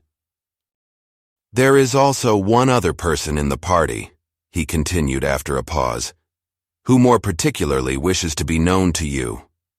Will you allow me, or do I ask too much, to introduce my sister to your acquaintance during your stay at Lambton?" The surprise of such an application was great indeed. It was too great for her to know in what manner she acceded to it. She immediately felt that whatever desire Miss Darcy might have of being acquainted with her must be the work of her brother, and without looking farther, it was satisfactory. It was gratifying to know that his resentment had not made him think really ill of her. They now walked on in silence, each of them deep in thought. Elizabeth was not comfortable, that was impossible, but she was flattered and pleased. His wish of introducing his sister to her was a compliment of the highest kind. They soon outstripped the others, and when they had reached the carriage, Mr. and Mrs. Gardner were half a quarter of a mile behind. He then asked her to walk into the house, but she declared herself not tired, and they stood together on the lawn. At such a time much might have been said, and silence was very awkward. She wanted to talk, but there seemed an embargo on every subject. At last she recollected that she had been traveling, and they talked of Matlock and Dovedale with great perseverance. Yet time and her aunt moved slowly, and her patience and her ideas were nearly worn out before the tete-a-tete was over. On Mr. and Mrs. Gardner's coming up, they were all pressed to go into the house and take some refreshment, but this was declined, and they parted on each side with the utmost politeness. Mr. Darcy handed the ladies into the carriage, and when it drove off, Elizabeth saw him walking slowly towards the house. The observations of her uncle and aunt now began, and each of them pronounced him to be infinitely superior to anything they had expected. "He is perfectly well behaved, polite, and unassuming," said her uncle. "There is something a little stately in him, to be sure," replied her aunt, "but it is confined to his air, and is not unbecoming. I can now say with the housekeeper that though some people may call him proud, I have seen nothing of it. I was never more surprised than by his behavior to us. It was more than civil, it was really attentive, and there was no necessity for such attention. His acquaintance with Elizabeth was very trifling." "To be sure, Lizzie," said her aunt, "he is not so handsome as Wickham, or rather he has not Wickham's countenance, for his features are perfectly good. But how came you to tell us that he was so disagreeable?" Elizabeth excused herself as well as she could, said that she had liked him better when they met in Kent than before, and that she had never seen him so pleasant as this morning. "But perhaps he may be a little whimsical in his civilities," replied her uncle. "Your great men often are, and therefore I shall not take him at his word about fishing, as he might change his mind another day and warn me off his grounds." Elizabeth felt that they had entirely mistaken his character, but said nothing. "From what we have seen of him," continued Mrs. Gardiner, "I really should not have thought that he could have behaved in so cruel a way by anybody as he has done by poor Wickham.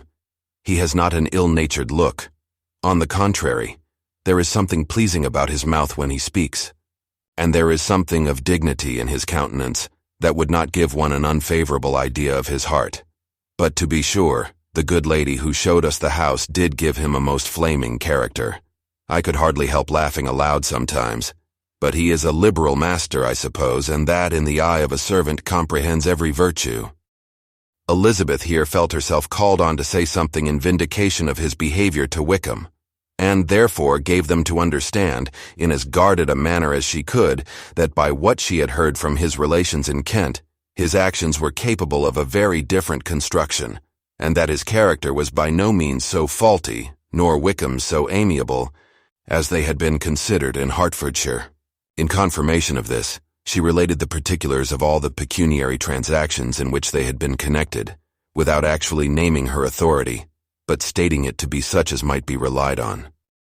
Mrs. Gardiner was surprised and concerned, but as they were now approaching the scene of her former pleasures, every idea gave way to the charm of recollection, and she was too much engaged in pointing out to her husband all the interesting spots in its environs to think of anything else.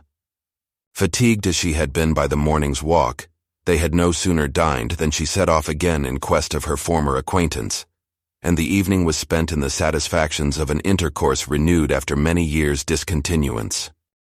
The occurrences of the day were too full of interest to leave Elizabeth much attention for any of these new friends, and she could do nothing but think, and think with wonder, of Mr. Darcy's civility, and above all, of his wishing her to be acquainted with his sister.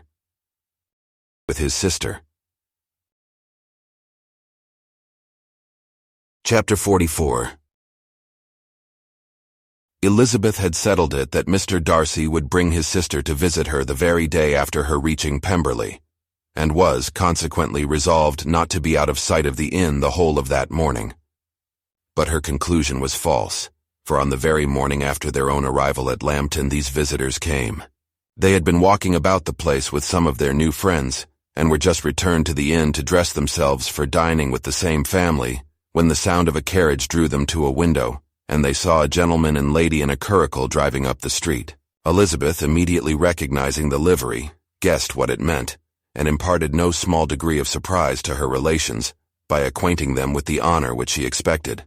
Her uncle and aunt were all amazement, and the embarrassment of her manner as she spoke, joined to the circumstance itself, and many of the circumstances of the preceding day, opened to them a new idea on the business.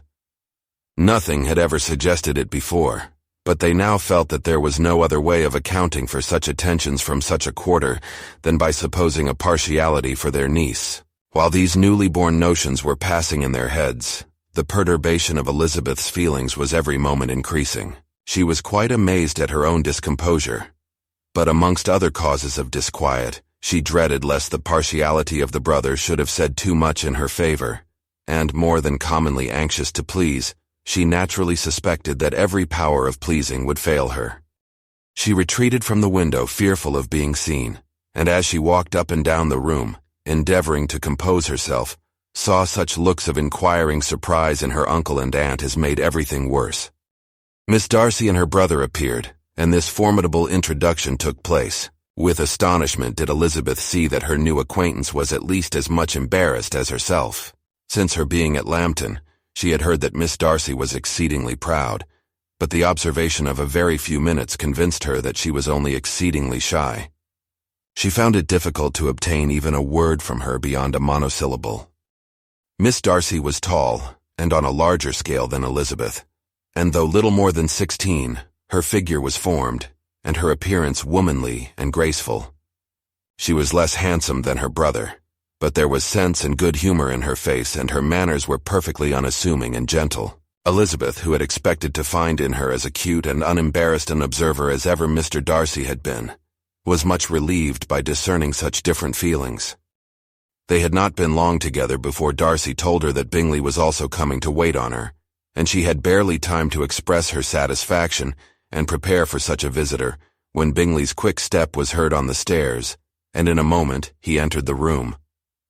All Elizabeth's anger against him had been long done away, but had she still felt any, it could hardly have stood its ground against the unaffected cordiality with which he expressed himself on seeing her again. He inquired in a friendly though general way after her family, and looked and spoke with the same good-humored ease that he had ever done. To Mr. and Mrs. Gardiner he was scarcely a less interesting personage than to herself. They had long wished to see him. The whole party before them indeed excited a lively attention. The suspicions which had just arisen of Mr. Darcy and their niece directed their observation towards each with an earnest, though guarded inquiry, and they soon drew from those inquiries the full conviction that one of them at least knew what it was to love. Of the lady's sensations they remained a little in doubt, but that the gentleman was overflowing with admiration was evident enough. Elizabeth, on her side, had much to do. She wanted to ascertain the feelings of each of her visitors. She wanted to compose her own, and to make herself agreeable to all, and in the latter object, where she feared most to fail, she was most sure of success, for those to whom she endeavored to give pleasure were prepossessed in her favor. Bingley was ready, Georgiana was eager, and Darcy determined to be pleased. In seeing Bingley, her thoughts naturally flew to her sister, and oh, how ardently did she long to know whether any of his were directed in a like manner. Sometimes she could fancy that he talked less than on former occasions, and once or twice pleased herself with the notion that, as he looked at her, he was trying to trace a resemblance. But though this might be imaginary, she could not be deceived as to his behavior to Miss Darcy, who had been set up as a rival to Jane. No look appeared on either side that spoke particular regard. Nothing occurred between them that could justify the hopes of his sister. On this point she was soon satisfied, and 2 or 3 little circumstances occurred ere they parted, which, in her anxious interpretation, denoted a recollection of Jane, not untinctured by tenderness, and a wish of saying more that might lead to the mention of her, had he dared. He observed to her, at a moment when the others were talking together, and in a tone which had something of real regret, that it was a very long time since he had had the pleasure of seeing her. And before she could reply, he added, "It is above 8 months.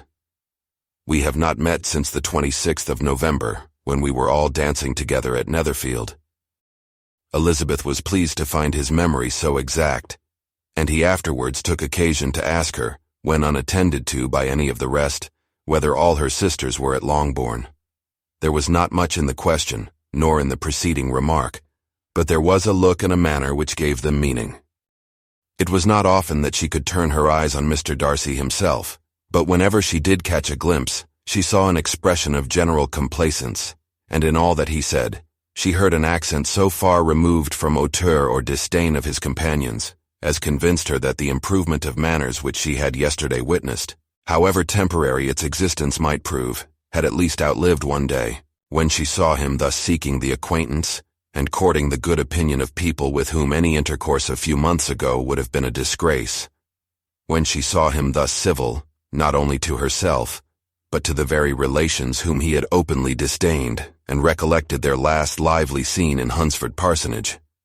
The difference, the change was so great, and struck so forcibly on her mind, that she could hardly restrain her astonishment from being visible. Never, even in the company of his dear friends at Netherfield, or his dignified relations at Rosings, had she seen him so desirous to please, so free from self-consequence or unbending reserve, as now, when no importance could result from the success of his endeavors, and when even the acquaintance of those to whom his attentions were addressed would draw down the ridicule and censure of the ladies both of Netherfield and Rosings.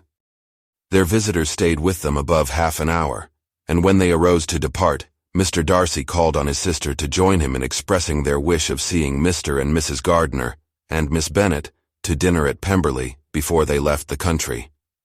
Miss Darcy, though with a diffidence which marked her little in the habit of giving invitations, readily obeyed. Mrs. Gardiner looked at her niece, desirous of knowing how she, whom the invitation most concerned, felt disposed as to its acceptance, but Elizabeth had turned away her head. Presuming, however, that this studied avoidance spoke rather a momentary embarrassment than any dislike of the proposal, and seeing in her husband, who was fond of society, a perfect willingness to accept it, she ventured to engage for her attendance, and the day after the next was fixed on. Bingley expressed great pleasure in the certainty of seeing Elizabeth again, having still a great deal to say to her, and many inquiries to make after all their Hertfordshire friends. Elizabeth, construing all this into a wish of hearing her speak of her sister, was pleased, and on this account, as well as some others, found herself, when their visitors left them, capable of considering the last half-hour with some satisfaction, though while it was passing the enjoyment of it had been little. Eager to be alone, and fearful of inquiries or hints from her uncle and aunt, she stayed with them only long enough to hear their favorable opinion of Bingley, and then hurried away to dress. But she had no reason to fear Mr. and Mrs. Gardiner's curiosity. It was not their wish to force her communication. It was evident that she was much better acquainted with Mr. Darcy than they had before any idea of. It was evident that he was very much in love with her. They saw much to interest, but nothing to justify inquiry. Of Mr. Darcy it was now a matter of anxiety to think well, and as far as their acquaintance reached, there was no fault to find. They could not be untouched by his politeness, and had they drawn his character from their own feelings and his servant's report, without any reference to any other account, the circle in Hertfordshire to which he was known would not have recognized it for Mr. Darcy. There was now an interest, however, in believing the housekeeper, and they soon became sensible that the authority of a servant, who had known him since he was 4 years old, and whose own manners indicated respectability, was not to be hastily rejected. Neither had anything occurred in the intelligence of their Lambton friends that could materially lessen its weight. They had nothing to accuse him of but pride. Pride he probably had, and if not, it would certainly be imputed by the inhabitants of a small market town where the family did not visit. It was acknowledged, however, that he was a liberal man, and did much good among the poor. With respect to Wickham, the travellers soon found that he was not held there in much estimation, for though the chief of his concerns with the son of his patron were imperfectly understood, it was yet a well-known fact that, on his quitting Derbyshire, he had left many debts behind him, which Mr. Darcy afterwards discharged. As for Elizabeth, her thoughts were at Pemberley this evening more than the last, and the evening, though as it passed it seemed long, was not long enough to determine her feelings towards one in that mansion, and she lay awake 2 whole hours, endeavoring to make them out. She certainly did not hate him. No, hatred had vanished long ago, and she had almost as long been ashamed of ever feeling a dislike against him, that could be so called. The respect created by the conviction of his valuable qualities, though at first unwillingly admitted, had for some time ceased to be repugnant to her feelings, and it was now heightened into somewhat of a friendlier nature by the testimony so highly in his favor, and bringing forward his disposition in so amiable a light, which yesterday had produced. But above all, above respect and esteem, there was a motive within her of goodwill which could not be overlooked. It was gratitude. Gratitude not merely for having once loved her, but for loving her still well enough to forgive all the petulance and acrimony of her manner in rejecting him, and all the unjust accusations accompanying her rejection. He who, she had been persuaded, would avoid her as his greatest enemy, seemed on this accidental meeting most eager to preserve the acquaintance, and without any indelicate display of regard, or any peculiarity of manner, where their two selves only were concerned, was soliciting the good opinion of her friends, and bent on making her known to his sister. Such a change in a man of so much pride excited not only astonishment, but gratitude, for to love, ardent love, it must be attributed, and as such, its impression on her was of a sort to be encouraged, as by no means unpleasing, though it could not be exactly defined. She respected, she esteemed, she was grateful to him. She felt a real interest in his welfare, and she only wanted to know how far she wished that welfare to depend upon herself, and how far it would be for the happiness of both that she should employ the power, which her fancy told her she still possessed, of bringing on the renewal of his addresses. It had been settled in the evening, between the aunt and niece, that such a striking civility as Miss Darcy's, in coming to them on the very day of her arrival at Pemberley, for she had reached it only to a late breakfast, ought to be imitated, though it could not be equaled, by some exertion of politeness on their side, and consequently, that it would be highly expedient to wait on her at Pemberley the following morning. They were therefore to go. Elizabeth was pleased, though when she asked herself the reason she had very little to say in reply. Mr. Gardiner left them soon after breakfast. The fishing scheme had been renewed the day before, and a positive engagement made of his meeting some of the gentlemen at Pemberley by noon. Chapter 45. Convinced as Elizabeth now was that Miss Bingley's dislike of her had originated in jealousy, she could not help feeling how very unwelcome her appearance at Pemberley must be to her, and was curious to know with how much civility on that lady's side the acquaintance would now be renewed. On reaching the house, they were shown through the hall into the saloon, whose northern aspect rendered it delightful for summer. Its windows, opening to the ground, admitted a most refreshing view of the high woody hills behind the house, and of the beautiful oaks and Spanish chestnuts which were scattered over the intermediate lawn. In this room they were received by Miss Darcy, who was sitting there with Mrs. Hurst and Miss Bingley, and the lady with whom she lived in London. Georgiana's reception of them was very civil, but attended with all that embarrassment which, though proceeding from shyness and the fear of doing wrong, would easily give to those who felt themselves inferior the belief of her being proud and reserved. Mrs. Gardiner and her niece, however, did her justice and pitied her. By Mrs. Hurst and Miss Bingley they were noticed only by a courtesy, and on their being seated a pause, awkward as such pauses must always be, succeeded for a few moments. It was first broken by Mrs. Annesley, a genteel, agreeable-looking woman whose endeavor to introduce some kind of discourse proved her to be more truly well-bred than either of the others, and between her and Mrs. Gardiner, with occasional help from Elizabeth, the conversation was carried on. Miss Darcy looked as if she wished for courage enough to join in it, and sometimes did venture a short sentence, when there was least danger of its being heard. Elizabeth soon saw that she was herself closely watched by Miss Bingley, and that she could not speak a word, especially to Miss Darcy, without calling her attention. This observation would not have prevented her from trying to talk to the latter, had they not been seated at an inconvenient distance, but she was not sorry to be spared the necessity of saying much. Her own thoughts were employing her. She expected every moment that some of the gentlemen would enter the room. She wished, she feared, that the master of the house might be amongst them, and whether she wished or feared it most, she could scarcely determine.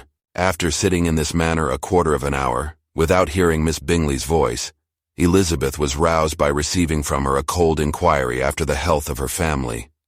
She answered with equal indifference and brevity, and the other said no more. The next variation which their visit afforded was produced by the entrance of servants with cold meat, cake, and a variety of all the finest fruits in season.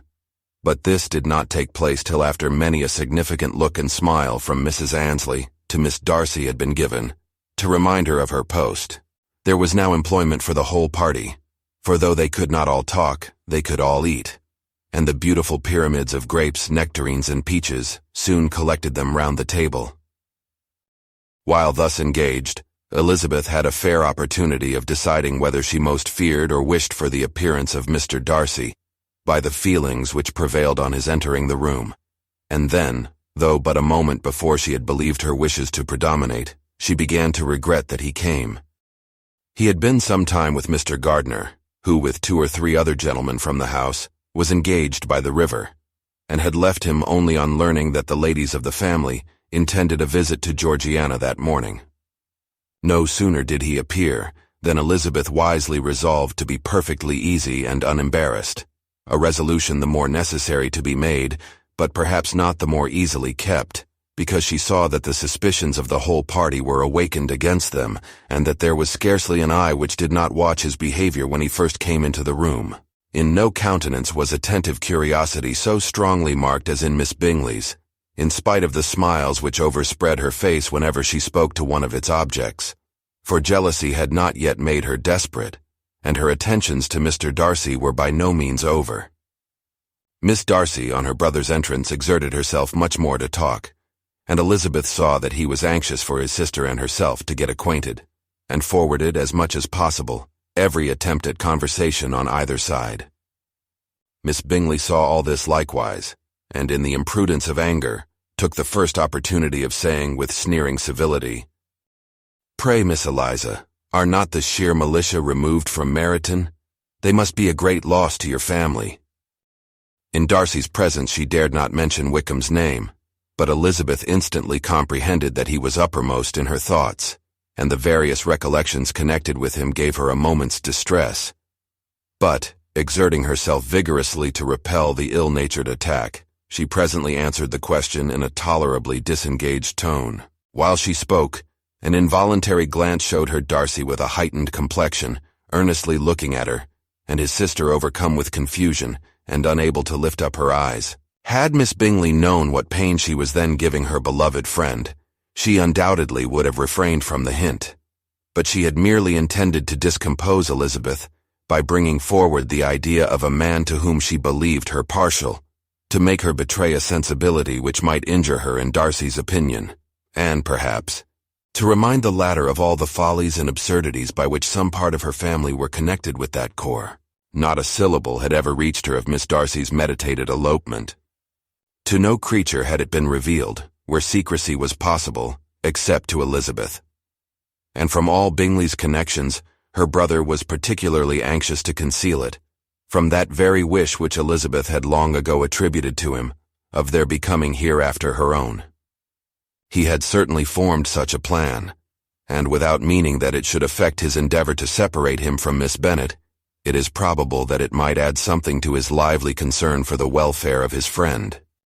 Elizabeth's collected behavior, however, soon quieted his emotion, and as Miss Bingley, vexed and disappointed, dared not approach nearer to Wickham, Georgiana also recovered in time, though not enough to be able to speak any more. Her brother, whose eyes she feared to meet, scarcely recollected her interest in the affair, and the very circumstance which had been designed to turn his thoughts from Elizabeth seemed to have fixed them on her more and more cheerfully. Their visit did not continue long after the question and answer above mentioned, and while Mr. Darcy was attending them to their carriage, Miss Bingley was venting her feelings in criticisms on Elizabeth's person, behavior, and dress. But Georgiana would not join her. Her brother's recommendation was enough to ensure her favor. His judgment could not err, and he had spoken in such terms of Elizabeth as to leave Georgiana without the power of finding her otherwise than lovely and amiable. When Darcy returned to the saloon, Miss Bingley could not help repeating to him some part of what she had been saying to his sister. "How very ill Eliza Bennet looks this morning, Mr. Darcy," she cried. "I never in my life saw anyone so much altered as she is since the winter. She has grown so brown and coarse. Louisa and I were agreeing that we should not have known her again." However little Mr. Darcy might have liked such an address, he contented himself with coolly replying that he perceived no other alteration than her being rather tanned, no miraculous consequence of traveling in the summer. "For my own part," she rejoined, "I must confess that I never could see any beauty in her. Her face is too thin, her complexion has no brilliancy, and her features are not at all handsome. Her nose wants character, there is nothing marked in its lines. Her teeth are tolerable, but not out of the common way, and as for her eyes, which have sometimes been called so fine, I never could perceive anything extraordinary in them. They have a sharp, shrewish look, which I do not like at all, and in her air altogether there is a self-sufficiency without fashion which is intolerable. Persuaded as Miss Bingley was that Darcy admired Elizabeth, this was not the best method of recommending herself, but angry people are not always wise, and in seeing him at last look somewhat nettled, she had all the success she expected. He was resolutely silent, however, and from a determination of making him speak, she continued, "I remember when we first knew her in Hertfordshire, how amazed we all were to find that she was a reputed beauty. And I particularly recollect your saying one night, after they had been dining at Netherfield, 'She a beauty. I should as soon call her mother a wit.' But afterwards she seemed to improve on you, and I believe you thought her rather pretty at one time." "Yes," replied Darcy, who could contain himself no longer. "But that was only when I first knew her, for it is many months since I have considered her as one of the handsomest women of my acquaintance."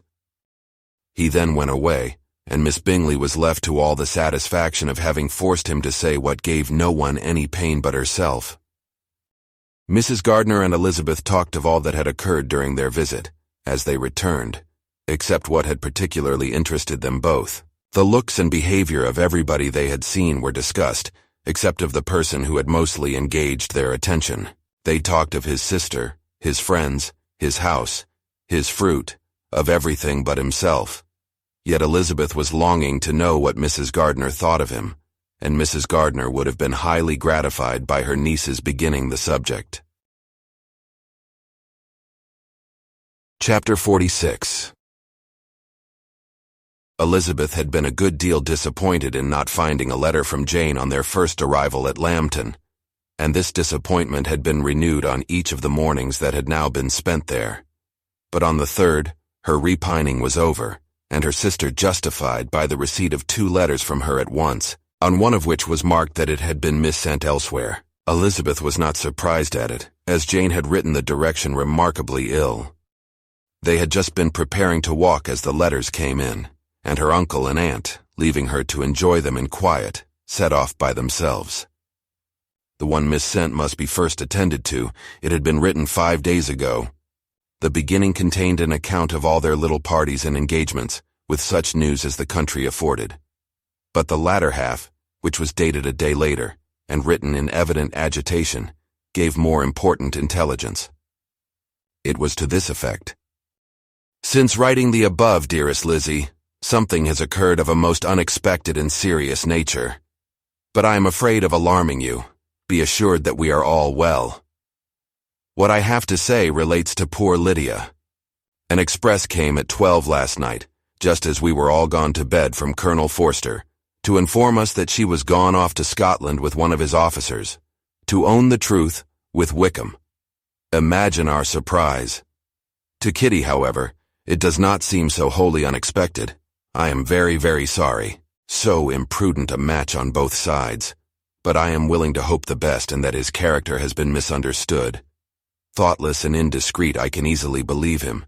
But this step, and let us rejoice over it, marks nothing bad at heart. His choice is disinterested at least, for he must know my father can give her nothing. Our poor mother is sadly grieved. My father bears it better.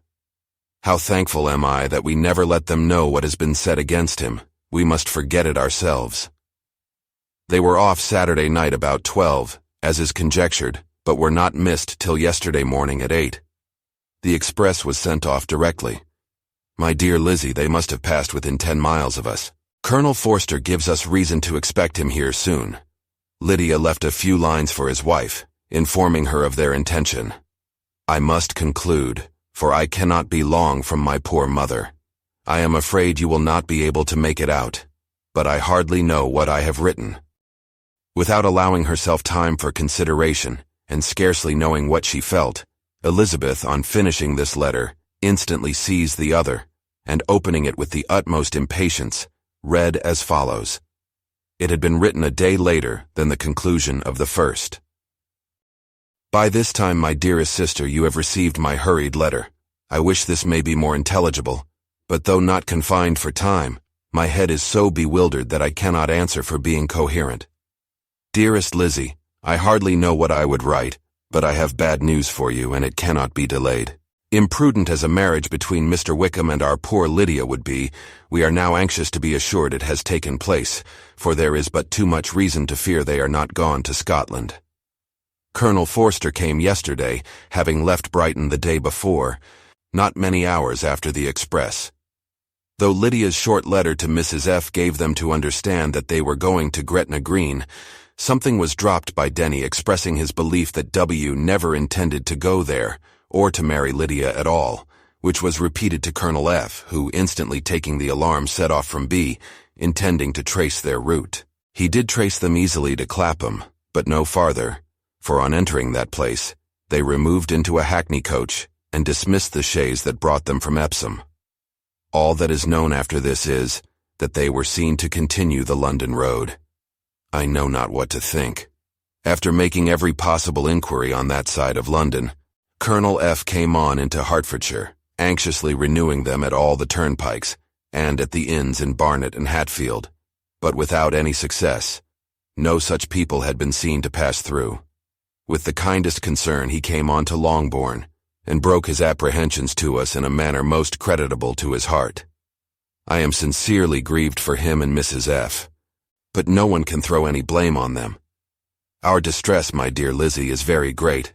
My father and mother believe the worst, but I cannot think so ill of him. Many circumstances might make it more eligible for them to be married privately in town than to pursue their first plan. And even if he could form such a design against a young woman of Lydia's connections, which is not likely, can I suppose her so lost to everything? Impossible. I grieve to find, however, that Colonel F. is not disposed to depend upon their marriage. He shook his head when I expressed my hopes and said he feared W. was not a man to be trusted. My poor mother is really ill and keeps her room. Could she exert herself it would be better, but this is not to be expected. And as to my father, I never in my life saw him so affected. Poor Kitty has anger for having concealed their attachment, but as it was a matter of confidence, one cannot wonder. I am truly glad, dearest Lizzie, that you have been spared something of these distressing scenes. But now, as the first shock is over, shall I own that I long for your return? I am not so selfish, however, as to press for it, if inconvenient. Adieu. I take up my pen again to do what I have just told you I would not, but circumstances are such that I cannot help earnestly begging you all to come here as soon as possible. I know my dear uncle and aunt so well that I am not afraid of requesting it, though I have still something more to ask of the former. My father is going to London with Colonel Forster instantly, to try to discover her. What he means to do I am sure I know not, but his excessive distress will not allow him to pursue any measure in the best and safest way, and Colonel Forster is obliged to be at Brighton again tomorrow evening.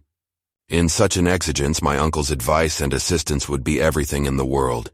He will immediately comprehend what I must feel, and I rely upon his goodness. "Oh, where is my uncle?" cried Elizabeth, darting from her seat as she finished the letter, in eagerness to follow him, without losing a moment of the time so precious. But as she reached the door it was opened by a servant, and Mr. Darcy appeared. Her pale face and impetuous manner made him start, and before he could recover himself enough to speak, she, in whose mind every idea was superseded by Lydia's situation, hastily exclaimed, "I beg your pardon, but I must leave you. I must find Mr. Gardner this moment on business that cannot be delayed. I have not an instant to lose." "Good God! What is the matter?" cried he with more feeling than politeness. Then recollecting himself, "I will not detain you a minute, but let me or let the servant go after Mr. and Mrs. Gardner. You are not well enough. You cannot go yourself." Elizabeth hesitated, but her knees trembled under her, and she felt how little would be gained by her attempting to pursue them. Calling back the servant, therefore, she commissioned him, though in so breathless an accent as made her almost unintelligible, to fetch his master and mistress home instantly. On his quitting the room she sat down, unable to support herself, and looking so miserably ill that it was impossible for Darcy to leave her, or to refrain from saying in a tone of gentleness and commiseration, "Let me call your maid. Is there nothing you could take to give you present relief? A glass of wine, shall I get you one? You are very ill." "No, I thank you," she replied, endeavoring to recover herself. "There is nothing the matter with me. I am quite well. I am only distressed by some dreadful news which I have just received from Longbourn." She burst into tears as she alluded to it, and for a few minutes could not speak another word.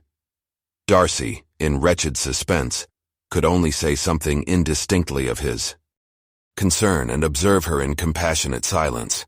At length she spoke again. "I have just had a letter from Jane with such dreadful news. It cannot be concealed from anyone. My youngest sister has left all her friends, has eloped, has thrown herself into the power of Mr. Wickham. They are gone off together from Brighton. You know him too well to doubt the rest. She has no money, no connections, nothing that can tempt him to. She is lost forever." Darcy was fixed in astonishment. "When I consider," she added in a yet more agitated voice, "that I might have prevented it. I who knew what he was. Had I but explained some part of it only, some part of what I learnt to my own family, had his character been known, this could not have happened. But it is all too late now." "I am grieved indeed," cried Darcy. "Grieved, shocked, but is it certain, absolutely certain?" "Oh, yes. They left Brighton together on Sunday night, and were traced almost to London, but not beyond. They are certainly not gone to Scotland." "And what has been done, what has been attempted to recover her?" "My father has gone to London, and Jane has written to beg my uncle's immediate assistance, and we shall be off, I hope, in half an hour. But nothing can be done. I know very well that nothing can be done. How is such a man to be worked on? How are they even to be discovered? I have not the smallest hope. It is every way horrible." Darcy shook his head in silent acquiescence. "When my eyes were opened to his real character, oh, had I known what I ought, what I dared to do. But I knew not. I was afraid of doing too much. Wretched, wretched mistake." Darcy made no answer. He seemed scarcely to hear her, and was walking up and down the room in earnest meditation. His brow contracted, his air gloomy. Elizabeth soon observed and instantly understood it. Her power was sinking. Everything must sink under such a proof of family weakness, such an assurance of the deepest disgrace. She could neither wonder nor condemn. But the belief of his self-conquest brought nothing consolatory to her bosom, afforded no palliation of her distress. It was, on the contrary, exactly calculated to make her understand her own wishes. And never had she so honestly felt that she could have loved him, as now, when all love must be vain. But self, though it would intrude, could not engross her.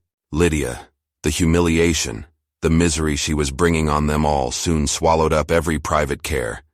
And covering her face with her handkerchief, Elizabeth was soon lost to everything else, and after a pause of several minutes, was only recalled to a sense of her situation by the voice of her companion, who, in a manner which, though it spoke compassion, spoke likewise restraint, said, "I am afraid you have been long desiring my absence, nor have I anything to plead in excuse of my stay, but real, though unavailing concern.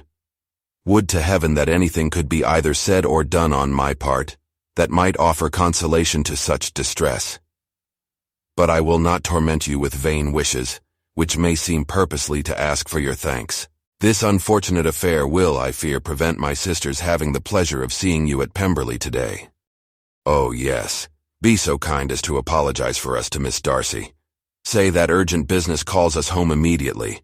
Conceal the unhappy truth as long as it is possible. I know it cannot be long." He readily assured her of his secrecy, again expressed his sorrow for her distress, wished it a happier conclusion than there was at present reason to hope, and, leaving his compliments for her relations, with only one serious parting look, went away. As he quitted the room, Elizabeth felt how improbable it was that they should ever see each other again on such terms of cordiality as had marked their several meetings in Derbyshire. And as she threw a retrospective glance over the whole of their acquaintance, so full of contradictions and varieties, sighed at the perverseness of those feelings which would now have promoted its continuance, and would formerly have rejoiced in its termination. If gratitude and esteem are good foundations of affection, Elizabeth's change of sentiment will be neither improbable nor faulty. But if otherwise, if the regard springing from such sources is unreasonable or unnatural, In comparison of what is so often described as arising on a first interview with its object, and even before 2 words have been exchanged, nothing can be said in her defense, except that she had given somewhat of a trial to the latter method, in her partiality for Wickham, and that its ill success might, perhaps, authorize her to seek the other less interesting mode of attachment. Be that as it may, she saw him go with regret, and in this early example of what Lydia's infamy must produce, found additional anguish as she reflected on that wretched business. Never since reading Jane's second letter had she entertained a hope of Wickham's meaning to marry her. No one but Jane, she thought, could flatter herself with such an expectation. Surprise was the least of all her feelings on this development. While the contents of the first letter remained on her mind, she was all surprise, all astonishment, that Wickham should marry a girl whom it was impossible he could marry for money, and how Lydia could ever have attached him had appeared incomprehensible. But now it was all too natural. For such an attachment as this, she might have sufficient charms. And though she did not suppose Lydia to be deliberately engaging in an elopement without the intention of marriage, she had no difficulty in believing that neither her virtue nor her understanding would preserve her from falling an easy prey. She had never perceived while the regiment was in Hertfordshire that Lydia had any partiality for him, but she was convinced that Lydia had wanted only encouragement to attach herself to anybody. Sometimes one officer, sometimes another, had been her favorite, as their attentions raised them in her opinion. Her affections had been continually fluctuating, but never without an object. The mischief of neglect and mistaken indulgence towards such a girl, oh, how acutely did she now feel it. She was wild to be at home to hear, to see, to be upon the spot to share with Jane in the cares that must now fall wholly upon her, in a family so deranged, a father absent, a mother incapable of exertion and requiring constant attendance. And though almost persuaded that nothing could be done for Lydia, her uncle's interference seemed of the utmost importance. Until he entered the room, the misery of her impatience was severe. Mr. and Mrs. Gardner had hurried back in alarm, supposing by the servant's account that their niece was taken suddenly ill. But satisfying them instantly on that head, she eagerly communicated the cause of their summons, reading the 2 letters aloud, and dwelling on the postscript of the last with trembling energy. Though Lydia had never been a favorite with them, Mr. and Mrs. Gardner could not but be deeply affected. Not Lydia only, but all were concerned in it, and after the first exclamations of surprise and horror, Mr. Gardner readily promised every assistance in his power. Elizabeth, though expecting no less, thanked him with tears of gratitude, and all 3 being actuated by one spirit, everything relating to their journey was speedily settled. They were to be off as soon as possible. "But what is to be done about Pemberley?" cried Mrs. Gardner. "John told us Mr. Darcy was here when you sent for us. Was it so?" "Yes, and I told him we should not be able to keep our engagement. That is all settled." "What is all settled?" repeated the other as she ran into her room to prepare. "And are they upon such terms as for her to disclose the real truth? Oh, that I knew how it was." But wishes were vain, or at best could serve only to amuse her in the hurry and confusion of the following hour. Had Elizabeth been at leisure to be idle, she would have remained certain that all employment was impossible to one so wretched as herself. But she had her share of business as well as her aunt, and amongst the rest, there were notes to be written to all their friends at Lambton, with false excuses for their sudden departure. An hour, however, saw the whole completed, and Mr. Gardner, meanwhile, having settled his account at the inn, nothing remained to be done but to go. And Elizabeth, after all the misery of the morning, found herself, in a shorter space of time than she could have supposed, seated in the carriage and on the road to Longbourn.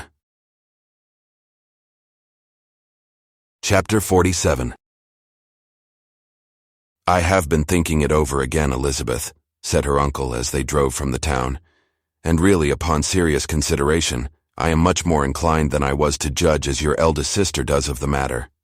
It appears to me so very unlikely that any young man should form such a design against a girl who is by no means unprotected or friendless, and who is actually staying in his colonel's family, that I am strongly inclined to hope the best. Could he expect that her friends would not step forward? Could he expect to be noticed again by the regiment, after such an affront to Colonel Forster? His temptation is not adequate to the risk." "Do you really think so?" cried Elizabeth, brightening up for a moment. "Upon my word," said Mrs. Gardner, "I begin to be of your uncle's opinion. It is really too great a violation of decency, honor, and interest for him to be guilty of it. I cannot think so very ill of Wickham. Can you yourself, Lizzie, so wholly give him up as to believe him capable of it? Not perhaps of neglecting his own interest, but of every other neglect I can believe him capable, if indeed it should be so. But I dare not hope it. Why should they not go on to Scotland, if that had been the case?" "In the first place," replied Mr. Gardner, "there is no absolute proof that they are not gone to Scotland." "Oh, but their removing from the chaise into a hackney coach is such a presumption, and besides, no traces of them were to be found on the Barnet Road." "Well then, supposing them to be in London, they may be there, though for the purpose of concealment, for no more exceptionable purpose. It is not likely that money should be very abundant on either side, and it might strike them that they could be more economically, though less expeditiously, married in London than in Scotland. But why all this secrecy? Why any fear of detection? Why must their marriage be private? Oh, no, this is not likely. His most particular friend, you see by Jane's account, was persuaded of his never intending to marry her. Wickham will never marry a woman without some money. He cannot afford it. And what claims has Lydia? What attractions has she beyond youth, health, and good humor that could make him for her sake forego every chance of benefiting himself by marrying well? As to what restraint the apprehensions of disgrace in the corps might throw on a dishonorable elopement with her, I am not able to judge, for I know nothing of the effects that such a step might produce. But as to your other objection, I am afraid it will hardly hold good. Lydia has no brothers to step forward, and he might imagine from my father's behavior, from his indolence and the little attention he has ever seemed to give to what was going forward in his family, that he would do as little and think as little about it as any father could do in such a matter. But can you think that Lydia is so lost to everything but love of him as to consent to live with him on any other terms than marriage?" "It does seem, and it is most shocking indeed," replied Elizabeth with tears in her eyes, "that a sister's sense of decency and virtue in such a point should admit of doubt. But really, I know not what to say. Perhaps I am not doing her justice, but she is very young. She has never been taught to think on serious subjects, and for the last half-year, nay, for a 12-month, she has been given up to nothing but amusement and vanity. She has been allowed to dispose of her time in the most idle and frivolous manner, and to adopt any opinions that came in her way. Since the Shire were first quartered in Meryton, nothing but love, flirtation, and officers have been in her head. She has been doing everything in her power, by thinking and talking on the subject, to give greater, what shall I call it, susceptibility to her feelings, which are naturally lively enough. And we all know that Wickham has every charm of person and address that can captivate a woman. But you see that Jane," said her aunt, "does not think so ill of Wickham as to believe him capable of the attempt." "Of whom does Jane ever think ill? And who is there, whatever might be their former conduct, that she would believe capable of such an attempt till it were proved against them? But Jane knows as well as I do what Wickham really is. We both know that he has been profligate in every sense of the word, that he has neither integrity nor honor, that he is as false and deceitful as he is insinuating." "And do you really know all this?" cried Mrs. Gardner, whose curiosity as to the mode of her intelligence was all alive. "I do indeed," replied Elizabeth, coloring. "I told you the other day of his infamous behavior to Mr. Darcy, and you yourself, when last at Longbourn, heard in what manner he spoke of the man who had behaved with such forbearance and liberality towards him, and there are other circumstances which I am not at liberty, which it is not worth while to relate, but his lies about the whole Pemberley family are endless. From what he said of Miss Darcy, I was thoroughly prepared to see a proud, reserved, disagreeable girl. Yet he knew to the contrary himself. He must know that she was as amiable and unpretending as we have found her. But does Lydia know nothing of this? Can she be ignorant of what you and Jane seem so well to understand?" "Oh yes, that is the worst of all. Till I was in Kent and saw so much both of Mr. Darcy and his relation Colonel Fitzwilliam, I was ignorant of the truth myself. And when I returned home, the Shire was to leave Meryton in a week or fortnight's time. As that was the case, neither Jane, to whom I related the whole, nor I, thought it necessary to make our knowledge public, for of what use could it apparently be to anyone, that the good opinion, which all the neighborhood had of him, should then be overthrown? And even when it was settled that Lydia should go with Mrs. Forster, the necessity of opening her eyes to his character never occurred to me. That she could be in any danger from the deception never entered my head. That such a consequence as this should ensue, you may easily believe was far enough from my thoughts. When they all removed to Brighton, therefore, you had no reason, I suppose, to believe them fond of each other? Not the slightest. I can remember no symptom of affection on either side. And had anything of the kind been perceptible, you must be aware that ours is not a family on which it could be thrown away. When first he entered the corps, she was ready enough to admire him, but so we all were. Every girl in or near Meryton was out of her senses about him for the first 2 months, but he never distinguished her by any particular attention, and consequently, after a moderate period of extravagant and wild admiration, her fancy for him gave way, and others of the regiment who treated her with more distinction again became her favorites. It may be easily believed that however little of novelty could be added to their fears, hopes, and conjectures on this interesting subject by its repeated discussion, no other could detain them from it long during the whole of the journey. From Elizabeth's thoughts it was never absent. Fixed there by the keenest of all anguish, self-reproach, she could find no interval of ease or forgetfulness. They traveled as expeditiously as possible, and sleeping one night on the road, reached Longbourn by dinner-time the next day. It was a comfort to Elizabeth to consider that Jane could not have been wearied by long expectations. The little Gardiners, attracted by the sight of a chaise, were standing on the steps of the house as they entered the paddock. And when the carriage drove up to the door, the joyful surprise that lighted up their faces and displayed itself over their whole bodies in a variety of capers and frisks was the first pleasing earnest of their welcome. Elizabeth jumped out, and after giving each of them a hasty kiss, hurried into the vestibule, where Jane, who came running downstairs from her mother's apartment, immediately met her.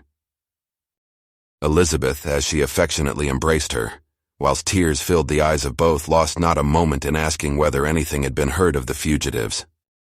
"Not yet," replied Jane. "But now that my dear uncle has come, I hope everything will be well." "Is my father in town?" "Yes, he went on Tuesday, as I wrote you word." "And have you heard from him often?" "We have heard only once. He wrote me a few lines on Wednesday to say that he had arrived in safety, and to give me his directions, which I particularly begged him to do. He merely added that he should not write again, till he had something of importance to mention." "And my mother, how is she? How are you all?" "My mother is tolerably well, I trust, though her spirits are greatly shaken. She is upstairs and will have great satisfaction in seeing you all. She does not yet leave her dressing room. Mary and Kitty, thank heaven, are quite well." "But you... How are you?" cried Elizabeth. "You look pale. How much you must have gone through." Her sister, however, assured her of her being perfectly well, and their conversation, which had been passing while Mr. and Mrs. Gardiner were engaged with their children, was now put an end to by the approach of the whole party. Jane ran to her uncle and aunt and welcomed and thanked them both with alternate smiles and tears. When they were all in the drawing-room, the questions which Elizabeth had already asked were of course repeated by the others, and they soon found that Jane had no intelligence to give. The sanguine hope of good, however, which the benevolence of her heart suggested, had not yet deserted her. She still expected that it would all end well, and that every morning would bring some letter, either from Lydia or her father, to explain their proceedings and, perhaps, announce the marriage. Mrs. Bennet, to whose apartment they all repaired, after a few minutes' conversation together, received them exactly as might be expected, with tears and lamentations of regret, invectives against the villainous conduct of Wickham, and complaints of her own sufferings and ill usage. blaming everybody but the person to whose ill-judging indulgence the errors of her daughter must be principally owing. "If I had been able," said she, "to carry my point in going to Brighton with all my family, this would not have happened, but poor dear Lydia had nobody to take care of her. Why did the Forsters ever let her go out of their sight? I am sure there was some great neglect or other on their side, for she is not the kind of girl to do such a thing, if she had been well looked after. I always thought they were very unfit to have the charge of her, but I was overruled, as I always am. Poor dear child. And now here's Mr. Bennet gone away, and I know he will fight Wickham wherever he meets him, and then he will be killed. And what is to become of us all? The Collinses will turn us out before he is cold in his grave. And if you are not kind to us, brother, I do not know what we shall do." They all exclaimed against such terrific ideas, and Mr. Gardiner, after general assurances of his affection for her and all her family, told her that he meant to be in London the very next day, and would assist Mr. Bennet in every endeavor for recovering Lydia. "Do not give way to useless alarm," added he. "Though it is right to be prepared for the worst, there is no occasion to look on it as certain. It is not quite a week since they left Brighton. In a few days more, we may gain some news of them. Until we know that they are not married, and have no design of marrying, do not let us give the matter over as lost. As soon as I get to town, I shall go to my brother and make him come home with me to Gracechurch Street, and then we may consult together as to what is to be done." "Oh, my dear brother," replied Mrs. Bennet, "that is exactly what I could most wish for. And now do, when you get to town, find them out, wherever they may be, and if they are not married already, make them marry. And as for wedding clothes, do not let them wait for that, but tell Lydia she shall have as much money as she chooses to buy them, after they are married. And above all things, keep Mr. Bennet from fighting. Tell him what a dreadful state I am in, that I am frightened out of my wits, and have such tremblings, such flutterings all over me, such spasms in my side, and pains in my head, and such beatings at my heart, that I can get no rest by night nor by day. And tell my dear Lydia not to give any directions about her clothes till she has seen me, for she does not know which are the best warehouses. Oh, brother, how kind you are! I know you will contrive it all." But Mr. Gardiner, though he assured her again of his earnest endeavors in the cause, could not avoid recommending moderation to her, as well in her hopes as her fears, and after talking with her in this manner till dinner was on table, they left her to vent all her feelings on the housekeeper, who attended in the absence of her daughters.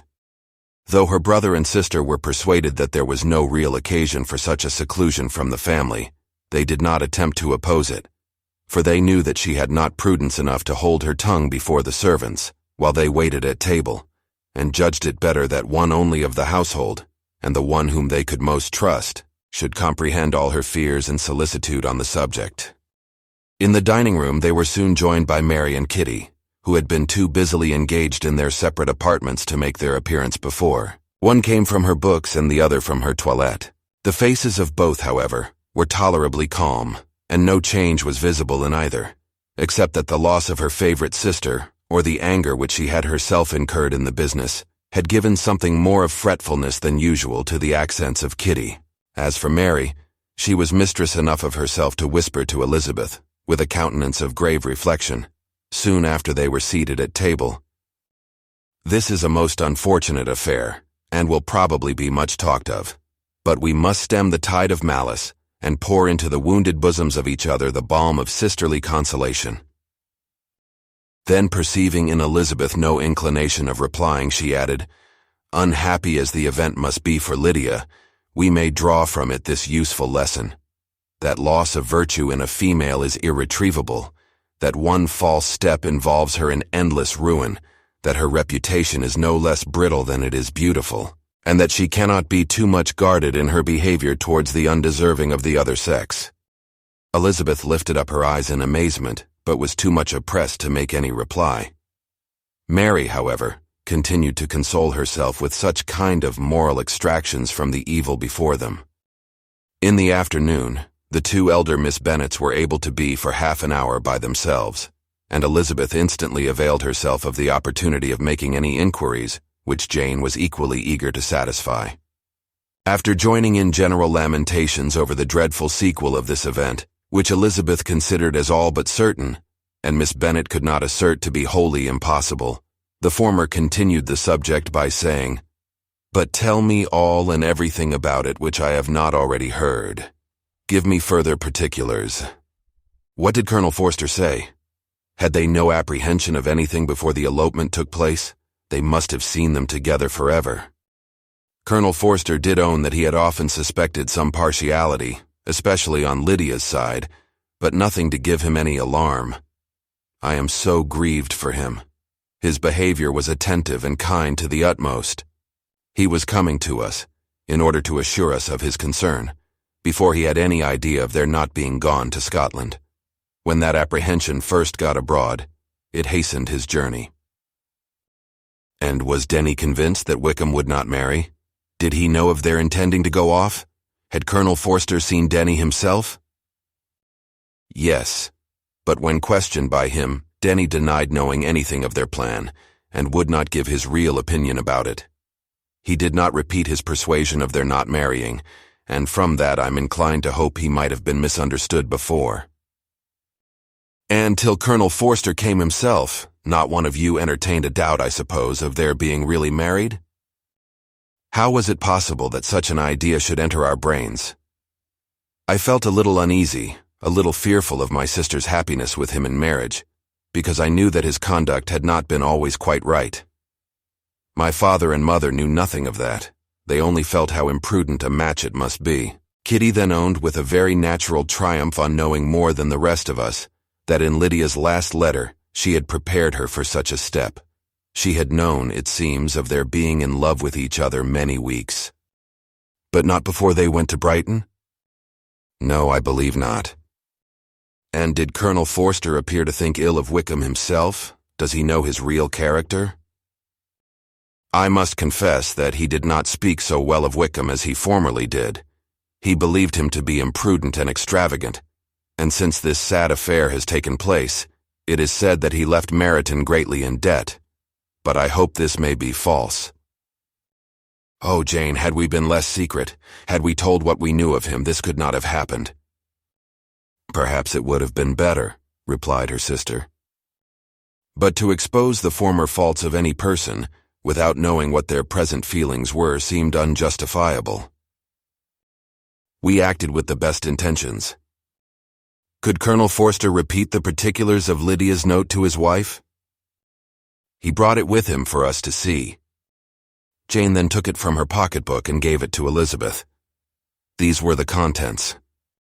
My dear Harriet, you will laugh when you know where I am gone, and I cannot help laughing myself at your surprise tomorrow morning, as soon as I am missed. I am going to Gretna Green, and if you cannot guess with who, I shall think you a simpleton, for there is but one man in the world I love, and he is an angel.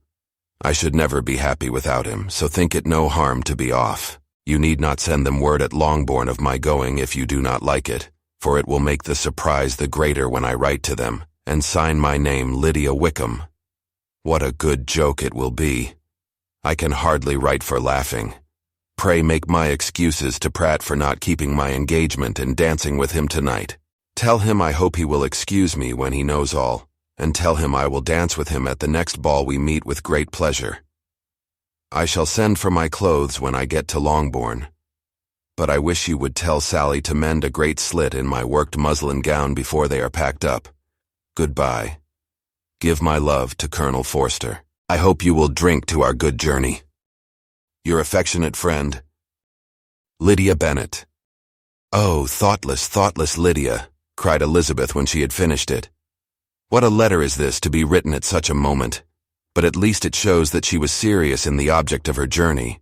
Whatever he might afterwards persuade her to, it was not on her side a scheme of infamy. My poor father, how he must have felt it. I never saw anyone so shocked. He could not speak a word for full 10 minutes. My mother was taken ill immediately, and the whole house in such confusion. Oh, Jane, cried Elizabeth, was there a servant belonging to it who did not know the whole story before the end of the day? I do not know. I hope there was. But to be guarded at such a time is very difficult. My mother was in hysterics, and though I endeavored to give her every assistance in my power, I am afraid I did not do so much as I might have done. But the horror of what might possibly happen almost took from me my faculties. Your attendance upon her has been too much for you. You do not look well. Oh, that I had been with you. You have had every care and anxiety upon yourself alone. Mary and Kitty have been very kind and would have shared in every fatigue, I am sure, but I did not think it right for either of them. Kitty is slight and delicate, and Mary studies so much that her hours of repose should not be broken in on. My Aunt Phillips came to Longbourn on Tuesday, after my father went away, and was so good as to stay till Thursday with me. She was of great use and comfort to us all, and Lady Lucas has been very kind. She walked here on Wednesday morning to condole with us, and offered her services, or any of her daughters, if they could be of use to us. She had better have stayed at home, cried Elizabeth. Perhaps she meant well, but under such a misfortune as this, one cannot see too little of one's neighbors. Assistance is impossible, condolence insufferable. Let them triumph over us at a distance and be satisfied. She then proceeded to inquire into the measures which her father had intended to pursue, while in town, for the recovery of his daughter. He meant, I believe, replied Jane, to go to Epsom, the place where they last changed horses, see the postilions, and try if anything could be made out from them. His principal object must be to discover the number of the hackney coach which took them from Clapham. It had come with a fare from London, and as he thought the circumstance of a gentleman and ladies removing from one carriage into another might be remarked, he meant to make inquiries at Clapham. If he could anyhow discover at what house the coachman had before set down his fare, he determined to make inquiries there, and hoped it might not be impossible to find out the stand and number of the coach. I do not know of any other designs that he had formed, but he was in such a hurry to be gone, and his spirit so greatly discomposed, that I had difficulty in finding out even so much as this. Chapter 48. The whole party were in hopes of a letter from Mr. Bennet the next morning, but the post came in without bringing a single line from him. His family knew him to be, on all common occasions, a most negligent and dilatory correspondent, but at such a time they had hoped for exertion. They were forced to conclude that he had no pleasing intelligence to send, but even of that they would have been glad to be certain. Mr. Gardiner had waited only for the letters before he set off. When he was gone, they were certain at least of receiving constant information of what was going on, and their uncle promised at parting to prevail on Mr. Bennet to return to Longbourn as soon as he could, to the great consolation of his sister, who considered it as the only security for her husband's not being killed in a duel. Mrs. Gardiner and the children were to remain in Hertfordshire a few days longer, as the former thought her presence might be serviceable to her nieces. She shared in their attendance on Mrs. Bennet, and was a great comfort to them in their hours of freedom. Their other aunt also visited them frequently, and always, as she said, with the design of cheering and heartening them up, though, as she never came without reporting some fresh instance of Wickham's extravagance or irregularity. She seldom went away without leaving them more dispirited than she found them. All Meryton seemed striving to blacken the man who, but 3 months before, had been almost an angel of light. He was declared to be in debt to every tradesman in the place, and his intrigues, all honored with the title of seduction, had been extended into every tradesman's family. Everybody declared that he was the wickedest young man in the world, and everybody began to find out that they had always distrusted the appearance of his goodness. Elizabeth, though she did not credit above half of what was said, believed enough to make her former assurance of her sister's ruin still more certain, and even Jane, who believed still less of it, became almost hopeless, more especially as the time was now come, when if they had gone to Scotland, which she had never before entirely despaired of, they must in all probability have gained some news of them. Mr. Gardiner left Longbourn on Sunday. On Tuesday his wife received a letter from him. It told them that on his arrival he had immediately found out his brother, and persuaded him to come to Gracechurch Street.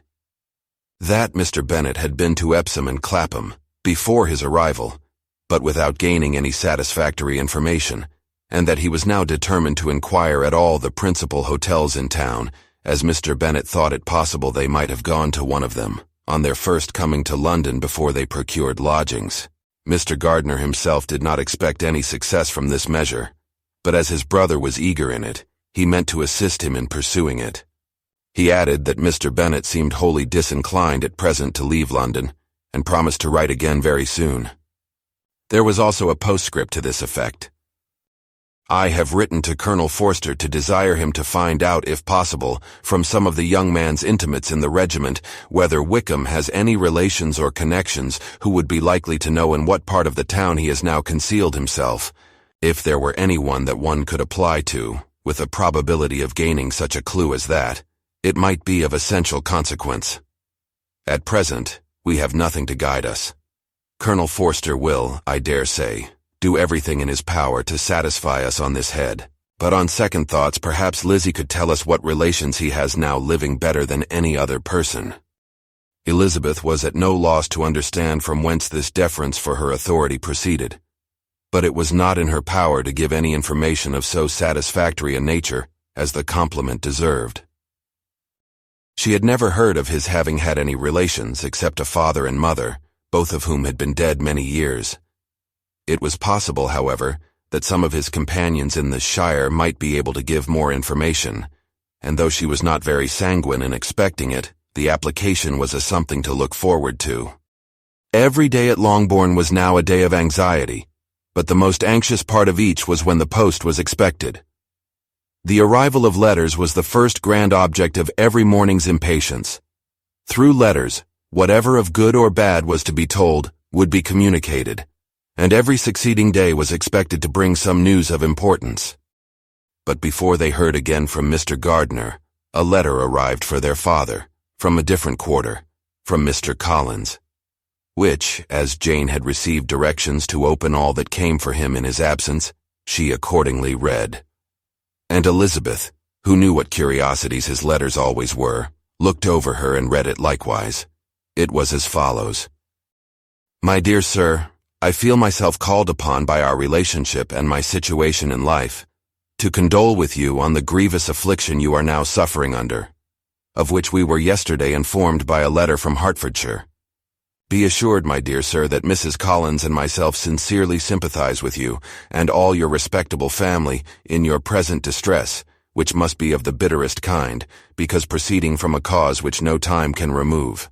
No arguments shall be wanting on my part that can alleviate so severe a misfortune, or that may comfort you under a circumstance that must be of all others most afflicting to a parent's mind. The death of your daughter would have been a blessing in comparison of this. And it is the more to be lamented, because there is reason to suppose, as my dear Charlotte informs me, that this licentiousness of behavior in your daughter has proceeded from a faulty degree of indulgence, though at the same time, for the consolation of yourself and Mrs. Bennet. I am inclined to think that her own disposition must be naturally bad, or she could not be guilty of such an enormity at so early an age. Howsoever that may be, you are grievously to be pitied, in which opinion I am not only joined by Mrs. Collins, but likewise by Lady Catherine and her daughter, to whom I have related the affair. They agree with me in apprehending that this false step in one daughter will be injurious to the fortunes of all the others, for who, as Lady Catherine herself condescendingly says, will connect themselves with such a family. And this consideration leads me, moreover, to reflect with augmented satisfaction on a certain event of last November, for had it been otherwise, I must have been involved in all your sorrow and disgrace. Let me advise you then, my dear sir, to console yourself as much as possible, to throw off your unworthy child from your affection forever, and leave her to reap the fruits of her own heinous offense. I am, dear sir, etc., etc. Mr. Gardner did not write again, till he had received an answer from Colonel Forster, and then he had nothing of a pleasant nature to send. It was not known that Wickham had a single relation with whom he kept up any connection, and it was certain that he had no near one living. His former acquaintance had been numerous, but since he had been in the militia, it did not appear that he was on terms of particular friendship with any of them. There was no one, therefore, who could be pointed out as likely to give any news of him, and in the wretched state of his own finances, there was a very powerful motive for secrecy, in addition to his fear of discovery by Lydia's relations, for it had just transpired that he had left gaming debts behind him to a very considerable amount. Colonel Forster believed that more than £1,000 would be necessary to clear his expenses at Brighton. He owed a good deal in the town, but his debts of honor were still more formidable. Mr. Gardner did not attempt to conceal these particulars from the Longbourn family.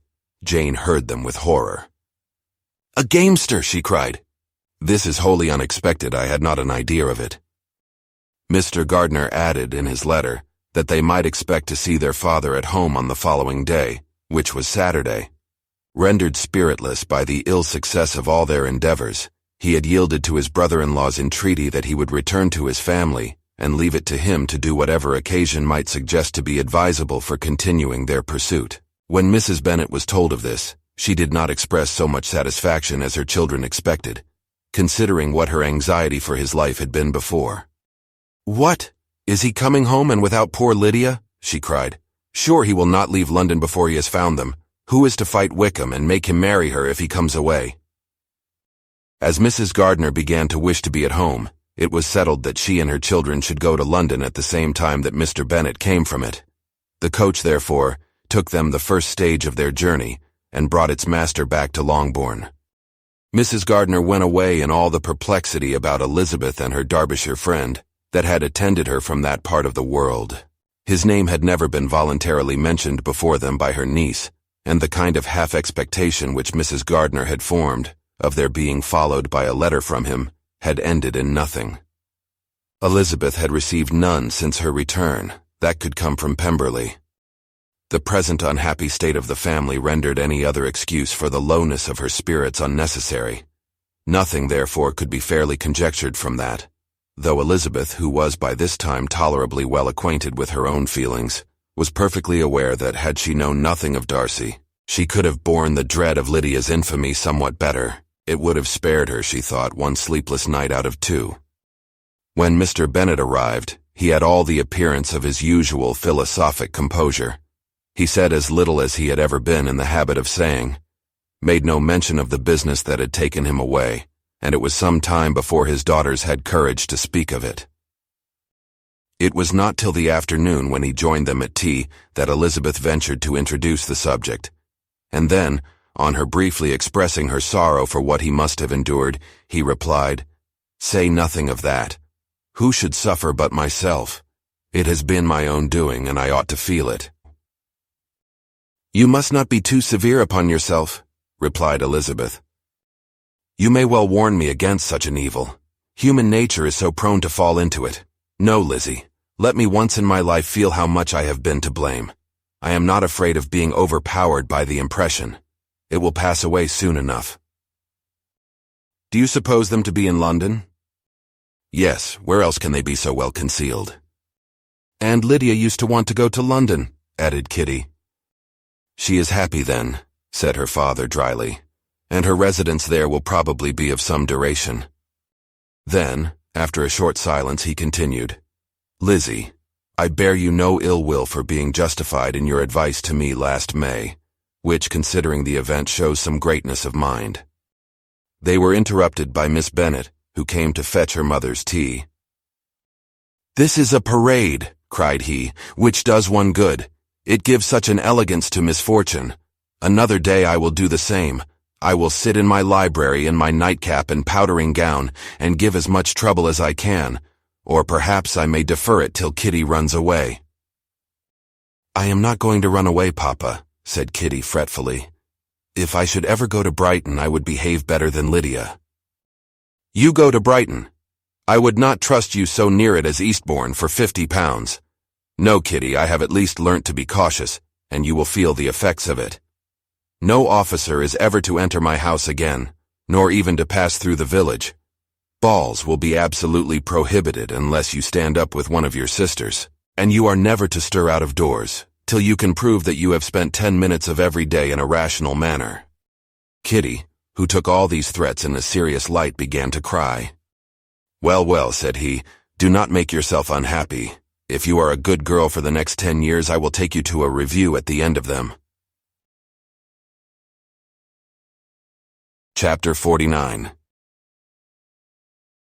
2 days after Mr. Bennet's return, As Jane and Elizabeth were walking together in the shrubbery behind the house, they saw the housekeeper coming towards them, and concluding that she came to call them to their mother, went forward to meet her. But instead of the expected summons when they approached her, she said to Miss Bennet, "I beg your pardon, madam, for interrupting you, but I was in hopes you might have got some good news from town, so I took the liberty of coming to ask." "What do you mean, Hill? We have heard nothing from town." "Dear madam," cried Mrs. Hill in great astonishment, "don't you know there is an express come for master from Mr. Gardiner? He has been here this half hour, and master has had a letter." Away ran the girls, too eager to get in to have time for speech. They ran through the vestibule into the breakfast room, from thence to the library. Their father was in neither, and they were on the point of seeking him upstairs with their mother, when they were met by the butler, who said, "If you are looking for my master, ma'am, he is walking towards the little copse." Upon this information, they instantly passed through the hall once more, and ran across the lawn after their father, who was deliberately pursuing his way towards a small wood on one side of the paddock.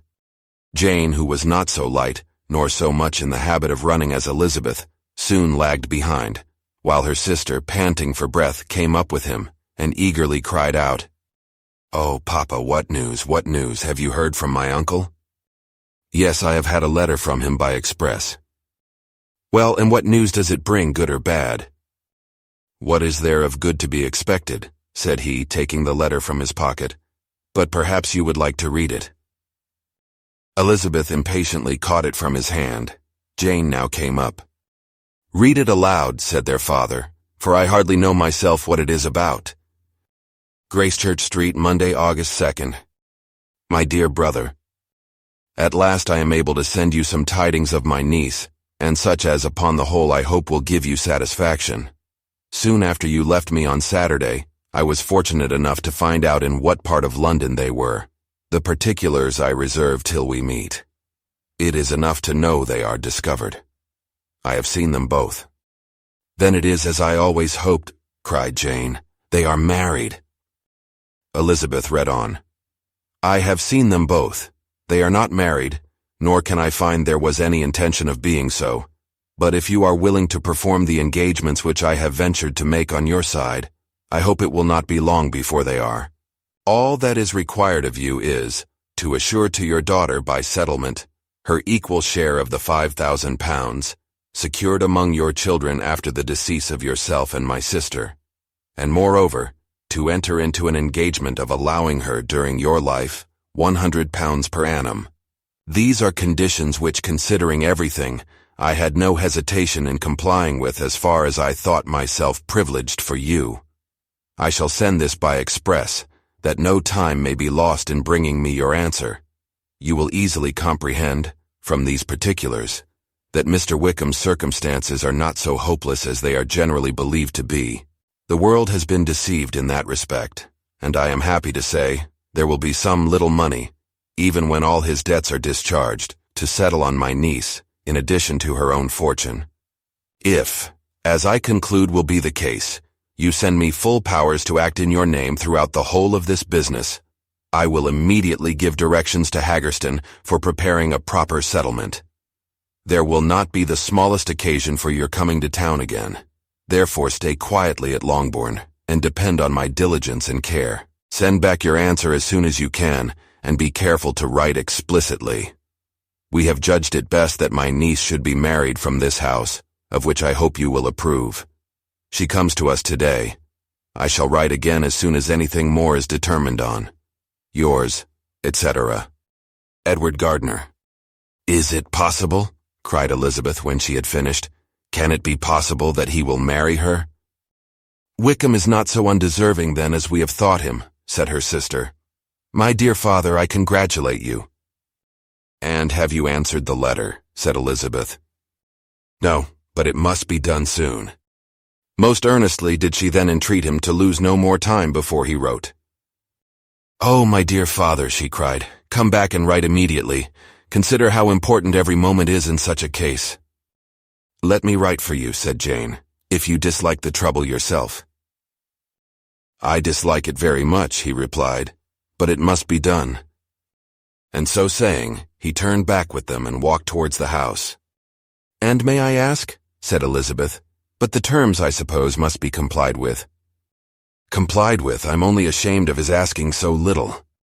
"And they must marry, yet he is such a man." "Yes, yes, they must marry.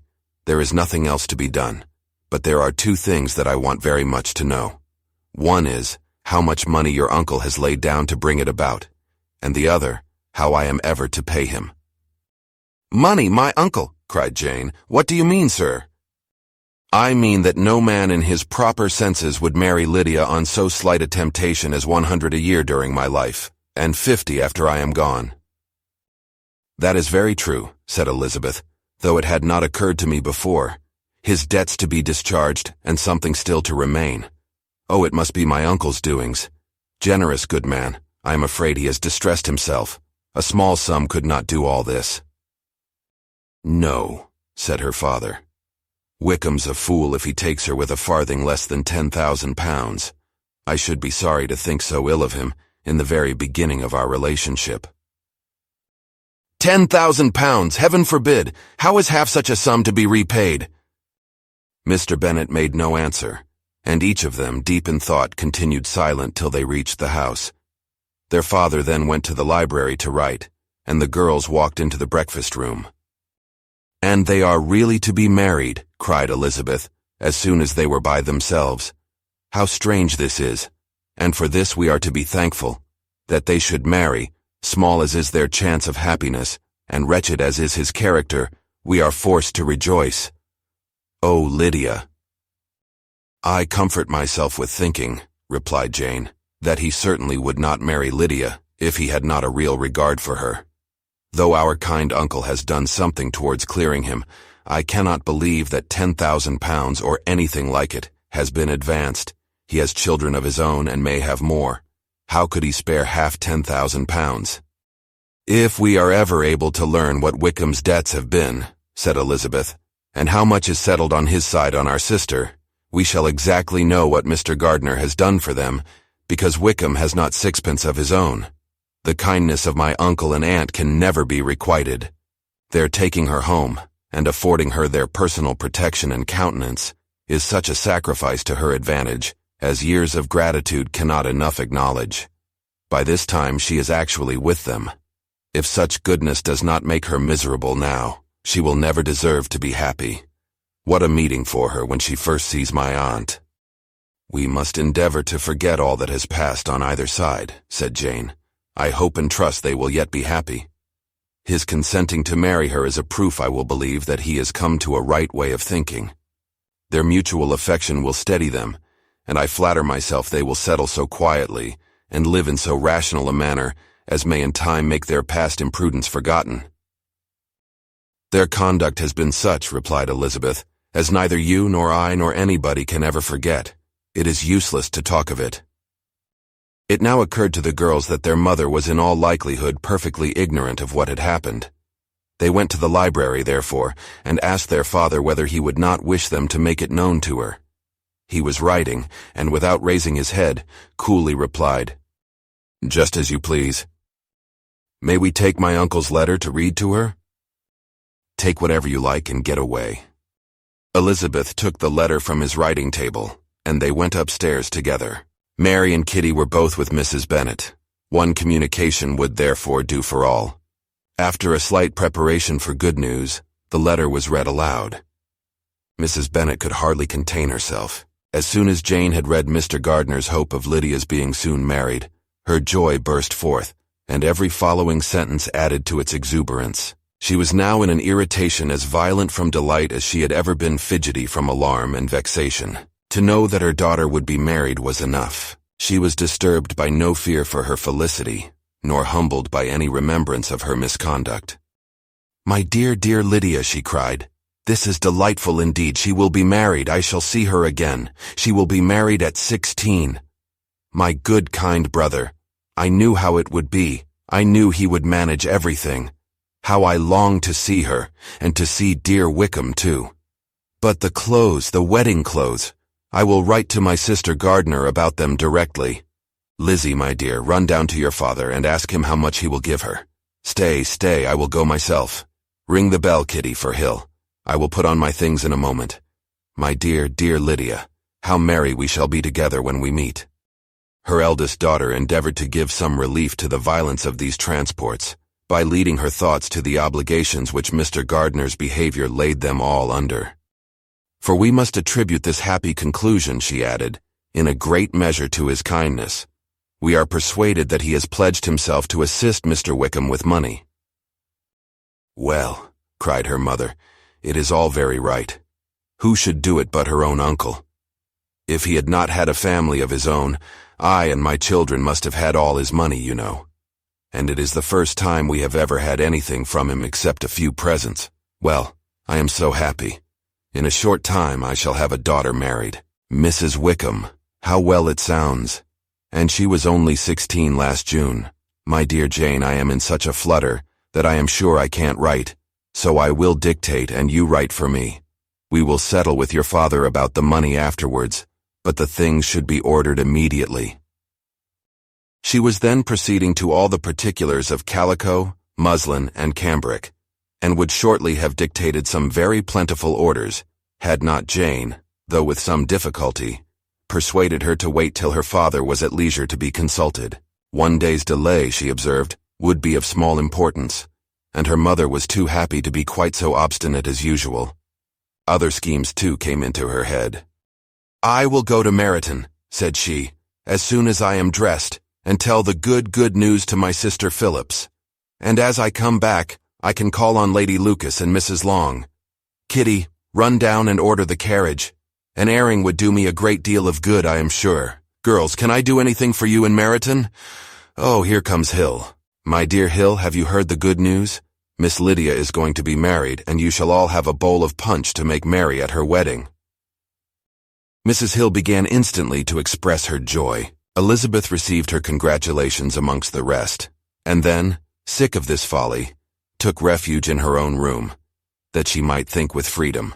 Poor Lydia's situation must at best be bad enough, but that it was no worse she had need to be thankful. She felt it so, and though, in looking forward, neither rational happiness nor worldly prosperity could be justly expected for her sister, in looking back to what they had feared, only 2 hours ago, she felt all the advantages of what they had gained. Chapter 50. Mr. Bennet had very often wished before this period of his life that, instead of spending his whole income, he had laid by an annual sum for the better provision of his children and of his wife, if she survived him. He now wished it more than ever. Had he done his duty in that respect, Lydia need not have been indebted to her uncle for whatever of honor or credit could now be purchased for her. The satisfaction of prevailing on one of the most worthless young men in Great Britain to be her husband might then have rested in its proper place. He was seriously concerned that a cause of so little advantage to anyone should be forwarded at the sole expense of his brother-in-law, and he was determined, if possible, to find out the extent of his assistance and to discharge the obligation as soon as he could. When first Mr. Bennet had married, economy was held to be perfectly useless, for of course they were to have a son. This son was to join in cutting off the entail as soon as he should be of age, and the widow and younger children would by that means be provided for. 5 daughters successively entered the world, but yet the son was to come, and Mrs. Bennet, for many years after Lydia's birth, had been certain that he would. This event had at last been despaired of, but it was then too late to be saving. Mrs. Bennet had no turn for economy, and her husband's love of independence had alone prevented their exceeding their income. £5,000 was settled by marriage articles on Mrs. Bennet and the children, but in what proportions it should be divided amongst the latter depended on the will of the parents. This was one point, with regard to Lydia at least, which was now to be settled, and Mr. Bennet could have no hesitation in acceding to the proposal before him. In terms of grateful acknowledgment for the kindness of his brother, though expressed most concisely, he then delivered on paper his perfect approbation of all that was done, and his willingness to fulfill the engagements that had been made for him. He had never before supposed that could Wickham be prevailed on to marry his daughter, it would be done with so little inconvenience to himself as by the present arrangement. He would scarcely be £10 a year the loser, by the 100 that was to be paid them. For what with her board and pocket allowance, and the continual presents in money which passed to her through her mother's hands, Lydia's expenses had been very little within that sum. That it would be done with such trifling exertion on his side, too, was another very welcome surprise, for his chief wish at present was to have as little trouble in the business as possible. When the first transports of rage which had produced his activity in seeking her were over, he naturally returned to all his former indolence. His letter was soon dispatched, for though dilatory in undertaking business, he was quick in its execution. He begged to know further particulars of what he was indebted to his brother, but was too angry with Lydia to send any message to her. The good news quickly spread through the house, and with proportionate speed through the neighborhood. It was borne in the latter with decent philosophy. To be sure, it would have been more for the advantage of conversation had Miss Lydia Bennet come upon the town, or, as the happiest alternative, been secluded from the world in some distant farmhouse. But there was much to be talked of in marrying her, and the good-natured wishes for her well-doing, which had proceeded before from all the spiteful old ladies in Meryton, lost but little of their spirit in this change of circumstances, because with such a husband her misery was considered certain. It was a fortnight since Mrs. Bennet had been downstairs, but on this happy day she again took her seat at the head of her table, and in spirits oppressively high. No sentiment of shame gave a damp to her triumph. The marriage of a daughter, which had been the first object of her wishes since Jane was 16, was now on the point of accomplishment, and her thoughts and her words ran wholly on those attendants of elegant nuptials, fine muslins, new carriages, and servants. She was busily searching through the neighborhood for a proper situation for her daughter, and without knowing or considering what their income might be, rejected many as deficient in size and importance. Hay Park might do, said she, if the Gouldings would quit it, or the great house at Stoke if the drawing-room were larger, but Ashworth is too far off. I could not bear to have her 10 miles from me, and as for Purvis Lodge, the attics are dreadful. Her husband allowed her to talk on without interruption while the servants remained, but when they had withdrawn he said to her, "Mrs. Bennet, before you take any or all of these houses for your son and daughter, let us come to a right understanding. Into one house in this neighborhood they shall never have admittance.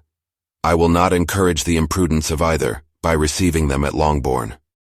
A long dispute followed this declaration, but Mr. Bennet was firm. It soon led to another, and Mrs. Bennet found, with amazement and horror, that her husband would not advance a guinea to buy clothes for his daughter. He protested that she should receive from him no mark of affection whatever on the occasion. Mrs. Bennet could hardly comprehend it, that his anger could be carried to such a point of inconceivable resentment as to refuse his daughter a privilege, without which her marriage would scarcely seem valid, exceeded all that she could believe possible. She was more alive to the disgrace, which her want of new clothes must reflect on her daughter's nuptials, than to any sense of shame at her eloping and living with Wickham a fortnight before they took place. Elizabeth was now most heartily sorry that she had, from the distress of the moment, been led to make Mr. Darcy acquainted with their fears for her sister, for since her marriage would so shortly give the proper termination to the elopement, they might hope to conceal its unfavorable beginning from all those who were not immediately on the spot. She had no fear of its spreading farther, through his means. There were few people on whose secrecy she would have more confidently depended, but at the same time, there was no one whose knowledge of a sister's frailty would have mortified her so much. Not, however, from any fear of disadvantage from it individually to herself, for at any rate, there seemed a gulf impassable between them. Had Lydia's marriage been concluded on the most honorable terms, it was not to be supposed that Mr. Darcy would connect himself with a family, where to every other objection would now be added an alliance and relationship of the nearest kind with the man whom he so justly scorned. From such a connection she could not wonder that he should shrink. The wish of procuring her regard, which she had assured herself of his feeling in Derbyshire, could not in rational expectation survive such a blow as this. She was humbled, she was grieved, she repented, though she hardly knew of what. She became jealous of his esteem, when she could no longer hope to be benefited by it. She wanted to hear of him, when there seemed the least chance of gaining intelligence. She was convinced that she could have been happy with him, when it was no longer likely they should meet. What a triumph for him, as she often thought, Could he know that the proposals which she had proudly spurned only 4 months ago would now have been gladly and gratefully received? He was as generous, she doubted not, as the most generous of his sex. But while he was mortal, there must be a triumph. She began now to comprehend that he was exactly the man who, in disposition and talents, would most suit her. His understanding and temper, though unlike her own, would have answered all her wishes. It was an union that must have been to the advantage of both. By her ease and liveliness, his mind might have been softened, his manners improved, and from his judgment, information, and knowledge of the world, she must have received benefit of greater importance. But no such happy marriage could now teach the admiring multitude what connubial felicity really was. An union of a different tendency, and precluding the possibility of the other, was soon to be formed in their family. How Wickham and Lydia were to be supported in tolerable independence she could not imagine. But how little of permanent happiness could belong to a couple who were only brought together because their passions were stronger than their virtue, she could easily conjecture. Mr. Gardner soon wrote again to his brother. To Mr. Bennet's acknowledgments he briefly replied, with assurances of his eagerness to promote the welfare of any of his family, and concluded with entreaties that the subject might never be mentioned to him again. The principal purport of his letter was to inform them that Mr. Wickham had resolved on quitting the militia. It was greatly my wish that he should do so, he added, as soon as his marriage was fixed on, and I think you will agree with me in considering a removal from that corps as highly advisable, both on his account and my niece's. It is Mr. Wickham's intention to go into the regulars, and among his former friends, there are still some who are able and willing to assist him in the army. He has the promise of an ensigncy in General's regiment, now quartered in the north. It is an advantage to have it so far from this part of the kingdom. He promises fairly, and I hope among different people, where they may each have a character to preserve, they will both be more prudent. I have written to Colonel Forster, to inform him of our present arrangements, and to request that he will satisfy the various creditors of Mr. Wickham in and near Brighton with assurances of speedy payment, for which I have pledged myself. And will you give yourself the trouble of carrying similar assurances to his creditors in Meryton, of whom I shall subjoin a list according to his information? He has given in all his debts. I hope at least he has not deceived us. Haggerston has our directions, and all will be completed in a week. They will then join his regiment, unless they are first invited to Longbourn. And I understand from Mrs. Gardner that my niece is very desirous of seeing you all before she leaves the South. She is well, and begs to be dutifully remembered to you and her mother. Yours, etc. E. Gardner. Mr. Bennet and his daughters saw all the advantages of Wickham's removal from the shire, as clearly as Mr. Gardner could do. But Mrs. Bennet was not so well pleased with it. Lydia's being settled in the north, just when she had expected most pleasure and pride in her company, for she had by no means given up her plan of their residing in Hertfordshire, was a severe disappointment.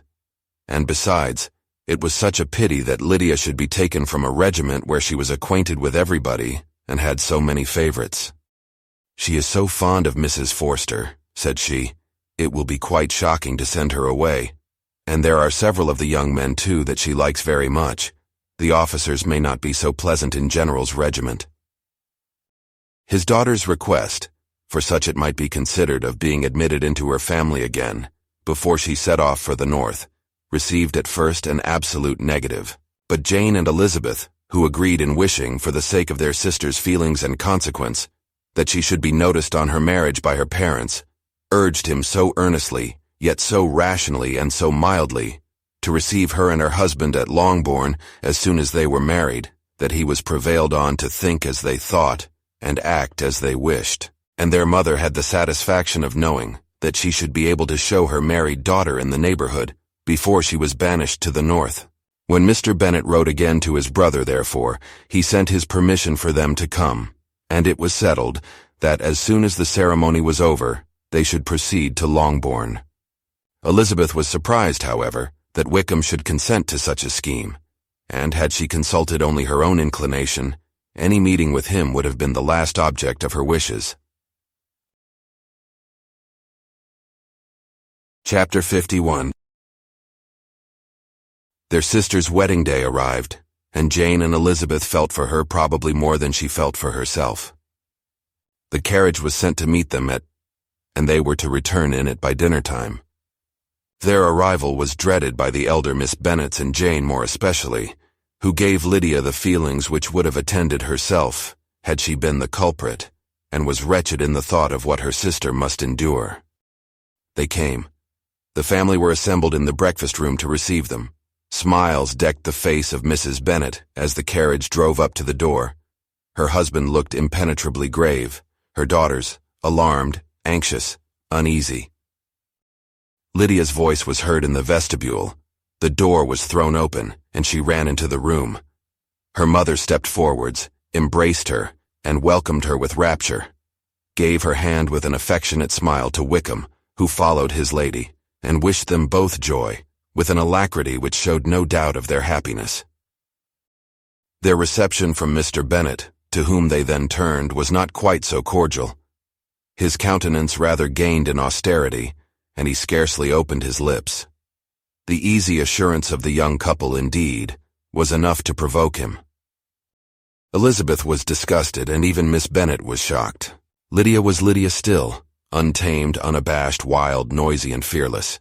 She turned from sister to sister, demanding their congratulations, and when at length they all sat down, looked eagerly round the room, took notice of some little alteration in it, and observed, with a laugh, that it was a great while since she had been there. Wickham was not at all more distressed than herself, but his manners were always so pleasing, that had his character and his marriage been exactly what they ought, his smiles and his easy address, while he claimed their relationship, would have delighted them all. Elizabeth had not before believed him quite equal to such assurance, but she sat down, resolving within herself to draw no limits in future to the impudence of an impudent man. She blushed, and Jane blushed, but the cheeks of the two who caused their confusion suffered no variation of color. There was no want of discourse. The bride and her mother could neither of them talk fast enough, and Wickham, who happened to sit near Elizabeth, began inquiring after his acquaintance in that neighborhood, with a good-humored ease, which she felt very unable to equal in her replies. They seemed each of them to have the happiest memories in the world. Nothing of the past was recollected with pain, and Lydia led voluntarily to subjects which her sisters would not have alluded to for the world. "Only think of its being 3 months," she cried, "since I went away. It seems but a fortnight, I declare, and yet there have been things enough happened in the time. Good gracious, when I went away, I am sure I had no more idea of being married till I came back again, though I thought it would be very good fun if I was." Her father lifted up his eyes. Jane was distressed. Elizabeth looked expressively at Lydia. But she, who never heard nor saw anything of which she chose to be insensible, gaily continued. "Oh, Mamma, do the people hereabouts know I am married today? I was afraid they might not, and we overtook William Goulding in his curricle. So I was determined he should know it, and so I let down the side glass next to him, and took off my glove, and let my hand just rest upon the window frame, so that he might see the ring, and then I bowed and smiled like anything." Elizabeth could bear it no longer. She got up and ran out of the room and returned no more, till she heard them passing through the hall to the dining parlor. She then joined them soon enough to see Lydia, with anxious parade, walk up to her mother's right hand, and hear her say to her eldest sister, "Ah, Jane, I take your place now, and you must go lower because I am a married woman." It was not to be supposed that time would give Lydia that embarrassment from which she had been so wholly free at first. Her ease and good spirits increased. She longed to see Mrs. Phillips, the Lucases, and all their other neighbors, and to hear herself called Mrs. Wickham by each of them, and in the meantime she went after dinner to show her ring and boast of being married to Mrs. Hill and the 2 housemaids.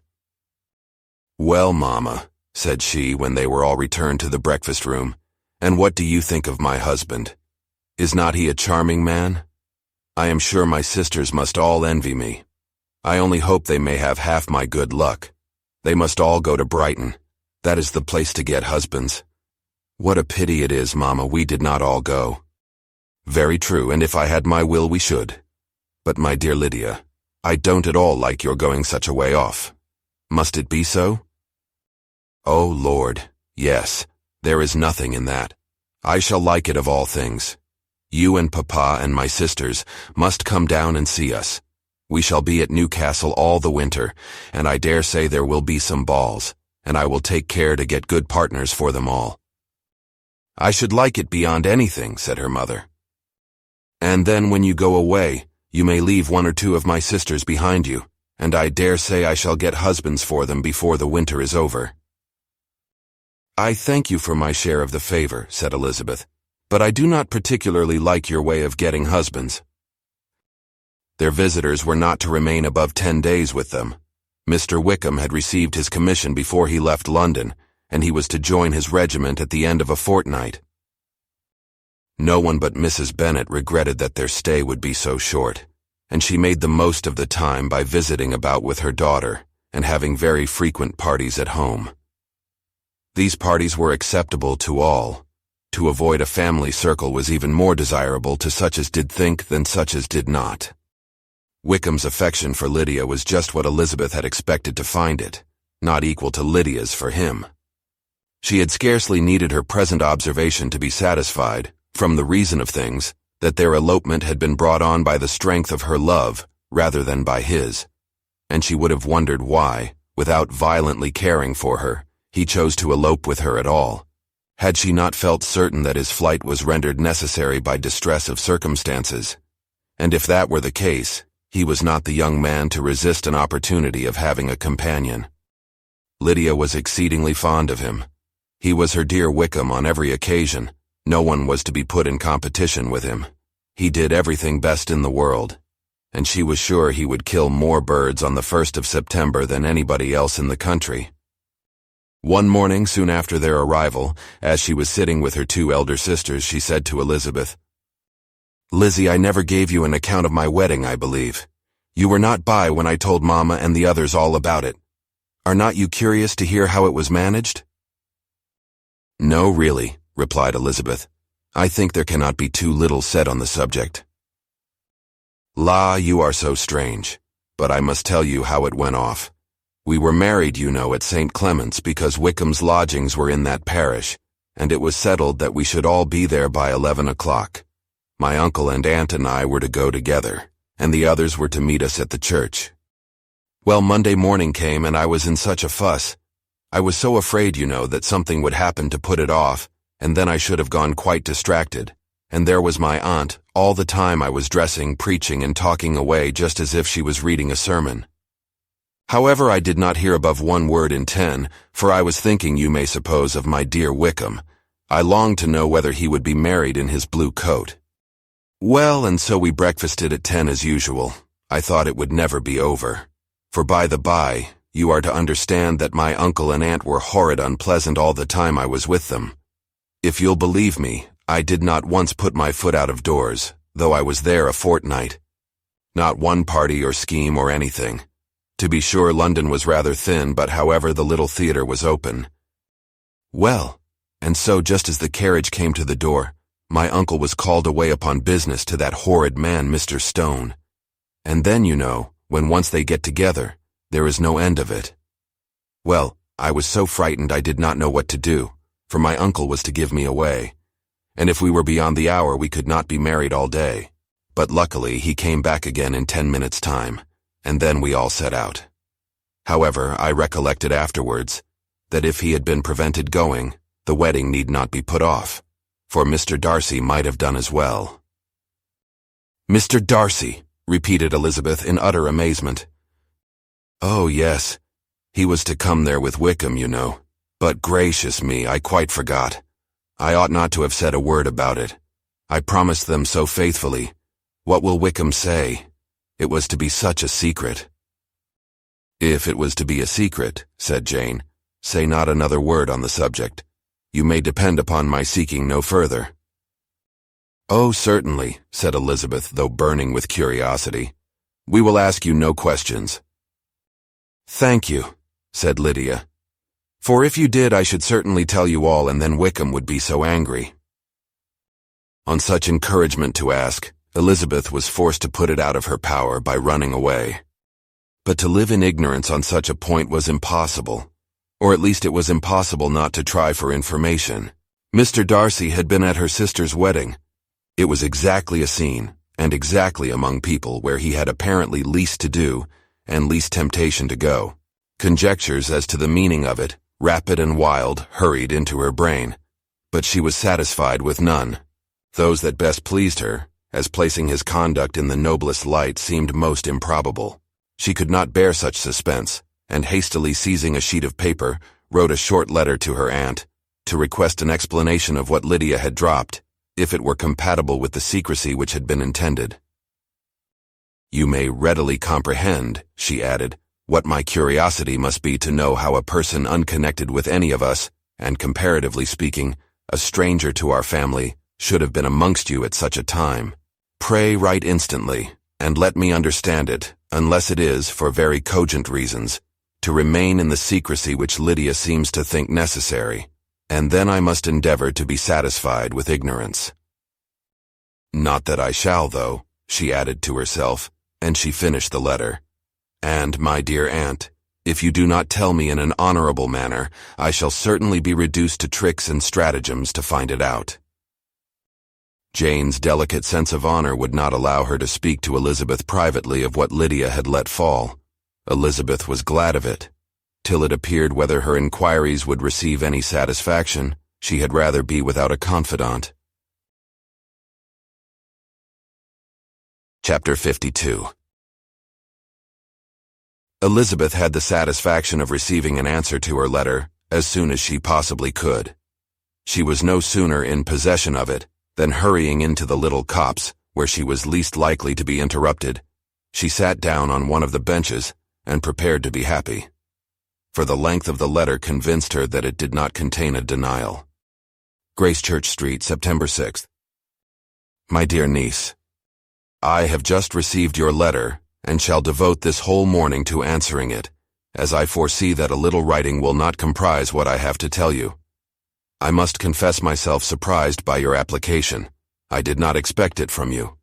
Don't think me angry, however, for I only mean to let you know that I had not imagined such inquiries to be necessary on your side. If you do not choose to understand me, forgive my impertinence. Your uncle is as much surprised as I am, and nothing but the belief of your being a party concerned would have allowed him to act as he has done. But if you are really innocent and ignorant, I must be more explicit. On the very day of my coming home from Longbourn, your uncle had a most unexpected visitor. Mr. Darcy called, and was shut up with him several hours. It was all over before I arrived, so my curiosity was not so dreadfully racked as yours seems to have been.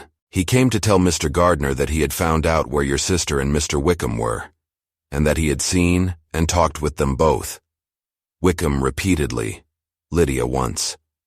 From what I can collect, he left Derbyshire only one day after ourselves, and came to town with the resolution of hunting for them. The motive professed was his conviction of its being owing to himself, that Wickham's worthlessness had not been so well known as to make it impossible for any young woman of character to love or confide in him. He generously imputed the whole to his mistaken pride, and confessed that he had before thought it beneath him to lay his private actions open to the world. His character was to speak for itself.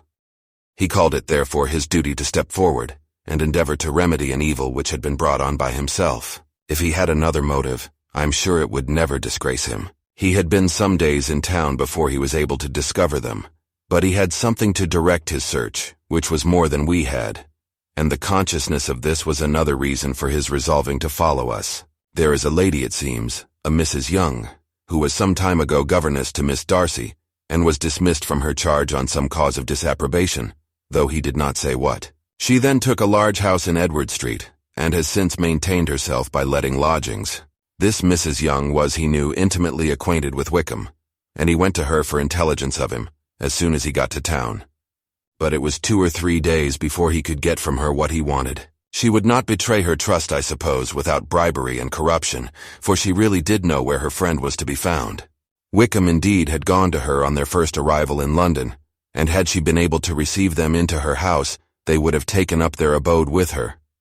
At length, however, our kind friend procured the wished-for direction. They were in Street. He saw Wickham and afterwards insisted on seeing Lydia. His first object with her, he acknowledged, had been to persuade her to quit her present disgraceful situation and return to her friends as soon as they could be prevailed on to receive her, offering his assistance as far as it would go. But he found Lydia absolutely resolved on remaining where she was. She cared for none of her friends. She wanted no help of his. She would not hear of leaving Wickham. She was sure they should be married some time or other, and it did not much signify when. Since such were her feelings, it only remained, he thought, to secure and expedite a marriage, which, in his very first conversation with Wickham, he easily learnt had never been his design. He confessed himself obliged to leave the regiment on account of some debts of honor which were very pressing, and scrupled not to lay all the ill consequences of Lydia's flight on her own folly alone. He meant to resign his commission immediately, and as to his future situation, he could conjecture very little about it. He must go somewhere, but he did not know where, and he knew he should have nothing to live on. Mr. Darcy asked why he did not marry your sister at once.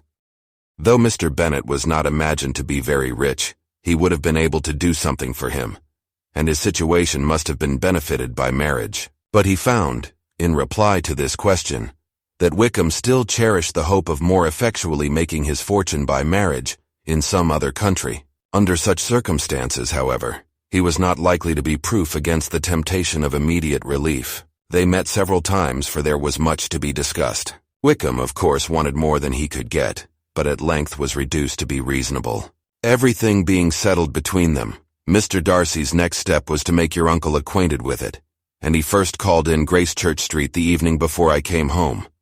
But Mr. Gardiner could not be seen, and Mr. Darcy found on further inquiry that your father was still with him, but would quit town the next morning.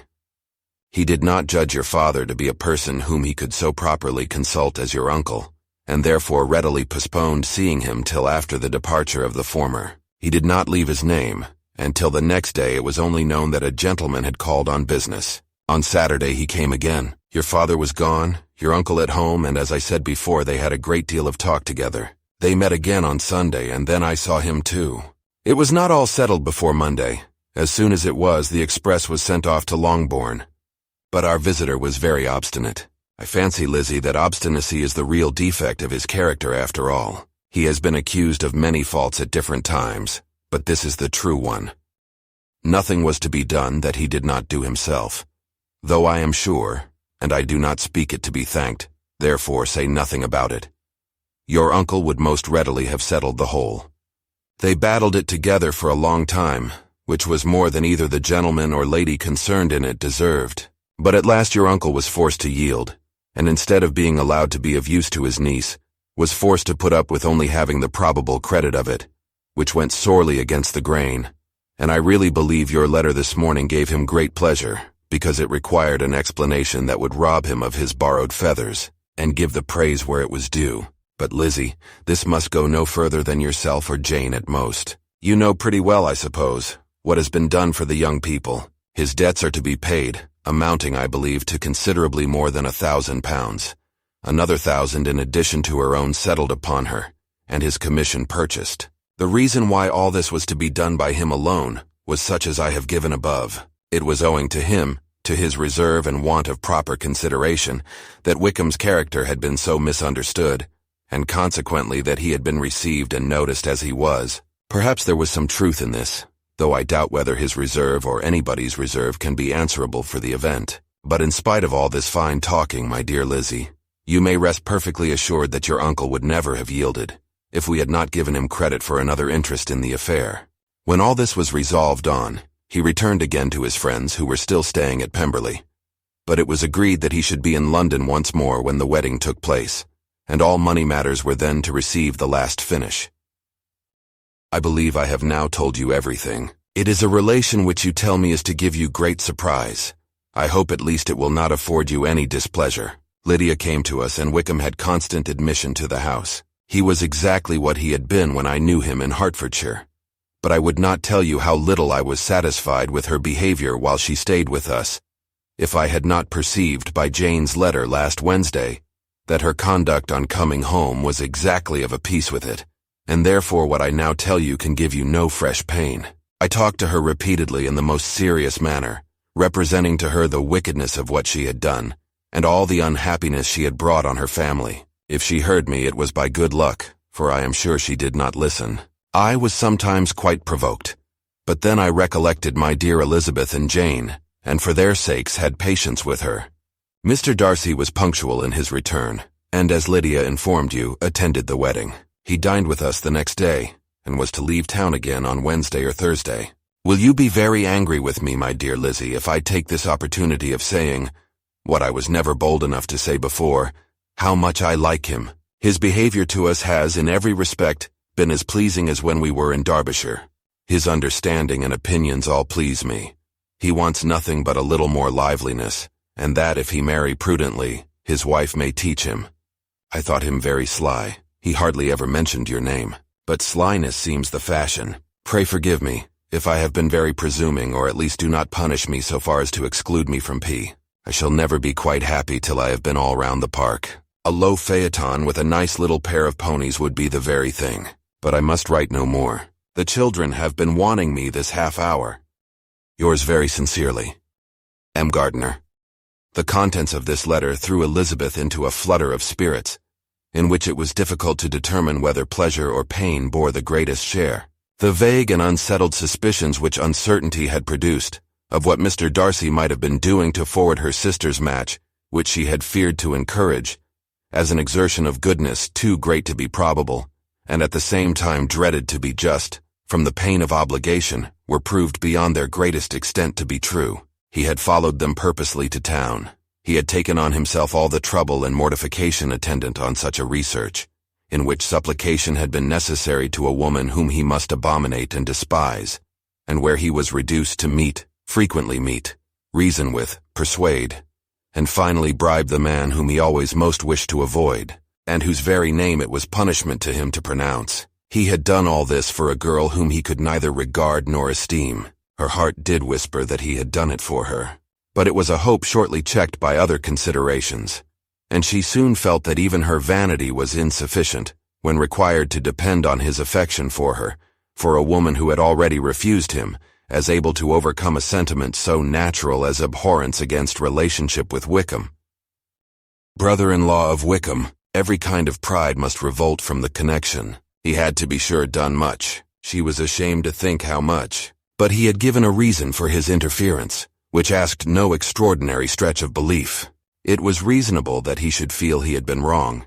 He had liberality, and he had the means of exercising it. And though she would not place herself as his principal inducement, she could perhaps believe that remaining partiality for her might assist his endeavors in a cause where her peace of mind must be materially concerned. It was painful, exceedingly painful, to know that they were under obligations to a person who could never receive a return. They owed the restoration of Lydia, her character, everything to him. Oh, how heartily did she grieve over every ungracious sensation she had ever encouraged, every saucy speech she had ever directed towards him. For herself she was humbled, but she was proud of him, proud that in a cause of compassion and honor he had been able to get the better of himself. She read over her aunt's commendation of him again and again. It was hardly enough, but it pleased her. She was even sensible of some pleasure, though mixed with regret, on finding how steadfastly both she and her uncle had been persuaded that affection and confidence subsisted between Mr. Darcy and herself. She was roused from her seat and her reflections by someone's approach, and before she could strike into another path, she was overtaken by Wickham. "I am afraid I interrupt your solitary ramble, my dear sister," said he as he joined her. "You certainly do," she replied with a smile, "but it does not follow that the interruption must be unwelcome. I should be sorry indeed if it were. We were always good friends, and now we are better." "True. Are the others coming out?" "I do not know. Mrs. Bennet and Lydia are going in the carriage to Meryton, and so, my dear sister, I find from our uncle and aunt that you have actually seen Pemberley." She replied in the affirmative. "I almost envy you the pleasure, and yet I believe it would be too much for me, or else I could take it in my way to Newcastle. And you saw the old housekeeper, I suppose? Poor Reynolds, she was always very fond of me, but of course she did not mention my name to you." "Yes, she did." "And what did she say?" "That you were gone into the army, and she was afraid had not turned out well. At such a distance as that, you know, things are strangely misrepresented. Certainly, he replied, biting his lips. Elizabeth hoped she had silenced him, but he soon afterwards said, I was surprised to see Darcy in town last month. We passed each other several times. I wonder what he can be doing there. Perhaps preparing for his marriage with Miss de Bourgh, said Elizabeth. It must be something particular to take him there at this time of year. Undoubtedly. Did you see him while you were at Lambton? I thought I understood from the gardeners that you had. Yes, he introduced us to his sister. And do you like her? Very much. I have heard indeed that she is uncommonly improved within this year or two. When I last saw her, she was not very promising. I am very glad you liked her. I hope she will turn out well. I dare say she will. She has got over the most trying age. Did you go by the village of Kimpton? I do not recollect that we did. I mention it because it is the living which I ought to have had. A most delightful place, excellent parsonage house. It would have suited me in every respect. How should you have liked making sermons? Exceedingly well. I should have considered it as part of my duty, and the exertion would soon have been nothing. One ought not to repine, but to be sure it would have been such a thing for me. The quiet, the retirement of such a life would have answered all my ideas of happiness, but it was not to be. Did you ever hear Darcy mention the circumstance when you were in Kent? I have heard from authority, which I thought as good, that it was left you conditionally only, and at the will of the present patron. You have. Yes, there was something in that. I told you so from the first, you may remember. I did hear, too, that there was a time when sermon-making was not so palatable to you as it seems to be at present, that you actually declared your resolution of never taking orders, and that the business had been compromised accordingly. You did, and it was not wholly without foundation. You may remember what I told you on that point when first we talked of it. They were now almost at the door of the house, for she had walked fast to get rid of him, and unwilling for her sister's sake to provoke him, she only said in reply, with a good-humored smile, Come, Mr. Wickham, we are brother and sister, you know. Do not let us quarrel about the past. In future, I hope we shall be always of one mind. She held out her hand. He kissed it with affectionate gallantry, though he hardly knew how to look, and they entered the house. Chapter 53. Mr. Wickham was so perfectly satisfied with this conversation that he never again distressed himself or provoked his dear sister Elizabeth by introducing the subject of it, and she was pleased to find that she had said enough to keep him quiet. The day of his and Lydia's departure soon came, and Mrs. Bennet was forced to submit to a separation which, as her husband by no means entered into her scheme of their all going to Newcastle, was likely to continue at least a 12-month. "Oh, my dear Lydia," she cried, "when shall we meet again?" "Oh, Lord, I don't know. Not these 2 or 3 years, perhaps." "Write to me very often, my dear." "As often as I can. But you know married women have never much time for writing. My sisters may write to me. They will have nothing else to do." Mr. Wickham's adieus were much more affectionate than his wife's. He smiled, looked handsome, and said many pretty things. "He is as fine a fellow," said Mr. Bennet as soon as they were out of the house, "as ever I saw. He simpers and smirks and makes love to us all. I am prodigiously proud of him. I defy even Sir William Lucas himself to produce a more valuable son-in-law." The loss of her daughter made Mrs. Bennet very dull for several days. "I often think," said she, "that there is nothing so bad as parting with one's friends. One seems so forlorn without them." "This is the consequence, you see, madam, of marrying a daughter," said Elizabeth. "It must make you better satisfied that your other 4 are single." "It is no such thing. Lydia does not leave me because she is married, but only because her husband's regiment happens to be so far off. If that had been nearer, she would not have gone so soon." But the spiritless condition which this event threw her into was shortly relieved, and her mind opened again to the agitation of hope, by an article of news which then began to be in circulation. The housekeeper at Netherfield had received orders to prepare for the arrival of her master, who was coming down in a day or two, to shoot there for several weeks. Mrs. Bennet was quite in the fidgets. She looked at Jane and smiled and shook her head by turns. "Well, well, and so Mr. Bingley is coming down, sister," for Mrs. Phillips first brought her the news. "Well, so much the better. Not that I care about it, though. He is nothing to us, you know, and I'm sure I never want to see him again. But however, he is very welcome to come to Netherfield, if he likes it.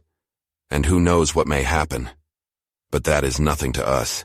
You know, sister, we agreed long ago never to mention a word about it, and so it is quite certain he is coming?" "You may depend on it," replied the other, "for Mrs. Nichols was in Meryton last night. I saw her passing by and went out myself on purpose to know the truth of it, and she told me that it was certainly true. He comes down on Thursday, at the latest, very likely on Wednesday. She was going to the butcher's, she told me, on purpose to order in some meat on Wednesday, and she has got 3 couple of ducks just fit to be killed." Miss Bennet had not been able to hear of his coming without changing color. It was many months since she had mentioned his name to Elizabeth, but now, as soon as they were alone together, she said, "I saw you look at me today, Lizzie, when my aunt told us of the present report, and I know I appeared distressed, but don't imagine it was from any silly cause. I was only confused for the moment, because I felt that I should be looked at. I do assure you that the news does not affect me either with pleasure or pain. I am glad of one thing, that he comes alone, because we shall see the less of him. Not that I am afraid of myself, but I dread other people's remarks." Elizabeth did not know what to make of it. Had she not seen him in Derbyshire, she might have supposed him capable of coming there with no other view than what was acknowledged. But she still thought him partial to Jane, and she wavered as to the greater probability of his coming there with his friend's permission, or being bold enough to come without it. Yet it is hard, she sometimes thought, that this poor man cannot come to a house which he has legally hired without raising all this speculation. I will leave him to himself. In spite of what her sister declared, and really believed to be her feelings, in the expectation of his arrival, Elizabeth could easily perceive that her spirits were affected by it. They were more disturbed, more unequal, than she had often seen them. The subject which had been so warmly canvassed between their parents, about a 12-month ago, was now brought forward again. "As soon as ever Mr. Bingley comes, my dear," said Mrs. Bennet, "you will wait on him, of course." "No, no. You forced me into visiting him last year and promised if I went to see him he should marry one of my daughters. But it ended in nothing, and I will not be sent on a fool's errand again." His wife represented to him how absolutely necessary such an attention would be from all the neighboring gentlemen on his returning to Netherfield. "'Tis an etiquette I despise," said he. "If he wants our society, let him seek it. He knows where we live. I will not spend my hours in running after my neighbors every time they go away and come back again." "Well, all I know is that it will be abominably rude if you do not wait on him. But however, that shan't prevent my asking him to dine here. I am determined. We must have Mrs. Long and the Gouldings soon. That will make 13 with ourselves, so there will be just room at table for him." Consoled by this resolution, she was the better able to bear her husband's incivility, though it was very mortifying to know that her neighbors might all see Mr. Bingley, in consequence of it, before they did. As the day of his arrival drew near, "I begin to be sorry that he comes at all," said Jane to her sister. "It would be nothing. I could see him with perfect indifference, but I can hardly bear to hear it thus perpetually talked of. My mother means well, but she does not know, no one can know, how much I suffer from what she says. Happy shall I be when his stay at Netherfield is over." "I wish I could say anything to comfort you," replied Elizabeth, "but it is wholly out of my power. You must feel it, and the usual satisfaction of preaching patience to a sufferer is denied me, because you have always so much." Mr. Bingley arrived. Mrs. Bennet, through the assistance of servants, contrived to have the earliest tidings of it, that the period of anxiety and fretfulness on her side be as long as it could. She counted the days that must intervene before their invitation could be sent, hopeless of seeing him before. But on the third morning after his arrival in Hertfordshire, she saw him from her dressing-room window enter the paddock and ride towards the house. Her daughters were eagerly called to partake of her joy. Jane resolutely kept her place at the table, but Elizabeth, to satisfy her mother, went to the window. She saw Mr. Darcy with him, and sat down again by her sister. "There is a gentleman with him, Mamma," said Kitty. "Who can it be?" "Some acquaintance or other, my dear, I suppose. I am sure I do not know." "La!" replied Kitty. "It looks just like that man that used to be with him before. Mr. What's-his-name, that tall, proud man." "Good gracious, Mr. Darcy, and so it does, I vow. Well, any friend of Mr. Bingley's will always be welcome here, to be sure. But else I must say that I hate the very sight of him." Jane looked at Elizabeth with surprise and concern. She knew but little of their meeting in Derbyshire, and therefore felt for the awkwardness which must attend her sister in seeing him almost for the first time after receiving his explanatory letter. Both sisters were uncomfortable enough. Each felt for the other, and of course for themselves, and their mother talked on of her dislike of Mr. Darcy, and her resolution to be civil to him only as Mr. Bingley's friend, without being heard by either of them. But Elizabeth had sources of uneasiness which could not yet be suspected by Jane, to whom she had never yet had courage to show Mrs. Gardner's letter, or to relate her own change of sentiment towards him. To Jane, he could be only a man whose proposals she had refused, and whose merits she had undervalued. But to her own more extensive information, he was the person to whom the whole family were indebted for the first of benefits, and whom she regarded herself with an interest, if not quite so tender, at least as reasonable and just, as what Jane felt for Bingley. Her astonishment at his coming to Netherfield, to Longbourn, and voluntarily seeking her again, was almost equal to what she had known on first witnessing his altered behavior in Derbyshire.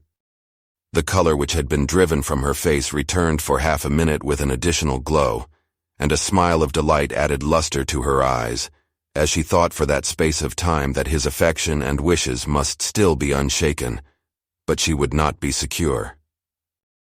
"Let me first see how he behaves," said she. "It will then be early enough for expectation."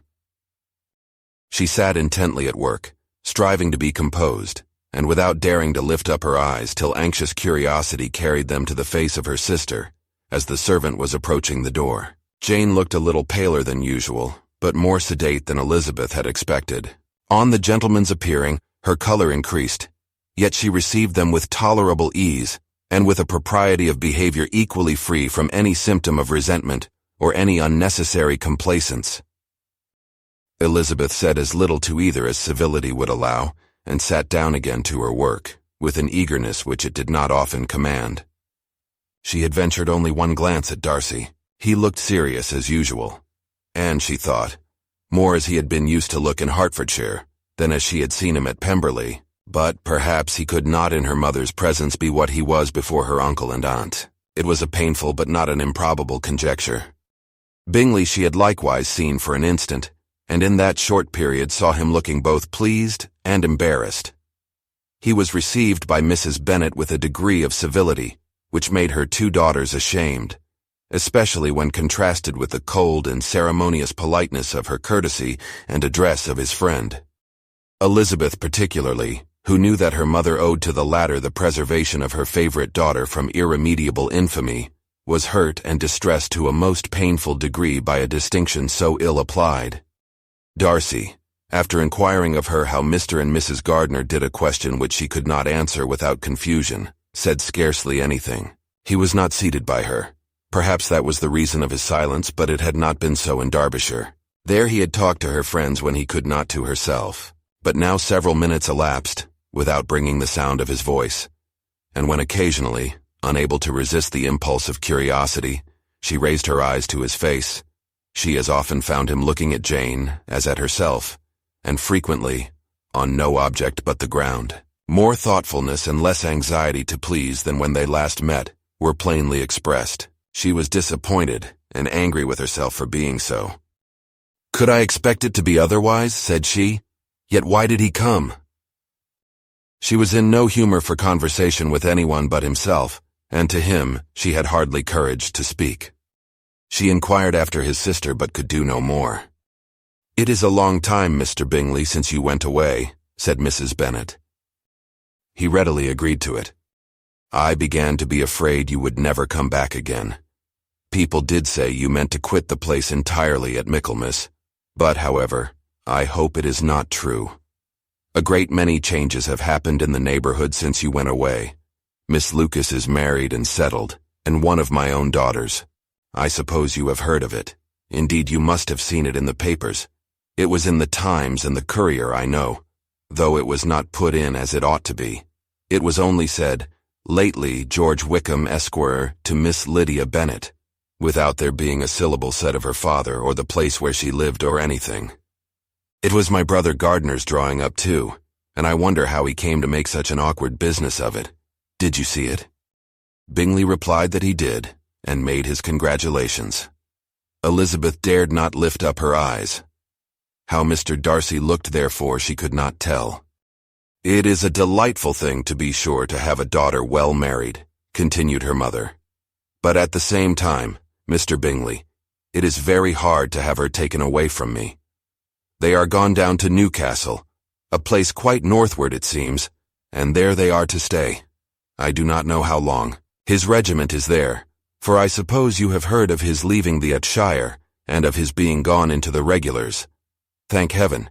He has some friends, though perhaps not so many as he deserves."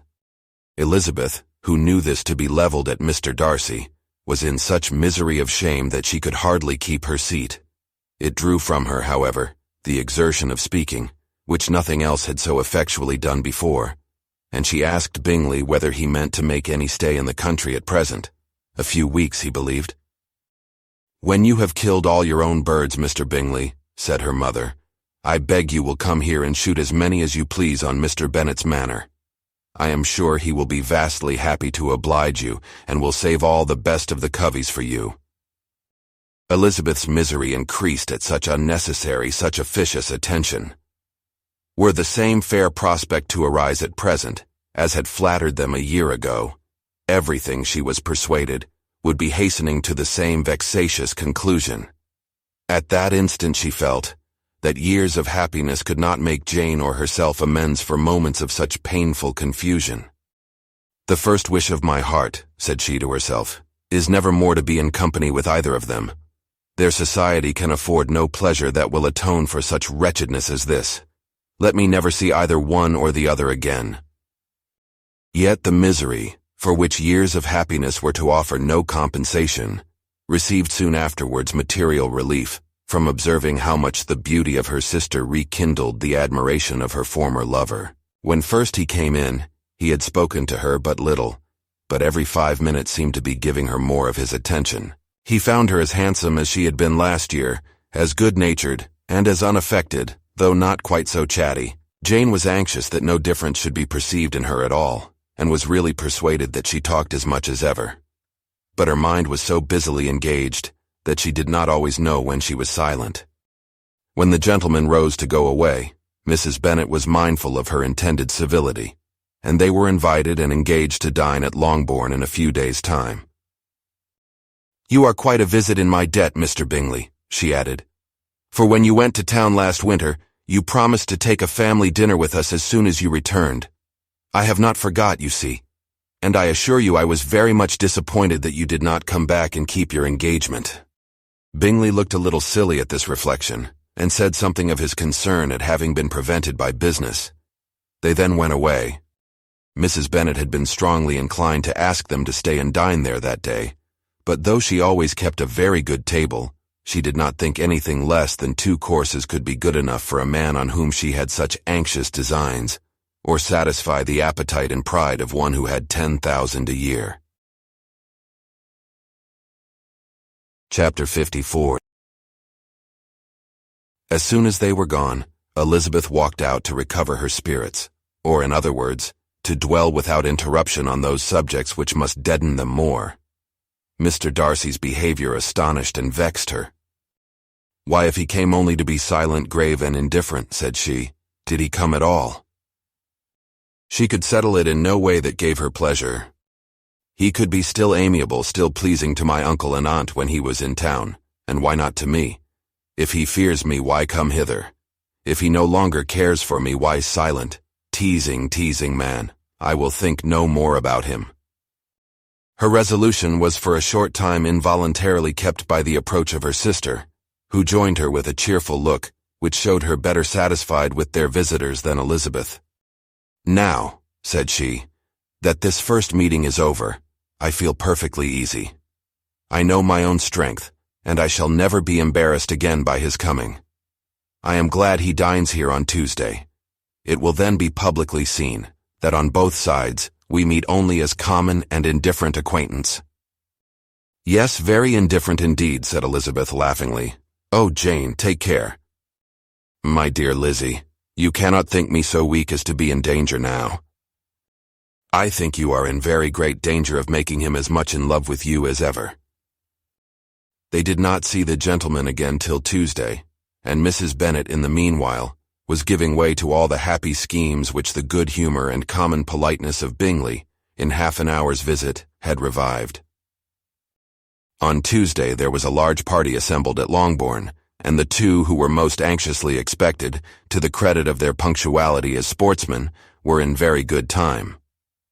When they repaired to the dining-room, Elizabeth eagerly watched to see whether Bingley would take the place which, in all their former parties, had belonged to him by her sister. Her prudent mother, occupied by the same ideas, forbore to invite him to sit by herself. On entering the room he seemed to hesitate, but Jane happened to look round and happened to smile. It was decided. He placed himself by her. Elizabeth, with a triumphant sensation, looked towards his friend. He bore it with noble indifference, and she would have imagined that Bingley had received his sanction to be happy, had she not seen his eyes likewise turned towards Mr. Darcy with an expression of half-laughing alarm. His behavior to her sister was such during dinner-time as showed an admiration of her, which, though more guarded than formerly, persuaded Elizabeth that, if left wholly to himself, Jane's happiness and his own would be speedily secured. Though she dared not depend upon the consequence, she yet received pleasure from observing his behavior. It gave her all the animation that her spirits could boast, for she was in no cheerful humor. Mr. Darcy was almost as far from her as the table could divide them. He was on one side of her mother. She knew how little such a situation would give pleasure to either, or make either appear to advantage. She was not near enough to hear any of their discourse, but she could see how seldom they spoke to each other, and how formal and cold was their manner whenever they did. Her mother's ungraciousness made the sense of what they owed him more painful to Elizabeth's mind, and she would, at times, have given anything to be privileged to tell him that his kindness was neither unknown nor unfelt by the whole of the family. She was in hopes that the evening would afford some opportunity of bringing them together, that the whole of the visit would not pass away without enabling them to enter into something more of conversation than the mere ceremonious salutation attending his entrance. Anxious and uneasy, the period which passed in the drawing-room before the gentleman came was wearisome and dull to a degree that almost made her uncivil. She looked forward to their entrance as the point on which all her chance of pleasure for the evening must depend. "If he does not come to me, then," said she, "I shall give him up forever." The gentleman came, and she thought he looked as if he would have answered her hopes, but, alas, the ladies had crowded round the table where Miss Bennet was making tea, and Elizabeth pouring out the coffee in so close a confederacy that there was not a single vacancy near her which would admit of a chair. And on the gentleman's approaching, one of the girls moved closer to her than ever and said in a whisper, "The men shan't come and part us, I am determined. We want none of them, do we?" Darcy had walked away to another part of the room. She followed him with her eyes, envied everyone to whom he spoke, had scarcely patience enough to help anybody to coffee, and then was enraged against herself for being so silly. A man who has once been refused! How could I ever be foolish enough to expect a renewal of his love? Is there one among the sex who would not protest against such a weakness as a second proposal to the same woman? There is no indignity so abhorrent to their feelings. She was a little revived, however, by his bringing back his coffee cup himself, and she seized the opportunity of saying, Is your sister at Pemberley still? Yes, she will remain there till Christmas. And quite alone. Have all her friends left her? Mrs. Annesley is with her. The others have been gone on to Scarborough these 3 weeks. She could think of nothing more to say. But if he wished to converse with her, he might have better success. He stood by her, however, for some minutes in silence, and at last, on the young lady's whispering to Elizabeth again, he walked away. When the tea things were removed and the card tables placed, the ladies all rose, and Elizabeth was then hoping to be soon joined by him when all her views were overthrown, by seeing him fall a victim to her mother's rapacity for whist players, and in a few moments after seated with the rest of the party, she now lost every expectation of pleasure. They were confined for the evening at different tables, and she had nothing to hope but that his eyes were so often turned towards her side of the room as to make him play as unsuccessfully as herself. Mrs. Bennet had designed to keep the 2 Netherfield gentlemen to supper, but their carriage was unluckily ordered before any of the others, and she had no opportunity of detaining them. "Well, girls," said she as soon as they were left to themselves, "what say you to the day? I think everything has passed off uncommonly well, I assure you. The dinner was as well dressed as any I ever saw. The venison was roasted to a turn, and everybody said they never saw so fat a haunch. The soup was 50 times better than what we had at the Lucases last week, and even Mr. Darcy acknowledged that the partridges were remarkably well done, and I suppose he has 2 or 3 French cooks at least. And my dear Jane, I never saw you look in greater beauty. Mrs. Long said so too, for I asked her whether you did not. And what do you think she said besides? Ah, Mrs. Bennet, we shall have her at Netherfield at last. She did indeed. I do think Mrs. Long is as good a creature as ever lived, and her nieces are very pretty behaved girls, and not at all handsome. I like them prodigiously." Mrs. Bennet, in short, was in very great spirits. She had seen enough of Bingley's behavior to Jane to be convinced that she would get him at last, and her expectations of advantage to her family, when in a happy humor, were so far beyond reason that she was quite disappointed at not seeing him there again the next day to make his proposals. "It has been a very agreeable day," said Miss Bennet to Elizabeth. "The party seemed so well selected, so suitable one with the other. I hope we may often meet again." Elizabeth smiled. "Lizzie, you must not do so. You must not suspect me. It mortifies me. I assure you that I have now learnt to enjoy his conversation as an agreeable and sensible young man without having a wish beyond it. I am perfectly satisfied from what his manners now are, that he never had any design of engaging my affection. It is only that he is blessed with greater sweetness of address and a stronger desire of generally pleasing than any other man." "You are very cruel," said her sister. "You will not let me smile and are provoking me to it every moment. How hard it is in some cases to be believed, and how impossible in others. But why should you wish to persuade me that I feel more than I acknowledge?" "That is a question which I hardly know how to answer.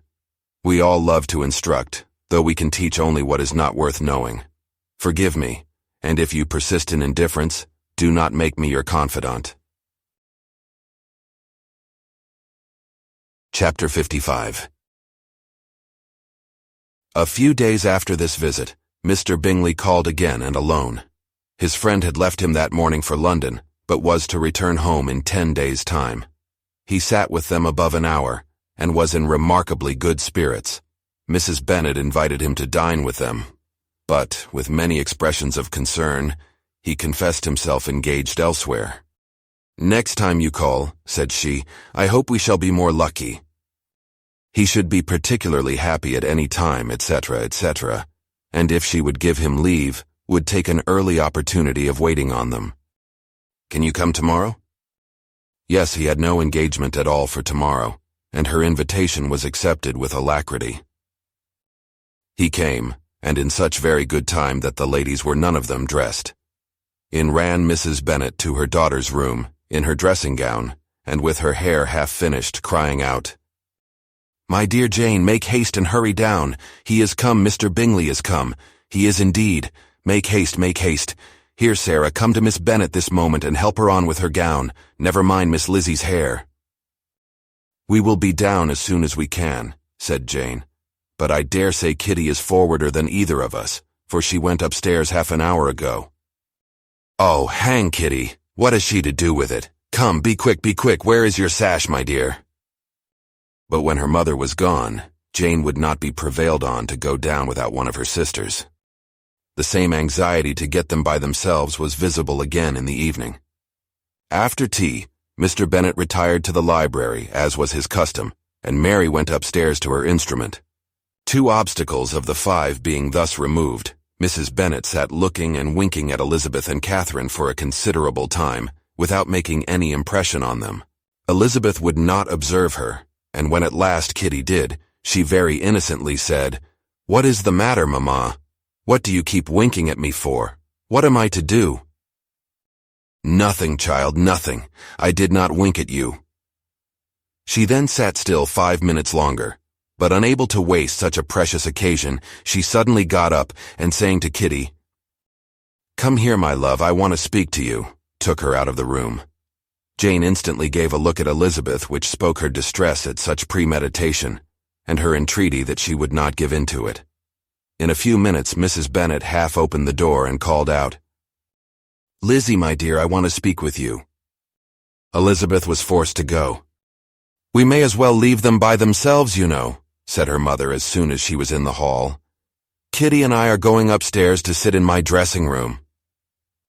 Elizabeth made no attempt to reason with her mother, but remained quietly in the hall till she and Kitty were out of sight, then returned into the drawing room. Mrs. Bennet's schemes for this day were ineffectual. Bingley was everything that was charming, except the professed lover of her daughter. His ease and cheerfulness rendered him a most agreeable addition to their evening party, and he bore with the ill-judged officiousness of the mother, and heard all her silly remarks with a forbearance and command of countenance particularly grateful to the daughter. He scarcely needed an invitation to stay supper, and before he went away an engagement was formed, chiefly through his own and Mrs. Bennet's means, for his coming next morning to shoot with her husband. After this day, Jane said no more of her indifference. Not a word passed between the sisters concerning Bingley, but Elizabeth went to bed in the happy belief that all must speedily be concluded, unless Mr. Darcy returned within the stated time. Seriously, however, she felt tolerably persuaded that all this must have taken place with that gentleman's concurrence. Bingley was punctual to his appointment, and he and Mr. Bennet spent the morning together, as had been agreed on. The latter was much more agreeable than his companion expected. There was nothing of presumption or folly in Bingley that could provoke his ridicule or disgust him into silence, and he was more communicative and less eccentric than the other had ever seen him. Bingley, of course, returned with him to dinner, and in the evening Mrs. Bennet's invention was again at work to get everybody away from him and her daughter. Elizabeth, who had a letter to write, went into the breakfast room for that purpose soon after tea, for as the others were all going to sit down to cards, she could not be wanted to counteract her mother's schemes. But on her returning to the drawing-room when her letter was finished, she saw, to her infinite surprise, there was reason to fear that her mother had been too ingenious for her. On opening the door, she perceived her sister and Bingley standing together over the hearth, as if engaged in earnest conversation, and had this led to no suspicion, the faces of both, as they hastily turned round and moved away from each other, would have told it all. Their situation was awkward enough, but hers, she thought, was still worse. Not a syllable was uttered by either, and Elizabeth was on the point of going away again, when Bingley, who as well as the other had sat down, suddenly rose, and whispering a few words to her sister, ran out of the room. Jane could have no reserves from Elizabeth, where confidence would give pleasure, and instantly embracing her, acknowledged, with the liveliest emotion, that she was the happiest creature in the world. "'Tis too much," she added, "by far too much. I do not deserve it. Oh, why is not everybody as happy?" Elizabeth's congratulations were given with a sincerity, a warmth, a delight, which words could but poorly express. Every sentence of kindness was a fresh source of happiness to Jane, but she would not allow herself to stay with her sister, or say half that remained to be said for the present. "I must go instantly to my mother," she cried. "I would not on any account trifle with her affectionate solicitude, or allow her to hear it from anyone but myself. He is gone to my father already. Oh, Lizzie, to know that what I have to relate will give such pleasure to all my dear family. How shall I bear so much happiness?" She then hastened away to her mother, who had purposely broken up the card party, and was sitting upstairs with Kitty. Elizabeth, who was left by herself, now smiled at the rapidity and ease with which an affair was finally settled, that had given them so many previous months of suspense and vexation. "And this," said she, "is the end of all his friend's anxious circumspection, of all his sister's falsehood and contrivance, the happiest, wisest, and most reasonable end." In a few minutes she was joined by Bingley, whose conference with her father had been short and to the purpose. "Where is your sister?" said he hastily as he opened the door. "With my mother upstairs. She will be down in a moment, I dare say." He then shut the door, and coming up to her, claimed the good wishes and affection of a sister. Elizabeth honestly and heartily expressed her delight in the prospect of their relationship. They shook hands with great cordiality, and then, till her sister came down, she had to listen to all he had to say of his own happiness, and of Jane's perfections. And in spite of his being a lover, Elizabeth really believed all his expectations of felicity to be rationally founded, because they had for basis the excellent understanding and super-excellent disposition of Jane, and a general similarity of feeling and taste between her and himself. It was an evening of no common delight to them all. The satisfaction of Miss Bennet's mind gave such a glow of sweet animation to her face, as made her look handsomer than ever. Kitty simpered and smiled, and hoped her turn was coming soon. Mrs. Bennet could not give her consent, or speak her approbation in terms warm enough to satisfy her feelings, though she talked to Bingley of nothing else, for half an hour. And when Mr. Bennet joined them at supper, his voice and manner plainly showed how really happy he was. Not a word, however, passed his lips in allusion to it, till their visitor took his leave for the night, but as soon as he was gone, he turned to his daughter and said, "Jane, I congratulate you. You will be a very happy woman." Jane went to him instantly, kissed him, and thanked him for his goodness. "You are a good girl," he replied, "and I have great pleasure in thinking you will be so happily settled. I have not a doubt of your doing very well together. Your tempers are by no means unlike. You are each of you so complying that nothing will ever be resolved on, so easy that every servant will cheat you, and so generous that you will always exceed your income. I hope not so. Imprudence or thoughtlessness in money matters would be unpardonable in me." "Exceed their income? My dear Mr. Bennet," cried his wife, "what are you talking of? Why, he has 4,000 or 5,000 a year, and very likely more." Then addressing her daughter, "Oh, my dear, dear Jane, I am so happy. I am sure I shan't get a wink of sleep all night. I knew how it would be. I always said it must be so at last. I was sure you could not be so beautiful for nothing. I remember as soon as ever I saw him when he first came into Hertfordshire last year. I thought how likely it was that you should come together. Oh, he is the handsomest young man that ever was seen." Wickham, Lydia, were all forgotten. Jane was beyond competition her favorite child. At that moment she cared for no other. Her younger sisters soon began to make interest with her for objects of happiness which she might in future be able to dispense. Mary petitioned for the use of the library at Netherfield, and Kitty begged very hard for a few balls there every winter. Bingley, from this time, was of course a daily visitor at Longbourn, coming frequently before breakfast, and always remaining till after supper, unless when some barbarous neighbor, who could not be enough detested, had given him an invitation to dinner, which he thought himself obliged to accept. Elizabeth had now but little time for conversation with her sister, for while he was present, Jane had no attention to bestow on anyone else. But she found herself considerably useful to both of them in those hours of separation that must sometimes occur. In the absence of Jane, he always attached himself to Elizabeth for the pleasure of talking of her, and when Bingley was gone, Jane constantly sought the same means of relief. "He has made me so happy," said she one evening, by telling me that he was totally ignorant of my being in town last spring. I had not believed it possible. "I suspected as much," replied Elizabeth. "But how did he account for it?" "It must have been his sister's doing. They were certainly no friends to his acquaintance with me, which I cannot wonder at, since he might have chosen so much more advantageously in many respects. But when they see, as I trust they will, that their brother is happy with me, they will learn to be contented, and we shall be on good terms again, though we can never be what we once were to each other." "That is the most unforgiving speech," said Elizabeth, "that I ever heard you utter. Good girl, it would vex me indeed to see you again the dupe of Miss Bingley's pretended regard. Would you believe it, Lizzie, that when he went to town last November he really loved me, and nothing but a persuasion of my being indifferent would have prevented his coming down again? He made a little mistake, to be sure, but it is to the credit of his modesty." This naturally introduced a panegyric from Jane on his diffidence, and the little value he put on his own good qualities. Elizabeth was pleased to find that he had not betrayed the interference of his friend, for though Jane had the most generous and forgiving heart in the world, she knew it was a circumstance which must prejudice her against him. "I am certainly the most fortunate creature that ever existed," cried Jane. "Oh, Lizzie, why am I thus singled from my family and blessed above them all?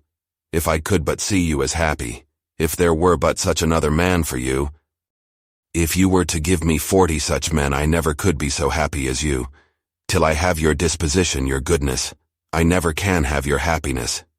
No, no, let me shift for myself, and perhaps, if I have very good luck, I may meet with another Mr. Collins in time." The situation of affairs in the Longbourn family could not be long a secret. Mrs. Bennet was privileged to whisper it to Mrs. Phillips, and she ventured, without any permission, to do the same by all her neighbors in Meryton. The Bennets were speedily pronounced to be the luckiest family in the world, though only a few weeks before, when Lydia had first run away, they had been generally proved to be marked out for misfortune. Chapter 56.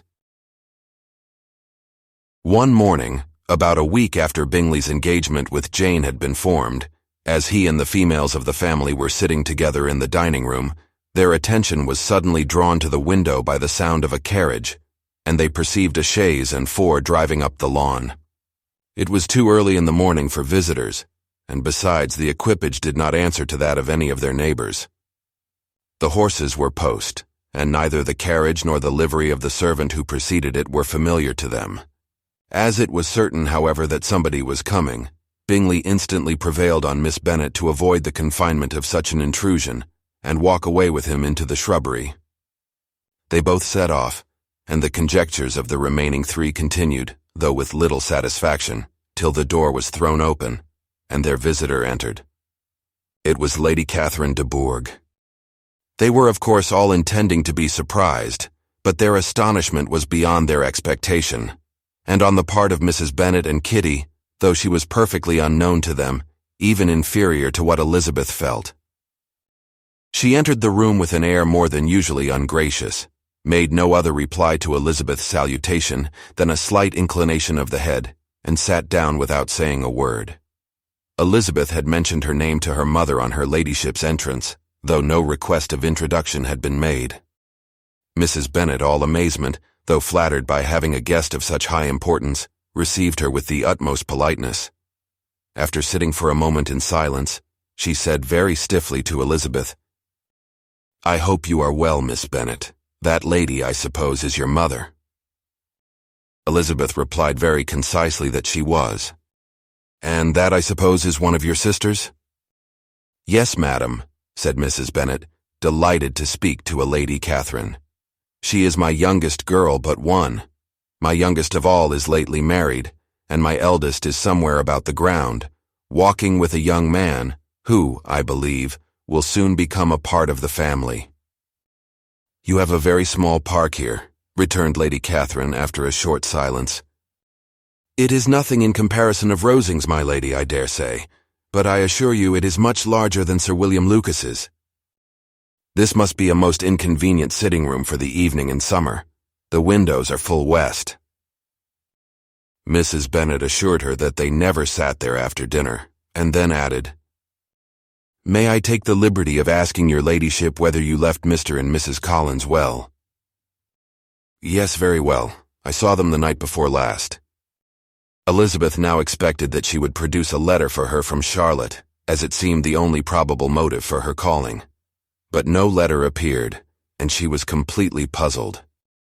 Mrs. Bennet, with great civility, begged her ladyship to take some refreshment, but Lady Catherine very resolutely, and not very politely, declined eating anything, and then, rising up, said to Elizabeth, "Miss Bennet, there seemed to be a prettyish kind of a little wilderness on one side of your lawn. I should be glad to take a turn in it if you will favor me with your company." "Go, my dear," cried her mother, "and show her ladyship about the different walks. I think she will be pleased with the hermitage." Elizabeth obeyed, and running into her own room for her parasol, attended her noble guest downstairs. As they passed through the hall, Lady Catherine opened the doors into the dining parlor and drawing room, and pronouncing them, after a short survey, to be decent-looking rooms, walked on.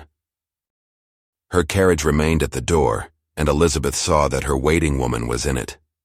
They proceeded in silence along the gravel walk that led to the copse. Elizabeth was determined to make no effort for conversation with a woman who was now more than usually insolent and disagreeable. "How could I ever think her like her nephew?" said she as she looked in her face. As soon as they entered the copse, Lady Catherine began in the following manner. "You can be at no loss, Miss Bennet, to understand the reason of my journey hither. Your own heart, your own conscience must tell you why I come." Elizabeth looked with unaffected astonishment. "Indeed, you are mistaken, madam. I have not been at all able to account for the honor of seeing you here." "Miss Bennet," replied her ladyship in an angry tone, "you ought to know that I am not to be trifled with, but however insincere you may choose to be, you shall not find me so. My character has ever been celebrated for its sincerity and frankness, and in a cause of such moment as this I shall certainly not depart from it. A report of a most alarming nature reached me 2 days ago.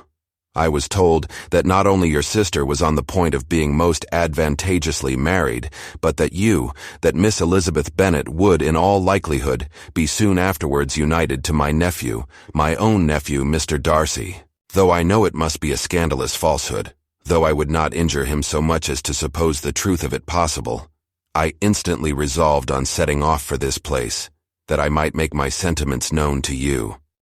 "If you believed it impossible to be true," said Elizabeth, coloring with astonishment and disdain, "I wonder you took the trouble of coming so far.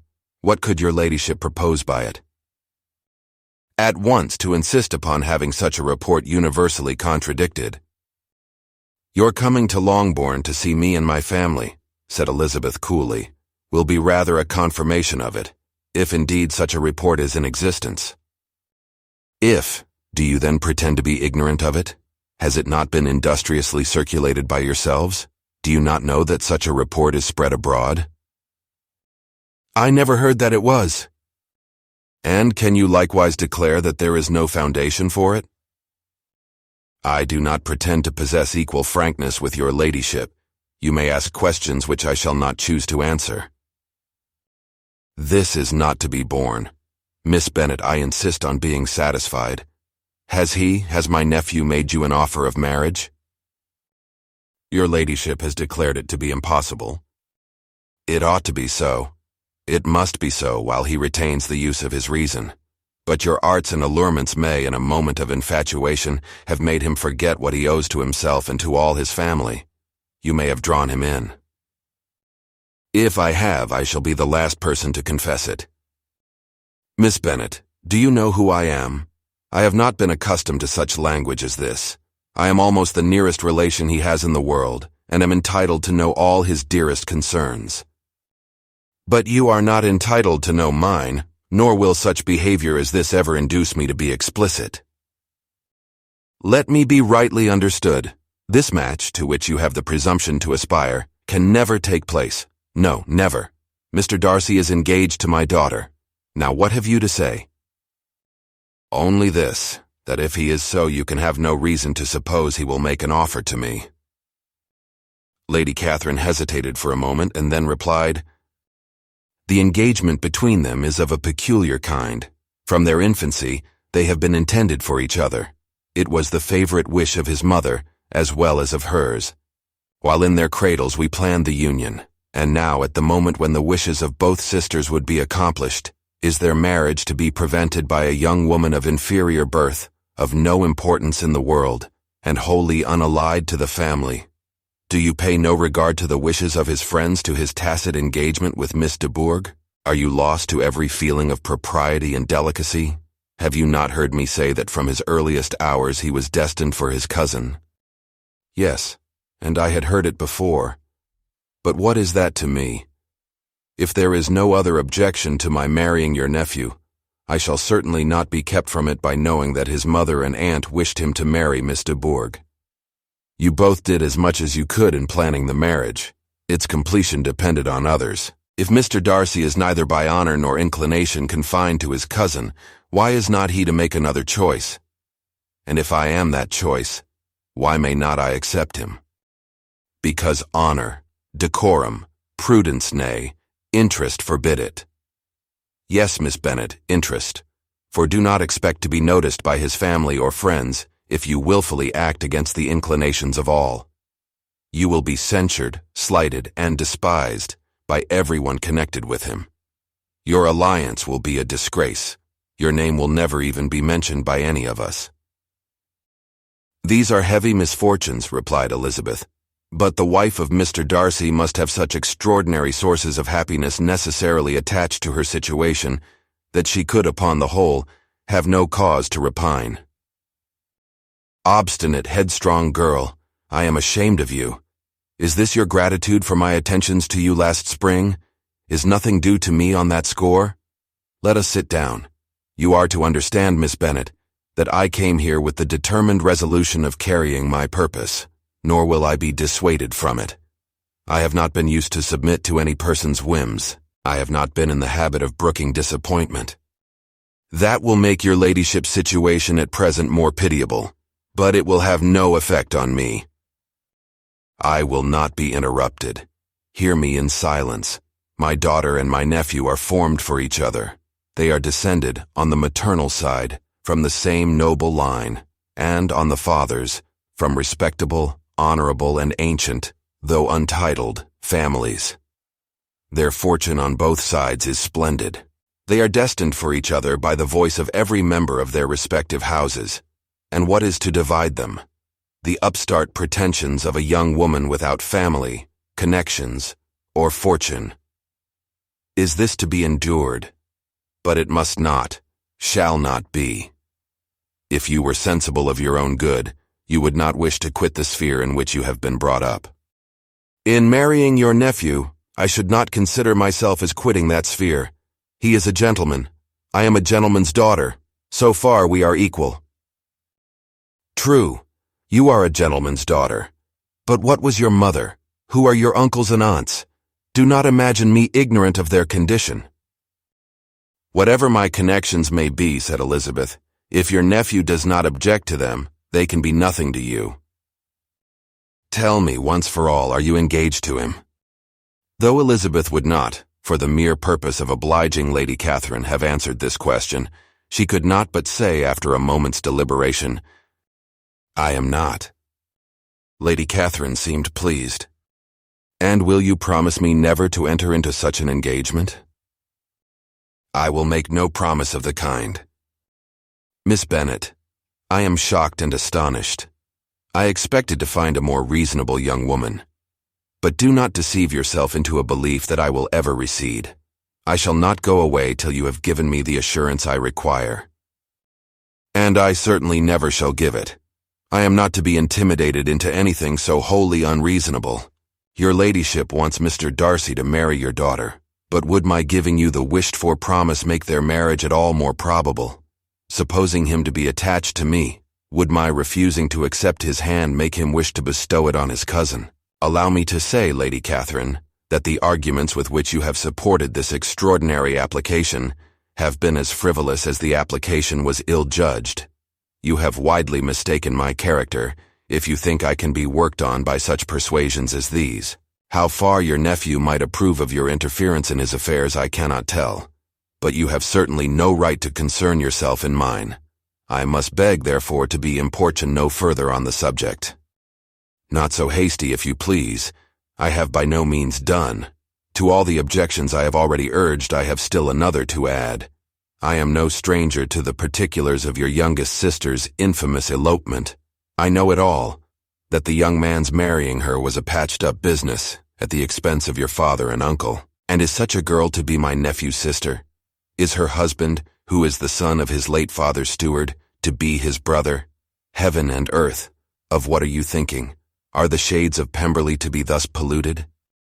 You can now have nothing further to say, she resentfully answered.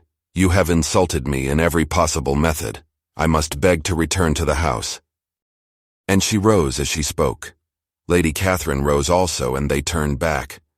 Her ladyship was highly incensed. You have no regard, then, for the honor and credit of my nephew.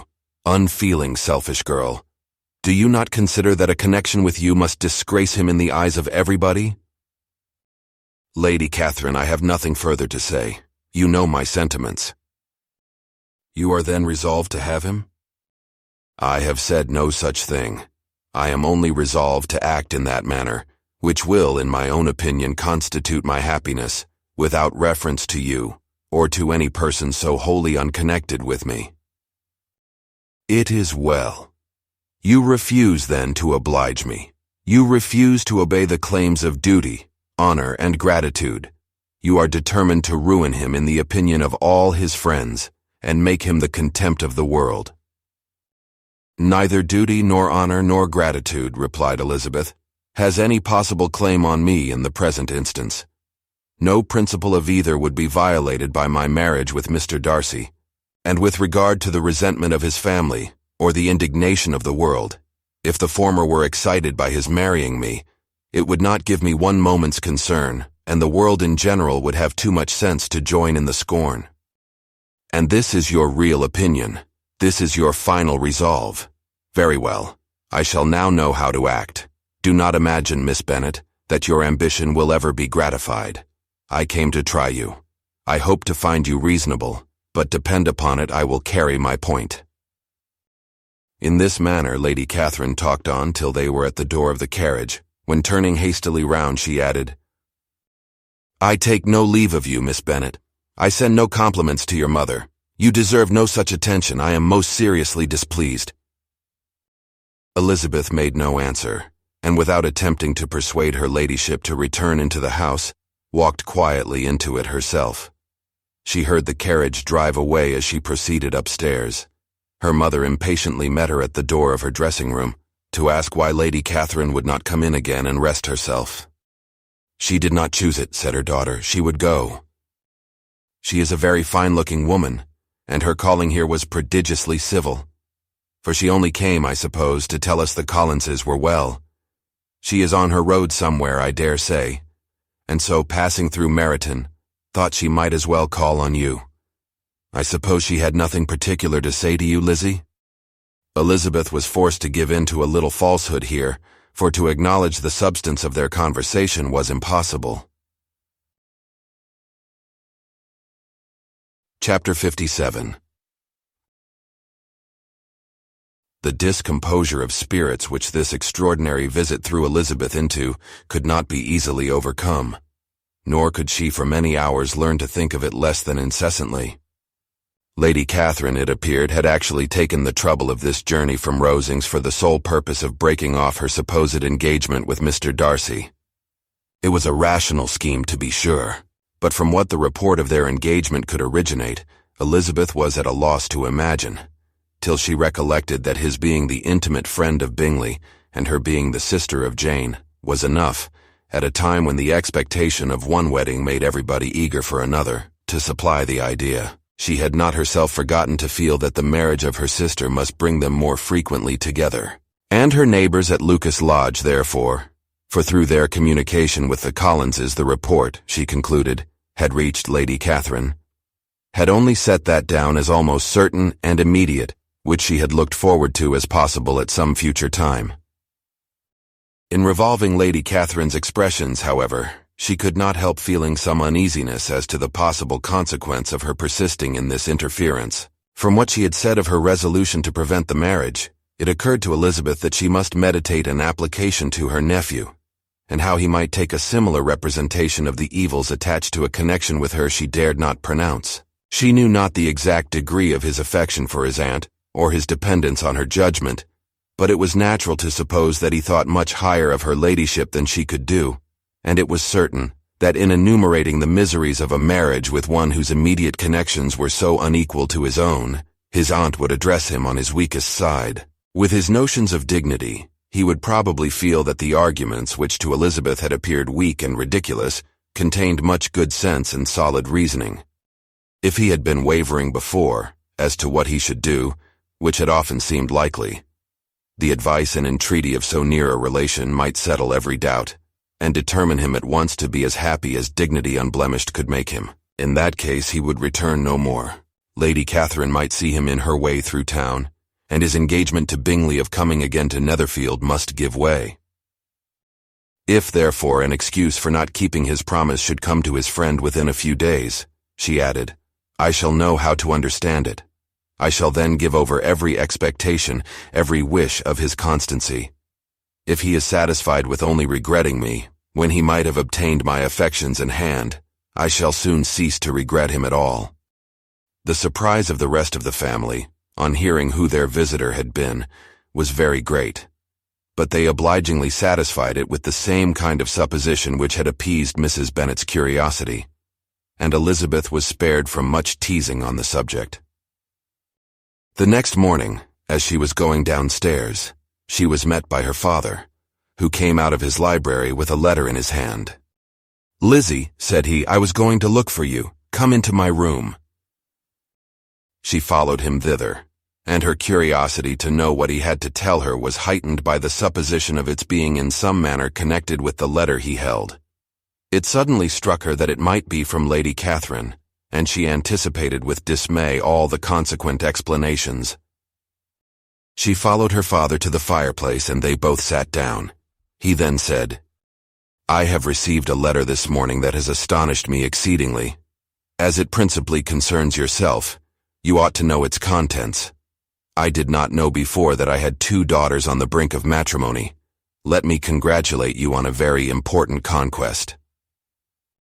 The color now rushed into Elizabeth's cheeks in the instantaneous conviction of its being a letter from the nephew instead of the aunt, and she was undetermined whether most to be pleased that he explained himself at all, or offended that his letter was not rather addressed to herself, when her father continued, "You look conscious.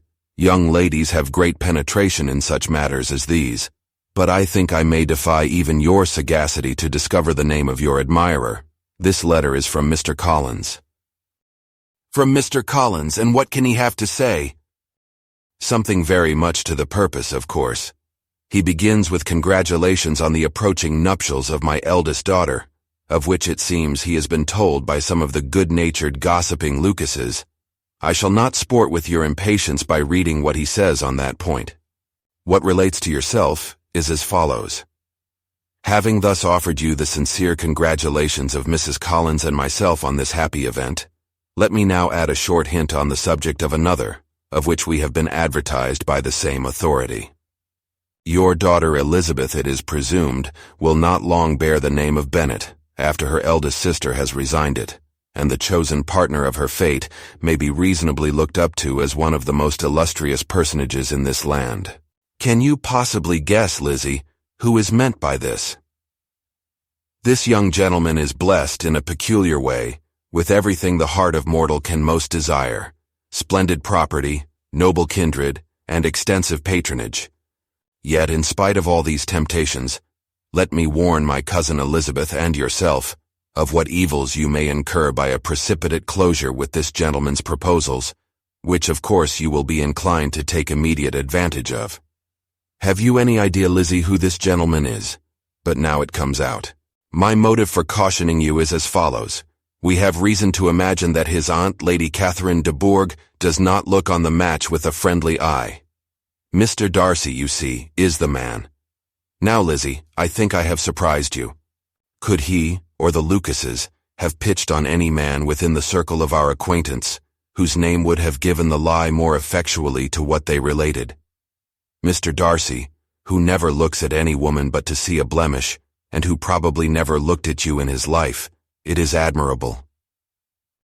Elizabeth tried to join in her father's pleasantry, but could only force one most reluctant smile. Never had his wit been directed in a manner so little agreeable to her.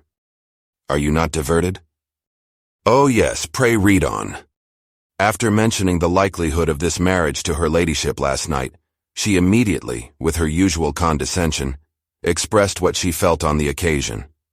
When it became apparent that on the score of some family objections on the part of my cousin, she would never give her consent to what she termed so disgraceful a match, I thought it my duty to give the speediest intelligence of this to my cousin, that she and her noble admirer may be aware of what they are about, and not run hastily into a marriage which has not been properly sanctioned. Mr. Collins, moreover, adds, I am truly rejoiced that my cousin Lydia's sad business has been so well hushed up, and am only concerned that their living together before the marriage took place should be so generally known. I must not, however, neglect the duties of my station, or refrain from declaring my amazement at hearing that you received the young couple into your house as soon as they were married. It was an encouragement of vice, and had I been the rector of Longbourn, I should very strenuously have opposed it. You ought certainly to forgive them as a Christian, but never to admit them in your sight, or allow their names to be mentioned in your hearing. That is his notion of Christian forgiveness. The rest of his letter is only about his dear Charlotte's situation, and his expectation of a young olive branch. But Lizzie, you look as if you did not enjoy it. You are not going to be missish, I hope, and pretend to be affronted at an idle report. For what do we live, but to make sport for our neighbors, and laugh at them in our turn? Oh, cried Elizabeth, I am exceedingly diverted, but it is so strange. Yes, that is what makes it amusing. Had they fixed on any other man it would have been nothing, but his perfect indifference and your pointed dislike make it so delightfully absurd. Much as I abominate writing, I would not give up Mr. Collins's correspondence for any consideration. Nay, when I read a letter of his, I cannot help giving him the preference even over Wickham, much as I value the impudence and hypocrisy of my son-in-law. And pray, Lizzie, what said Lady Catherine about this report? Did she call to refuse her consent? To this question, his daughter replied only with a laugh, and as it had been asked without the least suspicion, she was not distressed by his repeating it. Elizabeth had never been more at a loss to make her feelings appear what they were not. It was necessary to laugh when she would rather have cried. Her father had most cruelly mortified her by what he said of Mr. Darcy's indifference, and she could do nothing but wonder at such a want of penetration, or fear that perhaps, instead of his seeing too little, she might have fancied too much. Chapter 58. Instead of receiving any such letter of excuse from his friend, as Elizabeth half expected Mr. Bingley to do, he was able to bring Darcy with him to Longbourn before many days had passed after Lady Catherine's visit. The gentleman arrived early, and before Mrs. Bennet had time to tell him of their having seen his aunt, of which her daughter sat in momentary dread, Bingley, who wanted to be alone with Jane, proposed their all walking out. It was agreed to. Mrs. Bennet was not in the habit of walking. Mary could never spare time, but the remaining 5 set off together. Bingley and Jane, however, soon allowed the others to outstrip them. They lagged behind while Elizabeth, Kitty, and Darcy were to entertain each other. Very little was said by either. Kitty was too much afraid of him to talk. Elizabeth was secretly forming a desperate resolution, and perhaps he might be doing the same.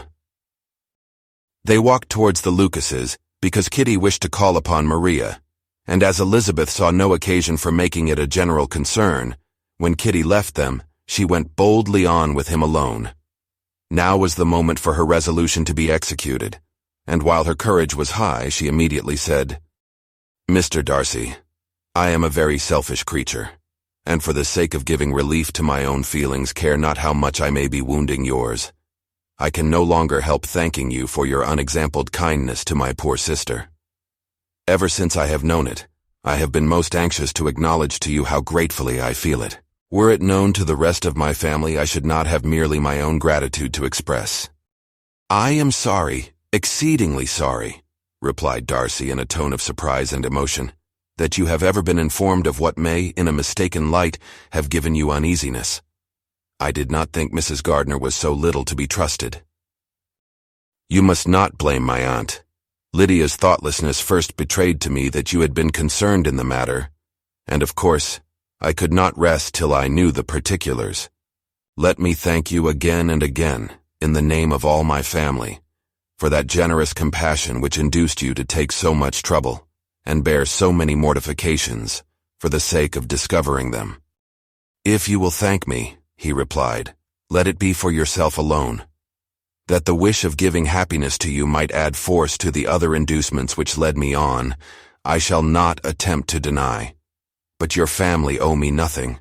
Much as I respect them, I believe I thought only of you.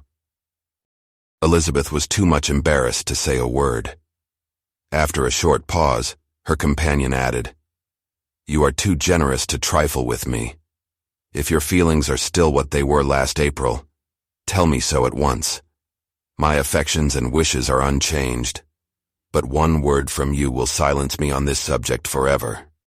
Elizabeth, feeling all the more than common awkwardness and anxiety of his situation, now forced herself to speak, and immediately, though not very fluently, gave him to understand that her sentiments had undergone so material a change, since the period to which he alluded, as to make her receive with gratitude and pleasure his present assurances. The happiness which this reply produced was such as he had probably never felt before, and he expressed himself on the occasion as sensibly and as warmly as a man violently in love can be supposed to do.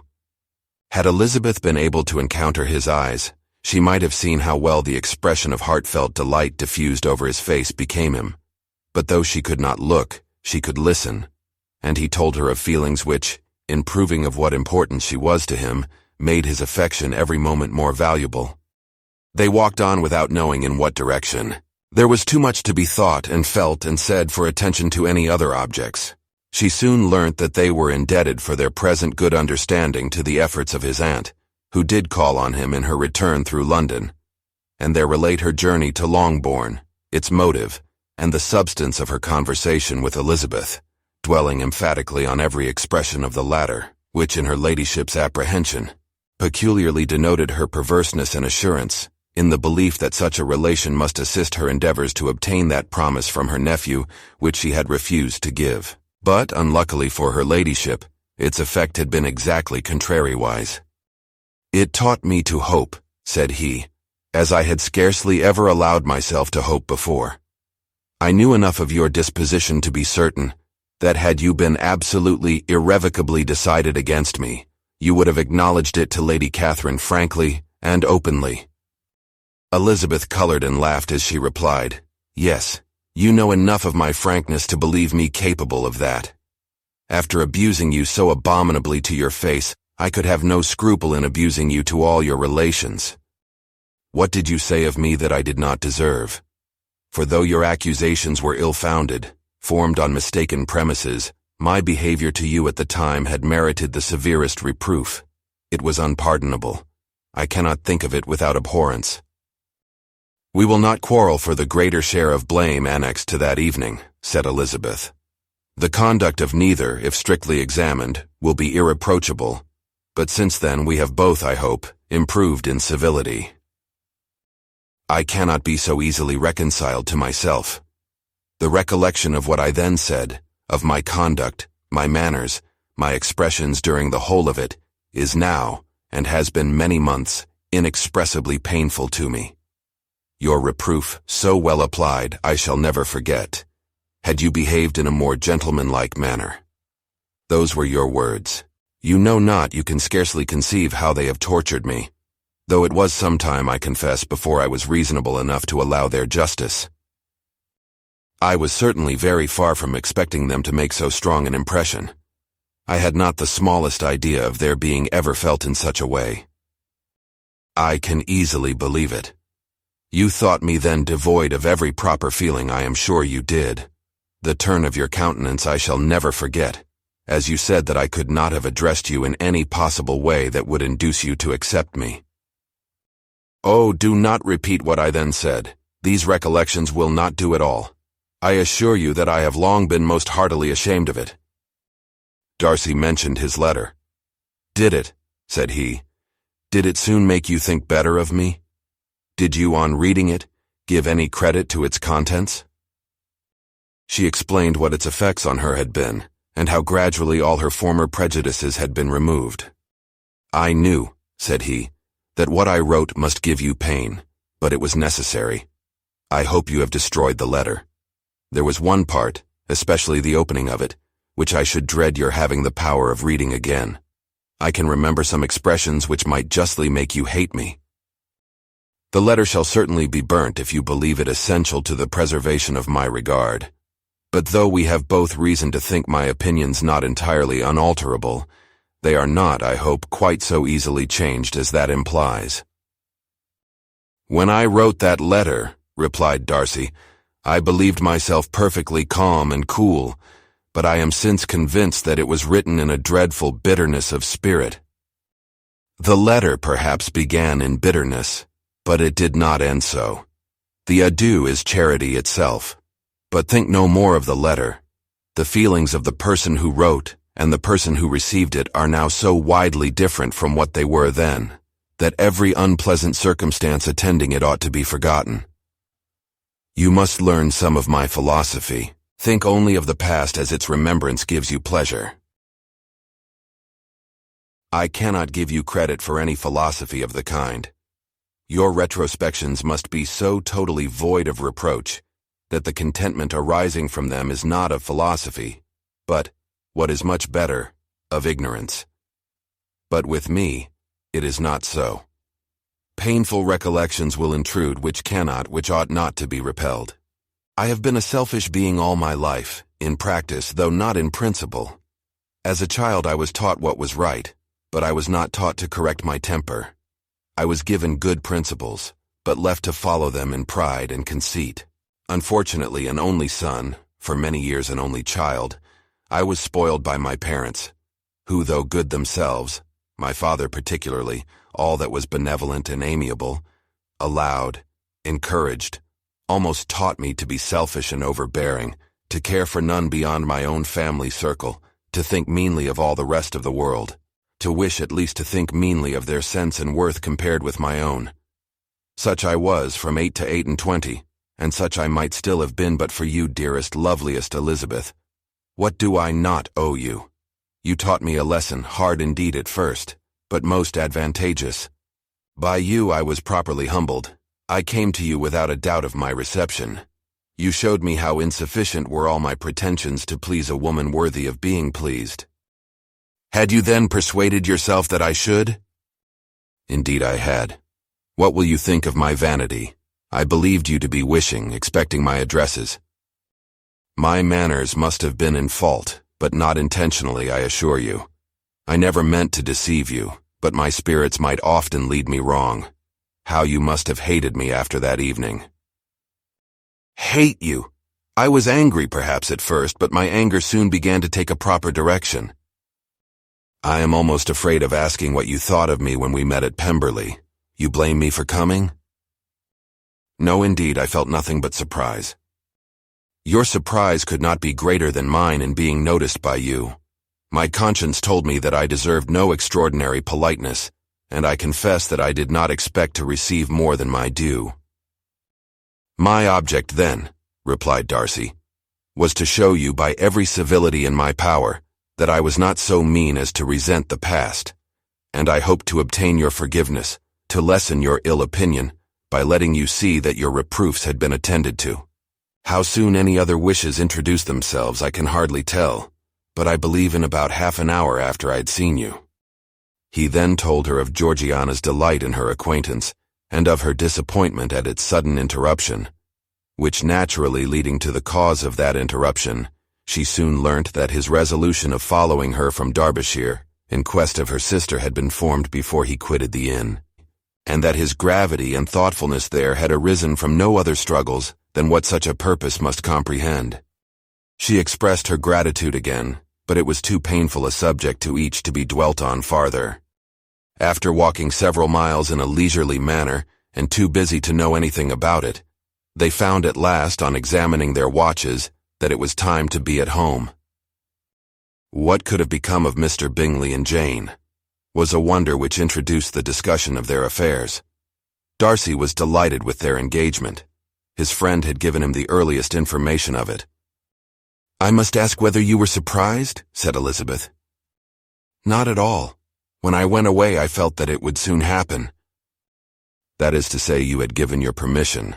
I guessed as much." And though he exclaimed at the term, she found that it had been pretty much the case.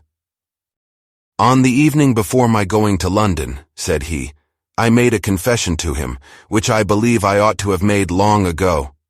I told him of all that had occurred to make my former interference in his affairs absurd and impertinent." His surprise was great. He had never had the slightest suspicion. "I told him, moreover, that I believed myself mistaken in supposing, as I had done, that your sister was indifferent to him, and as I could easily perceive that his attachment to her was unabated, I felt no doubt of their happiness together." Elizabeth could not help smiling at his easy manner of directing his friend. "Did you speak from your own observation," said she, "when you told him that my sister loved him, or merely from my information last spring?" "From the former. I had narrowly observed her during the 2 visits which I had lately made her here, and I was convinced of her affection." "And your assurance of it, I suppose, carried immediate conviction to him?" "It did. Bingley is most unaffectedly modest. His diffidence had prevented his depending on his own judgment in so anxious a case, but his reliance on mine made everything easy. I was obliged to confess one thing, which for a time, and not unjustly, offended him.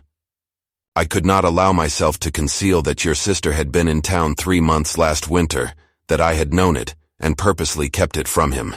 He was angry. But his anger, I am persuaded, lasted no longer than he remained in any doubt of your sister's sentiments.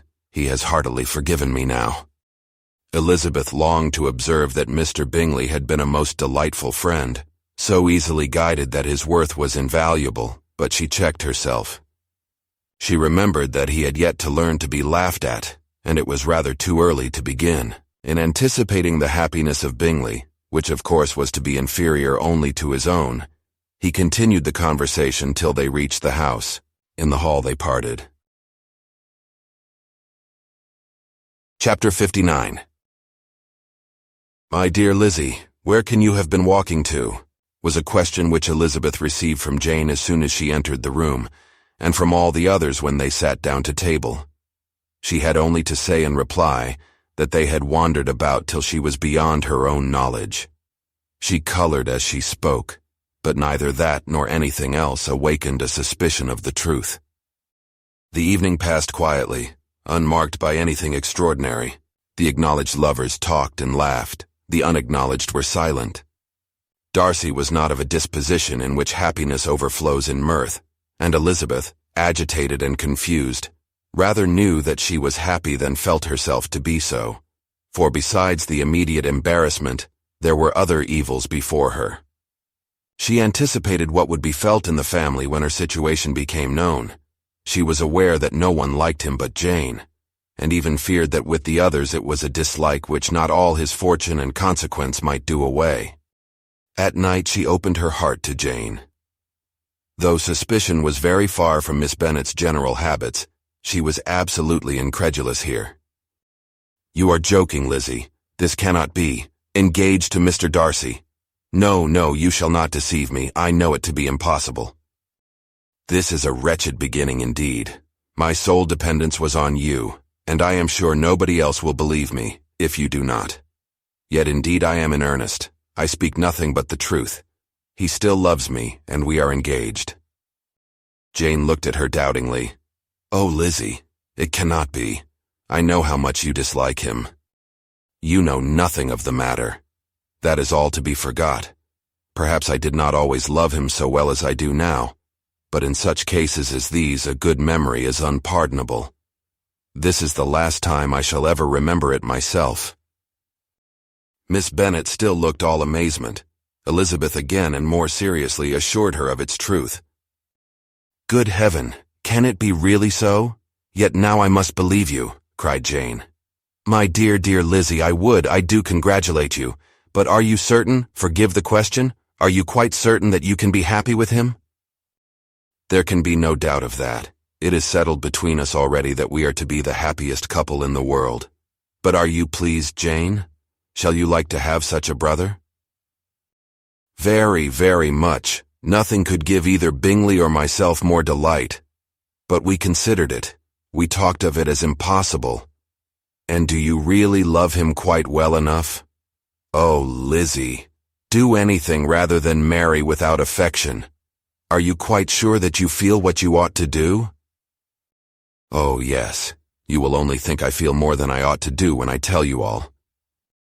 "What do you mean?" "Why, I must confess that I love him better than I do Bingley. I'm afraid you will be angry." "My dearest sister, now be serious. I want to talk very seriously. Let me know everything that I am to know without delay. Will you tell me how long you have loved him?" "It has been coming on so gradually that I hardly know when it began, but I believe I must date it from my first seeing his beautiful grounds at Pemberley." Another entreaty that she would be serious, however, produced the desired effect, and she soon satisfied Jane by her solemn assurances of attachment. When convinced on that article, Miss Bennet had nothing further to wish.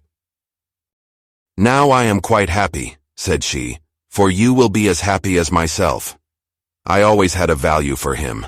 Were it for nothing but his love of you, I must always have esteemed him. But now, as Bingley's friend and your husband, there can be only Bingley and yourself more dear to me. But Lizzie, you have been very sly, very reserved with me. How little did you tell me of what passed at Pemberley and Lambton? I owe all that I know of it to another, not to you." Elizabeth told her the motives of her secrecy. She had been unwilling to mention Bingley, and the unsettled state of her own feelings had made her equally avoid the name of his friend. But now she would no longer conceal from her his share in Lydia's marriage. All was acknowledged, and half the night spent in conversation. "Good gracious," cried Mrs. Bennet, as she stood at a window the next morning. "If that disagreeable Mr. Darcy is not coming here again with our dear Bingley. What can he mean by being so tiresome as to be always coming here? I had no notion but he would go a-shooting or something or other and not disturb us with his company. What shall we do with him? Lizzie, you must walk out with him again that he may not be in Bingley's way." Elizabeth could hardly help laughing at so convenient a proposal, yet was really vexed that her mother should be always giving him such an epithet. As soon as they entered, Bingley looked at her so expressively, and shook hands with such warmth as left no doubt of his good information, and he soon afterwards said aloud, "Mrs. Bennet, have you no more lanes hereabouts in which Lizzie may lose her way again today?" "I advise Mr. Darcy and Lizzie and Kitty," said Mrs. Bennet, "to walk to Oakham Mount this morning. It is a nice long walk, and Mr. Darcy has never seen the view." "It may do very well for the others," replied Mr. Bingley, "but I am sure it will be too much for Kitty. Won't it, Kitty?" Kitty owned that she had rather stay at home. Darcy professed a great curiosity to see the view from the mount, and Elizabeth silently consented. As she went upstairs to get ready, Mrs. Bennet followed her, saying, "I am quite sorry, Lizzie, that you should be forced to have that disagreeable man all to yourself, but I hope you will not mind it. It is all for Jane's sake, you know, and there is no occasion for talking to him except just now and then, so do not put yourself to inconvenience." During their walk, it was resolved that Mr. Bennet's consent should be asked in the course of the evening. Elizabeth reserved to herself the application for her mother's. She could not determine how her mother would take it, sometimes doubting whether all his wealth and grandeur would be enough to overcome her abhorrence of the man. But whether she were violently set against the match, or violently delighted with it, it was certain that her manner would be equally ill-adapted to do credit to her sense, and she could no more bear that Mr. Darcy should hear the first raptures of her joy than the first vehemence of her disapprobation. In the evening, soon after Mr. Bennet withdrew to the library, She saw Mr. Darcy rise also and follow him, and her agitation on seeing it was extreme. She did not fear her father's opposition, but he was going to be made unhappy, and that it should be through her means. That she, his favorite child, should be distressing him by her choice, should be filling him with fears and regrets in disposing of her, was a wretched reflection, and she sat in misery till Mr. Darcy appeared again, when, looking at him, she was a little relieved by his smile. In a few minutes he approached the table where she was sitting with Kitty, and while pretending to admire her work, said in a whisper, "Go to your father. He wants you in the library." She was gone directly. Her father was walking about the room, looking grave and anxious. "Lizzie," said he, "what are you doing? Are you out of your senses to be accepting this man? Have not you always hated him?" How earnestly did she then wish that her former opinions had been more reasonable, her expressions more moderate. It would have spared her from explanations and professions which it was exceedingly awkward to give, but they were now necessary, and she assured him with some confusion of her attachment to Mr. Darcy. "Or, in other words, you are determined to have him. He is rich, to be sure, and you may have more fine clothes and fine carriages than Jane. But will they make you happy?" "Have you any other objection," said Elizabeth, "than your belief of my indifference?" "None at all. We all know him to be a proud, unpleasant sort of man, but this would be nothing if you really liked him." I do like him," she replied with tears in her eyes. "I love him. Indeed, he has no improper pride. He is perfectly amiable. You do not know what he really is. Then pray do not pain me by speaking of him in such terms." "Lizzie," said her father, "I have given him my consent.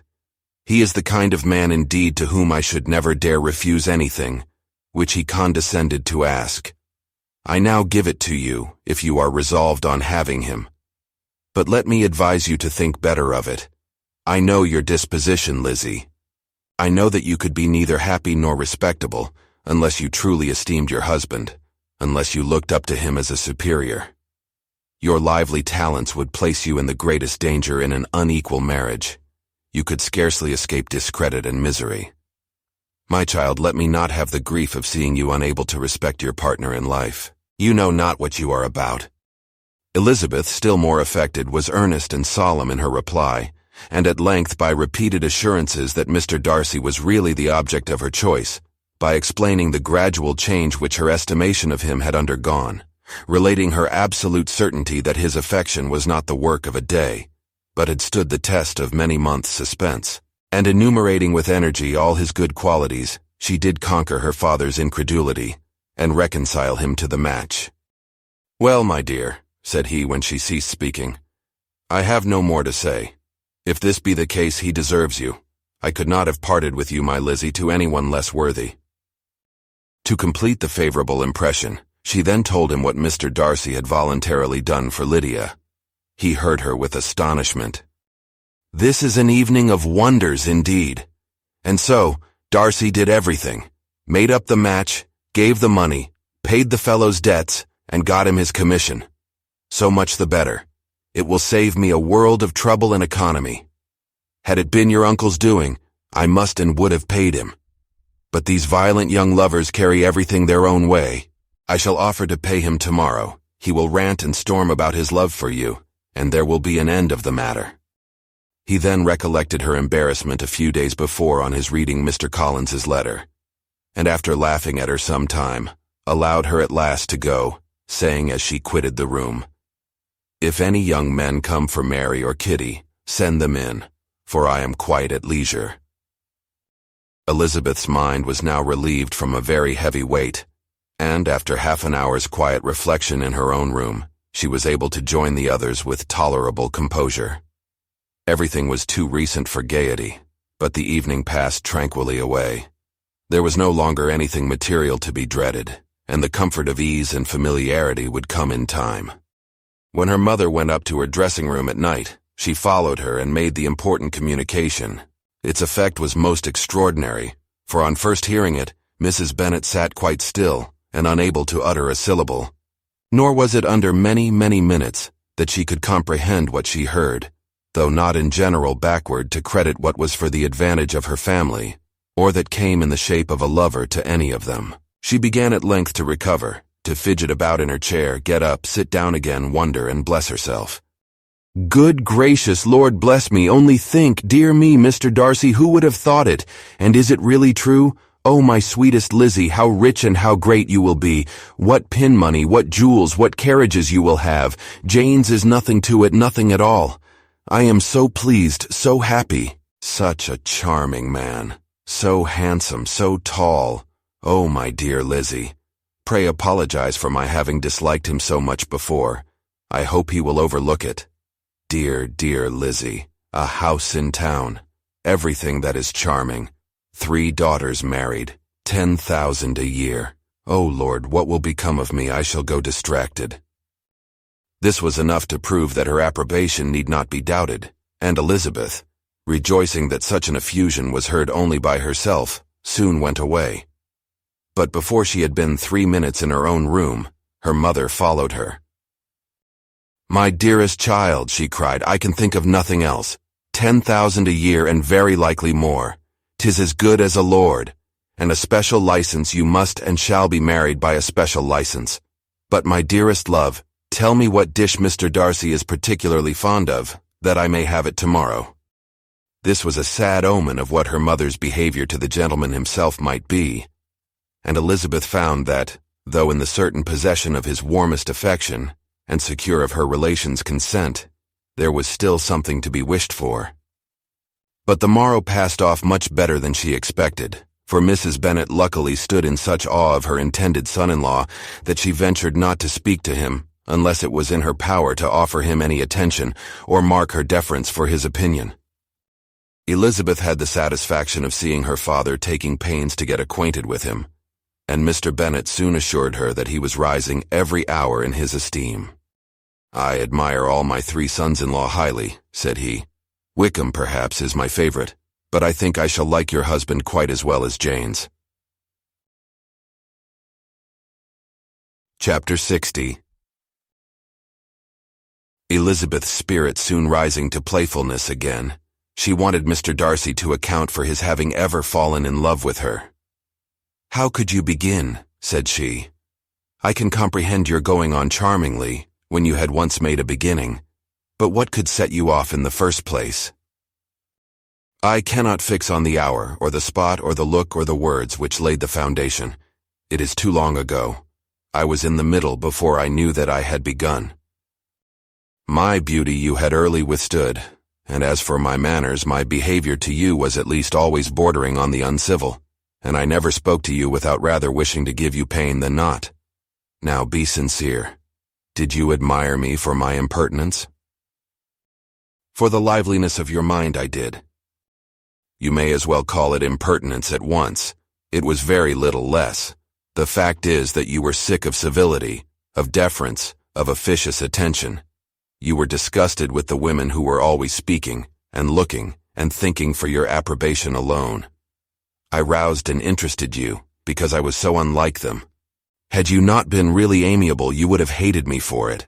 But in spite of the pains you took to disguise yourself, your feelings were always noble and just, and in your heart you thoroughly despised the persons who so assiduously courted you. There, I have saved you the trouble of accounting for it. And really, all things considered, I begin to think it perfectly reasonable. To be sure, you know no actual good of me, but nobody thinks of that when they fall in love. Was there no good in your affectionate behavior to Jane while she was ill at Netherfield? Dearest Jane, who could have done less for her? But make a virtue of it by all means. My good qualities are under your protection, and you are to exaggerate them as much as possible.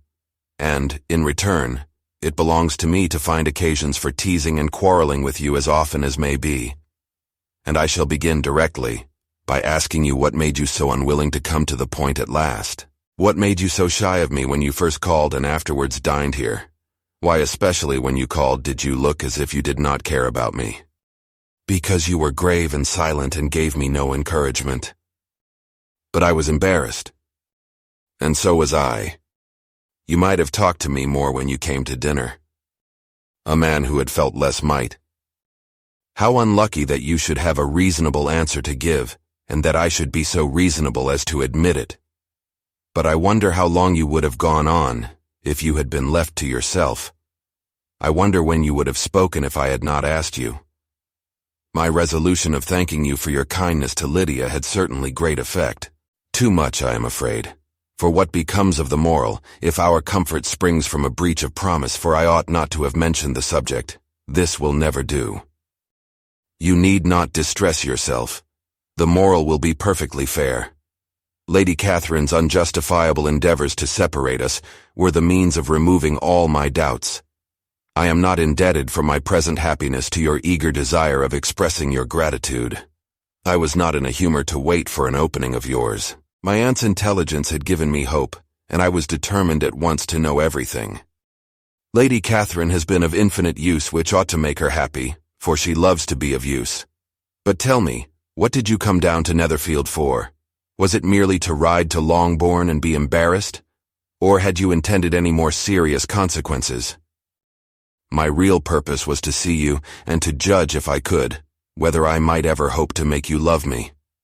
My avowed one, or what I avowed to myself, was to see whether your sister was still partial to Bingley, and if she were, to make the confession to him which I have since made. Shall you ever have courage to announce to Lady Catherine what is to befall her? I am more likely to want time than courage, Elizabeth, but it ought to be done, and if you will give me a sheet of paper it shall be done directly.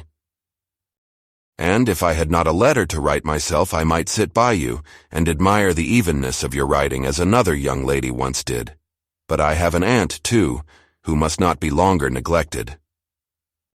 From an unwillingness to confess how much her intimacy with Mr. Darcy had been overrated, Elizabeth had never yet answered Mrs. Gardiner's long letter, but now, having that to communicate which she knew would be most welcome, she was almost ashamed to find that her uncle and aunt had already lost 3 days of happiness, and immediately wrote as follows. I would have thanked you before, my dear aunt, as I ought to have done, for your long, kind, satisfactory detail of particulars, but to say the truth, I was too cross to write. You supposed more than really existed, but now suppose as much as you choose. Give a loose to your fancy, indulge your imagination in every possible flight which the subject will afford, and unless you believe me actually married, you cannot greatly err. You must write again very soon, and praise him a great deal more than you did in your last. I thank you again and again for not going to the lakes. How could I be so silly as to wish it? Your idea of the ponies is delightful. We will go round the park every day. I am the happiest creature in the world. Perhaps other people have said so before, but no one with such justice. I am happier even than Jane. She only smiles. I laugh. Mr. Darcy sends you all the love in the world that can be spared from me. You are all to come to Pemberley at Christmas, yours, etc. Mr. Darcy's letter to Lady Catherine was in a different style, and still different from either was what Mr. Bennet sent to Mr. Collins in return for his last. Dear Sir, I must trouble you once more for congratulations. Elizabeth will soon be the wife of Mr. Darcy. Console Lady Catherine as well as you can, but if I were you, I would stand by the nephew. He has more to give. Yours sincerely, etc.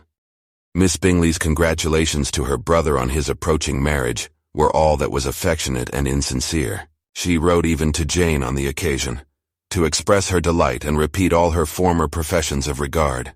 Jane was not deceived, but she was affected, and though feeling no reliance on her, could not help writing her a much kinder answer than she knew was deserved.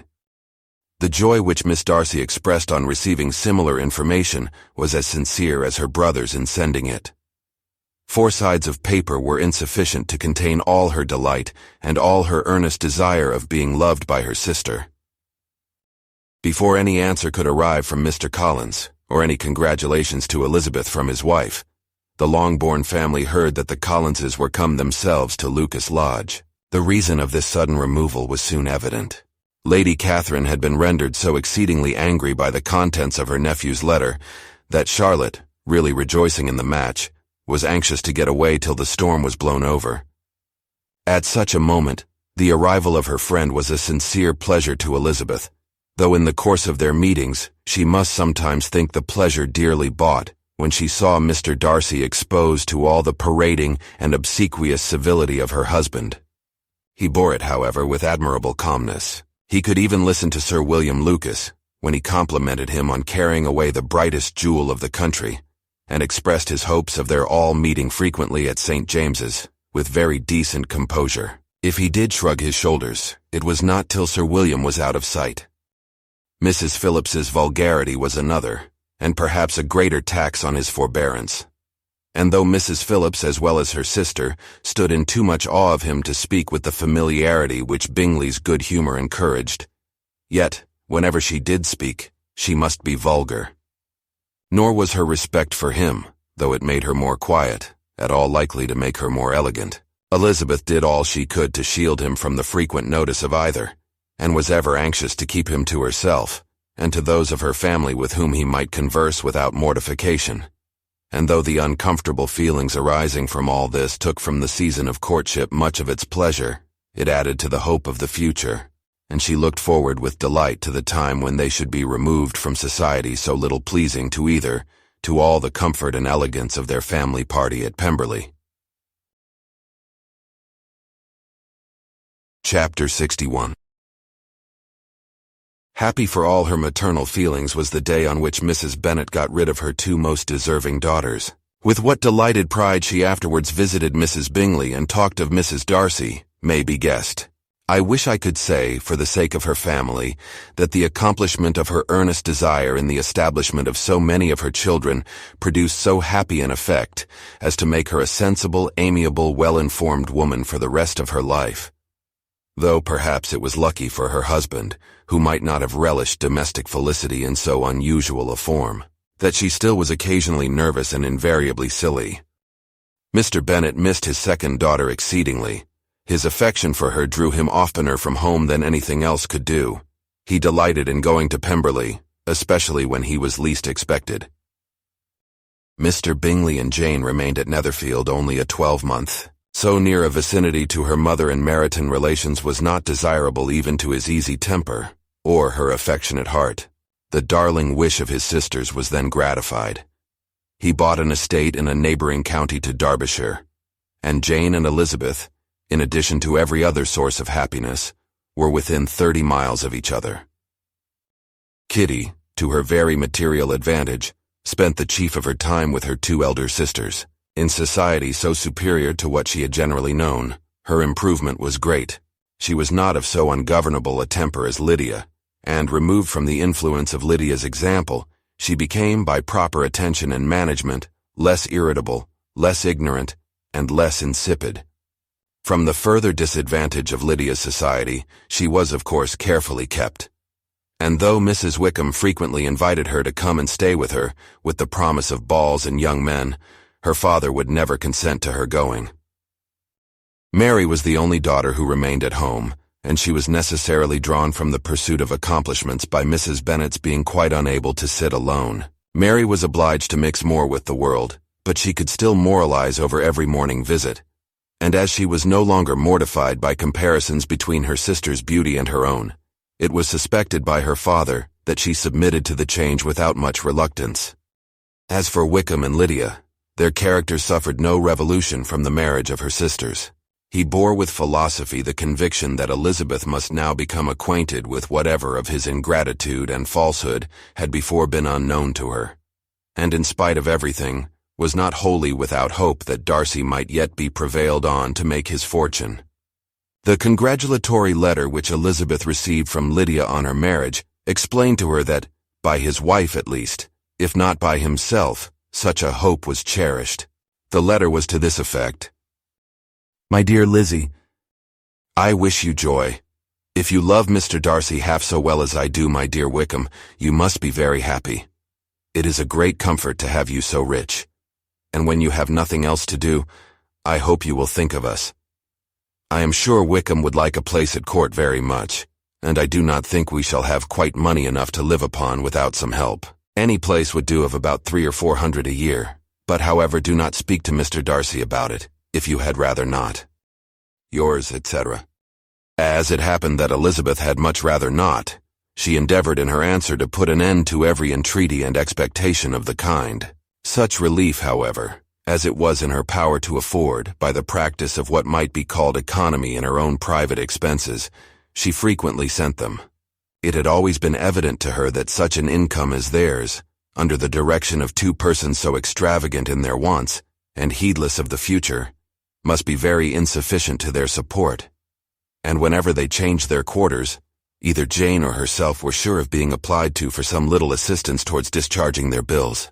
Their manner of living, even when the restoration of peace dismissed them to a home, was unsettled in the extreme. They were always moving from place to place in quest of a cheap situation, and always spending more than they ought. His affection for her soon sunk into indifference. Hers lasted a little longer, and in spite of her youth and her manners, she retained all the claims to reputation which her marriage had given her. Though Darcy could never receive him at Pemberley, yet for Elizabeth's sake he assisted him further in his profession. Lydia was occasionally a visitor there, when her husband was gone to enjoy himself in London or Bath, and with the Bingleys they both of them frequently stayed so long that even Bingley's good humor was overcome, and he proceeded so far as to talk of giving them a hint to be gone. Miss Bingley was very deeply mortified by Darcy's marriage, but as she thought it advisable to retain the right of visiting at Pemberley, she dropped all her resentment, was fonder than ever of Georgiana, almost as attentive to Darcy as heretofore, and paid off every arrear of civility to Elizabeth. Pemberley was now Georgiana's home, and the attachment of the sisters was exactly what Darcy had hoped to see. They were able to love each other, even as well as they intended. Georgiana had the highest opinion in the world of Elizabeth, though at first she often listened with an astonishment bordering on alarm at her lively, sportive manner of talking to her brother.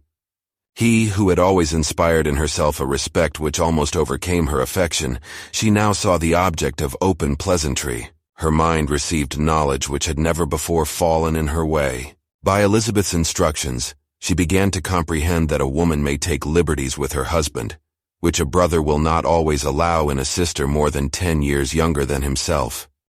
Lady Catherine was extremely indignant on the marriage of her nephew, and as she gave way to all the genuine frankness of her character, in her reply to the letter which announced its arrangement, she sent him language so very abusive, especially of Elizabeth, that for some time all intercourse was at an end.